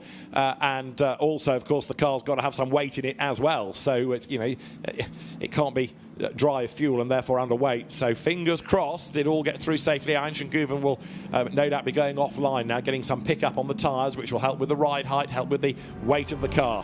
Whew, what a race. So 26 laps of drama. GT Sprint rounding out the race action of the weekend. Turkey, the winners by half a second from Germany, and Spain in third place. United Kingdom was fourth ahead of Malaysia and Lithuania, with the UAE in seventh. It's bronze for Spain, it's silver for Germany, it is gold for Turkey in our final race action of the weekend. More medals to come in the rally, 2, 4 and historic categories yet, and they will have a special shootout on the circuit here. But the actual race action concluded by GT Sprint, and a really impressive drive by Ayenchen Guven. Half a second, that margin. He had to come from the back of, admittedly, a small grid, but it was no walk in the park for him. That was a race in which he had to work very, very hard indeed. He was probably most people's favourite to win it, but the circumstances in which he did it, you could not have predicted. Yeah, I would say it was our favourite before qualifying, after qualifying, but then once they started from the back, it was going to be a big ask to get past those two Mercedes. One he got past relatively easy in Juncadella, but this one we're on board with. Team Germany put up a really, really good fight. And well done for the BOP for working so well, because it certainly made those cars very evenly matched for the best part of, what, 20, 25 minutes? Yep, and the safety car added another dynamic, but yeah, Guven cruising through pit lane, getting the congratulations from Marshall fans and other team members, and he will then park up and get ready to get the gold medal.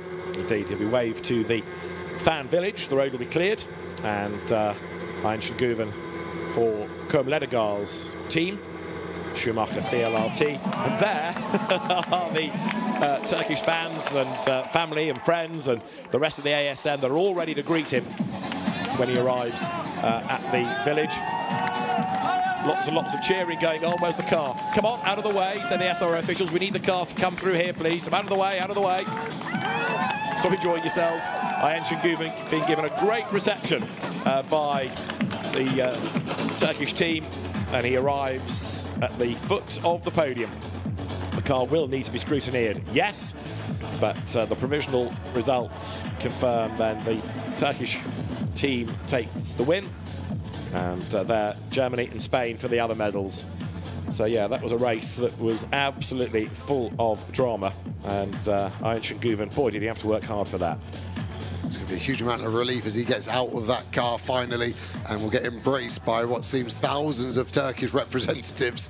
He's done a mega job all day today. So Ayenchen Guven, almost quite understated about all of this. Everybody else has been doing the leaping around. He just maybe quite worn out after all of that. That's not quite a full stint of an endurance cup race, I'll grant you, but he did not have to work hard for that. Well done, Ayenchen Guven.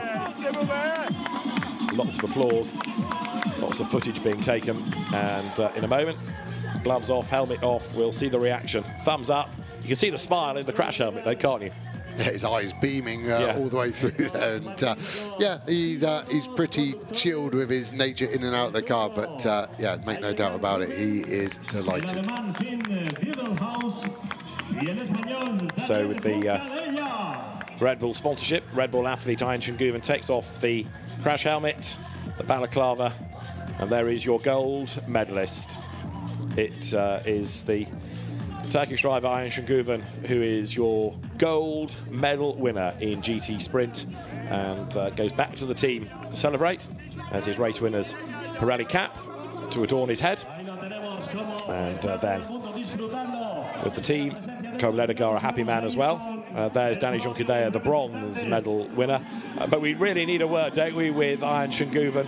What a drive. There's a really disappointed looking Danny Juncadella, but a totally different facial expression, I'm sure, for the GT Sprint gold medal winner, Ayenchen Guven. Congratulations, all of your team. So happy for you, as are we. What a fantastic race for you. Yeah, I mean, I'm the team captain of Team Turkey, so still we have done gold medal in these games. We have silver, thanks to Ali and Iskender, but yeah, we are missing gold. And after qualifying, I think it was under control, but when we get penalty to start from last, I know it's a small chance, but yeah, I give everything, and thanks to team and thanks to Federation giving me opportunity, we take the golden medal. You've done your country so proud. How does it feel? Yeah, I mean, for us, Turkish flag is important, so, and you don't race often for your flag. Normally, we race for the teams and manufacturers, so it's great opportunity, and I'm super happy. Now, the overtake. It took a few laps to build up to it, but it must have felt so good to get it done. How did you approach it? Yeah, I mean, it was difficult, to be honest. I was not much quicker. There was one corner where I was much quicker, so I tried there, you know, so it happened. I'm happy. Congratulations, winner for Turkey. Well, what a drive by Ayhan Guven, and still the celebrations continue. It is something, in fairness, that almost takes you by surprise. You know, you and I get used to seeing the reaction of teams at the end of a race, and it is exactly that, the team. It's the mechanics, it's the engineers. It's never quite this number of family or friends. I know that the fact that you're doing this in the fan village is part of it, but you know, this is a non-championship race. For some, it's meaningless, but actually for everybody involved in this, it is hugely important and quite emotional to represent your country and win a gold medal. Yeah, it's a huge amount more wholesome, isn't it, than a normal race, and I think the drivers are now realising it, and it adds a huge amount of emotion and pressure at the time as well. So when it goes well, it's amazing, and when it goes bad, you feel a little guilty on the shame you potentially brought on your country. But we like the stakes being high, exactly like that. Well, one is hoping that there are no scrutineering dramas as they were in qualifying for Turkey. Back the car there in and amongst all the fans. You can see there James Cottingham and Chris Froggatt from United Kingdom's GT discipline entry. Hubert Haupt is there as well, in fact, next to them. So they're ready to cheer the medal winners as well. And the Spanish team organising the podium, getting the drivers called forward. You've got some Team Sweden there, seeing themselves on the big screen. So it's not just the top three nations represented in the crowd, it's a whole gamut of nations. And for Spain, Dani Junqueira steps forward. He looked decidedly miserable, though, when he got out of the car. And look at that, it is still not a terribly happy man. Second up the steps for the silver medal is going to be Finn Wiebelhaus. Silver today, gold yesterday, but it's been a good weekend for the young German driver, and I think we'll be hearing a lot more about him. But he's got his flag, he's got his Pirelli race winner's cap, and in a few moments he'll have a gold medal because he's got a GT sprint win at the FIA Motorsport Games. It is Turkey's Ayhan Guven for the top step of the podium and the gold medal.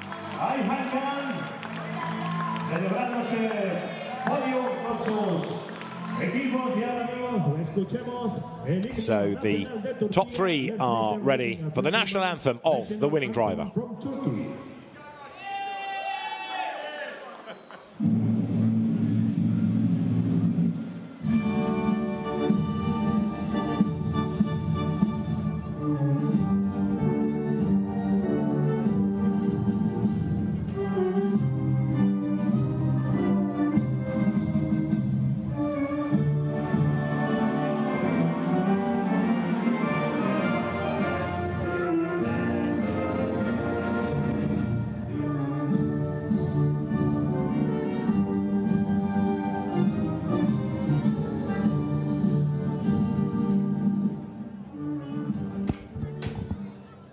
The medals await at the FIA Motorsport Games. GT Sprint, the last circuit racing activity of the weekend.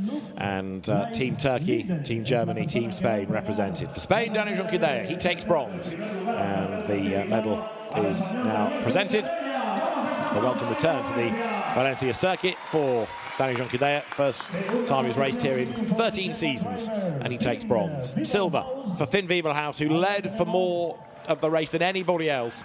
In the end, silver is the medal that he takes after a really good drive.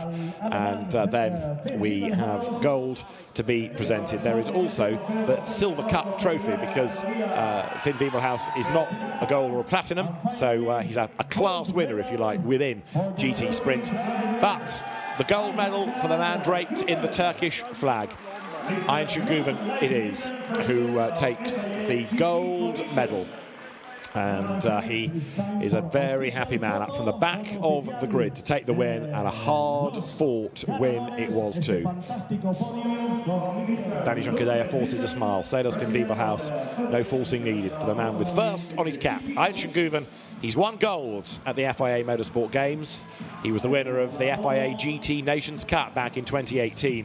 And after another impressive season in GT racing, Ian Shinguven gives the flag back to the ASM, back to the team, and will make his way, now soaked in champagne, to go and get his bottle as well. Ian Shinguven is gold medal winner in GT Sprint for Turkey. What a fantastic race. I could not keep my eyes off Turkey, Germany for the last 20 minutes or so. Incredible. For a moment, I forgot that there's more cars on track because it was all eyes on them. Totes. Yeah, it was amazing. Brilliant racing. It's exactly what you want to see at this stage of the FIA Motorsport Games. You know, it keeps coming thick and fast, and they're just behind us preparing that exact same track for the rally sprint off, which is coming very soon. So that's exciting too. Let's have a look at the medals table now, which has been affected by that last race. But Spain still on top with 6 golds, Germany second with 2 golds, Brazil in third with 2 golds, Belgium in fourth now with 2 golds, Italy. So there's lots of teams on 2 golds. United Kingdom in 6th place with 1 gold. So that battle for who's going to be second place is like super tight. And I think if Germany would have won that, they would have probably gone first. So that's also... Yeah, it's okay. Turkey deserved that medal for sure. Yeah, in that Porsche. Really, really good, great driving. That was fantastic. I think we're going to continue straight into the race action because we're not done yet. We've got more highlights coming. We are up for some more karting. This time it's the Karting Sprint Junior final race that we're looking at. We're heading towards the tram lines once again. It will be 18 laps here at the Aspar circuit to decide the gold, silver and bronze medals for Sprint Junior in these FIA Motorsport Games. We are green, we are racing. Great start for Zulfikari, not a good start at all for Arias. It means that Van Rooyen of the Netherlands is chaos in the second half of the field. Several drivers already off. Good start for Turkey, good start for the Netherlands, who have never had a karting sprint medal in the FIA Motorsport Games. Zulfikari leads, but Matt Van Rooyen, who's been continuing to improve across the course of the race meeting, Anthony, is very quick there in second place. Certainly is, and it's been an absolutely phenomenal start still from the front runners here as they head through into the infield section.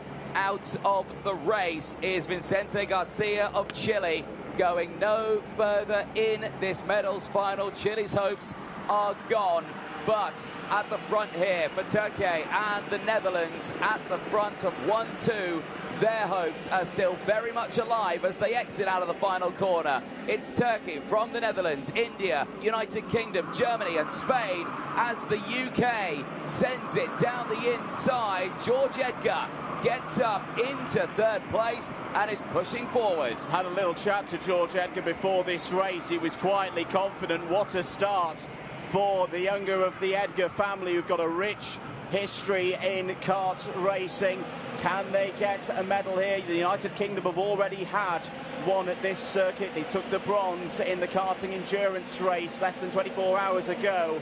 Zulfikari looking to control this race, as he said to Nicole that he would look to do. They look to control the pace and manage it. It's a long race. These are drivers at the very front of the field who've all had long karting seasons. For Zulfikari and Van Rooyen, they've both raced in the FIA Karting OK Junior category across the course of this year in European and World Championships. Here goes Van Rooyen down the inside for the Netherlands. The Netherlands take the lead. Absolutely superb there through turn 1. That brings the UK just that little bit closer.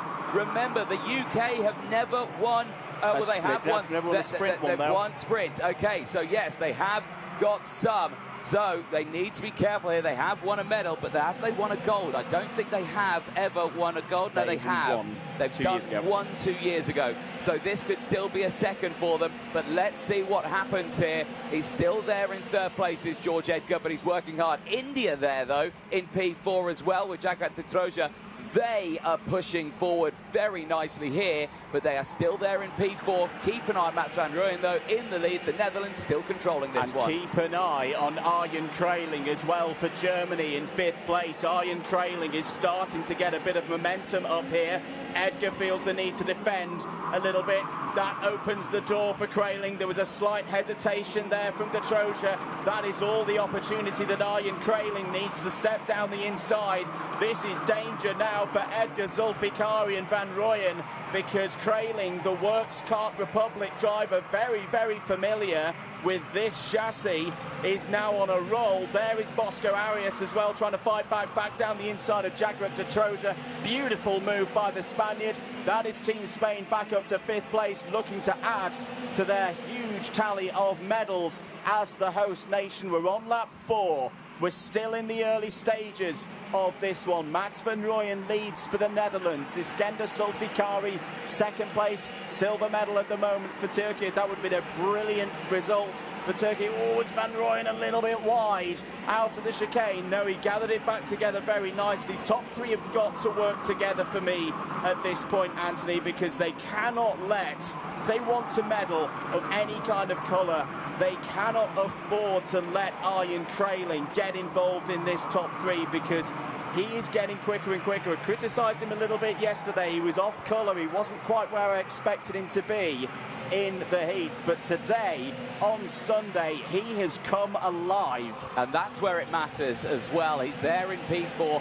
He is closing in. Iskender Zulfikari as well. You saw the graphics setting the fastest lap of the race. George Edgar, though, has not dropped off the back, and that means that Mats van Rooyen is not able to break away as well. But like you were saying, Kraling looking much stronger right now. He could be the big key in this one for that second group behind. If he can focus and bring that second group with him, we'll have a huge group of drivers all fighting for the gold, silver and bronze. But Kraling's going to go defensive, though, because Bosco Arias just looks to the inside there into the braking zone of turn number 1. That's opened it up just that little bit more, as now the top 3, they're starting to break away a little bit here now. Edgar is on the back foot, but looks so much faster through that second sector. And look how much quicker he's back on the rear bumper there now of Zulfikari, who's trying to hold on to 2nd place here. George Edgar playing a very smart game here, not trying to get through on Zulfikari, because I think the threat for these drivers at the front right now is if they start fighting, they'll throw themselves back into that pack with Kraling, Arias, Salamau, Titroja. Not just throw themselves into it, they'll disappear out the back of it. They've got to keep organised. I tell you what as well, Team Peru are giving this gold medal defence a really, really good go. Mariano Lopez is up 13 places so far in this race at the end of lap number 6. Don't count out Peru as here goes Zulfikari down the inside. George Edgar's going to step through as well. Van Rooyen just has to be patient there. Loses the lead. Out of Georgia. And Rayan Dharmadasa for Sri Lanka is out as well. That has happened out of turn number 18. We've seen that be a hotspot, Anthony, and it's claimed another 2 drivers. It certainly has, and that is a huge shame. You could see how upset he was, but there is the change for the lead. The United Kingdom lead in Spain in the junior sprint final. George Edgar has done what the UK have needed to do in the sprint category. He has put it to the front, and now he's controlling this one as the marshals do a brilliant job of cleaning away the carts at turn 18. But Iskender Zulfikari is still there. You can see they've opened up the gap. There is a gap now between them and 3rd place, but that train of 3rd will still get the chance of closing in. We're only lap 8 of 18. There is a long way to go. Here's that accident. Oh, that's a huge shame. That is a huge shame. I don't think that's fully on Rayan Dharmadasa there. I think he may have been assisted into the back of the driver from Georgia, Kobayadze, unfortunately, but that is a huge shame for both of them, out of this final. Yeah, for Kobayadze, nothing he could have done about that, and that was simply too many carts into one piece of real estate here at the Aspar circuit. These are big, big laps from George Edgar here. He's starting to drop Iskender Sulfikari. And you just wonder, across the course of a competition like this, we haven't seen this pace at all from George Edgar so far this week. Has he just been saving something in reserve through time qualifying, through the heats, to put himself in the best possible position? He races through a very, very competitive national championship. He is not a driver who's been racing at the FIA European and World level in OK Junior this year, and like the drivers immediately behind him, but you wouldn't know it right now. Team UK lead, but here comes another kick. Once again from Van Rooyen, sticks it down the inside. Lovely move there. Netherlands back into silver medal position. Now they need to be careful. Now they need to really be careful, because if they start fighting for second place, they will lose touch of Edgar. He will just break away. They don't want that. They want to keep him in the fight. But again, when you see those two different racing lights there, that's the mistake, and that could cost them. But here, Mats Van Rooyen, now it's split them up. Now it's 1-1-1. It's all a long train now, as we keep an eye on Mariano Lopez, who is still doing a brilliant job of closing through the field, is still there in 11th place, up 13 places for Peru. But eyes on this fight now. It's all a case of let it simmer down.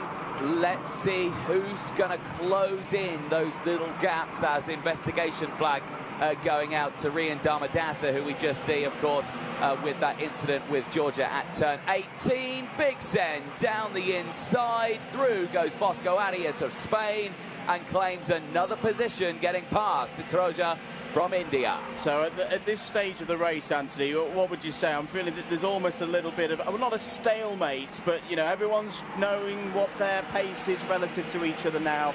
They're just ticking off the laps and going, okay, no one's going to pull away in this one. They're going to get reeled back in. The slipstream is powerful around this circuit. Keep yourself in play. Brazil aren't going to do that. Salamau steps down the inside of Kraling. Gets up to 4th place, but particularly for the top 3. I think they just wanted to keep them as strong as possible as Kraling responds back down the inside. That's going to hold both Brazil and Germany, but Brazil are now off on the road. Oh, well driven by Salamau to get back on circuit, but it's lost out. Klara Kowalczyk is through into 7th place, but I think for the top 3, they've just got to keep the powder dry right now for the next few laps. Leave it for a big, big push right at the end of this race. That's an interesting notification as well, Anthony.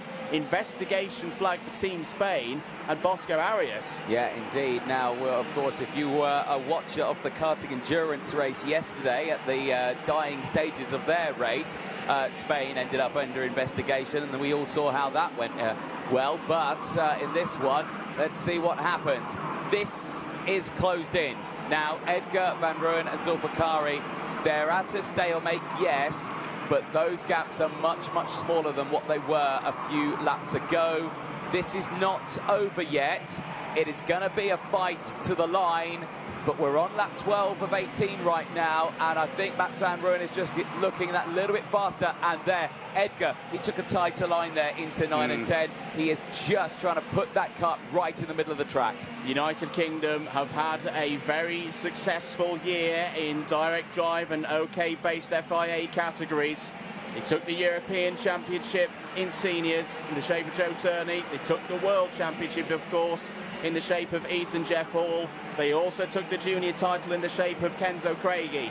Can George Edgar add his name to the list of long achievements for British drivers in international karting in 2024?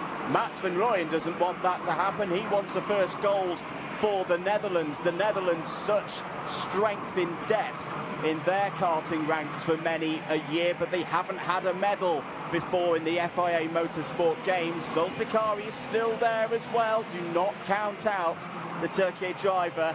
Bosco Arias now up to 4th place. I was about to say Bosco Arias needs a big effort, and he has put in a big effort. He's just gone purple through sector number 1. What has he got in sector number 2? It's good pace. Don't count out Arias. He's there. He's in that danger zone for Van Rooyen and Iskender Sulfikari, that if they start fighting, Anthony, 0.9 of a gap. Well, that's to the leader. 0.6 is the gap from third to fourth. Arias is going to pounce if these three start fighting. Oh, he certainly will. And again, I'm just keeping an eye on Zulfikari as well here, because you're seeing the gap now starting to extend a little bit between Edgar and Van Rooyen. This is going to mean he's going to go for the move. He is going to go for the move. That brings Arias straight back into play, and it releases Edgar and the United Kingdom in the front by even more now. But Zulfikari had to do that. Yeah. But, oh, he's going to fight it back. This is going to cost them. This is going to cost them the gold if they continue fighting like this. But now it's Van Rooyen back into second place. Zulfikari under pressure from Arias. Spain is back on the scene and back fighting for a bronze medal here in the FIA Motorsport Games in Sprint Junior. Into the final chicane. The race lead now. They cross the line. The gap, 0.6 of a second. That is the gap. What is going to happen? Are they going to close in? The sector times there indicates that, well, they are running a little bit faster behind. That's the interesting thing. Yet the gaps, and because these overtakes, they're just losing out on time on each other. It's not what they want to do. And look at that, Krayling, De Troja, Samalat, they're all there. They're all right back in this. They are indeed. The battle for the silver. Oh, that's a very close moment. And through goes Zulfikari. Zulfikari on Van Rooyen. I'd be interested in another little look at that one. Arias wasn't able to take advantage. Zulfikari back up to second place, back into the silver medal position. 3 laps to go. I know he can't hear me, but George Edgar, do not tighten up now. Your lead is 1 second with 3 laps to go. Here goes Arias. Arias down the inside takes bronze medal position away from the Netherlands and Mats Van Rooyen. What a race we're having here in Sprint Junior, and Krayling's on the scene again. In comes Salamau for Brazil. It's round 2 between the German and the Brazilian side by side out of turn 6 through 7 and 8. The Troja's still there as well. This is turning into one of the races of the year. Krayling steps down the inside. Van Rooyen's fading. Van Rooyen's fading. The hopes for the Netherlands of a first medal in kart sprint events at the FIA Motorsport Games that was in their hands. They were in silver medal position for so long. 2 more laps to go, Anthony Jordan. It's looking tough for Van Rooyen to see if he can get back up in this top 3. It certainly is. It's such a shame to see it. He was so quick at the start of this one. But again, it's just that disheartening thing. And Krayling again is going to go defensive, is going to keep Salamau from Brazil at bay, and of course that will keep everyone else slowing down. Van Rooyen, who's there, of course, De Troja, Kowalczyk, who's able to close back in. Mariano Lopez, we didn't speak much about him, of course. He's up now 15 positions. He's inside the top 10 for Peru. What a drive. He has got the Peruvian gold medal gesture from last time out in 2022 under him. But there, down the inside, Salamau from Brazil gets up into P4, gets past Krayling, as out is Australia. And Riley Harrison, I think, has had a moment with Portugal's Martin Menendez. Unfortunately, I think they've come together out on track, and both of them are tumbling down the order. But back on this one, the fight's not over. Zulfikari and Bosco Arias, a line astern here. Change for second place. Not quite yet on this final lap. Oh, really good on the brakes there was Zulfikari for holding on to this silver medal position. George Edgar, 7th on the grid. He's built through the course of the weekend so far. He checks over his shoulder coming out of turn number 6. The gap is still holding it just under a second. Arias is desperate to repeat the silver medal that Spain got in the endurance yesterday. Turkey trying to take their first medal here at the Aspar circuit of the weekend. Are they closing in on George Edgar? George Edgar finding the pace, finding the grip. 3-4 corners to go. What a win this is going to be for George Edgar, continuing the success of United Kingdom drivers in 2024 in karting. George Edgar wins gold. Gold for the United Kingdom. What a drive. He wins by a second. Iskender Zulfikari takes silver for Turkey, and Bosco Arias repeats the performance he put in Valencia to kick off his European Championship campaign. This time, though, for his nation, for the host nation, it's a bronze medal. Another fantastic race done. Not just the karting minis are super impressive, but also the karting juniors have shown what they can do here on these tracks. Absolutely impressive, I must say. I stan. Other than that, I can't describe it. I think it's a great idea to have a look at some highlights of GT Sprint with our commentator, David Addison.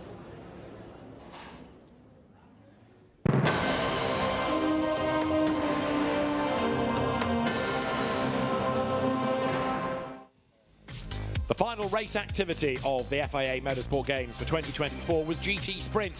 Fastest in qualifying, the car underweight put Team Turkey's Ayhan Şengüven to the back of the grid, but he was fifth by the time they got to the first corner. And there it was side by side between Germany and Spain. Finn Wiebelhaus and Daniel Juncadella going toe-to-toe. Germany coming out on top. Turkey, though, on a mission. It was hard work getting past a very wide Malaysia Lamborghini, but Jasmine Jafar eventually had to cede the place. Coming out of turn 12, Turkey made the move. Guven was through.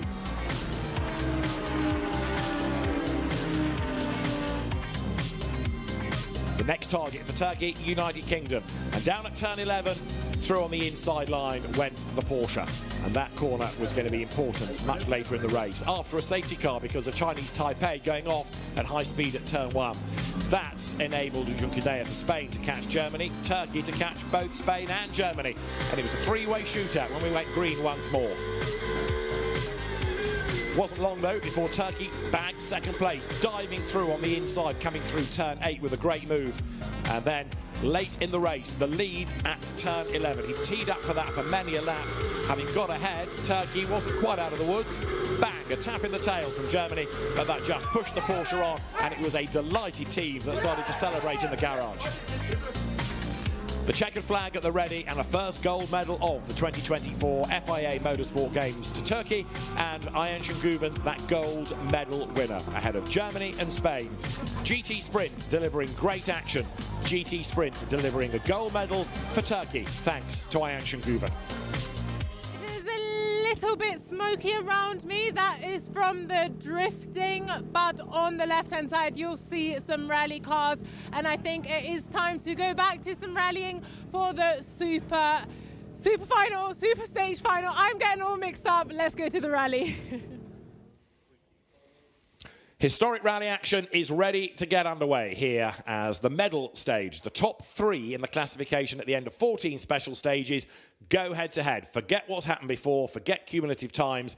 It's just a shootout between Ben Mellers nearest to you in the Toyota, Antonio Sainz in the middle in the Porsche, and Andrea Zivian in the Audi Quattro.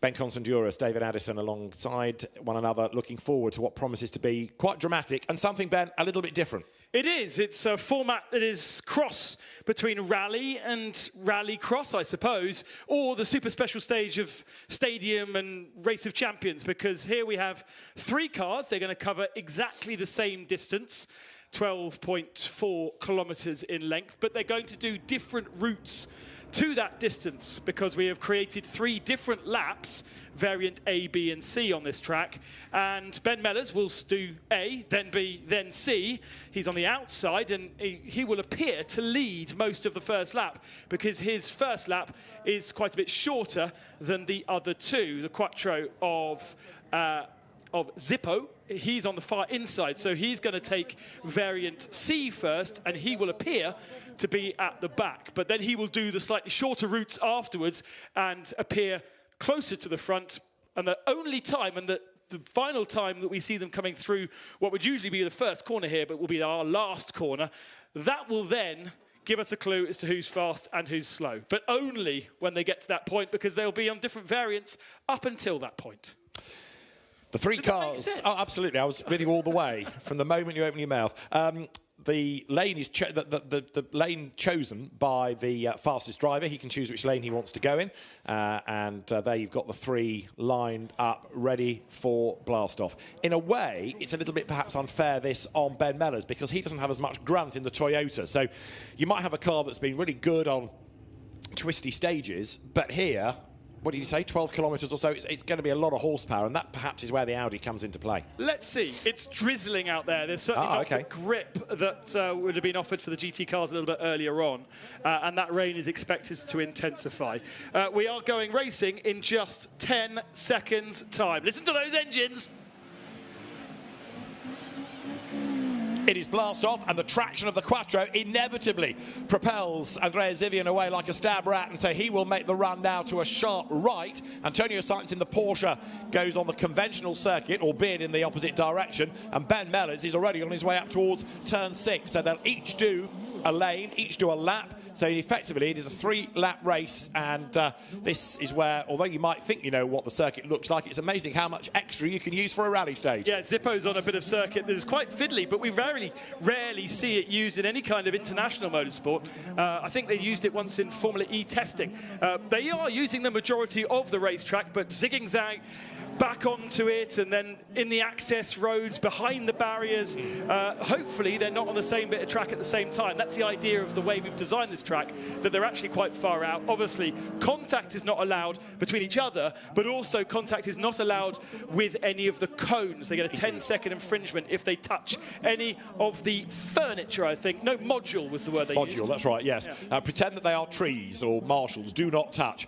There you can see the markers there, just to narrow the corner, tighten the corner, so you don't have quite perhaps the same freedom around the circuit as you would if it were a pure racetrack. This is Ben Mellers then in the Toyota, the Celica, that is not a period rally car. It's a period car made into a rally car, carrying the Toyota livery, and of course for this event the United Kingdom flag as well. He's part of Team UK, and he uses the handbrake to flick the car out of the access point at turn 1, now up the pit straight. So this is where they will blend on lap 3 together, but here is the distance. We know that Ben Mellers is on a much shorter lap, and in fact it's a lot shorter. Here comes Antonio Sainz, brother of Carlos Sainz Sr., and he is on the racetrack, but he's a long way behind Ben Mellers. He's got to go to the right of this cone to stay on the racetrack, but that shows how much shorter the first lap is, variant A to variant B and C. We maybe should note those down. It might help us have some idea of what's going to be going on.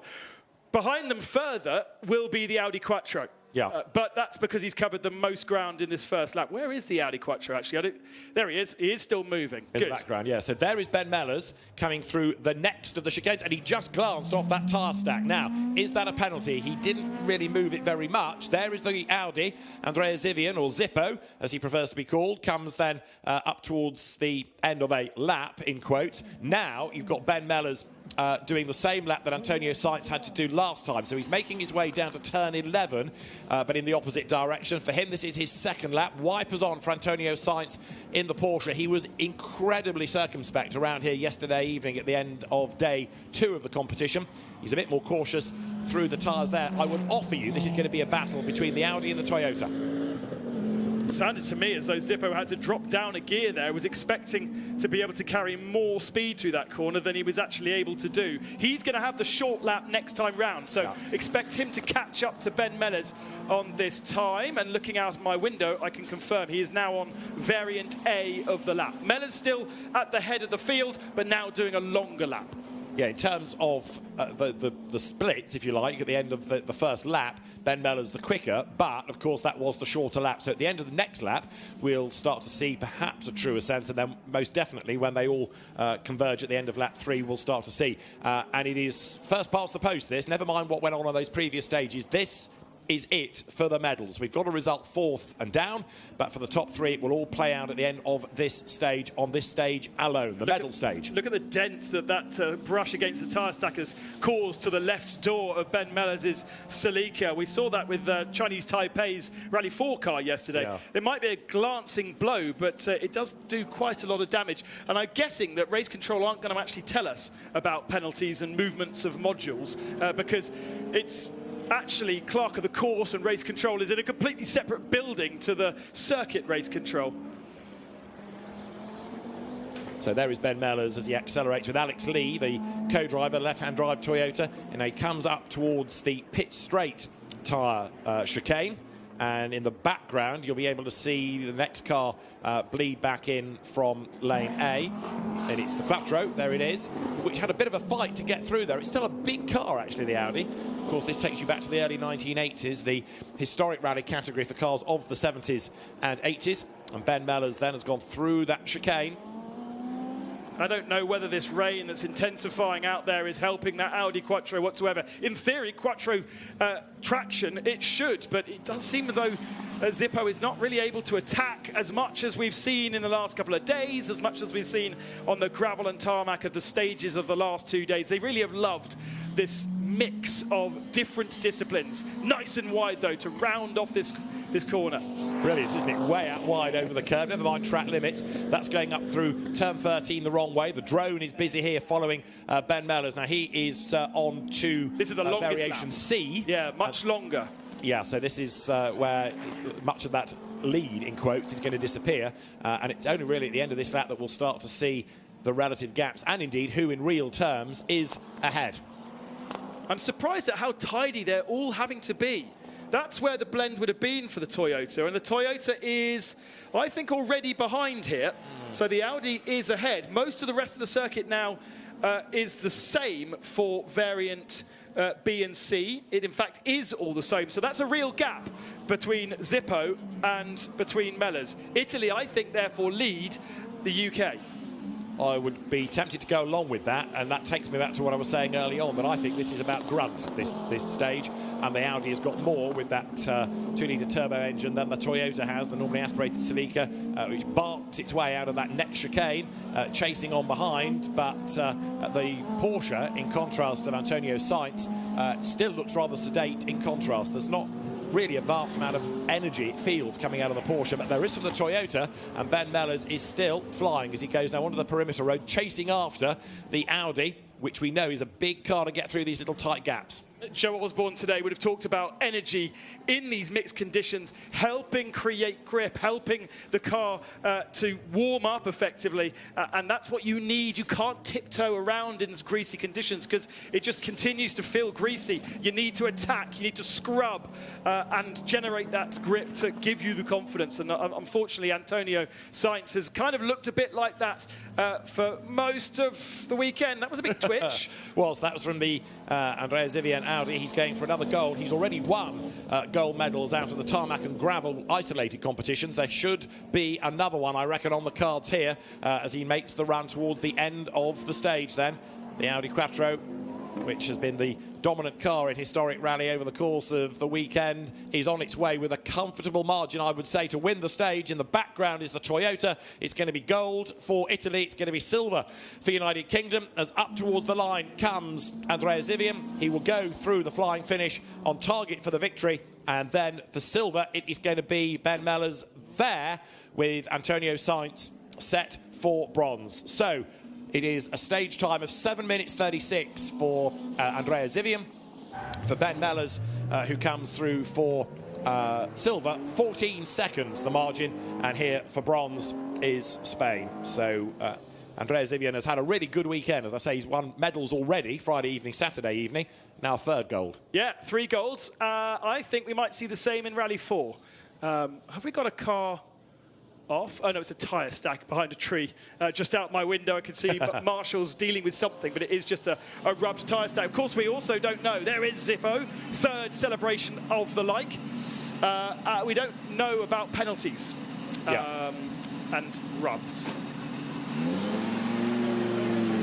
Although the only person that we really saw rubbing anything was Ben Mellors. That's not to say that he was the only one, but there is the Toyota. So a silver medal, and in fairness, Andrea Zivian has been the regular stage winner. You could argue that it's sort of fitting that he was the gold medalist, but we'll confirm that result in a moment. The 3 nations then, the 3 cars, Alex Lee, the co-driver, explaining now where they need to go. But already the celebrations are underway for Andrea Zivian and Nicola Arena, a third gold medal of the weekend, the third gold of the Games. So this, the result confirmation. Italy taking gold, United Kingdom silver, and Spain takes bronze in the combined historic rally. You can enter tarmac, or gravel, or both. And this, if you like, is the both. So Italy, United Kingdom and Spain. Antonio Sainz there brings the Porsche through to the end of SS15. Of course, they've had no mileage today, have they? They've suddenly they have to turn it on. You know, they had a very nice, relaxed day. The same for the officials that are in the same building as us. You know, they've arrived and it's all been quite relaxed. But for the drivers, suddenly, boom, you've got to turn it on. Yeah, they did have a 2-hour service, so Parc Fermé opened at 2 o'clock, so they were able to do a few things to the car if they wanted to. But they were on tarmac yesterday, so yeah, why not? Cars go into Parc Fermé now, and hopefully that will give us an opportunity to finally speak to Zippo. I wanted to go and interview him after his gold medals of the last 2 days. Very keen to go for dinner. And so I haven't been able to see him, unfortunately. But he's a great character, and obviously a gold medal in 2022 in the French edition, which had a similar format, but just a tarmac day. Yeah, so 3 golds this time, 1 in 2022. It's been a really good weekend for the Italian driver, Andrea Zivian.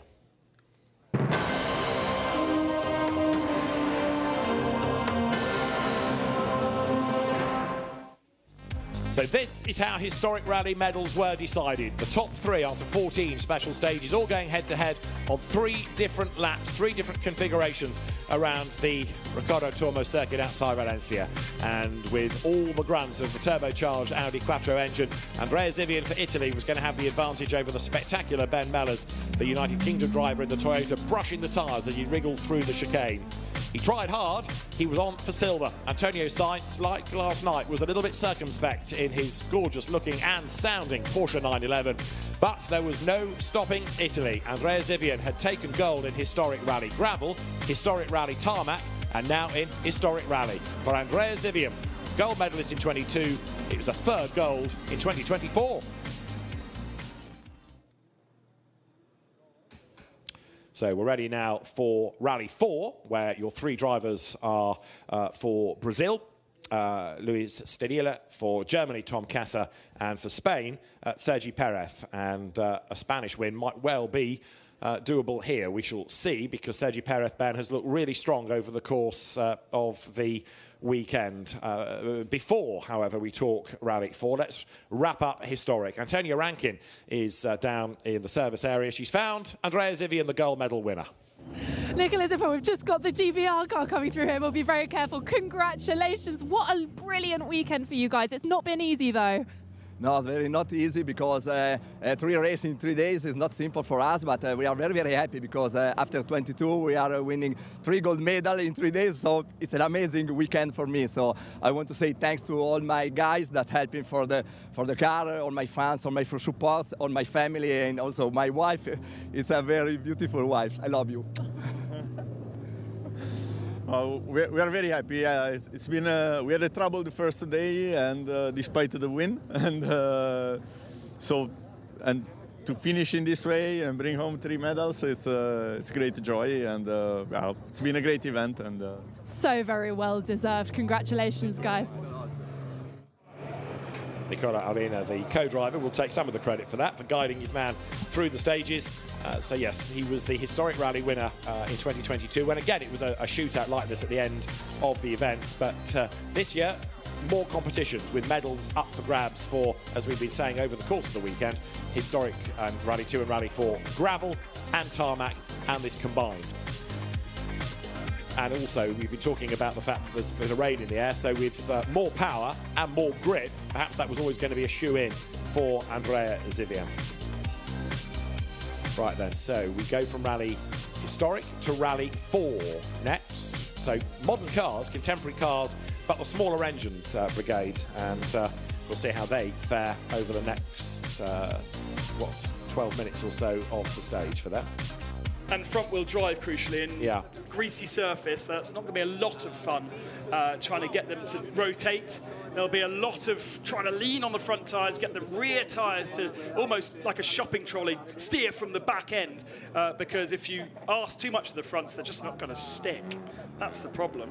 Beautiful historic cars. The grid has been absolutely brilliant. The entry, lovely on both gravel and tarmac, and it's always a pleasure to hear and see historic races. And more, I think they've just announced that you can have a historic car up to 2,000 in historic events. So maybe next time we do the Motorsport Games, you'll have the likes of Richard Burns and Colin McRae's car. It makes you feel old, though, when you think about cars of 24 years ago now being eligible for historics. Right, let's go to Rally 4 next. It's been an interesting few days for the Rally 4 crews. What's been happening? Well, let's have a quick catch-up, shall we? Here's Ben to tell you the full story. Rally 4 saw a plethora of new drivers enter for a day on the asphalt. Drama already in stage 1. In the overall battle, it was just a two-car contest between Spain and this guy, Martin Koci for Slovakia. Stage 1 of the day, though, 10 kilometres in.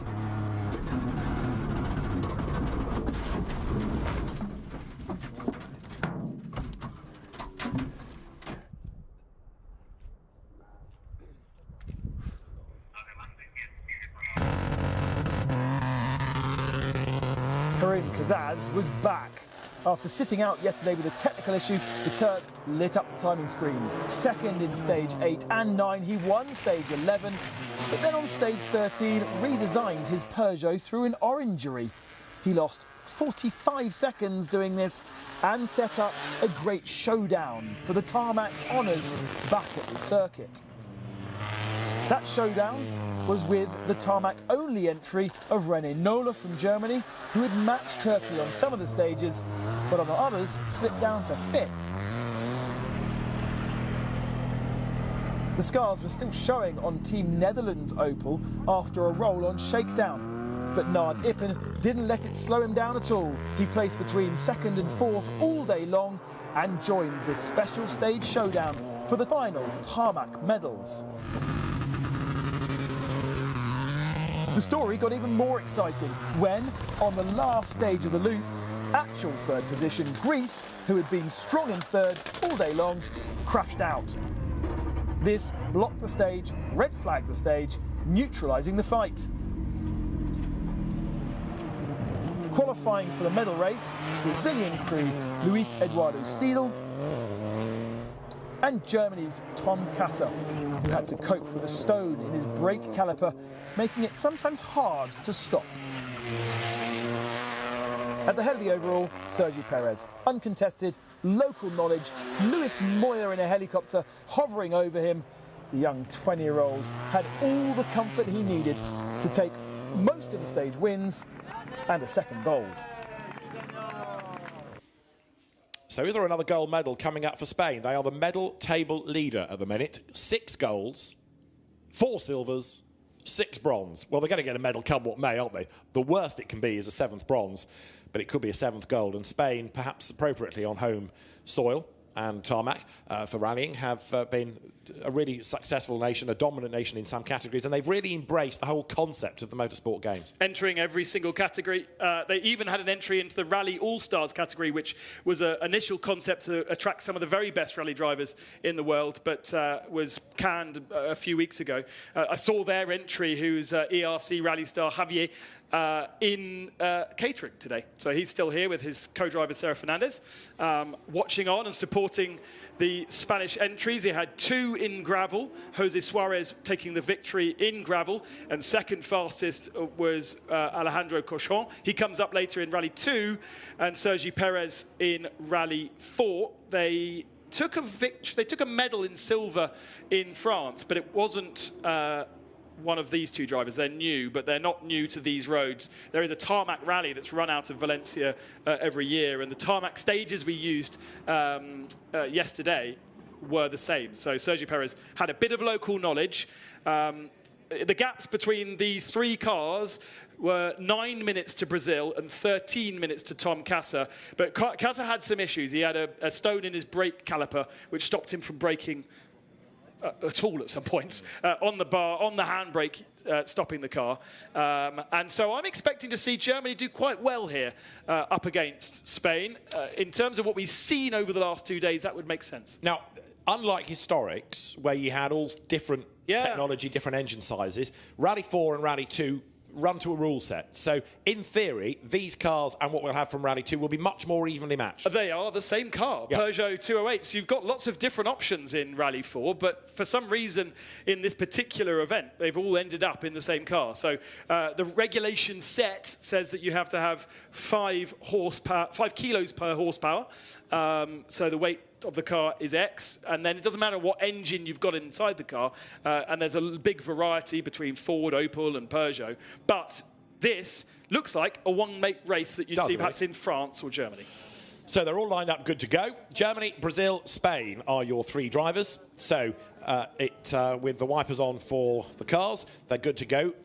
Nearest to you is the variation C, middle is B, and we've got A for Germany as we blast away, and a good getaway by Brazil. Luis Stadili able to really nail that, got the bite. So the short lap is going to be taken by Spain, heading up towards turn 6, and you can see the others now taking their sort of medium and long laps accordingly. Yeah, so Germany's going to be on the, by looks of what we're going to see at the end of the first lap, on the back foot. Lots of fiddly corners to do on this part of the circuit that's not so strong. Rear loss of traction. They've been sitting at that line for such a long time, and those rear tyres don't do anything at all, really, other than keep the rear bumper off the ground. In fact, look, that inside rear wheel not doing anything at all at that point. Hairpin on the bar. Whoa, time lost. Luis Eduardo Stadil absolutely throwing everything at it here. He's had a lovely weekend, really enjoyed the gravel element on Friday. Less so yesterday in tarmac, but he is really giving it some go. Sergio Perez completely sideways. Do you remember I said you don't want to ask the front wheels to do much here? They're not. They're hand-braking into some of these corners to get the rotation and then driving out of them. So Perez, who was last year's Peugeot Cup Iberica champion. There you've got Tom Kasser, the young German, who is this year's German two-wheel drive champion. And Perez then looking good as the Spanish driver now heads towards the perimeter road around the back of the circuit. Also, don't ignore in all of this the Brazilian Luis Stadili, because he's won this year's Uruguayan championship. So you've got some very good, successful, very competitive drivers and going toe-to-toe in equal machinery. Yeah, and they've loved the fact that they're driving in unfamiliar territory. You know, so many of these Rally 4 drivers have only ever competed in their home country. Okay, Sergi Perez is in his own country, but for Luis, for Brazil, Ecuador and Brazil, but never in Europe. So we'll see what it transpires to look like at the end of not lap 1, not lap 2, but lap 3. So from the short lap, Spain goes through. So 1 minute 53 for the first lap, if you like, around variant A.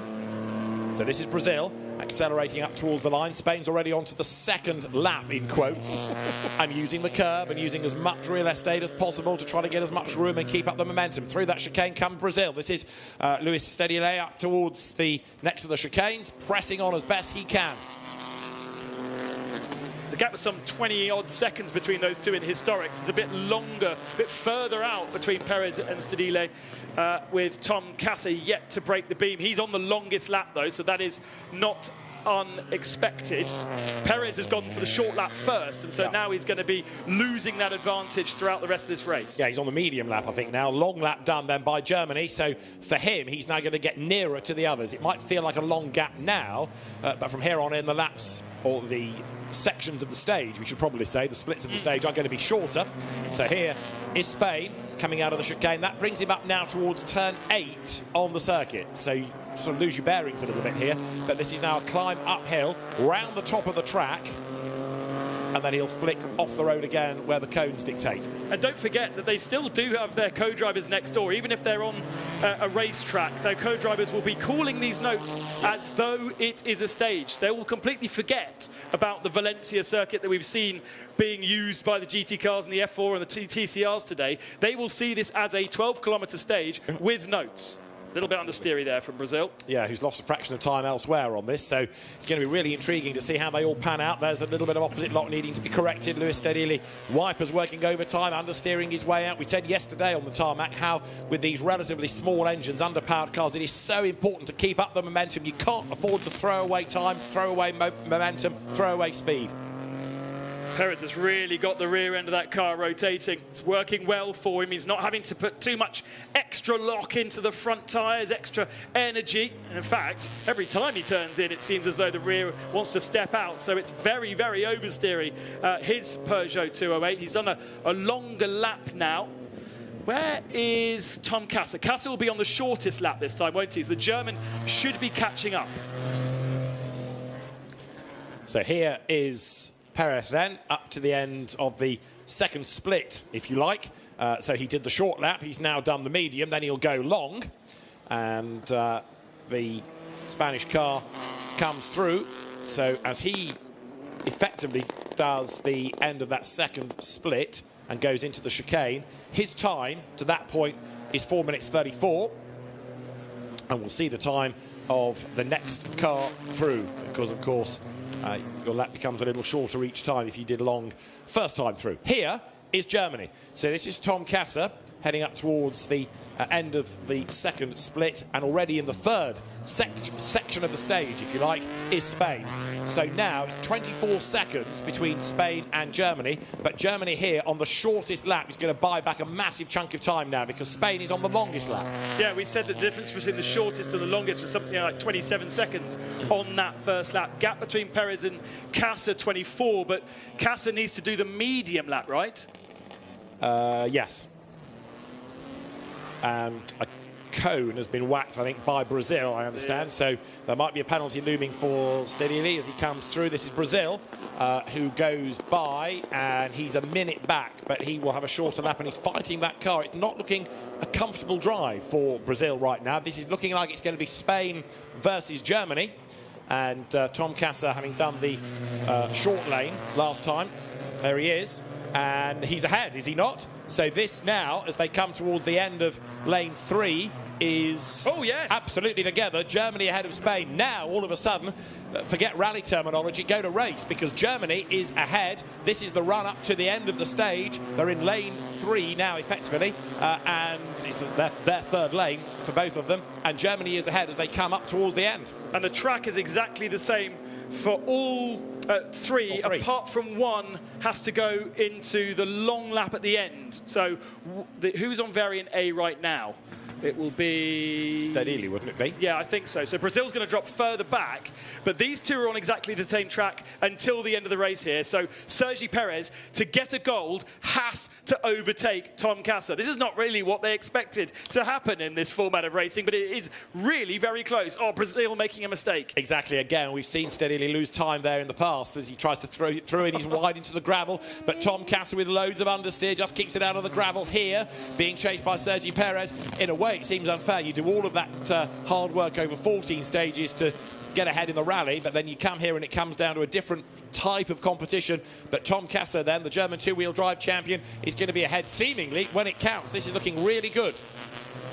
It's a very different situation for these guys, and they've had the last 2 days. They're not expecting to see another car in their mirrors. If they do on a rally stage, you're supposed to pull over and let the other guy past. Here he's being chased down. That would have been pressure for Tom Kasser, but it looks as though Germany here are going to steal away glory from Sergi Perez. He's had 2 gold medals, has Sergi Perez, in the 2 individual disciplines. He had a 12-minute advantage over Kasser, but it's Kasser who takes gold in Rally 4. Germany taking gold then, thanks to Tom Kasser, and that's a 3rd gold of the games for Germany. For Spain, it is silver, a 5th silver. They're still atop the medal table, and it is going to be bronze for Brazil, a 2nd bronze of the competition here for Luis Stedili. And that was a bit more like it. You could see how it was meant to pan out with the cars together at the very end. But you know, in a sense, there's still a lot of the lap left, a lot of the lane left when the 3 blend back in. So for 2/3 of this, you've got to think about rallying, and then for the last bit, there is an element of racecraft involved. Yeah, that was mad. I wasn't really expecting to see them that close, to be honest. And I'm not sure Tom Kasser is going to be particularly expecting that result. It's been a tough weekend for him. The gap was large, as I said, between himself and Sergi Perez, and he was fretting quite a lot, especially with the loss of brakes yesterday and having to slow the car down on the handbrake. Of course, after every stage, they get out of their cars, they take off their balaclavas and their helmets. They then have to drive a road section between one stage to the next. Then they get back ready again. The road section is usually about half an hour on this rally. Then they get back into rally mode, and then they do their 12-kilometer stage, about 8 minutes, and then they do the same thing. Do that 6 times a day. You can imagine how it can be stressful, and Tom has been dealing with it with a few cigarettes.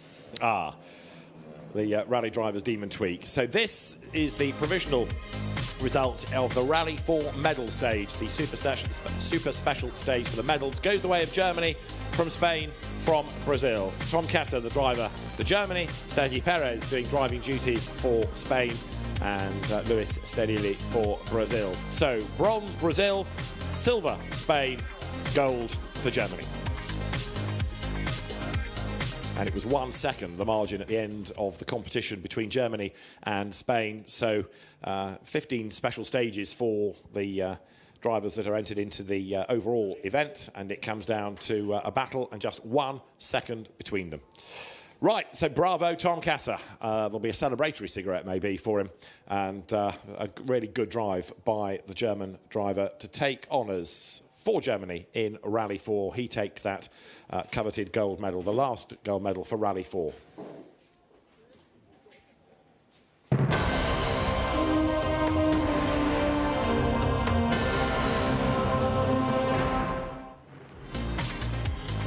The medals for Rally 4 came down to a shootout between the fastest 3 drivers over the course of the event. It was Brazil, Spain and Germany going head-to-head. And Brazil lost a little bit of time early on, with Luis Stedili being a bit zealous on the handbrake and the back of the car wagging rather than turning through the corner. He tried to regroup and also barged Cone out of the way. That didn't go down well with the officials. Lots of opposite lock needed for Spain, as Sergi Perez, who had been the dominant man in Rally 4, hustled on for a gold. But in the end of the result, it was Germany slightly quicker. Tom Kasser had looked really good over the course of the Super Special and was just able to make his way up towards the end of his third lane ahead of Spain. It almost came down to a shootout race between Germany and Spain, but Sergi Perez was never quite able to get close enough to make a move against Germany coming into that last chicane. So Tom Kasser took gold for Germany, and it was silver for Spain and bronze for Brazil.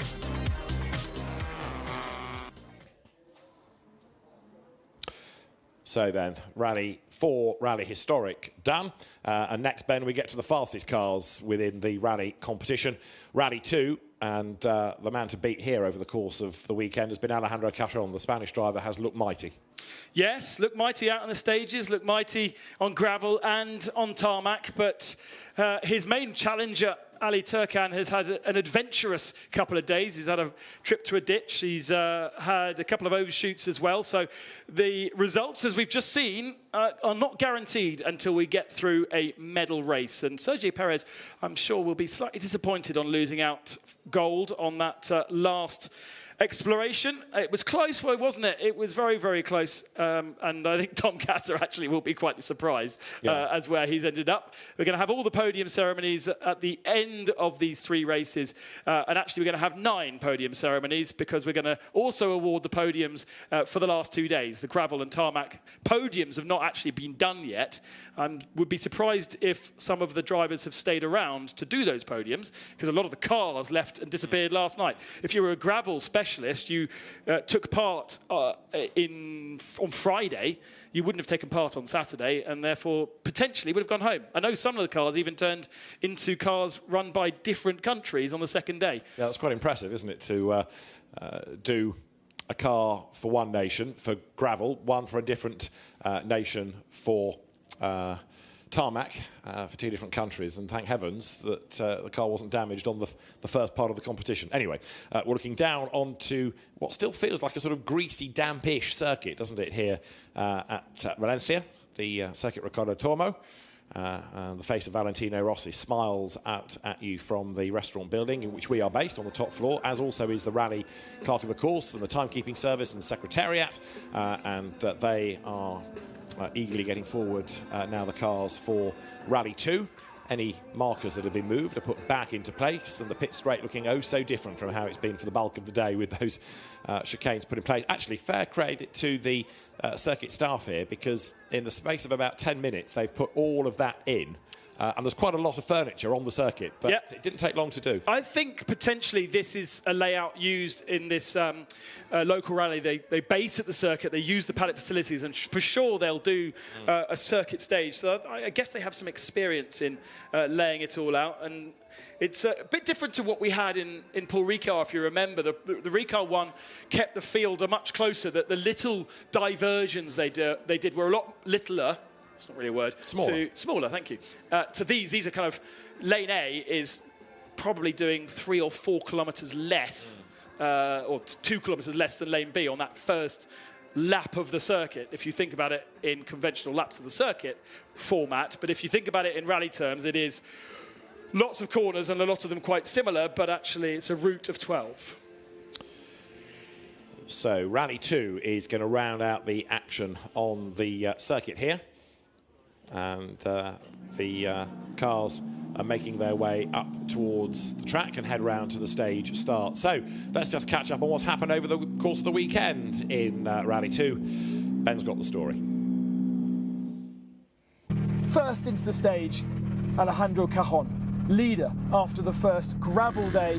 He knows these tarmac roads and has the team and confidence and great support from Team España.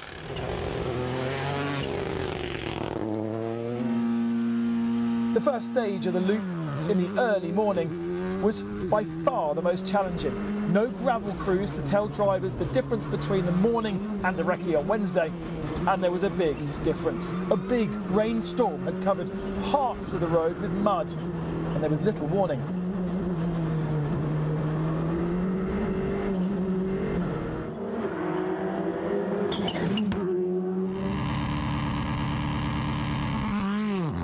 Ali Turkan came into day 2 happy after minor skirmishes on gravel and looked forward to a day with more grip. Parts of the stage, though, lacked grip.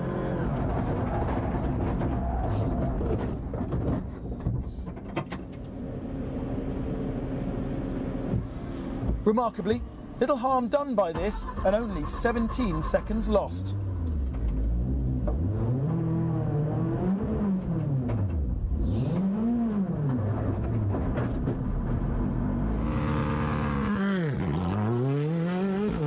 Germany sat on the edge of medal honours overall, but was only able to compete one stage before retirement. This left Team United Kingdom in 4th. Hopeful of a recovery after mechanical woes on Friday afternoon, Holly Mellors completed the morning loop, but retired after the first stage of the afternoon.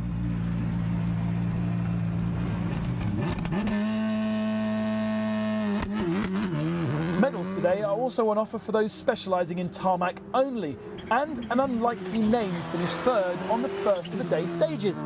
Sandro Tavard-Kilda, maybe a 10-time circuit champion in Georgia, but has never raced four-wheel drive or participated in a rally.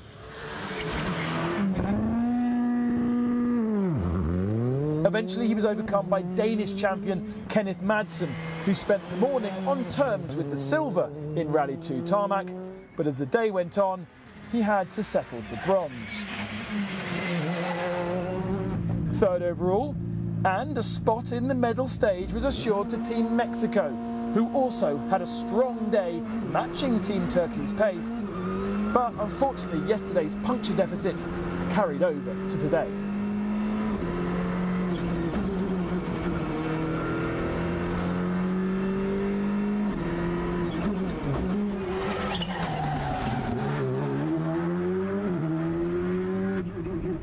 Despite his adventures, Turkan for Turkey would pick up his 2nd silver medal of the Games and a spot in the medal stage on Sunday.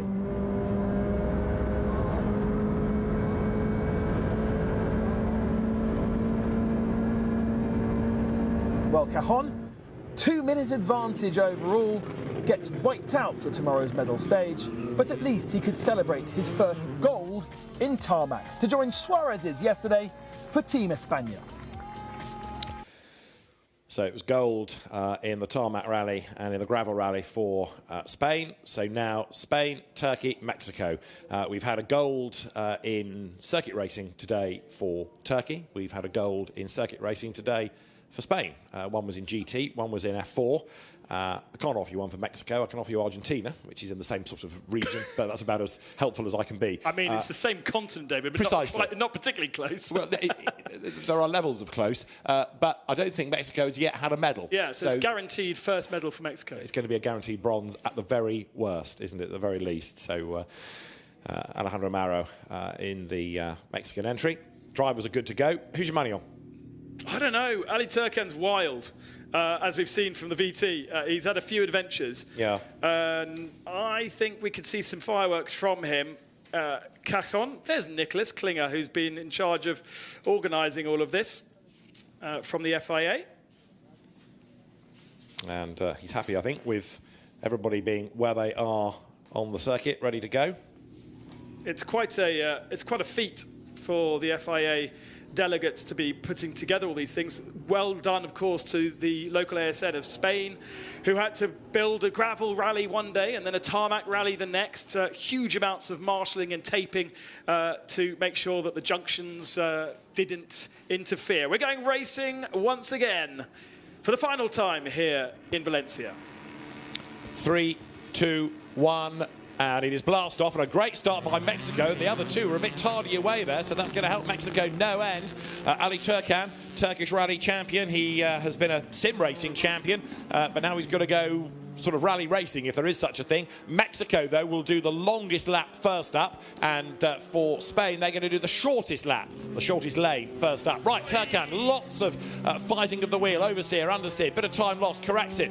They're tarmac cars, tarmac setup, but on a greasy surface now. It's a bit hazy out there, and you can see the wipers are still necessary. And watch out for the paint. Really wet there, doesn't it? Because they're having to cross the painted white lines. Yeah. And usually you tell a racing driver to stay well away from. They have to go on them. And so it's going to be quite tricky. They've actually also sat at the line for a good couple of minutes. So any temperature they've built up in the tyre or in the brakes has gone away. That's why Ali Turkan had that horrible little snap. And you definitely don't want to be anywhere near those curbs. It's a lot wetter here now than it was for Ali 4. Yeah, absolutely. I don't think it's heavy rain. It's just persistent drizzle as a sideways Mexico car flicks itself through the chicane. So Alejandro Amaro then is the man behind the wheel. There's a bit of understeer there as he fights the car. You can see by the side of it that you've got the driver from Mexico, but your co-driver can be from a different nationality. It's not that you have to be both from the same country, but the driver must, of course, be there to represent the nation. This is Turkan then in the very nicely prepared and presented Ford,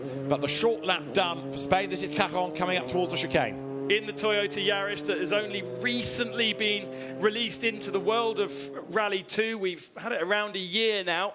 And the latest generation technology of Rally 2. There's about 7 or 8 different manufacturers of vehicle you can have for Rally 2 regulations. It is the car used for the European Rally Championship. It's the spec used for the WRC2 category as well. Plenty of cars around, and so with us, we've got 2 Fords and a Toyota in this final. So there is the Toyota, there's the Ford flicking its way sideways through that chicane. It is looking increasingly wet and slippery out there, isn't it? And of course, as the stage goes on, it's only going to get worse. This is Mexico. So the Skoda up towards the next of the hazards, if you like, the next of the chicanes. So at the moment, it is Spain on the first lane, 25 seconds up on Turkey at the end of the run on the first lane for each driver. See a bit of spray being generated there as Turkey touches the curbing. This, Mexico, up towards the end of the first lane for the Skoda. We're looking at the Toyota here, the GR Yaris, and then back to the Ford of Turkey. And now they're on their middle lane. Variant again for each of them. Yeah, so Turkey's on the long lane now. So Mexico on the middle, Turkey on the long, and Mexico will now do the short, but they're obviously the last car on track because they've just done the longest lane. It, as we saw with Rally 4, will come and concertina up when we get to the end of the race. But at the moment, it's each for their own. Long distance between the 3 different cars, and now, hopefully, a bit of grip in those Pirelli tyres. So this is Mexico we're looking at, that has done the long lap and got that out of the way. It must be quite a nice feeling for a driver, in a sense, when you're getting closer again to the cars. Yeah, exactly. That first lap's a bit demoralising, but at the end of lap 2 or lane 2 and at the end of lane 3, you're right back with the opposition. It gives you a proper sense of where you are in the event, because like all rally stages, I guess, you're out on your own. You can only do what the co-driver tells you and go as quickly as you can with the conditions allowing. There's the Toyota. This is Spain. This is Karting. There used to be split times into the car, so you had an idea where you were in relation to other drivers, but that was outlawed about 10 years ago, and now it is a different philosophy to circuit racing. You don't have any idea. You're racing yourself and your comfort zone and how fast you can think you can go, but you don't really have any way of comparing yourself against anyone else. Here, maybe you do. Maybe you can just about see what they're doing. So a slightly different philosophy as Cajon comes through the penultimate corner of the lap. He will stay... Oh, no, he's on the final corner of the lap, or the first corner, and onto the main straight. And he's about to start lane 3. So now, Cajon, whose advantage was just under 25 seconds over Ali Turcan, it should come down a little bit, given what the second lane for each driver represents. So as they go now through the next chicane, this is Mexico coming down towards the outside of turn 1 and into the tyre barrier goes Mexico. Alejandro Mauro headbutts the tyres, time lost, big cheer from the crowd, which is not what you want to hear ringing in your ears, and time wasted. I fear Mexico will be bronze at this rate. Yeah, I'm afraid so, and I think that was as the form guide expected as well. That's unfortunately time lost. The gap between Cajon and Turcan not registered on the timing screens, unfortunately. Turcan has dropped a long way back. Has made a mistake, surely. He's way too far back to be able to catch up Spain. Spain are already in the long lap.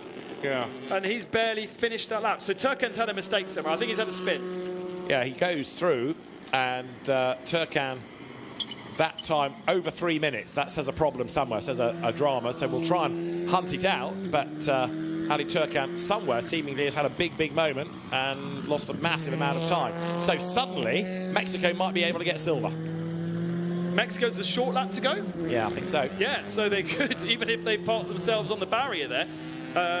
There was no movement in the module because the module was very hard.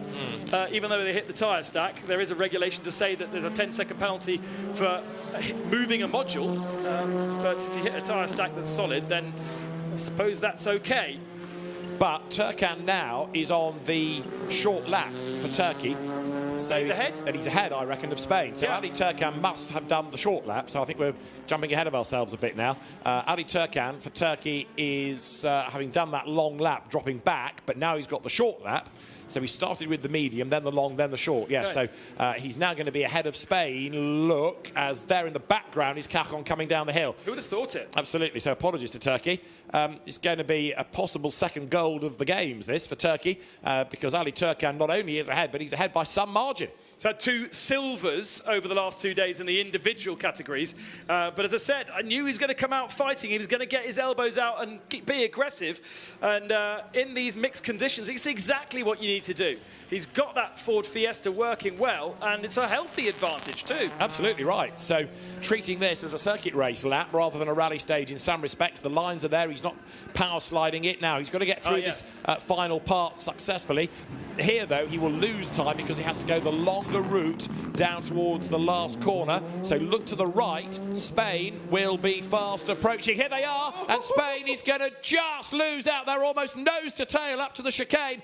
That is how this is meant to work. And Cajon thought about trying to go through, but he can't because there's the chicane in the way. He's quick, but he's not going to be able to get the bite off the final run, and it is going to be by the slenderest of margins. Gold for Turkey, silver for Spain, and the margin between the two of them was 0.261 of a second, and that's the perfect way to round out the FIA Motorsport Games, isn't it? With the last medals decided by 0.2 of a second. Wow, that was unbelievable. Turcan having to take the shorter early part of the lap, but that longer late part of the lap. And in the end, almost lane choice came down to it. Cajon deciding to do that short lap early meant he was on the long lap, the long lap, the long lap. And had he been on a different lap, potentially track position, not something you ever think about in rallying, would have been different. Well, a delighted Ali Turcan following the success from earlier on in the day of Ayhan Şengüven, who won gold in the GT sprint discipline. and that Turkey coming into this 5th in the medal table, so good effort for Turkey, which has been represented in not that many of the disciplines: GT, sprint, rally, yes, and esports and drifting. But when they have entered a driver, it's always been a driver in the top end of their national championships. They haven't. They really have got. He's a Red Bull athlete. He's leading the Turkish championship at the moment in a car, a class below the car class that actually he's racing. And in Rally 4, they had an entry also. Turkan with a medal 2 years ago in France. A silver then, 2 silvers over the course of the weekend, and a gold. Somewhere in all of this, there's a story about Turkish motorsport, because in the last few years, it really has been promoted onto an international platform, having been popular back home. Let's look at the results then, deciding the medals in Rally 2 at the FIA Motorsport Games. Bronze to Mexico, silver for Spain, and gold for Turkey. Bronze for Alejandro Mauro Sanchez, silver for Alejandro Cacon, and gold for Ali Turkan. So Ford from Toyota from Skoda, Turkey from Spain from Mexico, Turkan from Cacon from Sanchez, and it is gold medal time again for Turkey, and that's going to be a delighted Team Turkey. We saw the delight earlier on in the day from the pits when they won in circuit racing and now in rallying. Well, even more so. Well done to Turkey, well done to Ali Turkan. So that was rallying in a very different format, but deciding medals and rounding out the 2024 FIA Motorsport Games.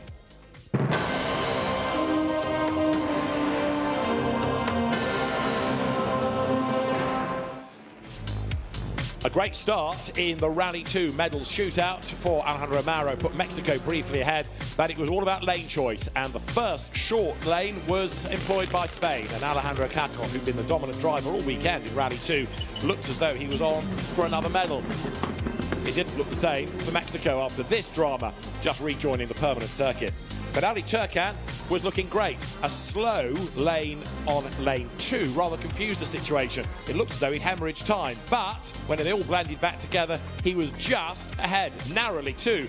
And 0.2 of a second was the margin as Turkey headed home Spain for gold and for silver in Rally 2. Silver for Spain, gold for Turkey, and Ali Turkan, the driver.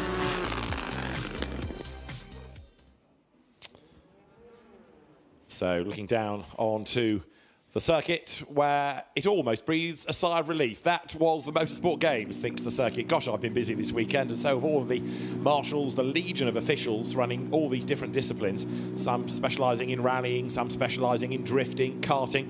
We've got 3 different venues, if you like, here with the drift track, Electric Street for auto slalom and karting slalom and the race circuit.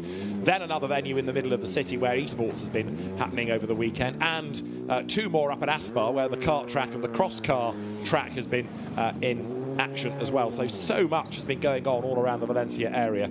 A huge task, no wonder it's every 2 years, for the SRO Motorsports Group team, headed for Motorsport Games purposes by Anthony Comas, and it's been a massive production, and so many competitors, so many nations, and so much action and so many good stories over the course of the last 3 days. There, Ali Turkan's car being marshalled back into position. A happy man for sure, just being careful not to wipe the door off the Team España Toyota GR Yaris. Perfectly done, well done. The last task of the event executed, precision parking. I imagine there's going to be a big smile on his face. He really has had to work pretty hard out on the stages. So Ali Turkan then is indeed all smiles, and says to Niklaus Klinger, yes, well done, what a great event you put together. And it may not have been a massive entry, but the commitment to win is certainly no less. And rallying has taken the sport to fans around the region, not just here at the circuit, and that's been another great positive of rallying. Antonio Rankin is there, and our driver, Ali Turkan. Ali, freshly out of the car, what a fantastic moment for Team Turkey, another gold. Yeah, amazing feeling. I'm sure it was going to be a very tough weekend because the Spanish guys are so fast and they know these stages so well, but the target was, even from the beginning, 2 silvers from stages and 1 here gold medal. I don't know what to say. I was so excited at the beginning. It was raining, changing every time. I was judging the grip every corner, every single corner, and when I approaching the last corner, I was looking for Alejandro, and it's like, oh, it's very close. I'm like upshifting. Then we were cheering up. Then I saw red light flashing. Oh, I forgot to change the gear. So I'm very happy for my country, Turkey. We did an amazing job, I think. Only 2 half days of testing with this car, and we are here. Incredible. What you say? Yeah, first of all, for all this event, with all the medals that we earned, I sent them to my mom. She passed away 2.5 weeks ago. It was so hard for me to come here, but I said, okay, if mom was here, that is what she would want me to do. Other than that, you know, we had a very fantastic day, weekend. I don't know what to say, you know. After the last chicane, I was like shouting in the car, yeah, it was okay, yeah, mom. It's great, it's great. You did it, guys. Huge congratulations. Thank you. 2 very happy driver and co-driver. So a fantastic way to end not just the rally action, but also to round out the 2024 FIA Motorsport Games. We've had some hard luck stories, some great drives, some very happy people. But most importantly, the motorsport world has come together. That was the FIA Motorsport Games. Absolutely one of my highlights of the weekend. That was spectacular action here at Circuit Ricardo Tormo. Now we're going to head back to the other side of Valencia, to the other circuit, to have a look at the Karting Sprint Senior final race. Here at the Aspar circuit, into the tram lines, lights are out. We are racing, and it's a brilliant start for the inside road. Czechia have bogged down, and it's gone completely wrong for the team, and there's a huge pile up at turn number 1 and 2. Multiple drivers involved, but the front of the field has broken away, and Ruben Moya this time has not been able to break away as much as he would like, but he is still in the lead for Spain as they go through. Who's involved here? Japan is involved. Oh, that's a huge shame for Kota Tushihashi, who was going to be starting on that second row of the grid. Looks like Nigeria's involved. Mexico is involved as well. And Pip Casabin from Australia also out of the race. What a shame for all those drivers. They'll get 1 attempt to get restarted. They've got to use the compression valve and push start. If their start isn't successful in getting the engine going, they will be out of this race. And to be honest, they're already out of contention. Yellow flags, waved yellow flags covering that local area through turns 1 and 2. And yeah, I think most of our drivers haven't been able to get going. So yes, Roy Bacco is out. Hoppenstead, Mexico out. Baker, Lebanon out. Herrera, Dominican Republic, and Casabin, Australia, all joined on the sidelines by one of the favourites for this race. Tushihashi, Japan, will not medal.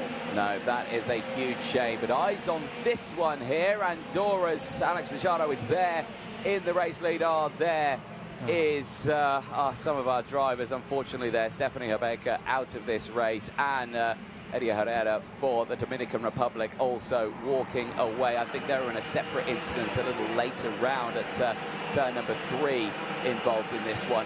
Right, Moya has run wide there out of the chicane, and now he's under pressure here. He's under pressure from Andorra. Do they go for the lead at turn 1? They try it, but they're not close enough, and that just loses them the speed out of the corner. Shilkunis is there. Guy Albag is there. These are all drivers who were called out earlier on that had moved up the order, and now Shilkunis is there in second place and is in a position to hunt down Ruben Moya. Good reading of the race there by Marcus Shilkunis. It was always going to be an attack from Alex Machado. That has been the power of Ruben Moya over the rest of this field, that when you've got a chance, when he makes a mistake, you can't sit behind him and wait for another opportunity, because they'll be like buses. They don't come round very often.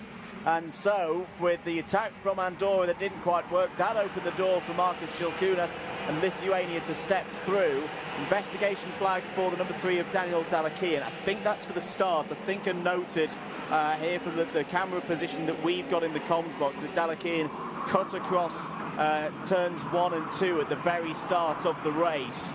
So I would imagine this early in the race that is probably what that is for, as to whether he's gained an advantage from cutting the circuits. I mean, it's thick grass and a bit boggy down in that part of the circuit, so we'll see whether he did gain a position or not. But there was a lot going on at turn 1 in the early stages. Fastest driver out there is Team Brazil's Lucas Moura in the 55s.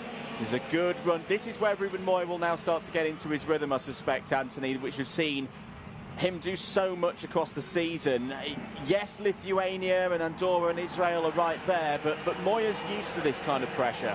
He is used to this pressure, but the gap was larger than this. They have closed in, and now with Machado, who's thinking he's on the back foot, he already tried that move into turn 1. He's going to try it again. Lithuania are going to cut across the front. The two make contact, and sideways goes Markus Šilkunas. Through comes Guy Albag. He gets through past Andorra, but that was a bold attempt. He sends it back down the inside. Machado gets it back through. Now Moya can feel a little bit more comfortable with them scrapping for second place. Albag just trying to get back through past Machado. He's not going to find the way through here at turns 9 and 10. And now you've got the likes of Roberto Bas for the Netherlands trying to close in, and is doing a brilliant job as he's got past Albag now for P4. Well, we saw the hopes of the Netherlands falter in the previous race. Maybe they're going to get a bit of a surprise one here if the number 26 can keep pulling through. End of the 5th lap. Moya's lead is 0.4 of a second ahead of Lithuania's Markus Šilkunas. Andorra and Alex Machado holding on to the bronze medal right now. Roberto Bas for the Netherlands is there in 4th, having gained 7 places so far. Guy Albag holding in 5th for Israel. Has had some big results across the course of the 2024 international karting season. Daniel Dalakian is up 13 places. Would wonder whether, that maybe something has not quite gone right there. Dalakian's going to keep pushing on for now, of course. We've just lost 7th place to Jakub Mikulev out there for Malta. Let's have a look at this moment. This was down into turn 1. This was, well, I don't think Machado was expecting Šilkunas to have his own little go at Moya there. That just caught him out. Great reading of the race by Guy Albag to step down the inside and take 3rd. Bit of a nervy one there. I think for Andorra and for Machado, he's right to pull out of that one, because that was only going to end in one way if he'd fully committed to it and tried to make the move. Yeah, Moya starting to feel the pressure now. He has not raced with Šilkunas yet this weekend in a actual battle on track. They've been separated in this field. Šilkunas, with a bad qualifying, has been starting in around that mid-pack. This time around, with the clean air in front, he's been able to go to work. He's already gained 3 places in this race to get into P2. He's just set the fastest lap of the race as well, and it is still just continuing to pile on that pressure. Moya now, this is the closest he's been to pressure this weekend. And let's see how the Spaniard deals with it as they exit out of turn 17 and 18 now.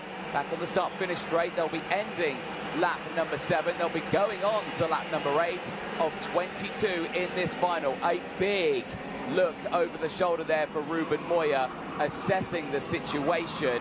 And I'm thinking the pressure's starting to build a little bit here for Moya in the lead.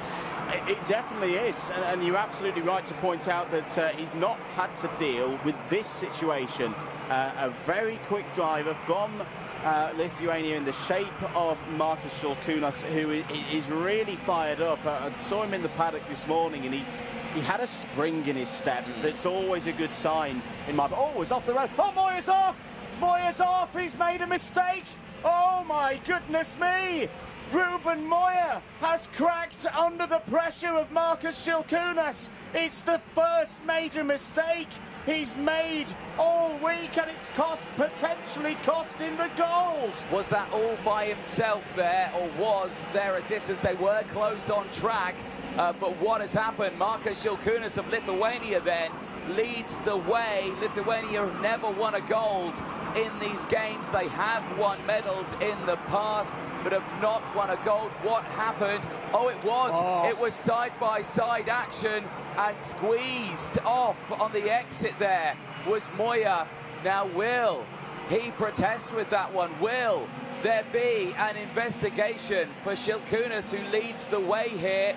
Well, Machado at the moment is in second place and is starting to close in, but this final, Andrew, is far, far from over. I'm absolutely shocked at what we've just seen there, Ruben Moya, but this is what can happen in a final, particularly in a medal race. And yeah, I thought that might be coming. The number 22 under investigation, Markus Šilkūnas, is in the lead of this race, but knows now that there is a cloud hanging over him, metaphorically, physically, here at the Aspar circuit as the clouds continue to roll in. Alex Machado, what must be going through his mind right now? Andorra have never won a medal of any colour in the FIA Motorsport Games in its 3 editions of history, and right now he's sitting in a silver position. Very well could become a gold if there is some form of jurisdiction coming the way of Šilkūnas and Lithuania. They won their single medal of these games on Friday, a bronze in the Rally 2. Let's have a look at it again. I'm interested to know how did Šilkūnas get that close down the inside? I think just on the exit here, it's a tough one to call from that angle. Race control, of course, will have 10 different angles of that incident, front, side, back, above, below, all of that. And, of course, so will the stewards as well, and they'll be watching that one, I can imagine. I know they're very different bits of kit. That is not too dissimilar to what we saw Team Spain be given a penalty for in the endurance less than 24 hours ago. In the last hour, obviously much heavier carts, of course, the Saudi RT10s, but that is going to be one for the race official. I'm always glad I'm not a race official. I'm really glad I'm not a race official now, because that is a really, really tough call. Yeah, but again, Šilkūnas will say that, I was on the inside, I had the line, it was my part of the track, and, he just decided to go wide and all of that. It's one of those, but again, Moya, he will say completely opposite. He pushed me off the track. It's one of those. It's word against word, really, but again, it all falls down to a third party, i.e. the stewards, who will look into that one. But we've not seen an investigation. We have for the 22. We have. Okay, so an investigation flag is out then. So, they will be watching that, and they'll be assessing. We won't know anything in race. We'll only find out post-race, but that certainly puts a moment in the works. So the second question is that how far can Šilkūnas get away from the rest of the field? So right now he's 1.6 seconds away from second place. If he can get to 5 seconds away from Machado, he might be okay. He might be okay, but there's still the tyre management aspect of a final. We're only just into the second half of this one. Markus Šilkūnas is building that lead over Alex Machado. Ruben Moya is back up to third place. I tell you what, Ruben Moya is not out of it yet for this gold medal, because Ruben Moya is coming back. He's coming back at Alex Machado. Round to complete lap number 12, a 55.754 for Šilkūnas, a 55.8 for Machado, another 55.7 for Moya. Moya is chipping away at the advantage that Andorra have in this silver medal fight right now. Guy Albach seems to be fading a little bit, or maybe he's just trying to reserve for later on in this race, maybe trying to play the strategy, because he's still not too far away if Moya catches Machado and attacks, and they hold each other a little bit. But it was a 56-0 last time around for Team Israel. Who's having good drives out there? Isham Madesh is having a great drive, Anthony, for Team India, up 13 places to P12. Ghazi Motlakar is as well, up into the top 15. It's probably not going to be a medal for Team Mozambique, but we should give credit. This can be at times a bit of a, and I think the drivers have struggled a bit more with overtaking, with the change in wind direction here today. And it's a full credit to those drivers making their way through the field. Although it's one of those moments where I really shouldn't look down the order, because Madesh has just picked up a warning flag. Commentator's curse at its finest strikes again, Andrew Mather. That was him. Yeah, indeed. But no, you are right in saying, and I think actually I'll go back to India. they have delivered this season, haven't they? Especially in the world of karting. We've seen it in the mini, the junior and the senior. They've always been in and around that sharp end. This is Kuba Rajski out of the final. He's pulled it into Parc Ferme. His chances are no more. Eyes back on this one here. Shilkuna still breaking away at the front. The gap is 1.8. It's not enough if he does get a post-race or anything like that. He is under investigation, but he is still breaking away from these two here. Machado and Moya not able at this moment in time to close that gap. So the front still is in a calm moment here. Kua Lee, the next driver to receive a warning flag out there. The driver representing the Republic of Korea.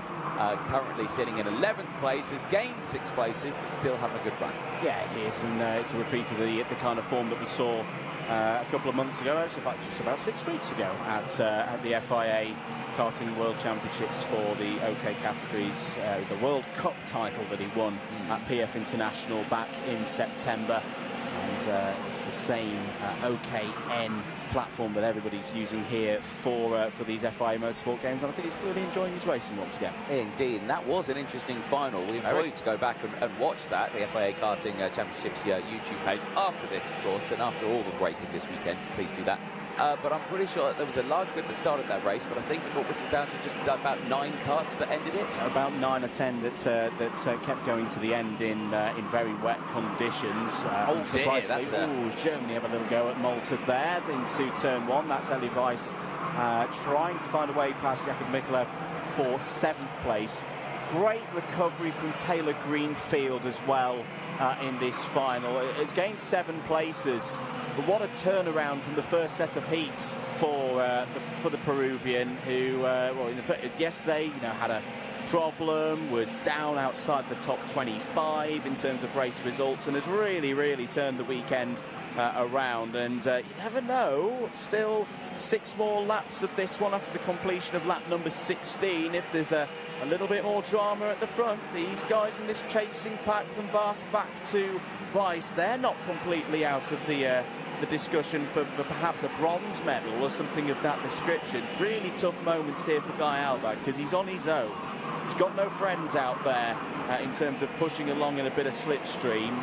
He was very quick in the early stages, but I wonder if, kind of similar to what we were seeing with the Netherlands in the previous race in the juniors, go a little bit too hard earlier in this race, you pay for it in the last quarter. Yeah, it's all about pacing yourself in these ones, and yeah, it's just one of those you bang on of this. Elia Weiss, though, is looking mighty fast out there. As we see a replay here, this is Marcos Shilkunas getting the move done initially on Alex Machado of Andorra. Gets it through the inside. That was a nicely timed move back earlier on. But yeah, no, you are correct in saying pushing too early can certainly have a detrimental effect. Pushing later in the race, though, after you've got it into a good position, usually ends up with a good result. And I think that's what we're seeing here from Elia Weiss, who's currently there in P8 and is now pushing through. Defensive goes Roberto Bas. That gives the green light to Elia Weiss, who sends it down the inside of Jakub Mikulev of Malta and moves up into P7. That was one of those moves as Weiss goes through past Bas. This is all getting a little bit tight out there. Weiss does very well to keep it within track limits there. The gravel is waiting for anyone who runs a little bit too wide here at the Aspar circuit. That move on Mikulev was one of those of like, I'm giving you an option here, Jacob. Move out of the way or we're not going to finish this race. Now, intriguing situation, Anthony. Machado set the fastest lap of the race last time around, a 55.550. Moya has responded on this lap and has closed the gap to 0.1. And either way, these guys are going to fight, because it's either going to be for a silver medal or it's going to be for a gold if there is a penalty coming the way of Shilkunas. They're two very experienced racers. Alex Machado has won many a race on the international stage. Personally, had the pleasure of watching him race for 5 years, and he is, in my book, a very underrated driver. He is showing his skills here this weekend in the FIA Motorsport Games. Can he hold off, still, at the moment, the undefeated Ruben Moya? Exactly, and again, continuing to push that one along. Race, like you're saying, is coming to a close. It is those dying stages now, and this is where you start to think it's make or break time to get that last position. And well, I think we're going to see that here from both of these two drivers. Machado's going to make it or break it by pushing as hard as he can now in these last few laps. The same for Ruben Moya. This was the moves further along. That was Elia Weiss getting down the inside later in that same moment, having a very close one, because then wide would go the Netherlands, and backwards would go Roberto Bass. And then this one here, kind of like a ping pong, first into the back, then into the back, and then yeah, it's kind of a front backwards forwards bit there. So very strong moment. Is that Sweden out of contention? It is Leo Nilsson out of this final in the dying stages. That is a huge, huge disappointment for Sweden. It is, I'm afraid. It's not been the kind of weekend that Leo Nilsson would have wanted after a decent run in the European Championships earlier on this year. 2 more laps to go then. Shulkunas still leads on the road by 1.5 seconds now. An interesting thing has happened in terms of Shulkunas' pace here, Anthony. And it's a very big if, ladies and gentlemen, there was to be a 5-second penalty, which is the minimum level of post-race penalty that Marcus Shulkunas could receive, and could is an important word in that one as well. He would now hold on to a bronze. He's got 5.2 seconds clear of Guy Albag for Israel. So Marcus Shulkunas, I think he's still obviously got the big bearing down problem of Machado only being 1.5 behind, and Moya being 1.9 behind.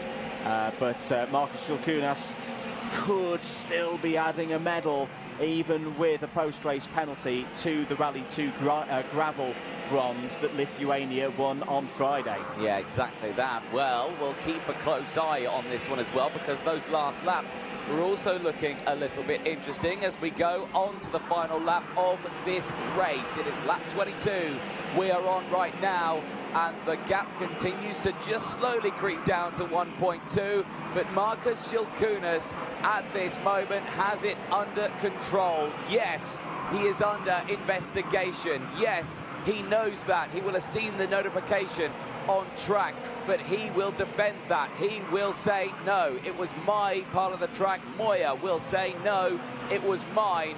But it's all down to what happens afterwards. Marcus Shulkunas, like you were saying, this is going to look like their second medal of the Games, but potentially their first gold medal. Lithuania, Marcus Shulkunas, only one chicane to go in the sprint senior category, is looking to claim his nation's first gold medal. It is Lithuania for Marcus Shulkunas, winning at the Aspar circuit in Spain.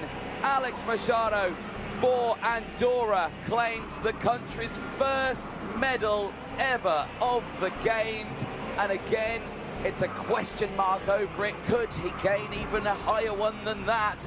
Ruben Moya for Spain, the undefeated, finally becomes defeated as he rounds out the top 3 and claims bronze for Spain. And Spain go into double figures in terms of total medals. What an effort from Spain here in these third FIA Motorsport Games. There is your provisional results. Marcus Shulkunas, P1 on the road, 1.1 seconds clear of Alex Machado. It is at least a silver for Alex Machado, because Shulkunas and Lithuania are under investigation. What an effort from Alex Machado. Ruben Moya will medal as well for Spain. Guy Albag, 4th on the road, 5.2 seconds behind Marcus Shulkunas in the end. Taylor Greenfield, P5. Do you think that the number 28 is going to be holding there in that top 5, gaining 8 spots? Elia Weiss, Jacob Mikulev, Roberto Bass, Vaclav Prokaska and Lucas Moura all up in the top 10. Let's have a look at some of the highlights from that last race here in the karting arena. There is Dalakian in the number 3 for Armenia. Portugal also took to the grass in a slightly chaotic start for this last medal race here at the Aspar circuit for these FIA Motorsport Games.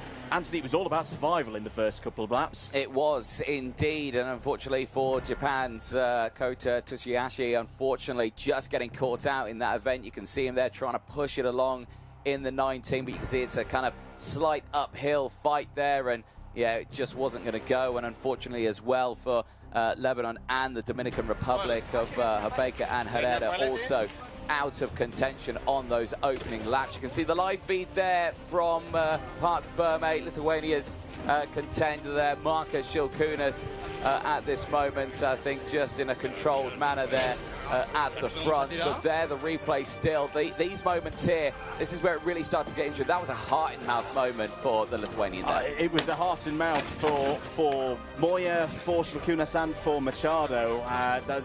The driving between the two of them, very close indeed. That was a crucial moment for Machado getting through past Albag. And this is the real crucial moment. This is the one where we still don't know. That is the moment where Moya in the gravel, after a side-by-side moment with Šilkūnas under investigation. Kuba Rajski would retire from the race after a tough 2024 international karting season on lap 14. That result isn't done yet. It really isn't. And, of course, everything that we say here is provisional. Great shots there from Parc Fermé, really getting the understanding of the frustration. The Netherlands, there also a relatively decent final in that one for Roberto Bas. 3 places gained in the end, does finish inside the top 10 in P8. But, again, for so many others, just falling down the order, and unfortunately for Sweden and Leo Nilsson out on the final stages. There across the line, Markus Šilkūnas takes the win. Nice work, Markus, there, bringing home a gold medal for Lithuania in the karting. We're going to stick with the sort of junior categories, if you like, and go for an absolute gold rush as we catch up with all the finals over there in the cross cars. Cross car mini, final A, race 2. And we have another chance for one of the drivers to maybe get his hands on the gold medal. Will this gold medal go the way of Beryl Hoekstra? Will it go the way of Hugo Fuertes? Will Fuertes be the 3rd Spanish driver to win a medal this afternoon in a cross-car off-road competition? It remains to be seen. He just took the win in the final A, race 1. But the fastest lap went to Beryl Hoekstra. That's an interesting one, because in case of a tie, well, that's the fastest performance of the two races combined that can give the advantage to any of the drivers. Side by side, here we go. The light went green. Oh, and contact already. Watch out not to get yourself into the dirt and to go to a DNF at that early stage, but forcing his way through. Hugo Fuertes on the left takes Tim Spain again in the lead of that second final of the mini category. Whoa, what a start that was. It was a bit hectic, wasn't it? As you can feel that this is now or never for Beryl Hoekstra, for Hugo Fuertes as well. There's no room for mistake, no room for backing off just too much and maybe wait for the last lap to make a difference. This is now or never that the difference needs to be made. And for now, Hugo Fuertes just didn't let himself be impressed. Beryl Hoekstra just tried to hold on to her lead, but Fuertes just fought his way through, back in the lead, clipping the curb a little bit. Yeah, the so-called curb with the dirt around the racing line, but banging wheels just a tiny bit on the outside of turn number 1. And as a result, Hugo Fuertes has been able to build himself a bit of a gap, 1.4 seconds as we enter lap number 2. Now it's down to Beryl Hoekstra to try to refocus on the task at hand. The gap has been built, but there's still time in that final to try to switch those positions to at least give the leader a bit of a hard time to try to get close as much as possible out of turn number 5. And you can hear some, hopefully for you guys as well, on the streaming, the shouting, the cheering up for that young driver from Spain. We've had medals so far for Spain, leading the table of medals. 8 medals so far in total. Will this be gold medal number 6 for Spain on soil a la casa for Hugo Fuertes? We're not there yet. Does not put any pressure any more than he has already on his young shoulders for the current leader of the mini category in cross car. Lap number 2 completed. Here we go into lap number 3. And the gap has been again extended 2 full seconds now for Hugo Fuertes. If it stays like that, it's no longer down to any lap time performance, down to the track result. And Hugo Fuertes, if he keeps on going like that, will be the 3rd driver from Spain to bring a medal home. But he will be the only one, again, if he stays like that, to have it golden, as the other drivers in the junior and the senior class made it to a 2nd place, with Diego Martinez after a crazy final in the junior class, only bringing home a silver medal, as Pinakinklia in the senior category was able to make it to second place as well, behind David Mea, who was back in the day, back at the time of that race, completely uncatchable. Here we go, ladies and gentlemen. Last lap of the race, the fastest lap so far of that second final. And Hugo Fuertes with a 2.6 lead on Merel Hoekstra can certainly allow himself to back up a little bit and not try to do anything unwise into that last lap. And he's starting to look good. He's starting to smell good as well for Hugo Fuertes. He's been the fastest in qualifying, entering the weekend. He's been winning ever since, making his way, paving his way to the final. First race of that final A, the victory. Second race, just a couple of corners left into the last sector. The left in turn number 9. Let's keep the focus on until the checkered flag, with the cheering and the Spanish flags waving in the air as well. Winning on home soil. He's bringing gold medal back home. Viva España para Hugo Fuertes, winner of the first ever final of the mini category as part of the cross car competition. He's a gold medalist winner as part of the FIA Motorsport Games. Hugo Fuertes wins in front of Merel Hoekstra. And you can feel the emotion cheering up already, celebrating inside his little cockpit. And the cheering as well goes on the sideline as well, with the family members, the parents and the friends cheering on as part of the Spanish Federation. But Hugo Fuertes wins for Spain in the mini-final in 2 races as part of the cross-car FIA Motorsport Games competition. Well done to you, Hugo. Well done to Merel Hoekstra. After the Proficiat, this is silver medal for Team Netherlands, gold medal for Team Spain, and bronze medal for Team Canada, with Ava Cabral, winner of the final B. At least based on track results. But a beautiful performance for all of our competitors in the mini class between 8 and 12 years of age. We had 14 to start with, but only 2 for the most expected of all races, the final A. But in the end, there could only be one winner, and this will go to Hugo Fuertes. So well done to Hugo, well done to Spain, bringing home 3 medals in all 3 classes, 1 gold, 2 silvers. A good day at the office in the cross-car competition for Spain, as well as for the other drivers being part of that beautiful competition. This will be time, ladies and gentlemen, to run things up for this year's edition of the cross-car. The time to enjoy the celebrations, the cheering up of all the friends and family members of Hugo Fuertes. Spain wins on home soil, and as the drivers make their way back to the pit, you can see as well a little bit further back for Merel Hoekstra. Some good words, certainly, some debrief, some congratulations are in order as well for the performance of the young driver from the Netherlands. One of the youngest drivers in the entire field of the FIA Motorsport Games. 8 years old and 2 months, would you believe? But she pulled off a great performances, bringing home a silver medal under the applause and the cheering of both the Spanish and the Dutch camp. But the victory in the end in the mini class goes to Spain on home soil. La victoria para Hugo Fuertes and España on home soil. A beautiful achievement, and celebrations and congratulations are indeed in order for Hugo Fuertes. Once the light goes green, we are racing now for the junior final at last. Great start as well. Once again for Sasha from the middle of. Yes, he does, and this time it's going well as well for the Belgian driver, Luca Gartel, from 3rd to 2nd in the space of just a few meters, just behind the Frenchman. Where is Diego Martinez? Down to 3rd place into turn number 5. The opening lap is going quite well. Oh, and I've spoken too soon, and the driver unfortunately going around the wrong direction into turn number 5. What on earth happened there? He got tangled a little bit and tried actually to get going again. The battle is raging, and taking the lead is Luca Gartel at the end of the opening lap. Belgium in the lead in front of France. Spain down in 3rd with Diego Martinez trying to hold on. Then we have in 4th place Gergena Mutic from Estonia. 4 drivers in the same picture. What a heck of a start that is, as we've lost Pim Vlasak. The Dutchman, unfortunately, Pim Vlasak, just was removed of that spot where he got stuck in turn number 5, but that's a DNF by the look of it for Pim Vlasak. That's quite unfortunate. He was one of the drivers involved in that big incident in turn number 9 in the first attempt of a final. and unfortunately he got stuck a long time, got back on his wheel, and that's another DNF. Certainly a day to forget completely for Team Dutchland. Now, another lap completed. Luca Cartel, he had been tangled in turn number 1 with another rival. Somehow, thanks to that big coming to oh!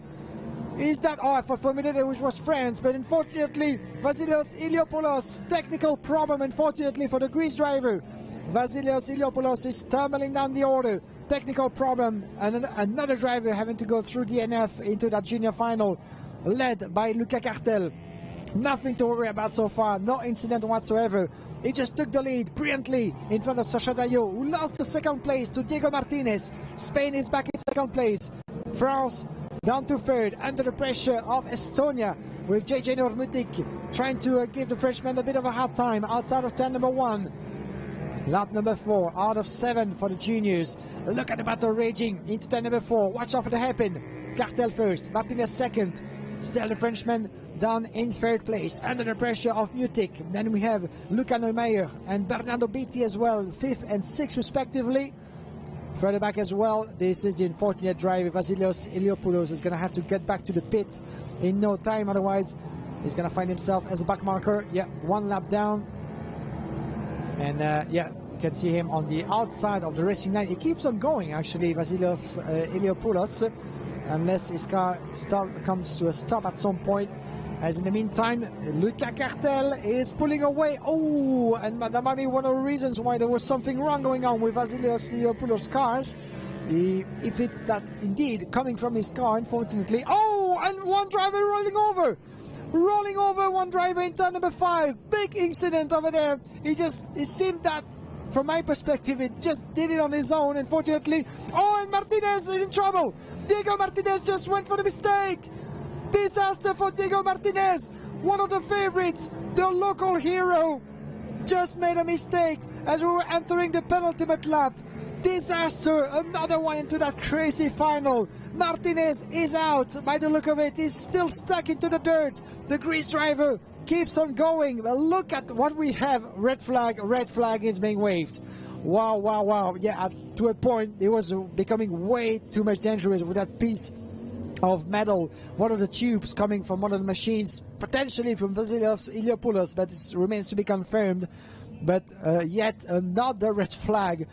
2 junior finals, 2 red flag, and that does mean at some point that we've been through 5 laps completed already. We were in lap number 6, the penultimate round of that final. The race just came to a red flag, the time certainly for the track to be cleared.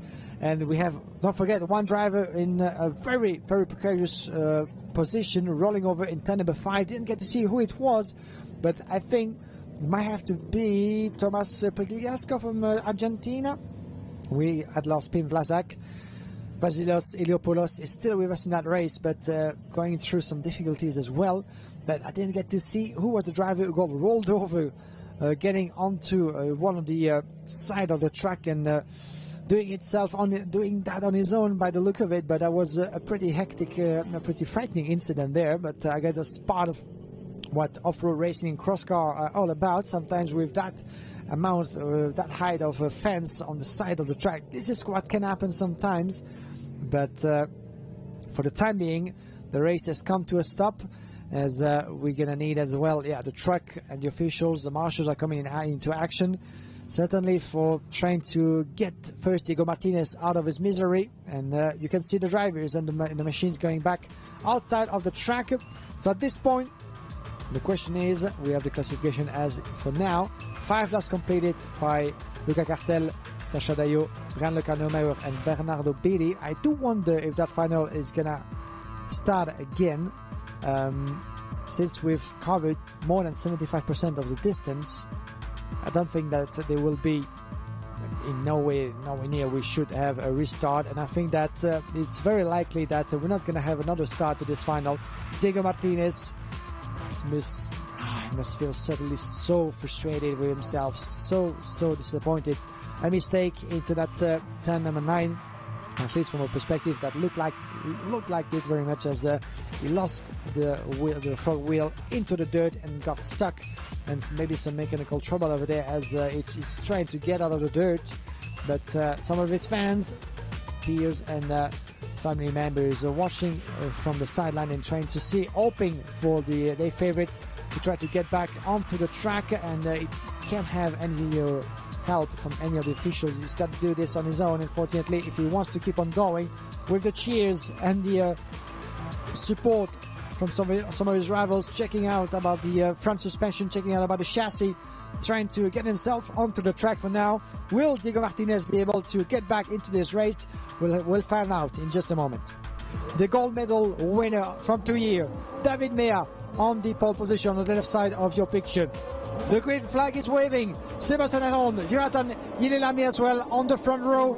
And we're racing for the seniors. Green, green, green for the final of the senior cross car. Who will take the medal? And a little bit of a mayhem as some drivers outside of the racing line into turn number 1. 7 laps to go through on the horsepower circuit. Welcome along for the cross car senior final. David Mea, the winner of last year, of 2 years ago, gold medal in Marseille, the European champion, a French champion from Bretagne. He's the one certainly to look for. He's the prime favorite in that category. And a little bit of a moment for one of the Spaniards, Ivan Pina Quinquilla. The Spaniard went from P4 to P2. What a start and opening lap for Ivan Pina Quinquilla, up into second place in front of Sebastian Hanon, as well as Adar Melamed. Adar Melamed up to the P3, and disaster for Sebastian Hanon, the Swedish driver. He was on the front row of the grid, finds himself all the way down to P5 only. Into turn number 5 they go. The battle is raging. You can see Team Sweden going around the inside. Sebastian Hanon upper place in front of Niklas Lukas Jensen. The battle is on. It's gonna be long. It's gonna be fierce. It's gonna be very tactical and straight to the point until the checkered flag. David Mea, Pina Quinquilla, Adar Melamed. These are the drivers. 1, 2, and now 3 crossing the line just in front of us. 4th place, Sebastian Hanon in front of Jensen. Ililami, Jonathan Ililami from Finland, Team Finland, all the way down to P6 only. He was on the front row of that grid. Disaster striking as well for the driver from Team Finland. Unfortunately, he's trying to keep up from Felix Bodelmeier, the German. Then we have Maciej Lakowski down in P8 in front of Joris Denis and Sahil Khanna. That's for your top 10 at the moment. We had 25 drivers, 25 nations represented, only 10 of them in the final of the cross car senior category. And David Mea, 2.1 seconds. Look at the Frenchman doing what he does best. Oh, a little bit of a contact. A slight error, a slight mistake from David Mea on the inside of turn number 3. Just kick the dust, kick the dirt just a little bit as the driver. Oh, and mistake as well for Adar Melamed. Adar Melamed from Team Israel just lost it on the outside of turn number 5. Does that mean that the grip conditions not as much as they used to be? Certainly a couple of mistakes from one of the 2 favorites out there. Nothing to worry about for David Mea. Ivan Pina Quinquilla still in second place, very much trying to catch up as well. He still has 2.3 seconds, has run the inside. That's the number 15 of Jonathan Ilelami. He's trying to make up a little bit the ground that he lost in the opening stages, but unfortunately it's not going according to plan for Jonathan Ilelami, dropping another spot to 8th place in total. Ilelami was expecting to fight at the forefront. He's having none of it, unfortunately. And now, well, it's just all the way down to P8, very far from the driver he was hoping to give a hard time. David Mea, 2.3 seconds still advantage on Pina Quinquilla. The Spanish drivers trying every trick of the book to try to decrease that gap. 2.3, and now it's down to 2.6 now, almost 2.7. Well, Mea is doing the job. He's not having anyone else but himself to try to get his hands on that gold medal. Will this be back-to-back gold medal for France? In second place, Pina Quinquilla once again, as 2 years ago in Marseille. He could not leave but have to conclude his weekend with the silver medal for Pina Quinquilla. Once again, the scenario of Marseille is repeating itself at the advantage of the French driver in the lead. Sebastian Hanon from Sweden down in P3 still, with 4 seconds at disadvantage on Pina Quinquilla. So unless anything dramatic happens into that last lap, either to David Mea or Pinakin Kia. I don't think that anyone else will have the chance to get his hands on the gold and the silver. David Mea, the Frenchman, the last few turns into that last lap of the senior category, the cross car senior, is, you can see his fist in the air. He knows what he's done. He knows the achievement at hand. Checkered flag and another gold medal for France and David Mea. 2 years after Marseille and winning on home soil, David Mea does it again, takes gold medal, back-to-back victories in the cross car senior championship final. Even Pinakin Kia once again having to admit defeat, but still that's another gold medal, that's another medal, and then a silver this time for Pinakin Kia. Another medal for Spain, leading the board of rewards so far for the hosting nation. Sebastian Hanholm from Team Sweden picking up bronze medal in third place from Adar Meladeh from Team Israel in P5. And we have Niklas Lukas Jensen, the number 96 from P5. Brilliant performance as well for Luka Jensen, the number 96 representing, just give me a second, Denmark, of course. Niklas Lukas Jensen, Denmark, from the German Felix Bodenmeier. Then we have the Poland, Masis Lakowski, the Finnish driver Jonathan Ililami. Quite unfortunate turn of event for him, as he was hoping to fight at the forefront, but he was having none of it in the end. Then we have Johan Diniz from Portugal and Sahil Khanna from India. And look at the celebrations. It can start for the top 3 drivers of the cross car senior final.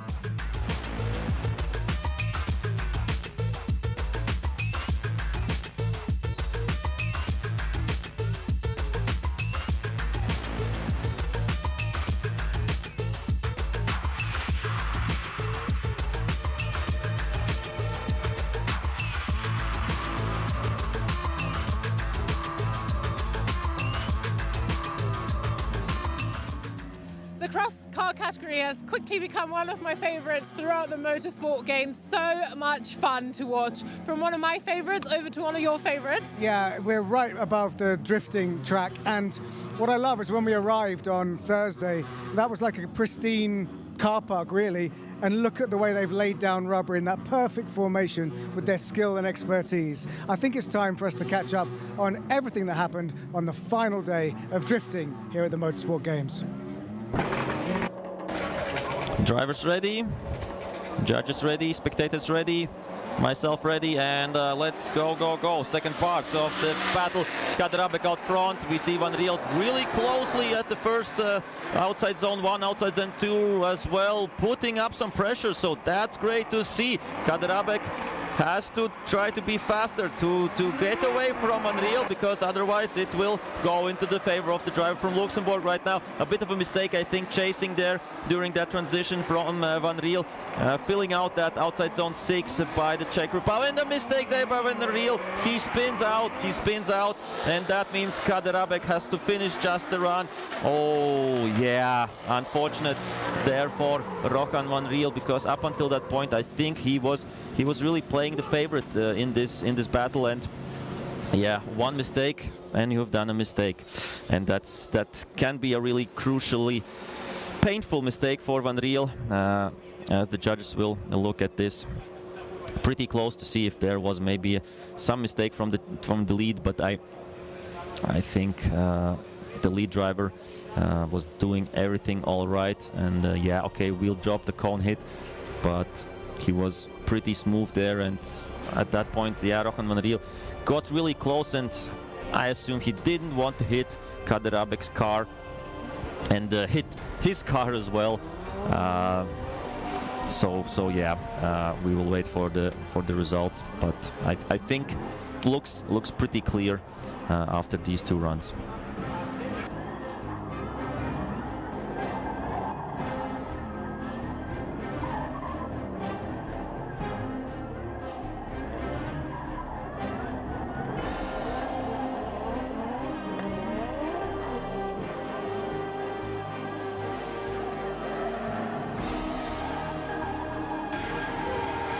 And looks like the scores are coming in.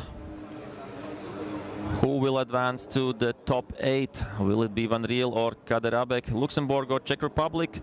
And the judges say Zdenek Kaderabek gets the win. Czech Republic advances on to top 8.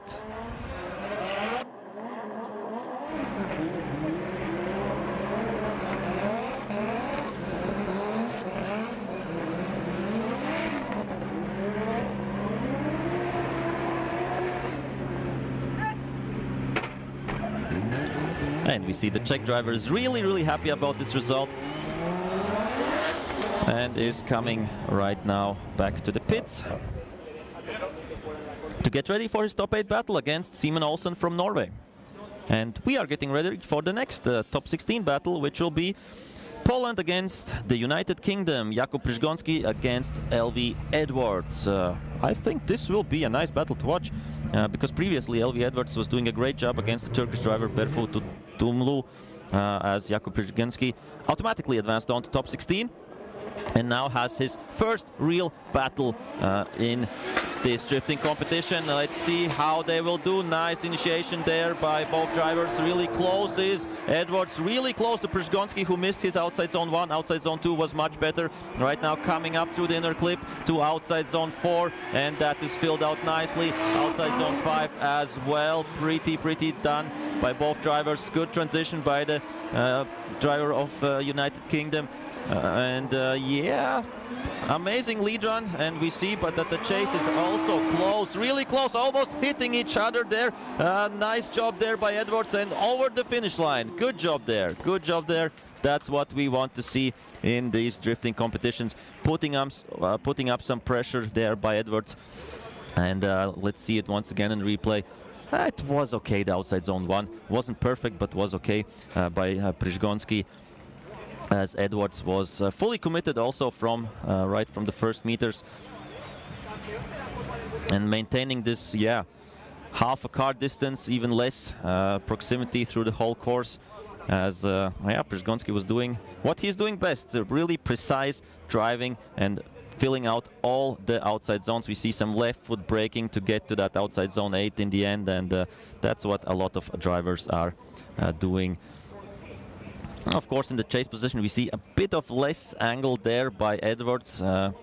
As we have said, that's a thing that the drivers are sometimes doing to get closer, to don't have so much risk while chasing, but here in the end almost some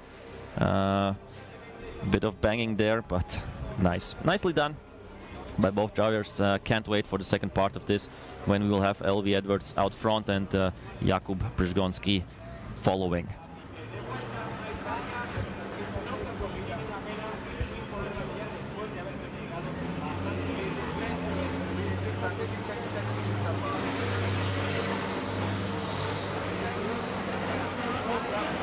And we are ready to rock, we are ready to go. Second part of this battle, Edwards out front, nice initiation, good, yeah, nicely filled out outside zone 1, outside zone 2 as well. Przygoński is really close, he is really close. The proximity is almost 0 at some points. Nicely done this outside zone by Edwards as well, but Przygoński is closer. I think he is a bit closer than Edwards previously. Really beautiful stuff by both drivers. A good chase, and then you can of course good lead, and then you of course can chase there. Nice transition to the last corner, coming out to outside zone 8 here as well. Really close, and wow, what a run there, what a run there, and applause of course from the spectators and everybody there. Yeah, this is what we love to see. Jakub Przygoński and LV Edwards, I think one of the best battles up until now that we have seen, and now it's a bit of a hard job for the judges to decide who is better. But yeah, if we look through the whole run, I think yeah, Przygoński is closer on the chase. The lead, I would say, is quite comparable between the two drivers. Nothing major that would yeah, distinctive or distinct this. So I think, yeah, it was Edwards was aggressive and was putting on the pressure on Przygoński in his chase, but still we got, I think, a bit of a closer run there by Przygoński.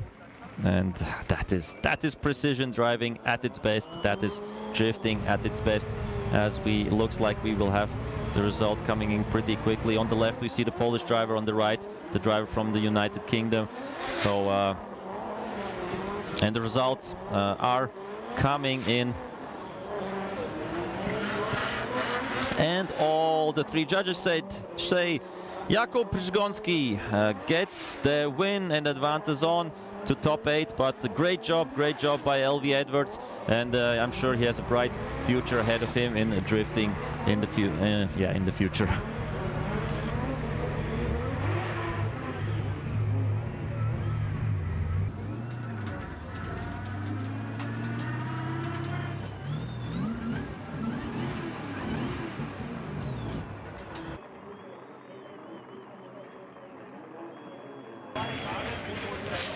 Okay, that's it for this battle.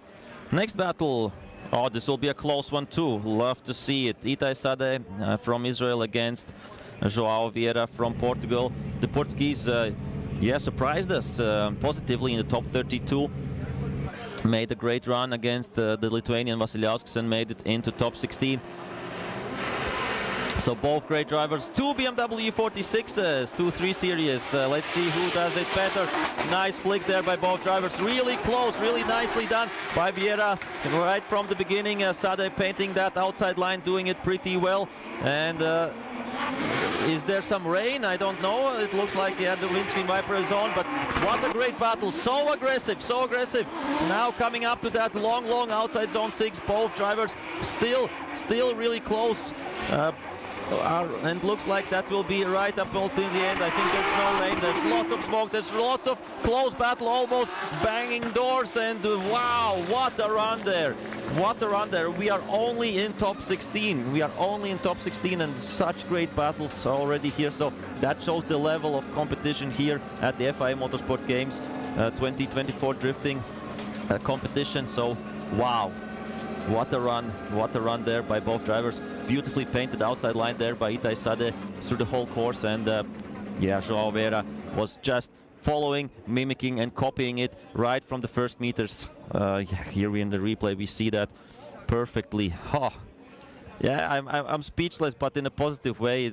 You can't say, or you can't add anything to that. It speaks for itself. So, loving it. And I'm sure the spectators all around the world are loving this as well.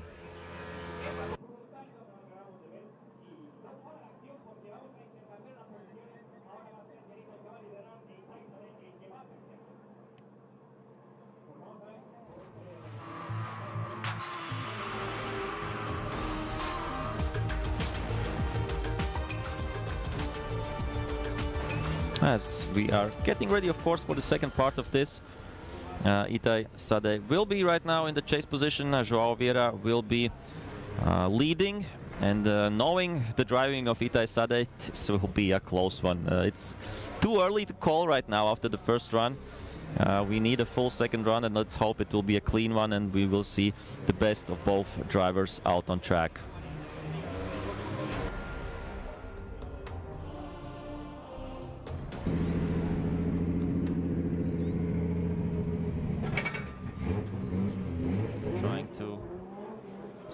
And we have the goal sign, and deserve to be deserve to fight in top 8 against Jakub Przgonski, of course the bronze medalist of 2022.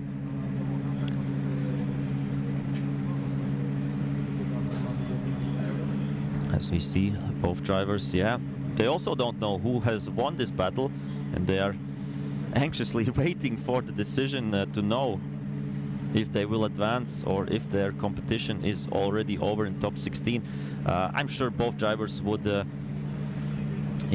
think would deserve to advance on. And here we see once again side by side these two battles. I think this was a bit of a mistake maybe by João Vieira between outside zone 5 and 6. But otherwise, at some points I think he was closer. Here it looks pretty similar. So it's a tough one. It comes down to details. It comes down to details, and who is the best with the details? That's for sure the judges. And right now we have the shot that we usually have if we have a result, and Okay, the results are coming in. The results are coming in. As it's one more time. We go again. We go again, and I think that's a fair decision. And I'm sure we can, yeah, switch it quickly to David Callas to make a comment about this decision. So what we saw in this battle, first of all, it was great drifting. It was really pleasurable to watch. However, we need to say that Itai was having better lead. It was more precise, a little bit deeper in the zones, and overall slightly better lead. If we look on the chase runs, then Joao was having way better mimicking of the line than Itai and mimicking of the angle, when Itai was not so deep in the zones and also not having that big angle as his leader. So we want to say it once more, and we'll see if both drivers can repair their mistakes. Great stuff, thank you, David. As we move on to the next battles, of course, and we will see this battle between Sade and Vieira one more time. And yeah, I think fair decision as we move on. And now we have Japan against Denmark. That's Koji Tada against Mats Benjamin Andreasen. And this will be a nice battle for sure. Again, yeah, really different cars there. The Japanese-style Toyota GR86 and the E92 Eurofighter. Let's see what they can do. Really close right from the beginning, almost hitting each other at the initiation at the first corner. Really deep zone there by Koji Tada, as Andreasen was on the inside line. Now he gives the space to the Japanese driver and tries to be side by side, and he does it well. He does it well. Right now, of course, the next transition, everything's fair and square there, as Koji Tada is painting that outside line. But what the pressure there by Andreasen. What a nice driving from the Danish pilot. And they move on to the last corner. Yeah, lost a bit of proximity there, but came back, Andreasen, and over the finish line. So great stuff and great driving by both cars and both drivers, of course, representing Japan and Denmark respectively. The second part of this battle will be crazy as well, that's for sure. Wow. That was full commitment by Andreasen. You can't say anything about that. After that, maybe a little bit of a mistake through that outside zone 2 to inner clip 3. But here, wow, what a commitment by the Danish driver through the whole course. And let's see, why did he lose some distance here? Yeah, hard to say, but he came back at the end and put up a great show. And we have to say, not bad, a lead run by Koji Tada. I think, yeah, outside zone 1 was missing, but otherwise was okay. As they have switched positions and ready to go again. So we will see. Andreasen out front, Tada chasing. And one of them will advance on to top 8.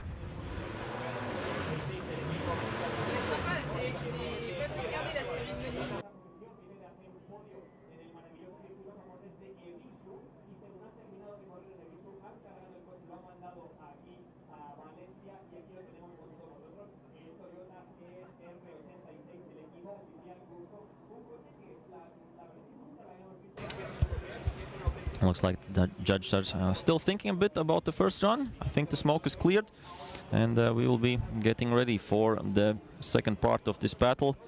So many nations represented in the whole FIA Motorsport Games, 82 in total and 32 in drifting. So yeah, more than a third of the whole countries that are here are competing in the drifting competition.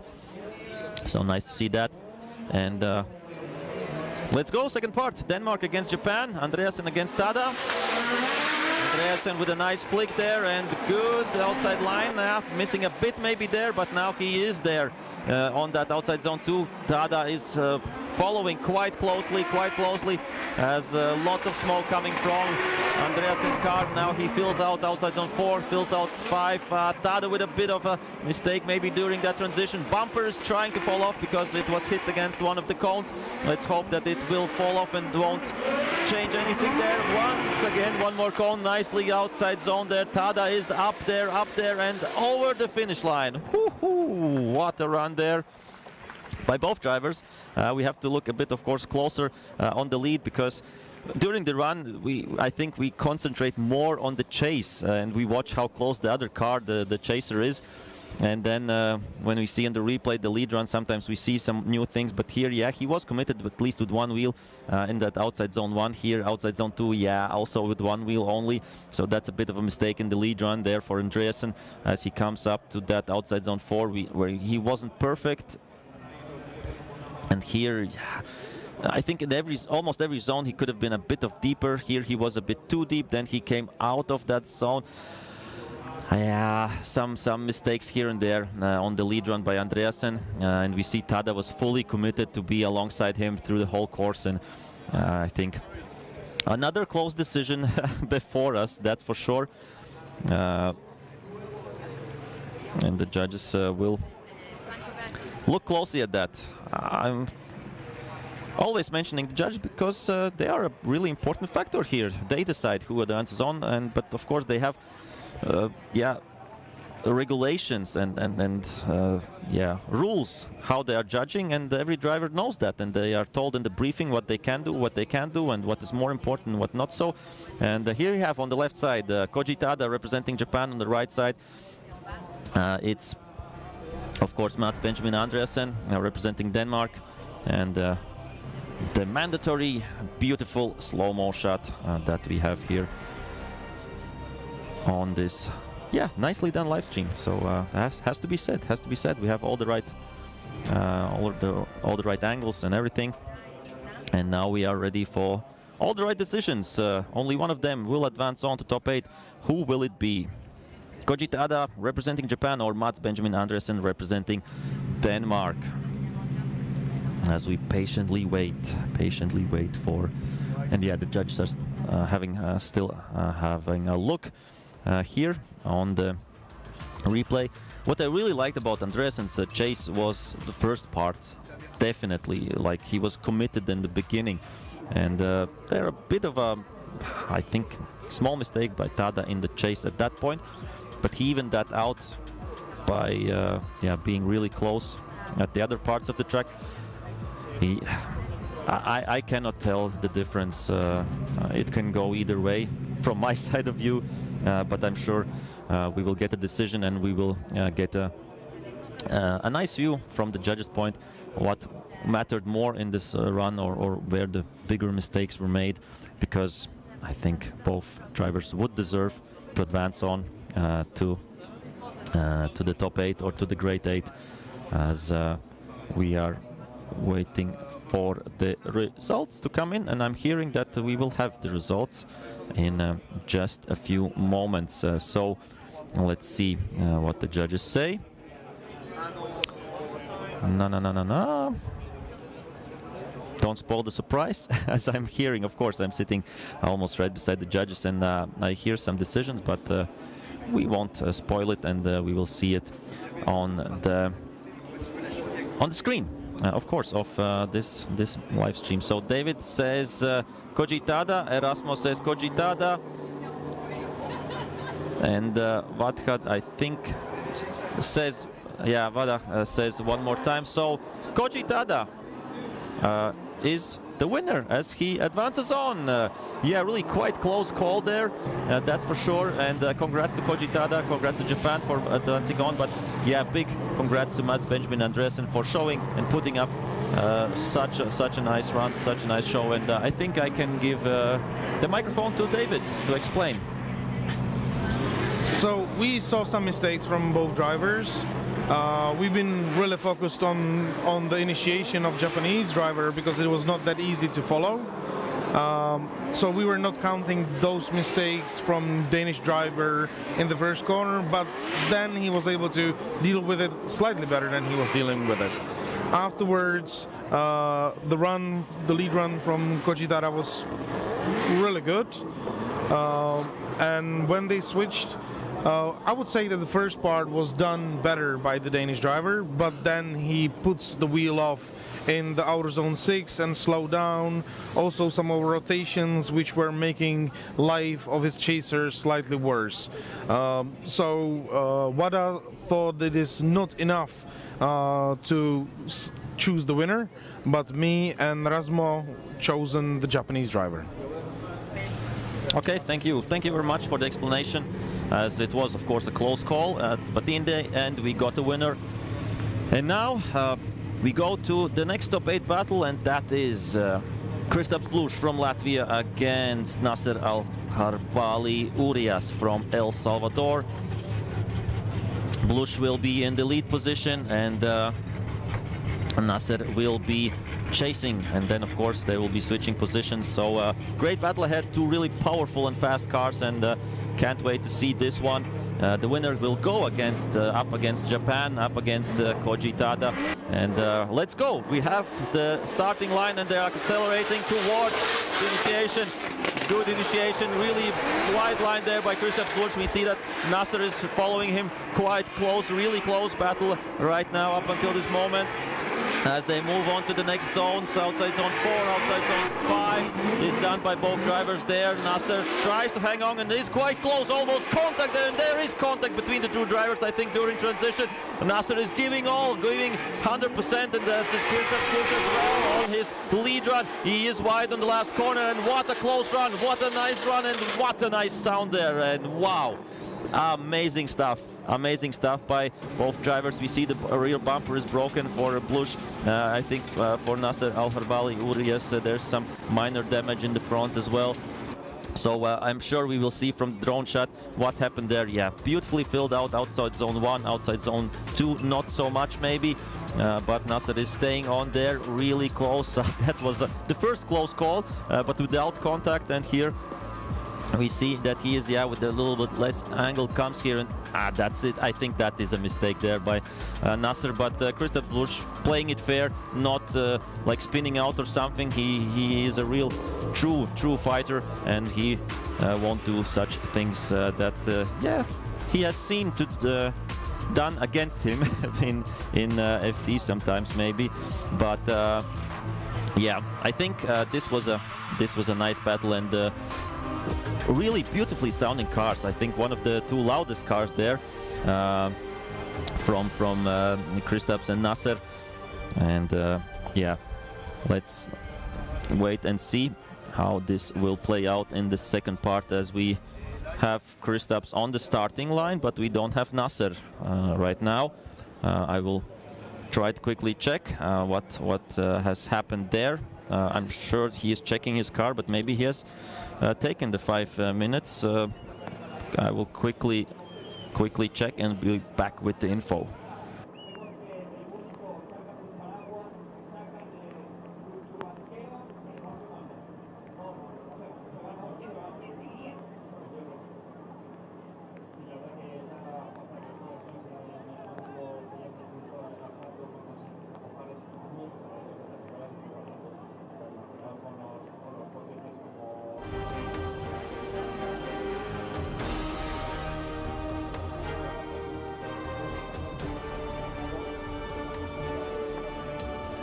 Okay, the info is that Nasser has taken off his front bumper, just to maintain it there.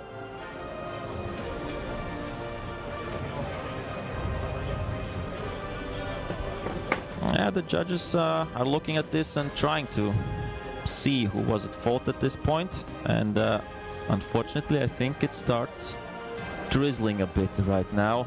We see the umbrellas coming up in the stands. We see it, I think, the rain on the live stream, and that's unfortunate. We had such great battles up until this point on the dry surface, and then it was really nice to watch and see so much speed, smoke. And now this will be a challenge for the drivers, because they have been used to drive in the dry conditions and will have to adapt to the wet conditions. So a bit of a shame. Let's hope maybe that this is a short drizzle and maybe the clouds will go away, or the rain clouds at least will go away, and we will have some smoke coming up again in the upcoming battles. But yeah, right now tricky conditions for the drivers, because yeah, it will be lots of more slippery, and right now we are waiting for Nasser Al-Harbali Urias, and I think he's coming. Yeah, great to see. The bumper is off, but he is ready to go, and now he will be in the lead position and Blush will be in the chase position.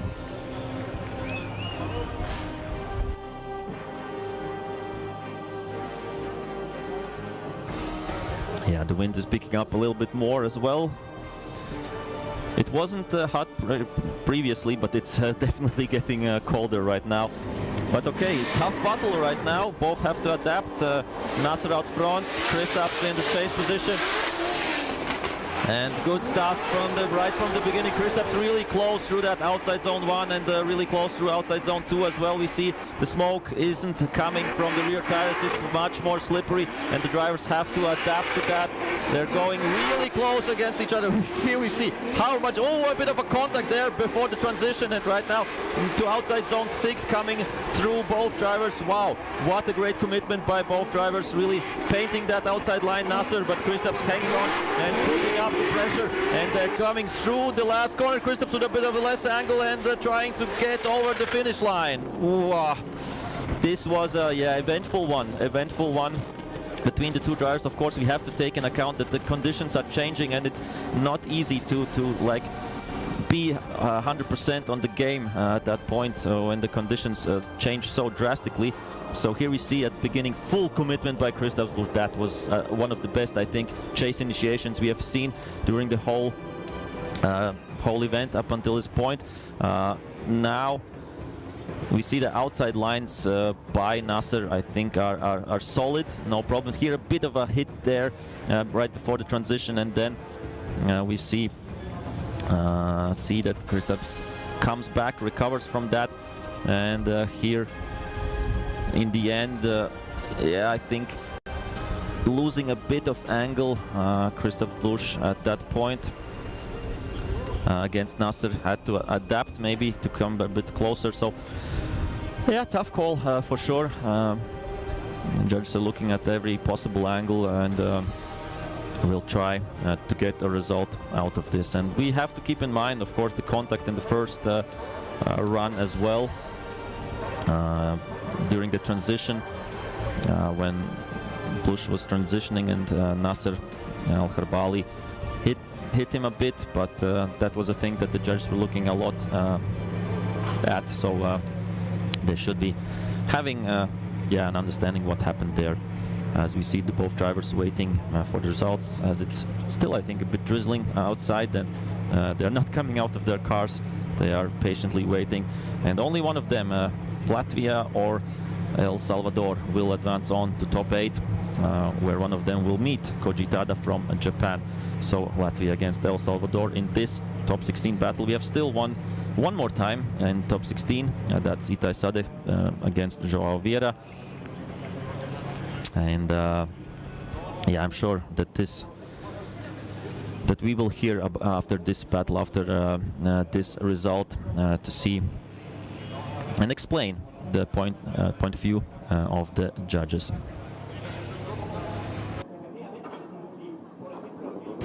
Okay, the judges will look once again at the side-by-side, so both battles simultaneously on the screen for them, as the next pair is already warming up their tires.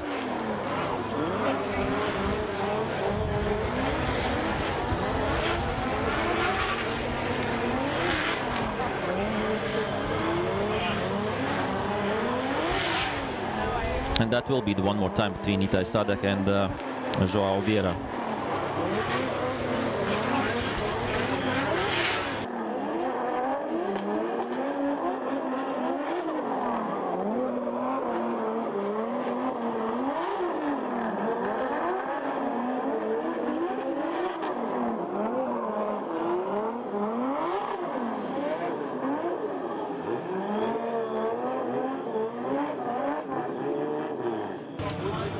Yeah, it's definitely still raining as the windscreen wipers are on Kristaps' car. And here we see once again, side by side, these two runs.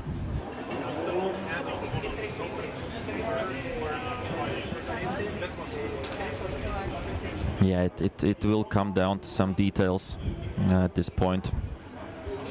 In both runs, they had a bit of hits against each other.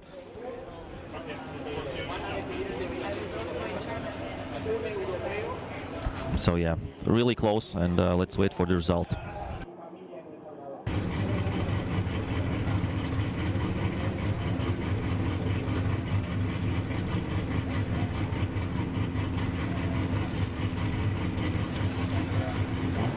And here that the results will come in just a few seconds.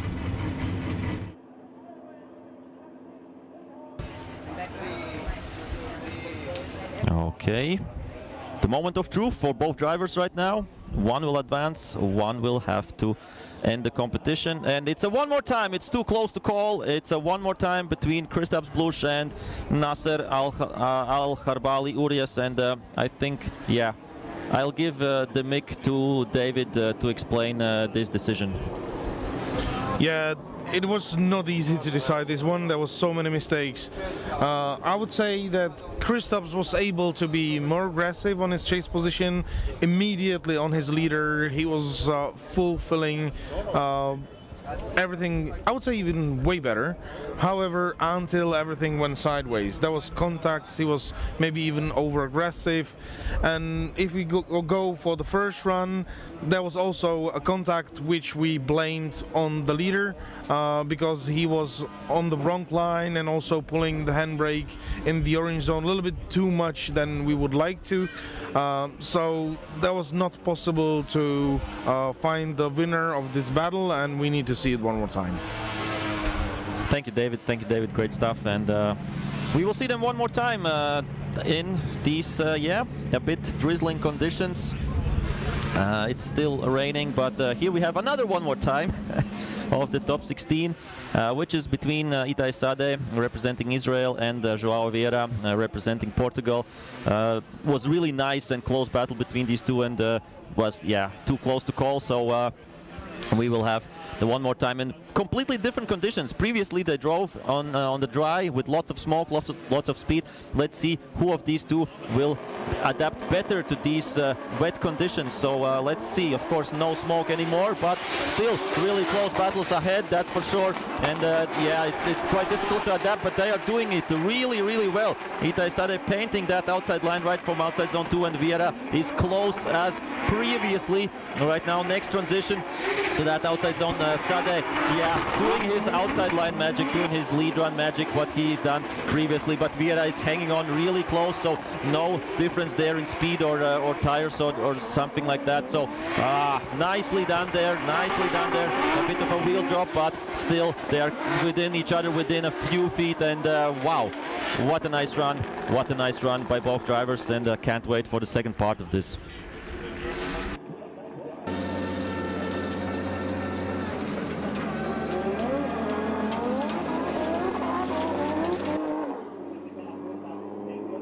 So here we see full commitment from both drivers right from beginning, from the outer zone 1. Nicely done inside clip. Yeah, it's a joy to watch these two battling against each other. Unfortunately, we will have to decide a winner. We can't look at these two all day long. So I'm sure it will come down maybe to this second run right now, when Vieira will be leading and Sade will be chasing. So great things, great to see. And the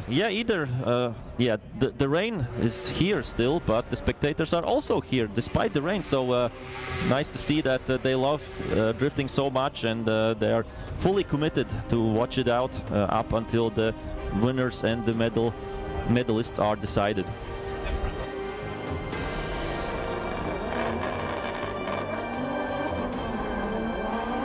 And both drivers are ready for the second part. You see They are accelerating, initiating, and nice, yeah, a bit of a better line, I think, by Sade in the lead, but we see Sade trying to come closer. Really going wide there, the Portuguese driver, but one wheel, two wheels off, a bit of mistakes in the lead run, but we see that Sade is more aggressive this time, much more aggressive than before the one more time, and he's pushing his opponent to the limit as they are coming now to the last corner, last transition, and now outside zone 7 done, and now outside zone 8, the last meters, and over the line. What a great battle between Portugal and Israel on this one. Yeah, João Vieira, I think with a bit of too much mistakes in the lead run, and Itai Sade, yeah, stepped up his game in the chase when we compare it. We will see it once again on the replay here. So yeah, not the perfect line. Maybe at the beginning Itai Sade was not side by side from the beginning, but he came closer, and yeah, did a great job on this. So wow, a beautiful sport, and beautiful runs from these two guys.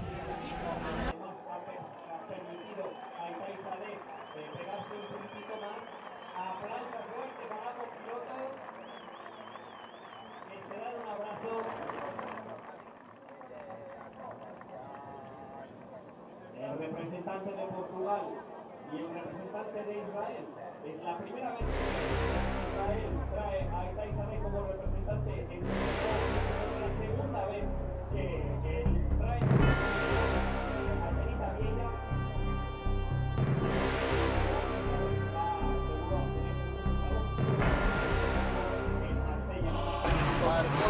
Yeah, beautiful ride. We can ride along with João Vieira on his lead run as we continue, and we are waiting, of course, right now for the decision here.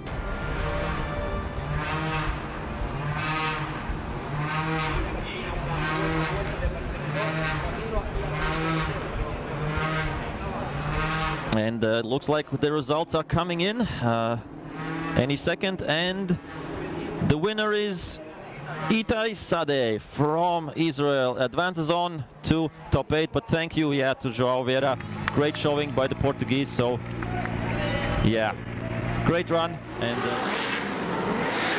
already in top 8 we have Joachim Andersson from Sweden, Kevin Pesser from Estonia, Simon Olsen from Norway, Zdenek Kaderabek from the Czech Republic, Jakub Przygonski from Poland, Itai Sade from Israel, and Koji Tada from Japan. So these drivers are already in, and we are waiting for the 8th driver to go into top 8. Will it be Blush from Latvia or Al-Harbali Urias from El Salvador? We will know that in, I don't know, 5 to 7 minutes, something like that, as the drivers are ready. And both are going to that acceleration zone. Oh, a bit of a hit there at the beginning. And yeah, I think there was no space. Whoa, what is Nasser Al-Harbali Urias doing there? He looked like he poor. Especially that it was on purpose, or I'm sure he didn't like the beginning when Kristaps went to initiate, but I think it's the lead car's choice how they initiate.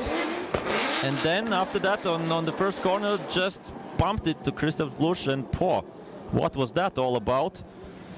We will see the replay and try to understand. It happened right before the initiation, everything. And yeah, Nasser was side by side there, and but this was unnecessary. That second hit was so unnecessary. We don't want to see that. I'm sure he wanted to be aggressive on the chase, but that looked borderline from my side of view, from Nasser Al-Harbali Urias representing El Salvador. But of course, the judges will go through that and decide that. As we see once again the replay.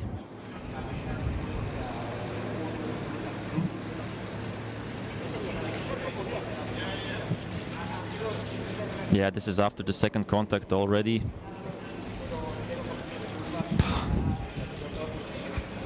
sure the judges are looking through that, but I'm a bit speechless. I'm a bit speechless about what happened there on the track.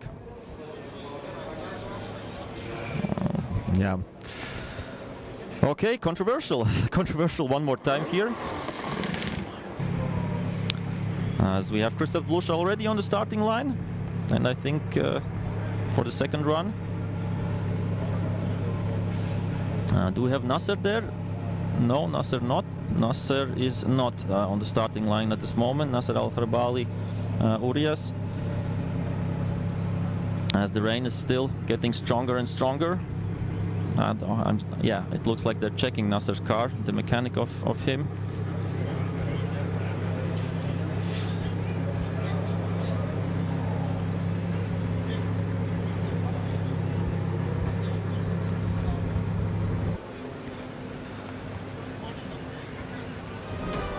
And here we see once again that second contact on the first corner. First contact, or almost contact, was before the initiation even.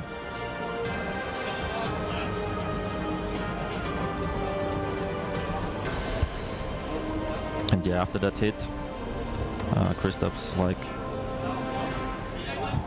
went off track and shut down his run, but that's completely understandable. So it was a big hit and it was right into the door, and yeah. Trying to understand what's happening now. I think they're checking Nasser's car still, as Christoph Blusch car was checked already and is ready for the second part of this tandem.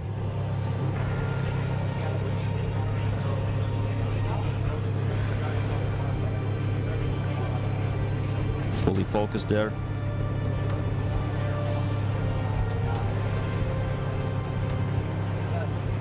Okay, I will try to check and get some information what's happening. Why isn't Nasser on?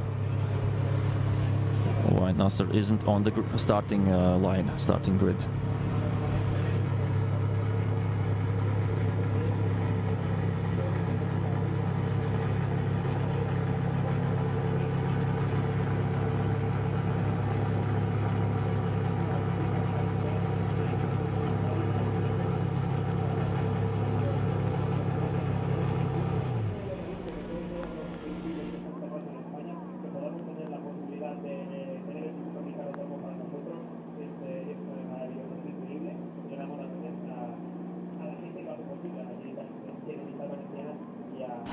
So we still see that the car of Nasser Al-Kharbali Urias is being checked. If he can continue right now, or if he has to take some technical break for him. Let's see if he comes back to the starting line or not.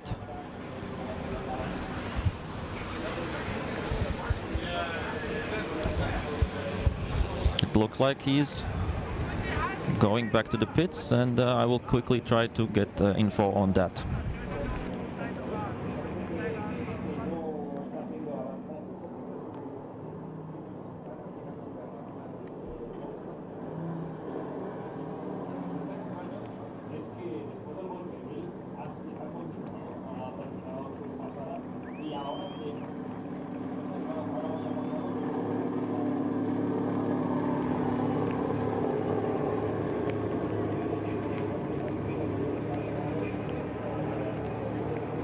Okay, so Nasser takes his 5 minutes, and we will speak with David to understand what happened there. It was quite controversial, right? Of course. Actually, I would also like to know what actually happened there. We only can see what is available from the cameras and what we are having information from the start line. So first information from the start line, starting procedure was correct. That was the first information, and Nasser was starting very early. That was the information from the start line. Starting procedure from the lead car was okay. Lead car immediately after the green light started. So that's for us, starting procedure is correct. Then you can see two cones in the beginning of the track or in the middle of run-up, and that cone, we are calling it pace cone, is showing where the chaser needs to be behind the leader. to have like full width of the track at that cone for the initiation. And as you can see on this markup, the contact happens exactly a couple of centimeters behind that cone. So we need to blame for that contact the chaser, that he was too overeager on the run-up, and he just started too much in front. We are even saying on the briefing that we are not recommending starting on the red light because something like that is happening. It is not against the rules, so we are not stopping the run, but we're not recommending because the run-up is pretty short and things like that can happen. So normally we are recommending that the chase car should stand with the front bumper just next to the rear bumper of the leader, and as the starting procedure starts, they should start slowly rolling, and when they see the leader move, they need to go. That is helping them to keep up with very fast cars, which Christoph Blusch's car is very fast, so we understand why Nasser did that, but he just overdone it, and we needed to blame him for that mistake. That went on. His place of initiation was completely moved to the inside, so his speed relative to the corner is different from the lead line. And what happened is that he tried to get to the leader, and he was just too fast. He was not able to slow down. He hit the leader and pushed him outside of the track. So we blame him for that. He needs to check his car, so he's now taking 5 minutes. So we will see if he will be able to repair the car, prepare it for the second part of the battle. Okay, thank you, David, for clearing that up, and that makes, I think, everything clear at this point. Nasser takes his 5 minutes, and as Christoph Blusch wasn't at fault in this contact, he can take 10 minutes if he wants to do that to repair the car or not, but he was in starting line. So, okay, we will see. Hopefully the second part of this, and we will see for sure the second part of this battle a little bit later, as we are now moving on to the top 8, which is Joachim Andersson from Sweden against Kevin Pesser from Estonia, who is on the starting line right now. And yeah, looks like Kevin looks and wants maybe to have a test run or something, or has some questions maybe just from the starting judge and starting marshal, but I think nobody has had some test runs, and everybody is doing it right from the beginning. Okay, maybe that's not what they talk about, maybe they talk about something else, but either way, this will be a great battle. Joachim Andersson from Sweden out front, Kevin Pesser from Estonia will be chasing, and this is our first top 8 battle. One of them will advance to the half or semi-finals or top 4. We call it in drifting top 4. We can call it also semi-finals because only 4 drivers will be in the top 4, and both drivers are ready, and we are ready for the first top 8 battle. Joachim Andersson from Sweden against Kevin Pesser from Estonia. Let's go. This will be a nice one. It's still wet, but we will still have really close battles and almost contact at the initiation there. Kevin Pesser tries to be as close as possible. Really wide line there by Joachim Andersson with a big angle as well, so nicely done, really fluid there as Kevin Pesser is coming closer and closer and maintaining that nice proximity through the whole run. Now they come from outside zone 4, outside zone 6, sorry, yeah, and really, yeah, still showing that outside line. Andersson, great job by him up until this moment, and Kevin Pesser maintains it close. Big angle there, really close. What a run there. Yeah, despite the rain, the guys are putting up a great show, and yeah, of course, a bit of the speed is lagging, smoke from the tires is lagging, but still such great car control on these slippery conditions. Wow, amazing to see. As we have here the replay, yeah, looked closer than it was in the initiation, so everything all right, everything good there. And of course, this is for both guys the first runs in these wet conditions, so they adapted beautifully, I would say, without any hesitation. And here we see this was, I think, one of the nicest parts of this run between them, when Pesser was just a few inches away, as he was here as well, and yeah, previously he was really deep. Had to correct the car a bit, Pesser, while chasing Andersson, and yeah, look how close they were at the finish line. So yeah, beautiful, beautiful shots. I'm sure they already are back on the starting grid, switching positions, and now Kevin Pesser will be in the lead and Joachim Andersson will be chasing.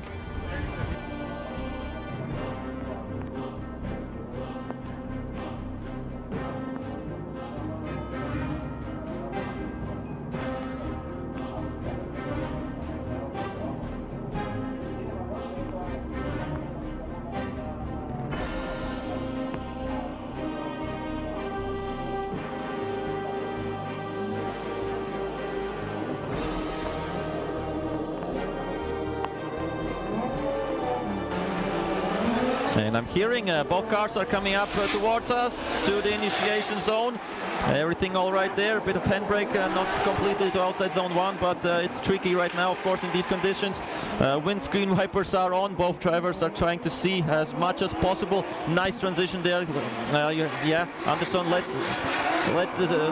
leave the space there for Pesur, and wow, really close battle, as close as it was previously, and wow, both drivers doing a great job adapting to this, and we see lots of close action between Pesur, between Andersson, and between Estonia and Sweden, and wow, almost tapping each other at the end. What a run there. Beautiful, beautiful to watch, and let's see who will prevail and who will move on to already top 4 from this battle.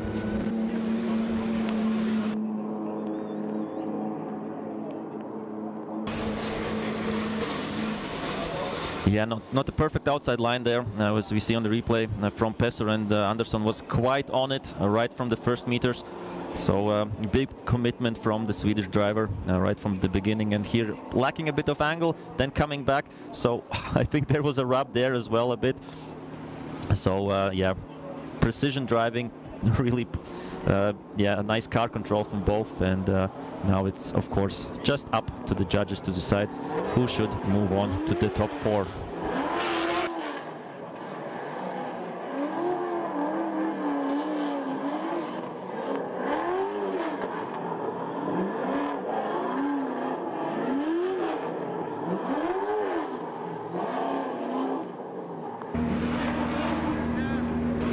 Yeah, despite the rain, both drivers out of the car. Joachim Andersson and Kevin Pesser both looks like smiling, and yeah, congratulating to their nice battles. But we have the results coming in, and who will be the winner? And the winner is Joachim Andersson. Joachim Andersson, Sweden, gets the win, advances on to top 4. But yeah, Pesser also doing a good job. So the qualifying winner moves through the battles and already in the top 4.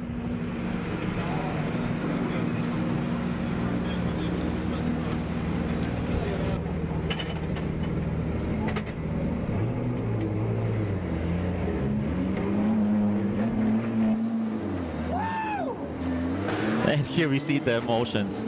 That's how much it means to Joachim Andersson for moving on to top 4. He's so happy, but yeah, I can fully understand him. Nice emotions from the Swedish driver as he will prepare for his top 4 battles. And we are ready for the next battle. And it's only Christoph Busch on the line, so it means that Nasser Al-Kharbali-Urias couldn't fix his car in the 5 minutes that he yeah, could get there, but Christoph Busch is ready to fight, is ready in the second part of the battle, as he wasn't at fault at the contact, so he is, yeah, adapting to that wet line right now, to that wet surface, and of course we know if one car isn't on the starting line, then it's the other car who will advance. So Christoph Busch finishing the second part of his top 16 one more time and over the finish line. So yeah, we will get just a formality who wins in this battle, but it is quite clear right now for everybody.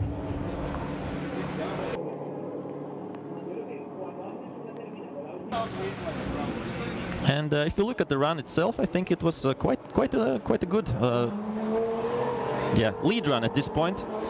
Should have been a chase run, but as I said, unfortunately Nasser Al-Kharbali-Urias from El Salvador couldn't fix his car, and that's why he wasn't driving in this second part of the battle. And we will have the confirmation right now that the winner of this top 16 battle is Kristaps Blush, advances on to top 8.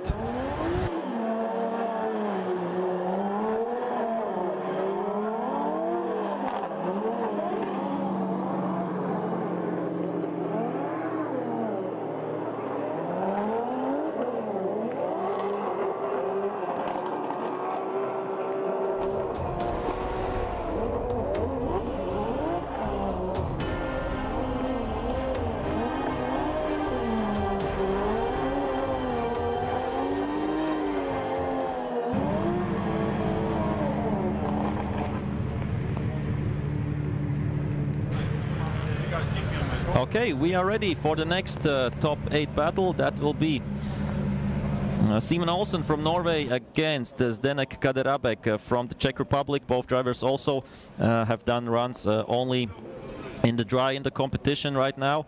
Today, maybe they did get some wet practice maybe in the morning, but right now they have to adapt from the dry conditions to the wet conditions, and that means sometimes changing some technical some adjustments to the cars, of course.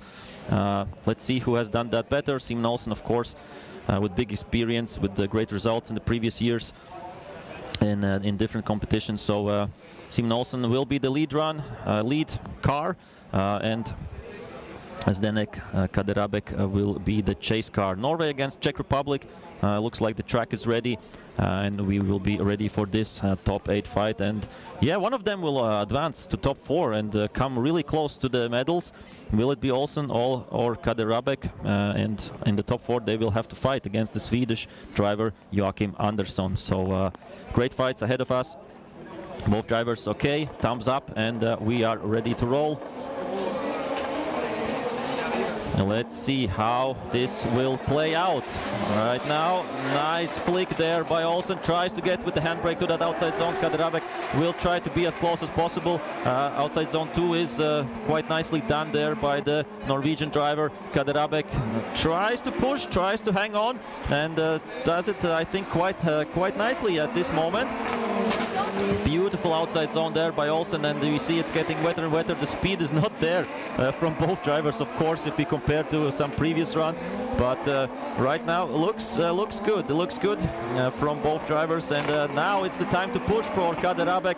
He slides a bit off track with 2 wheels and can't keep up 100%, but right now really close at the end. And yeah, wow, amazing that. Yeah, drifting still in the wet. Of course, the speed is right now not there, but you can appreciate the car control of both drivers in these slippery conditions with semi-slick tires. They don't have, I don't know, special rain tires or something. They don't change that. We know that in other disciplines they have rain tires, but here they are driving with the same tires that they had on the dry, and that's why it's really important to heat them up as well. The good thing is, of course, that the surface is a bit rough. It's not a newly paved tarmac, so that's, I think, is the good thing right now. Because if it would be a new tarmac, then it would be much more slippery. So right now it's all about the precision, keeping it calm, keeping it cool, and that's what both drivers did, I think, in this run, as we see it on the replay. They're both back on the starting line. Now, of course, Zdenek Kaderabek will be out front, and Simen Olsen, who will be chasing in this run.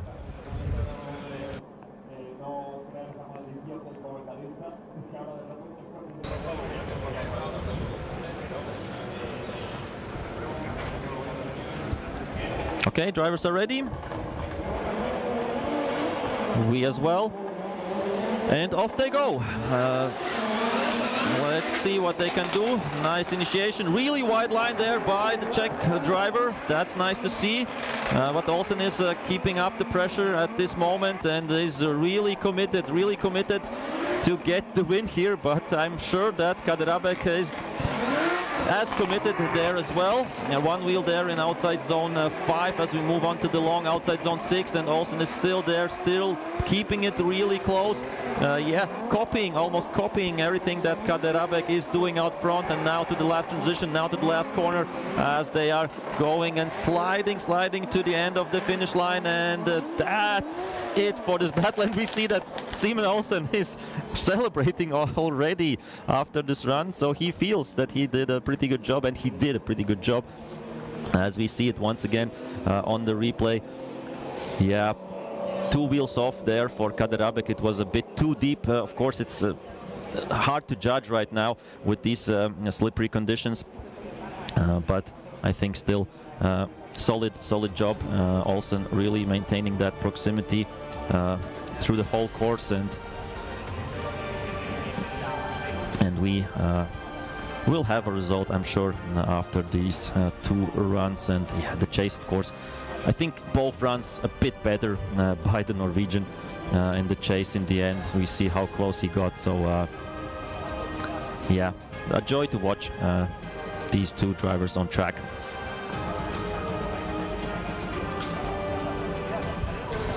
And of course, the job isn't getting any easier. The battles are getting closer and closer, harder and harder, and the winner of this battle will have to go against Joachim Andersen, who is doing a great job representing Sweden in drifting, and the results are coming in right now as we see the graphics on the screen. And it's unanimous. The winner is Simon Olsen. He gets the win. Norway moves up to top 4, and yeah, Zdenek Kaderabek is out of competition, but he did a great job to get to top 8. So I think he won't be sad about this. He had great battles and showed himself to the world.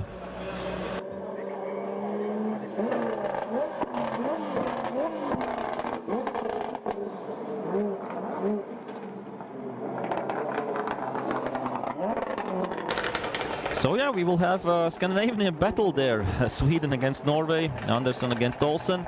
As still the grandstands are full with people and of course with umbrellas, but they will see this out. They will see these battles out as we are coming closer to the finals. We are waiting for the next cars on the grid. That should be. We see that before the warm-up zone, Jakub Przygonski is already there. We are waiting for Itai Sade to be there as well, as that is the next battle, next top 8 battle. Poland against Israel. Toyota GR86 against the BMW E46.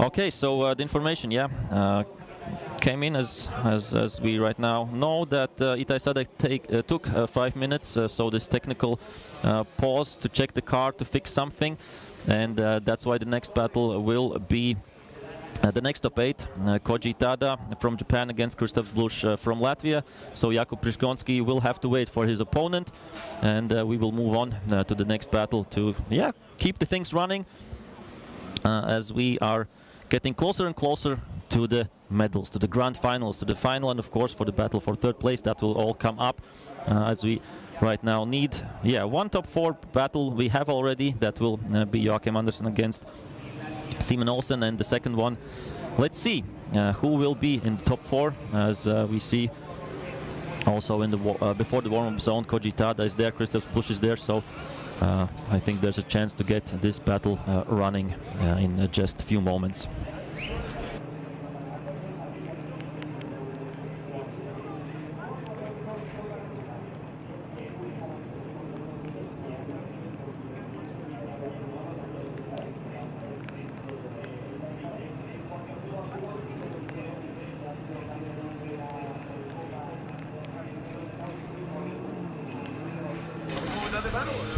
Okay, we see that Krzysztof Zblusz is going to warm up his tires. Koji Tada will do that as well.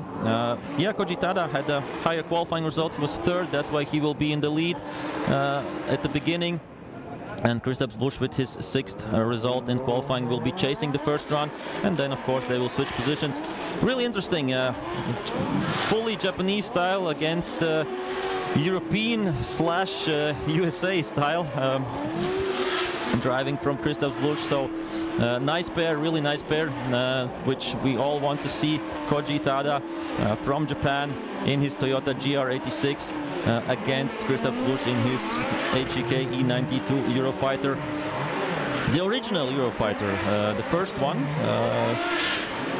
with which he has competed all over the world and in Formula Drift as well, where he took a win, a big win a few years ago, or it's not a few, but a little bit more, but still the car is going. Kristaps is in good form, and Koji Tada is in good form as well, battling it through here to come both drivers up to top 8, and only one of them will advance to top 4 and continue the fight. So great battle ahead of us, can't wait for that. Koji Tada, Japan, Kristaps Busch, Latvia. And I think Koji Tada hasn't driven in the wet, at least in competition mode here. So he has to adapt a little bit more. Kristaps knows the conditions, so let's see what will happen. Koji Tada out front, Kristaps Busch in the chase position, and nice flick there. Good initiation, both drivers really close to each other right from the beginning, right from the first meters. Outside zone 2 is nicely done, outside zone 1 wasn't perfect. Now they're coming through the inside flick. Now next transition to outside zone 4. Kristaps maintaining that nice close proximity through the whole run, coming closer and closer through the whole course, and now next transition on to outside zone 6. Kristaps Busch hanging on there, and pushing it to the limit as Koji Tada doing a good job on his lead run, filling out these outside zones. And now last corner here we see Kristaps a bit fighting with this slower speed, and over the line. Yeah, I think overcooked it a bit, Koji Tada, in the end, because from my point of view, I didn't see a contact there. Kristaps was really close, but let's see it here from the drone shot once again, right from the first meters of the track. The drone following really close, so nice to see that. It's so low angles, and here we see perfectly how the cars are, how close to each other. And there was almost a love tap there from Kristaps to the side door of Koji Tada's Toyota GR86. And now we will come to the important thing, what happened just in the last few meters. And here we see a little bit less angle from Kristaps, and now I think there wasn't any contact, and Koji Tada spinned the car. Yeah, technically after the finish line, but he was, I think, on 90 degrees.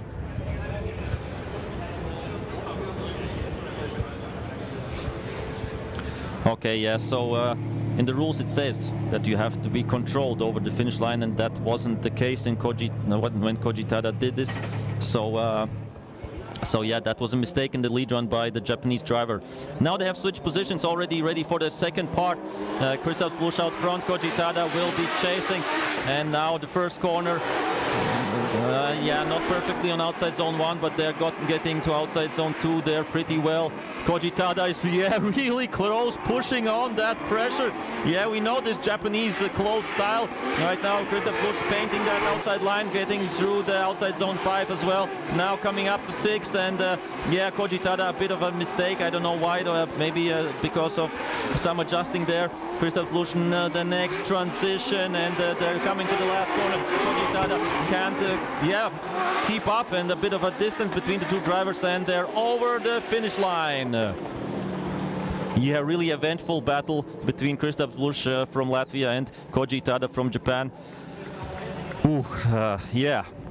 Let's see on the replay what happened there. Wasn't perfect outside zone 1, but outside zone 2 was much better. And here we see Koji Tada, I think, hits a little bit Kristaps, so that's why the cone flew off. So close was the Japanese driver to the Latvian driver. So and here we see sometimes the judges say that you have to be a little bit deeper after that outside zone, but nevertheless the Japanese driver was adjusting to that pretty well.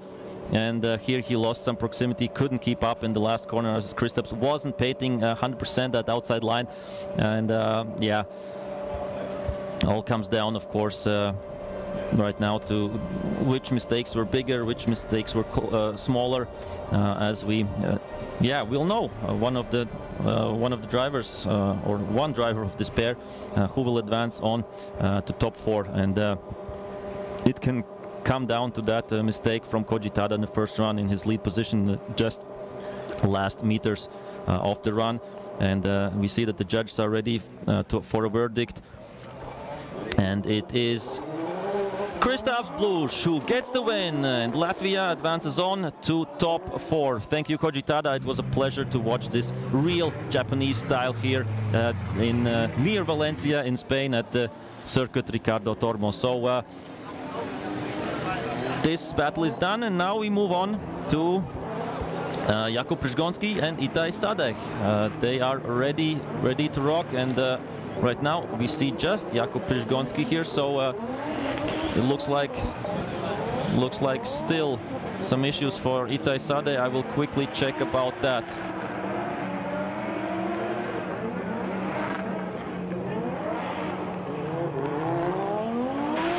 So yeah, the unfortunate news are coming in that Itai Sadek's car couldn't be fixed, unfortunately, and he is out of the race. Oh, such a shame for the youngster from Israel. He was in such a good form and showed really classy battles, but now, unfortunately, the car broke down, and I don't know at this point what it is, but yeah, Jakub Przygoński will get a bye run, so he is alone on the starting grid, and yeah, he will advance on to top 4. That's yeah, right now confirmed. He will do this one bye run also to get yeah, a bit used to these conditions, and he is doing a great job right now, I think, on this outside line.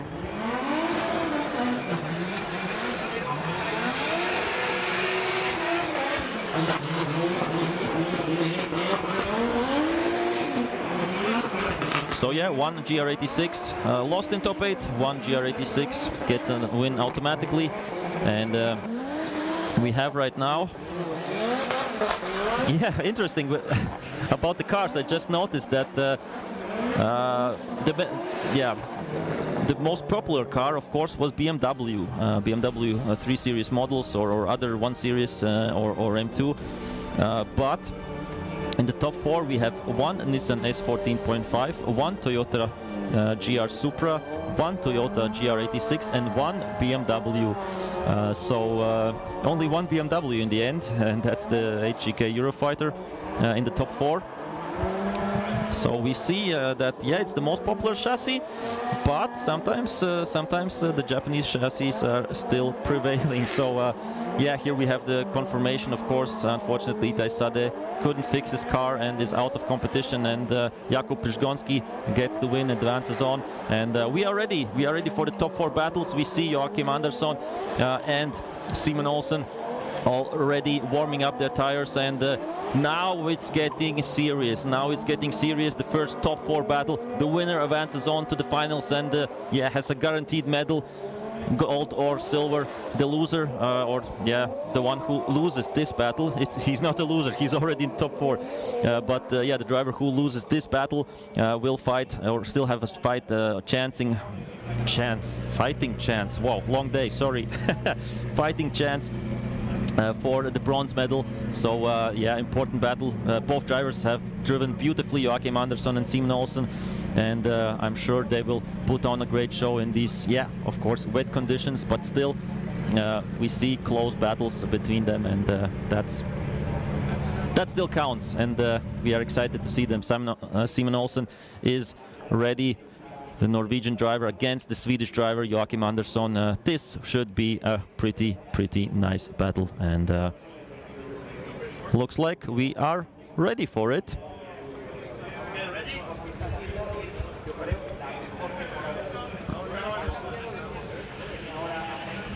Yeah, the starting judge checking if both drivers are ready, and then just giving the signal So let's go. Let's go. This is it. Top four. Top four is beginning. Andersson out front. Olsen chasing. Nice line there by Andersson. Overcooking it a bit with 1-2 wheels off. Olsen keeping it close, keeping it calm right now through the first corners. Now the first transition. And yeah, beautifully done by Andersson. Still maintaining that outside line. That is nice to see. Olsen on the good chase position there. Wide angle from both drivers. Or big angle from both drivers, wide line from both drivers, and yeah, simultaneously transitioning to the last corner, to the last outside zone, and yeah, what a beautiful run by both drivers, Joachim Andersson from Sweden and Simon Olsen from Norway. Yeah, amazing, amazing stuff, and yeah, they will switch positions and do it again. I don't know what else can I say here on this replay. I think fully committed by both right from the beginning, and yeah, I'm sure both drivers would deserve to get the win, but now it comes down to the second part of this battle, and let's see what Simon Olsen and Joachim Andersson can deliver when they switch positions.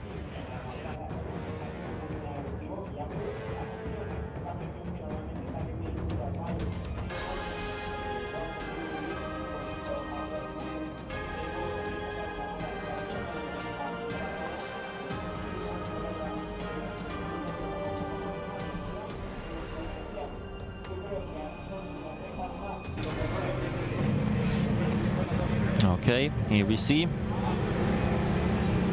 Joachim Andersson fully focused, not looking at the camera, but he has to be fully focused. He will have to chase Simon Olsen. Let's see if the speed will be there, a little bit more maybe than we saw previously.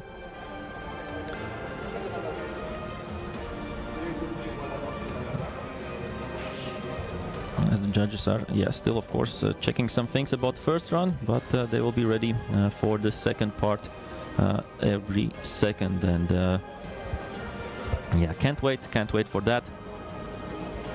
As we have, yeah, this second part of the top four, the other top four, and then we will go to the big finals.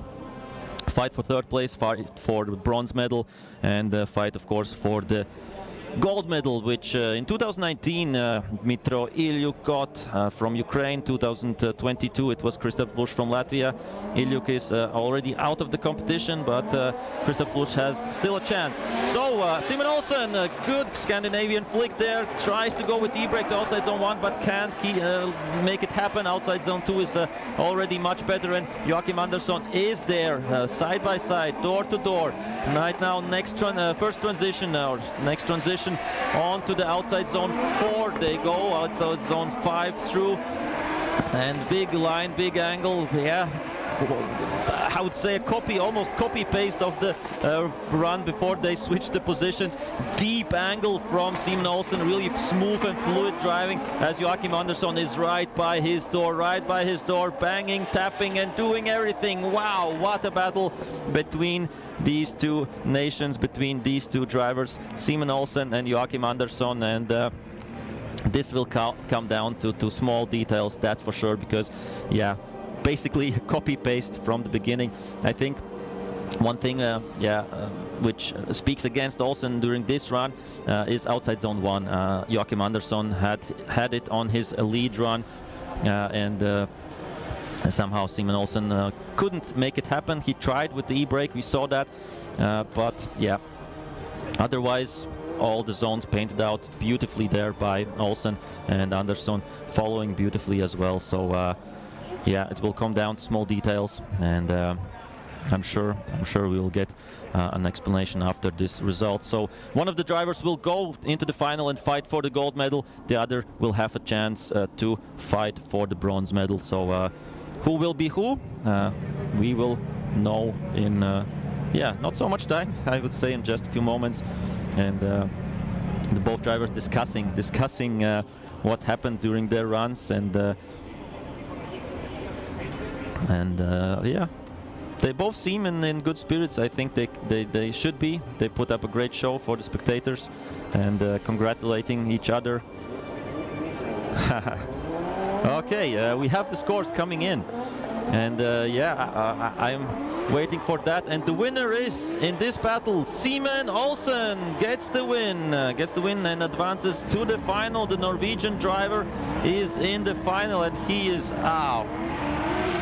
pretty happy to say nicely.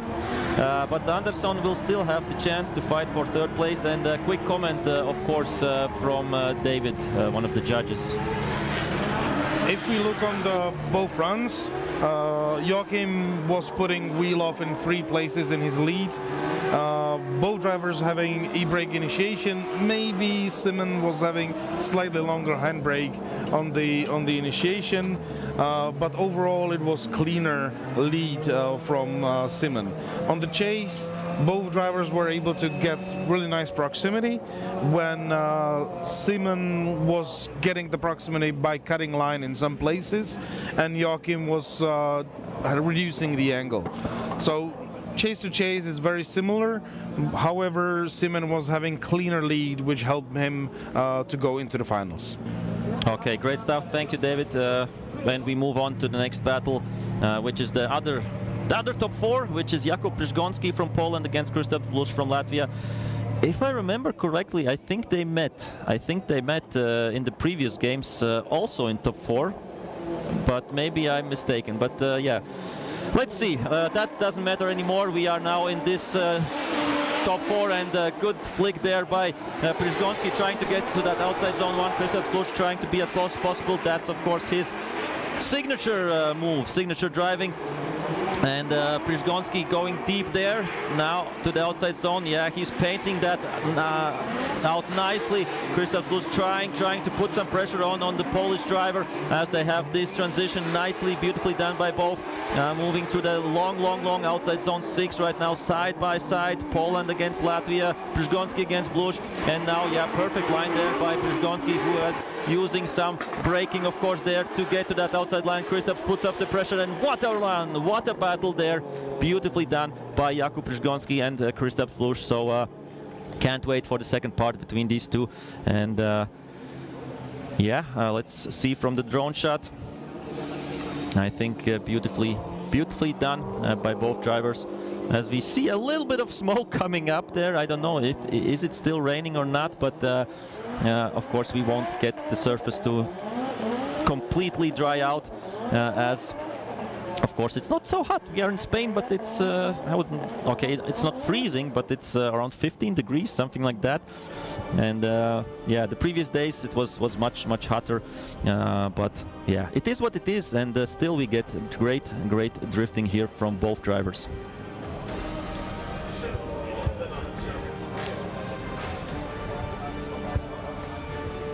Both drivers, yeah, on the starting grid, getting ready for the second part.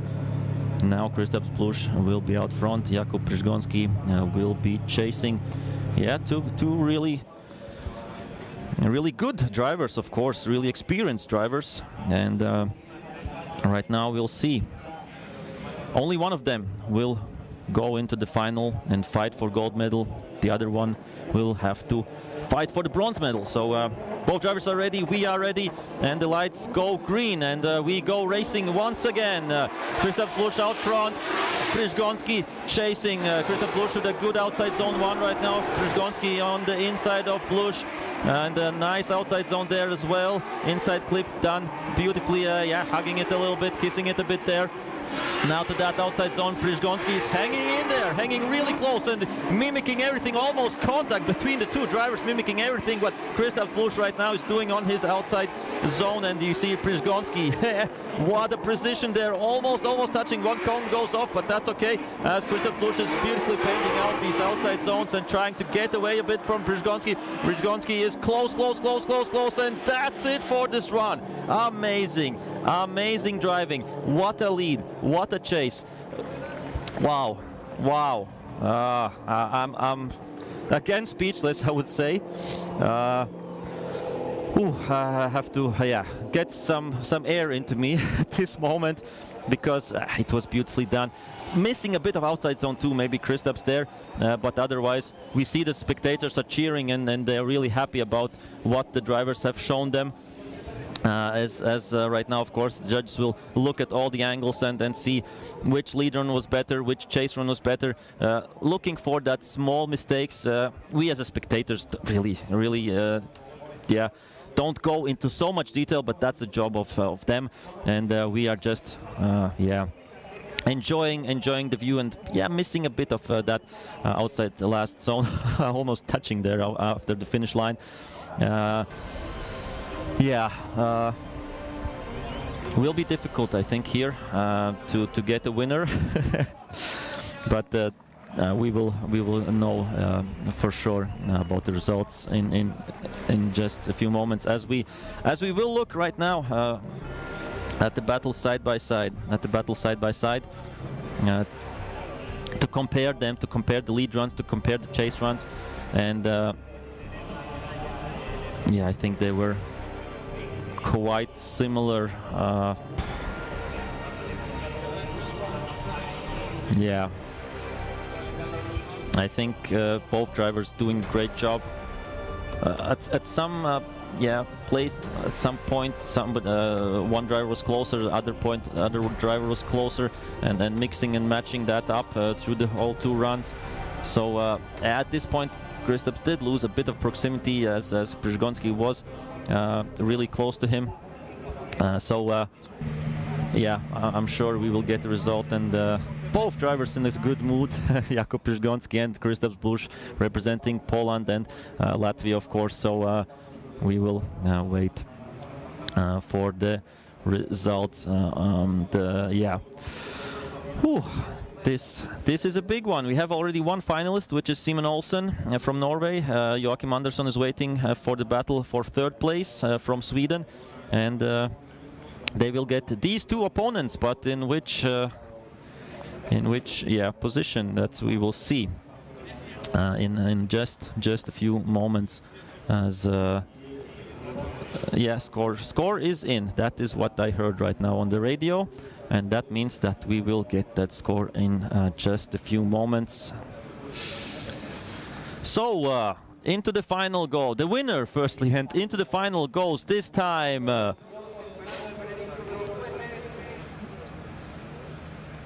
One more time. We will go once again. Looks like that. Yeah, one judge said Jakub Przygoński, two judges said one more time.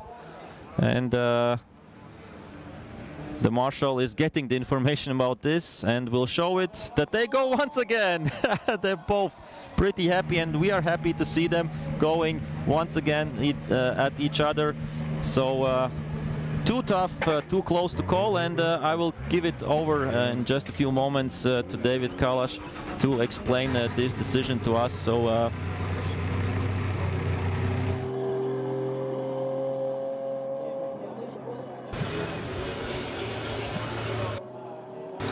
so they will go. Okay, so I need to first say that for the conditions which we are seeing here on the water, we saw an incredible battle from both drivers. We are having a little bit split decision here, where I thought that we can already decide based on the mistakes and achievements which we already saw.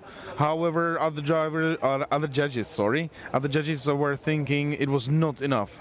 For me, the deciding factor was outer zone 6, where Kristaps put the wheel off, and that's affecting the chaser quite significantly, also cutting quite significantly on inner clip 3. But Kuba in his lead run was also having mistakes.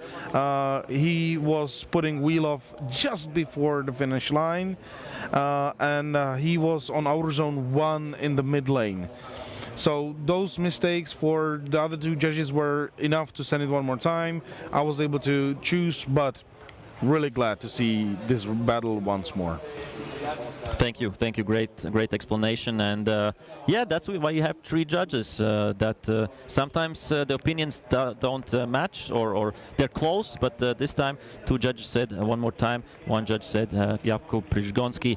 And right now the drivers are back in the pits, getting their cars ready for the one more time battle. I don't know if they will change tires or not. It's quite wet out there, but maybe some small adjustments to the cars, and that's fair to do. And so yeah, we are waiting for this one more time battle, because we can't continue because Olsen is in the final, Andersson is in the battle for 3rd place, and they need their opponents. So Jakub Przygonski and Kristaps Plush are back in the pits, and they will, I'm sure, go back out to the starting grid as soon as possible. But right now we have a few minutes pause, and we'll be right back with the one more time in this top 4.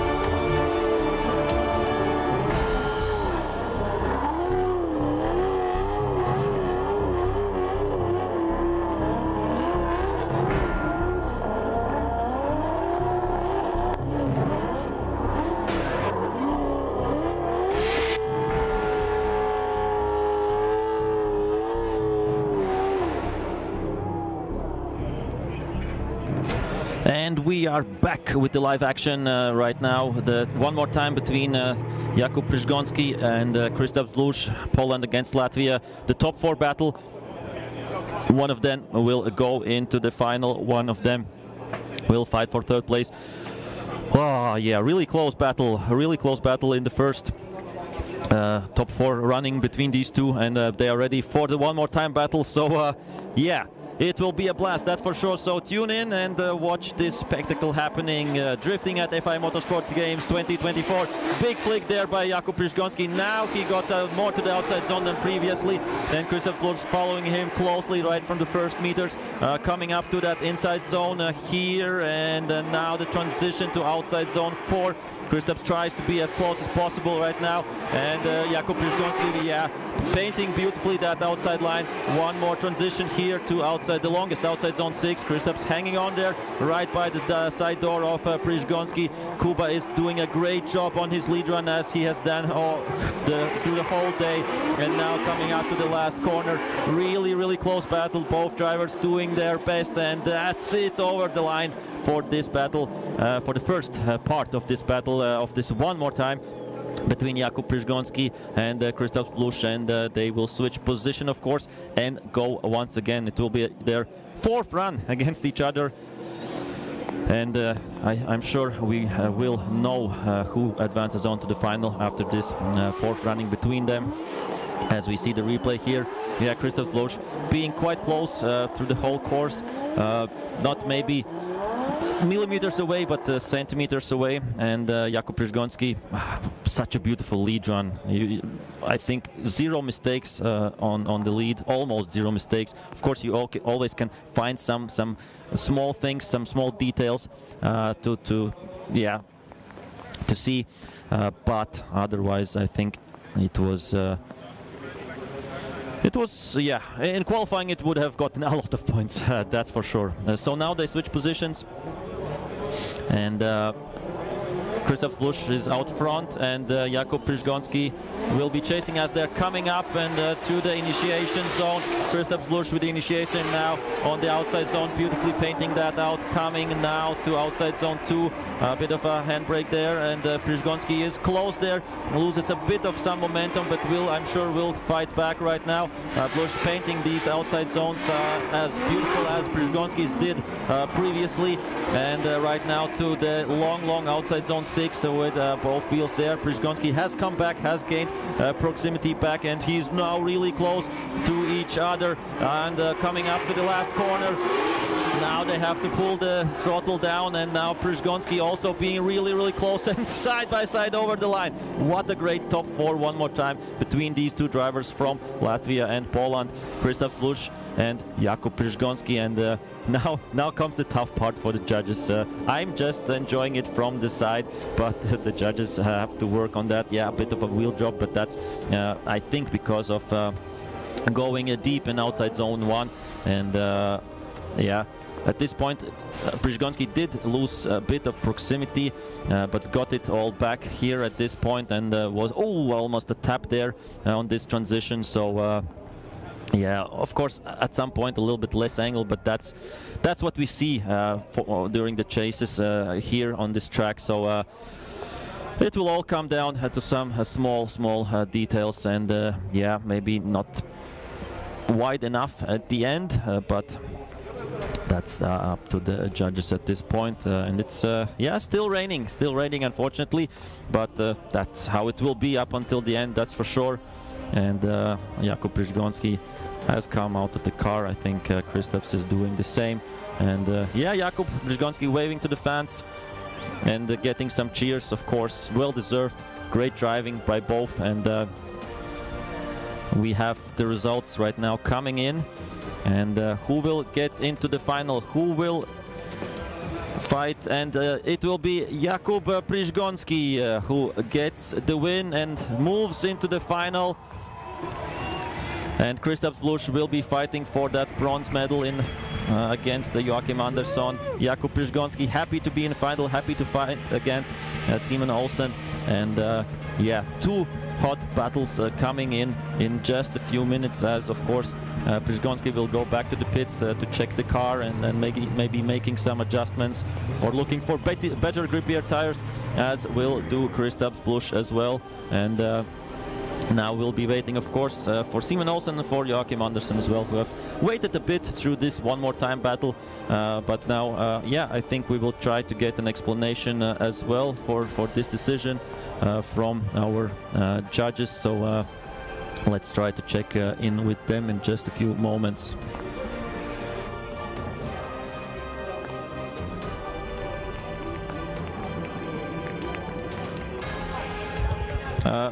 So we will get to the judges to get a bit of an explanation about this decision, this one more time battle.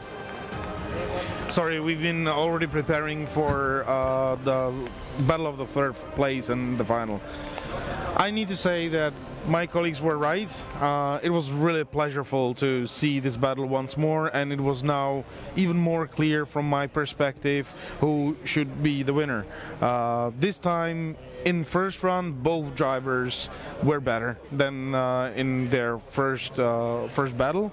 Kuba Przgonski did only one mistake, and that's slightly longer handbrake on the initiation. Otherwise, the run was really clean, really on the line, transitions as we would like to see, and Kristaps was following it better than he was following it in the first battle. However, he was able to put during the chasing wheel off. He was cutting in some places, so he was losing a little bit of points.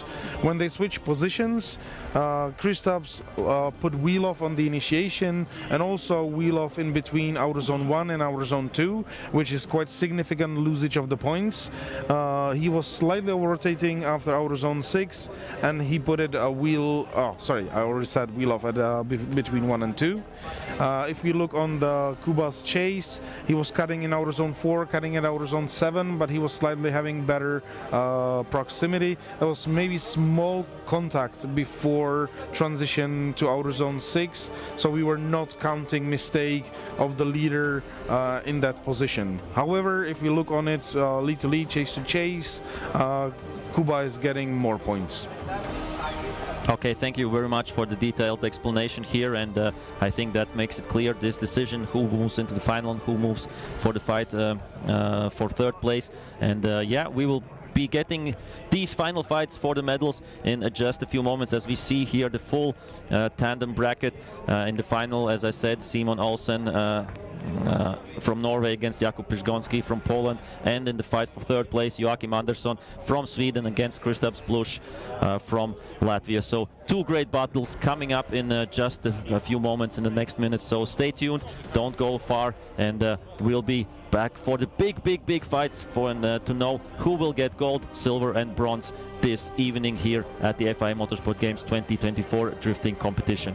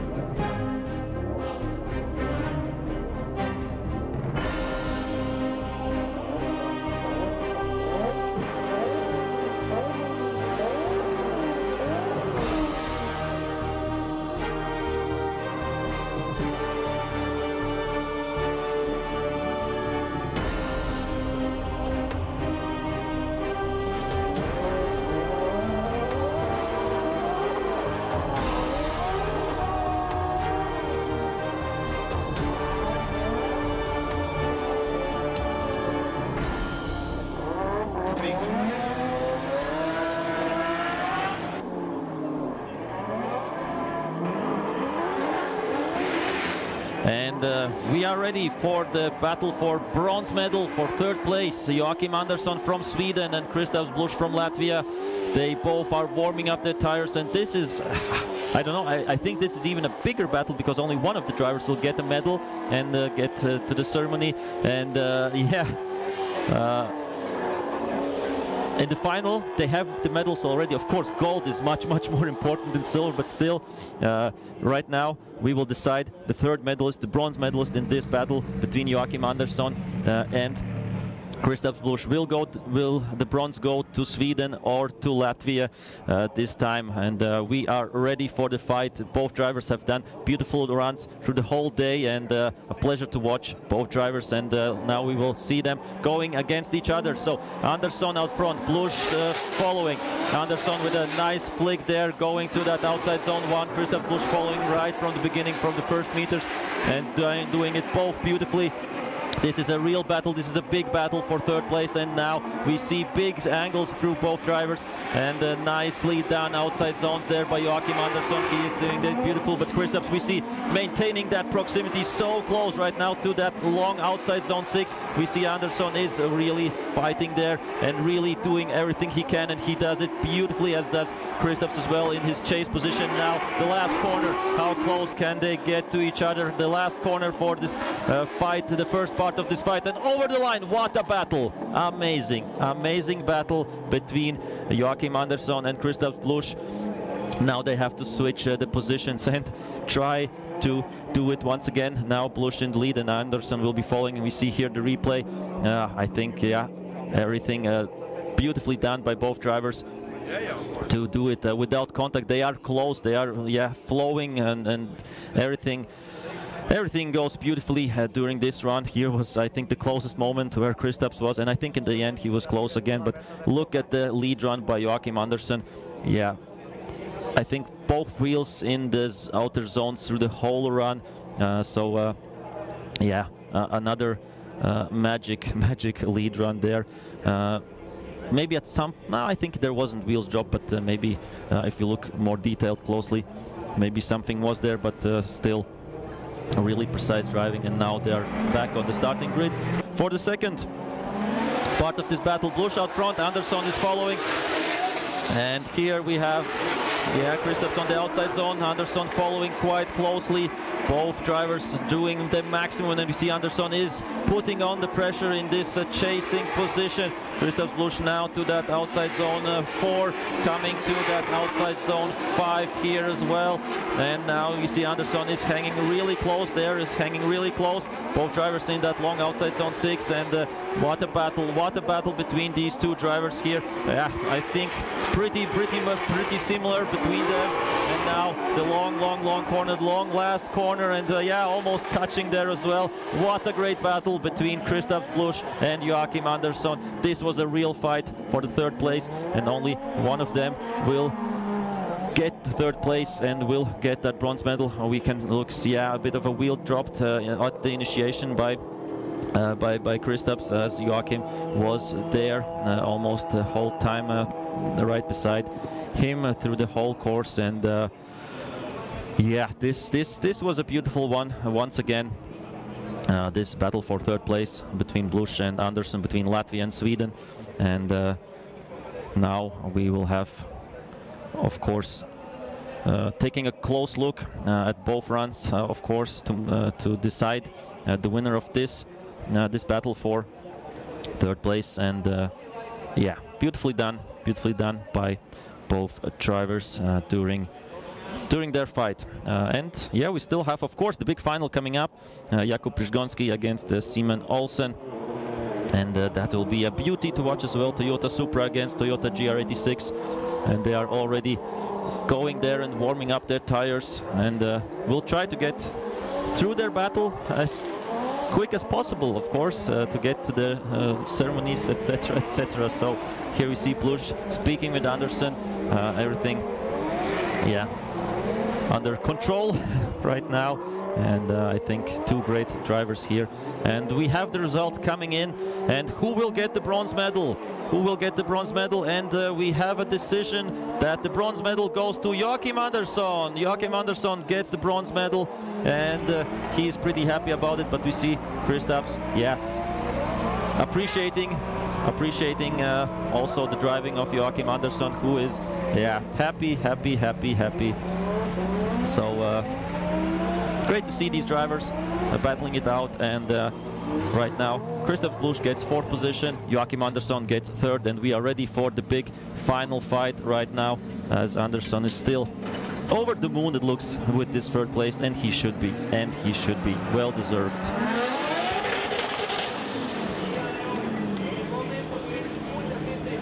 As they're going right now back to the pits. And we are ready for the big final battle. Jakub Przyszgonski out front, representing Poland. Simon Olsen chasing, representing Norway. 2 Toyotas meeting in the final, 1 GR86, 1 Supra, and 2 amazing drivers. So let's see what they can do. Nice long e-brake there, but still he managed to get to that outside zone 1. Olsen following quite closely right now as they move through the course right now. And yeah, keeping it cool, keeping it calm, and that's what we have to do. Nerves of steel for these both drivers, to do not any mistakes, to be as wide as possible in the lead, to be as close as possible in the chase, and that's what we are seeing in this big final, the fight for gold medal. And I think they're both drivers showing their best, doing great, and here we see the last corner of this first part of this battle, and wow, so close. What a battle between Przyszgonski and Olsen, and can't wait for the second part between these two. Wow. Okay, let's take a look at the replay. I think, yeah, it is tricky with that first outside zone 1. If you want to be in it, you have to pull the e-brake. It looks like that, especially during maybe these conditions, and you have to pull it a bit longer, maybe, that the judges want to see. But on the other hand, maybe that's better than not like being in outside zone 1 at all. So yeah, it's a tough decision for the drivers to make, and as we see, what a proximity between these two as they are getting ready for the second part of this. Olsen now out front. Przyszgonski will be chasing, and we are ready to go. The possibly last battle right now. Olsen out front, Przyszgonski chasing. A bit of a wheel drop there, but he is in the outside zone there, Olsen, as Przyszgonski is maintaining that proximity right from the beginning. Yes, what a nice battle between these two drivers. As we see, it's a big final, almost touching there. What a transition there by Przyszgonski, leaving the space there, but keeping it cool and leaving no space between the two drivers. What again, monster transition there by Jakub Przyszgonski, and a joy to watch, just beautifully sliding through these difficult corners, and Przyszgonski is there side by side. They're coming to the last meter. That is the final. That was a final. Great job by both drivers, Simon Olsen and Jakub Przyszgonski, Norway and Poland. Yeah, 2 thumbs up, or all thumbs up for these two drivers in this amazing final battle. And it will come, of course, down to the details. Down to the details. But overall, I think great showing, and fully deserved cheers for the gold and silver medalists. We will know in just a few moments, of course, which driver will get which medal. But both are, in my mind, both drivers are winners of the event, and showed consistent driving through the whole day. Simon Olsen and Jakub Przyszgonski, 2 great drivers meeting in the final. And of course, cheers to Joachim Andersson for 3rd and Kristaps Busch for 4th place this time.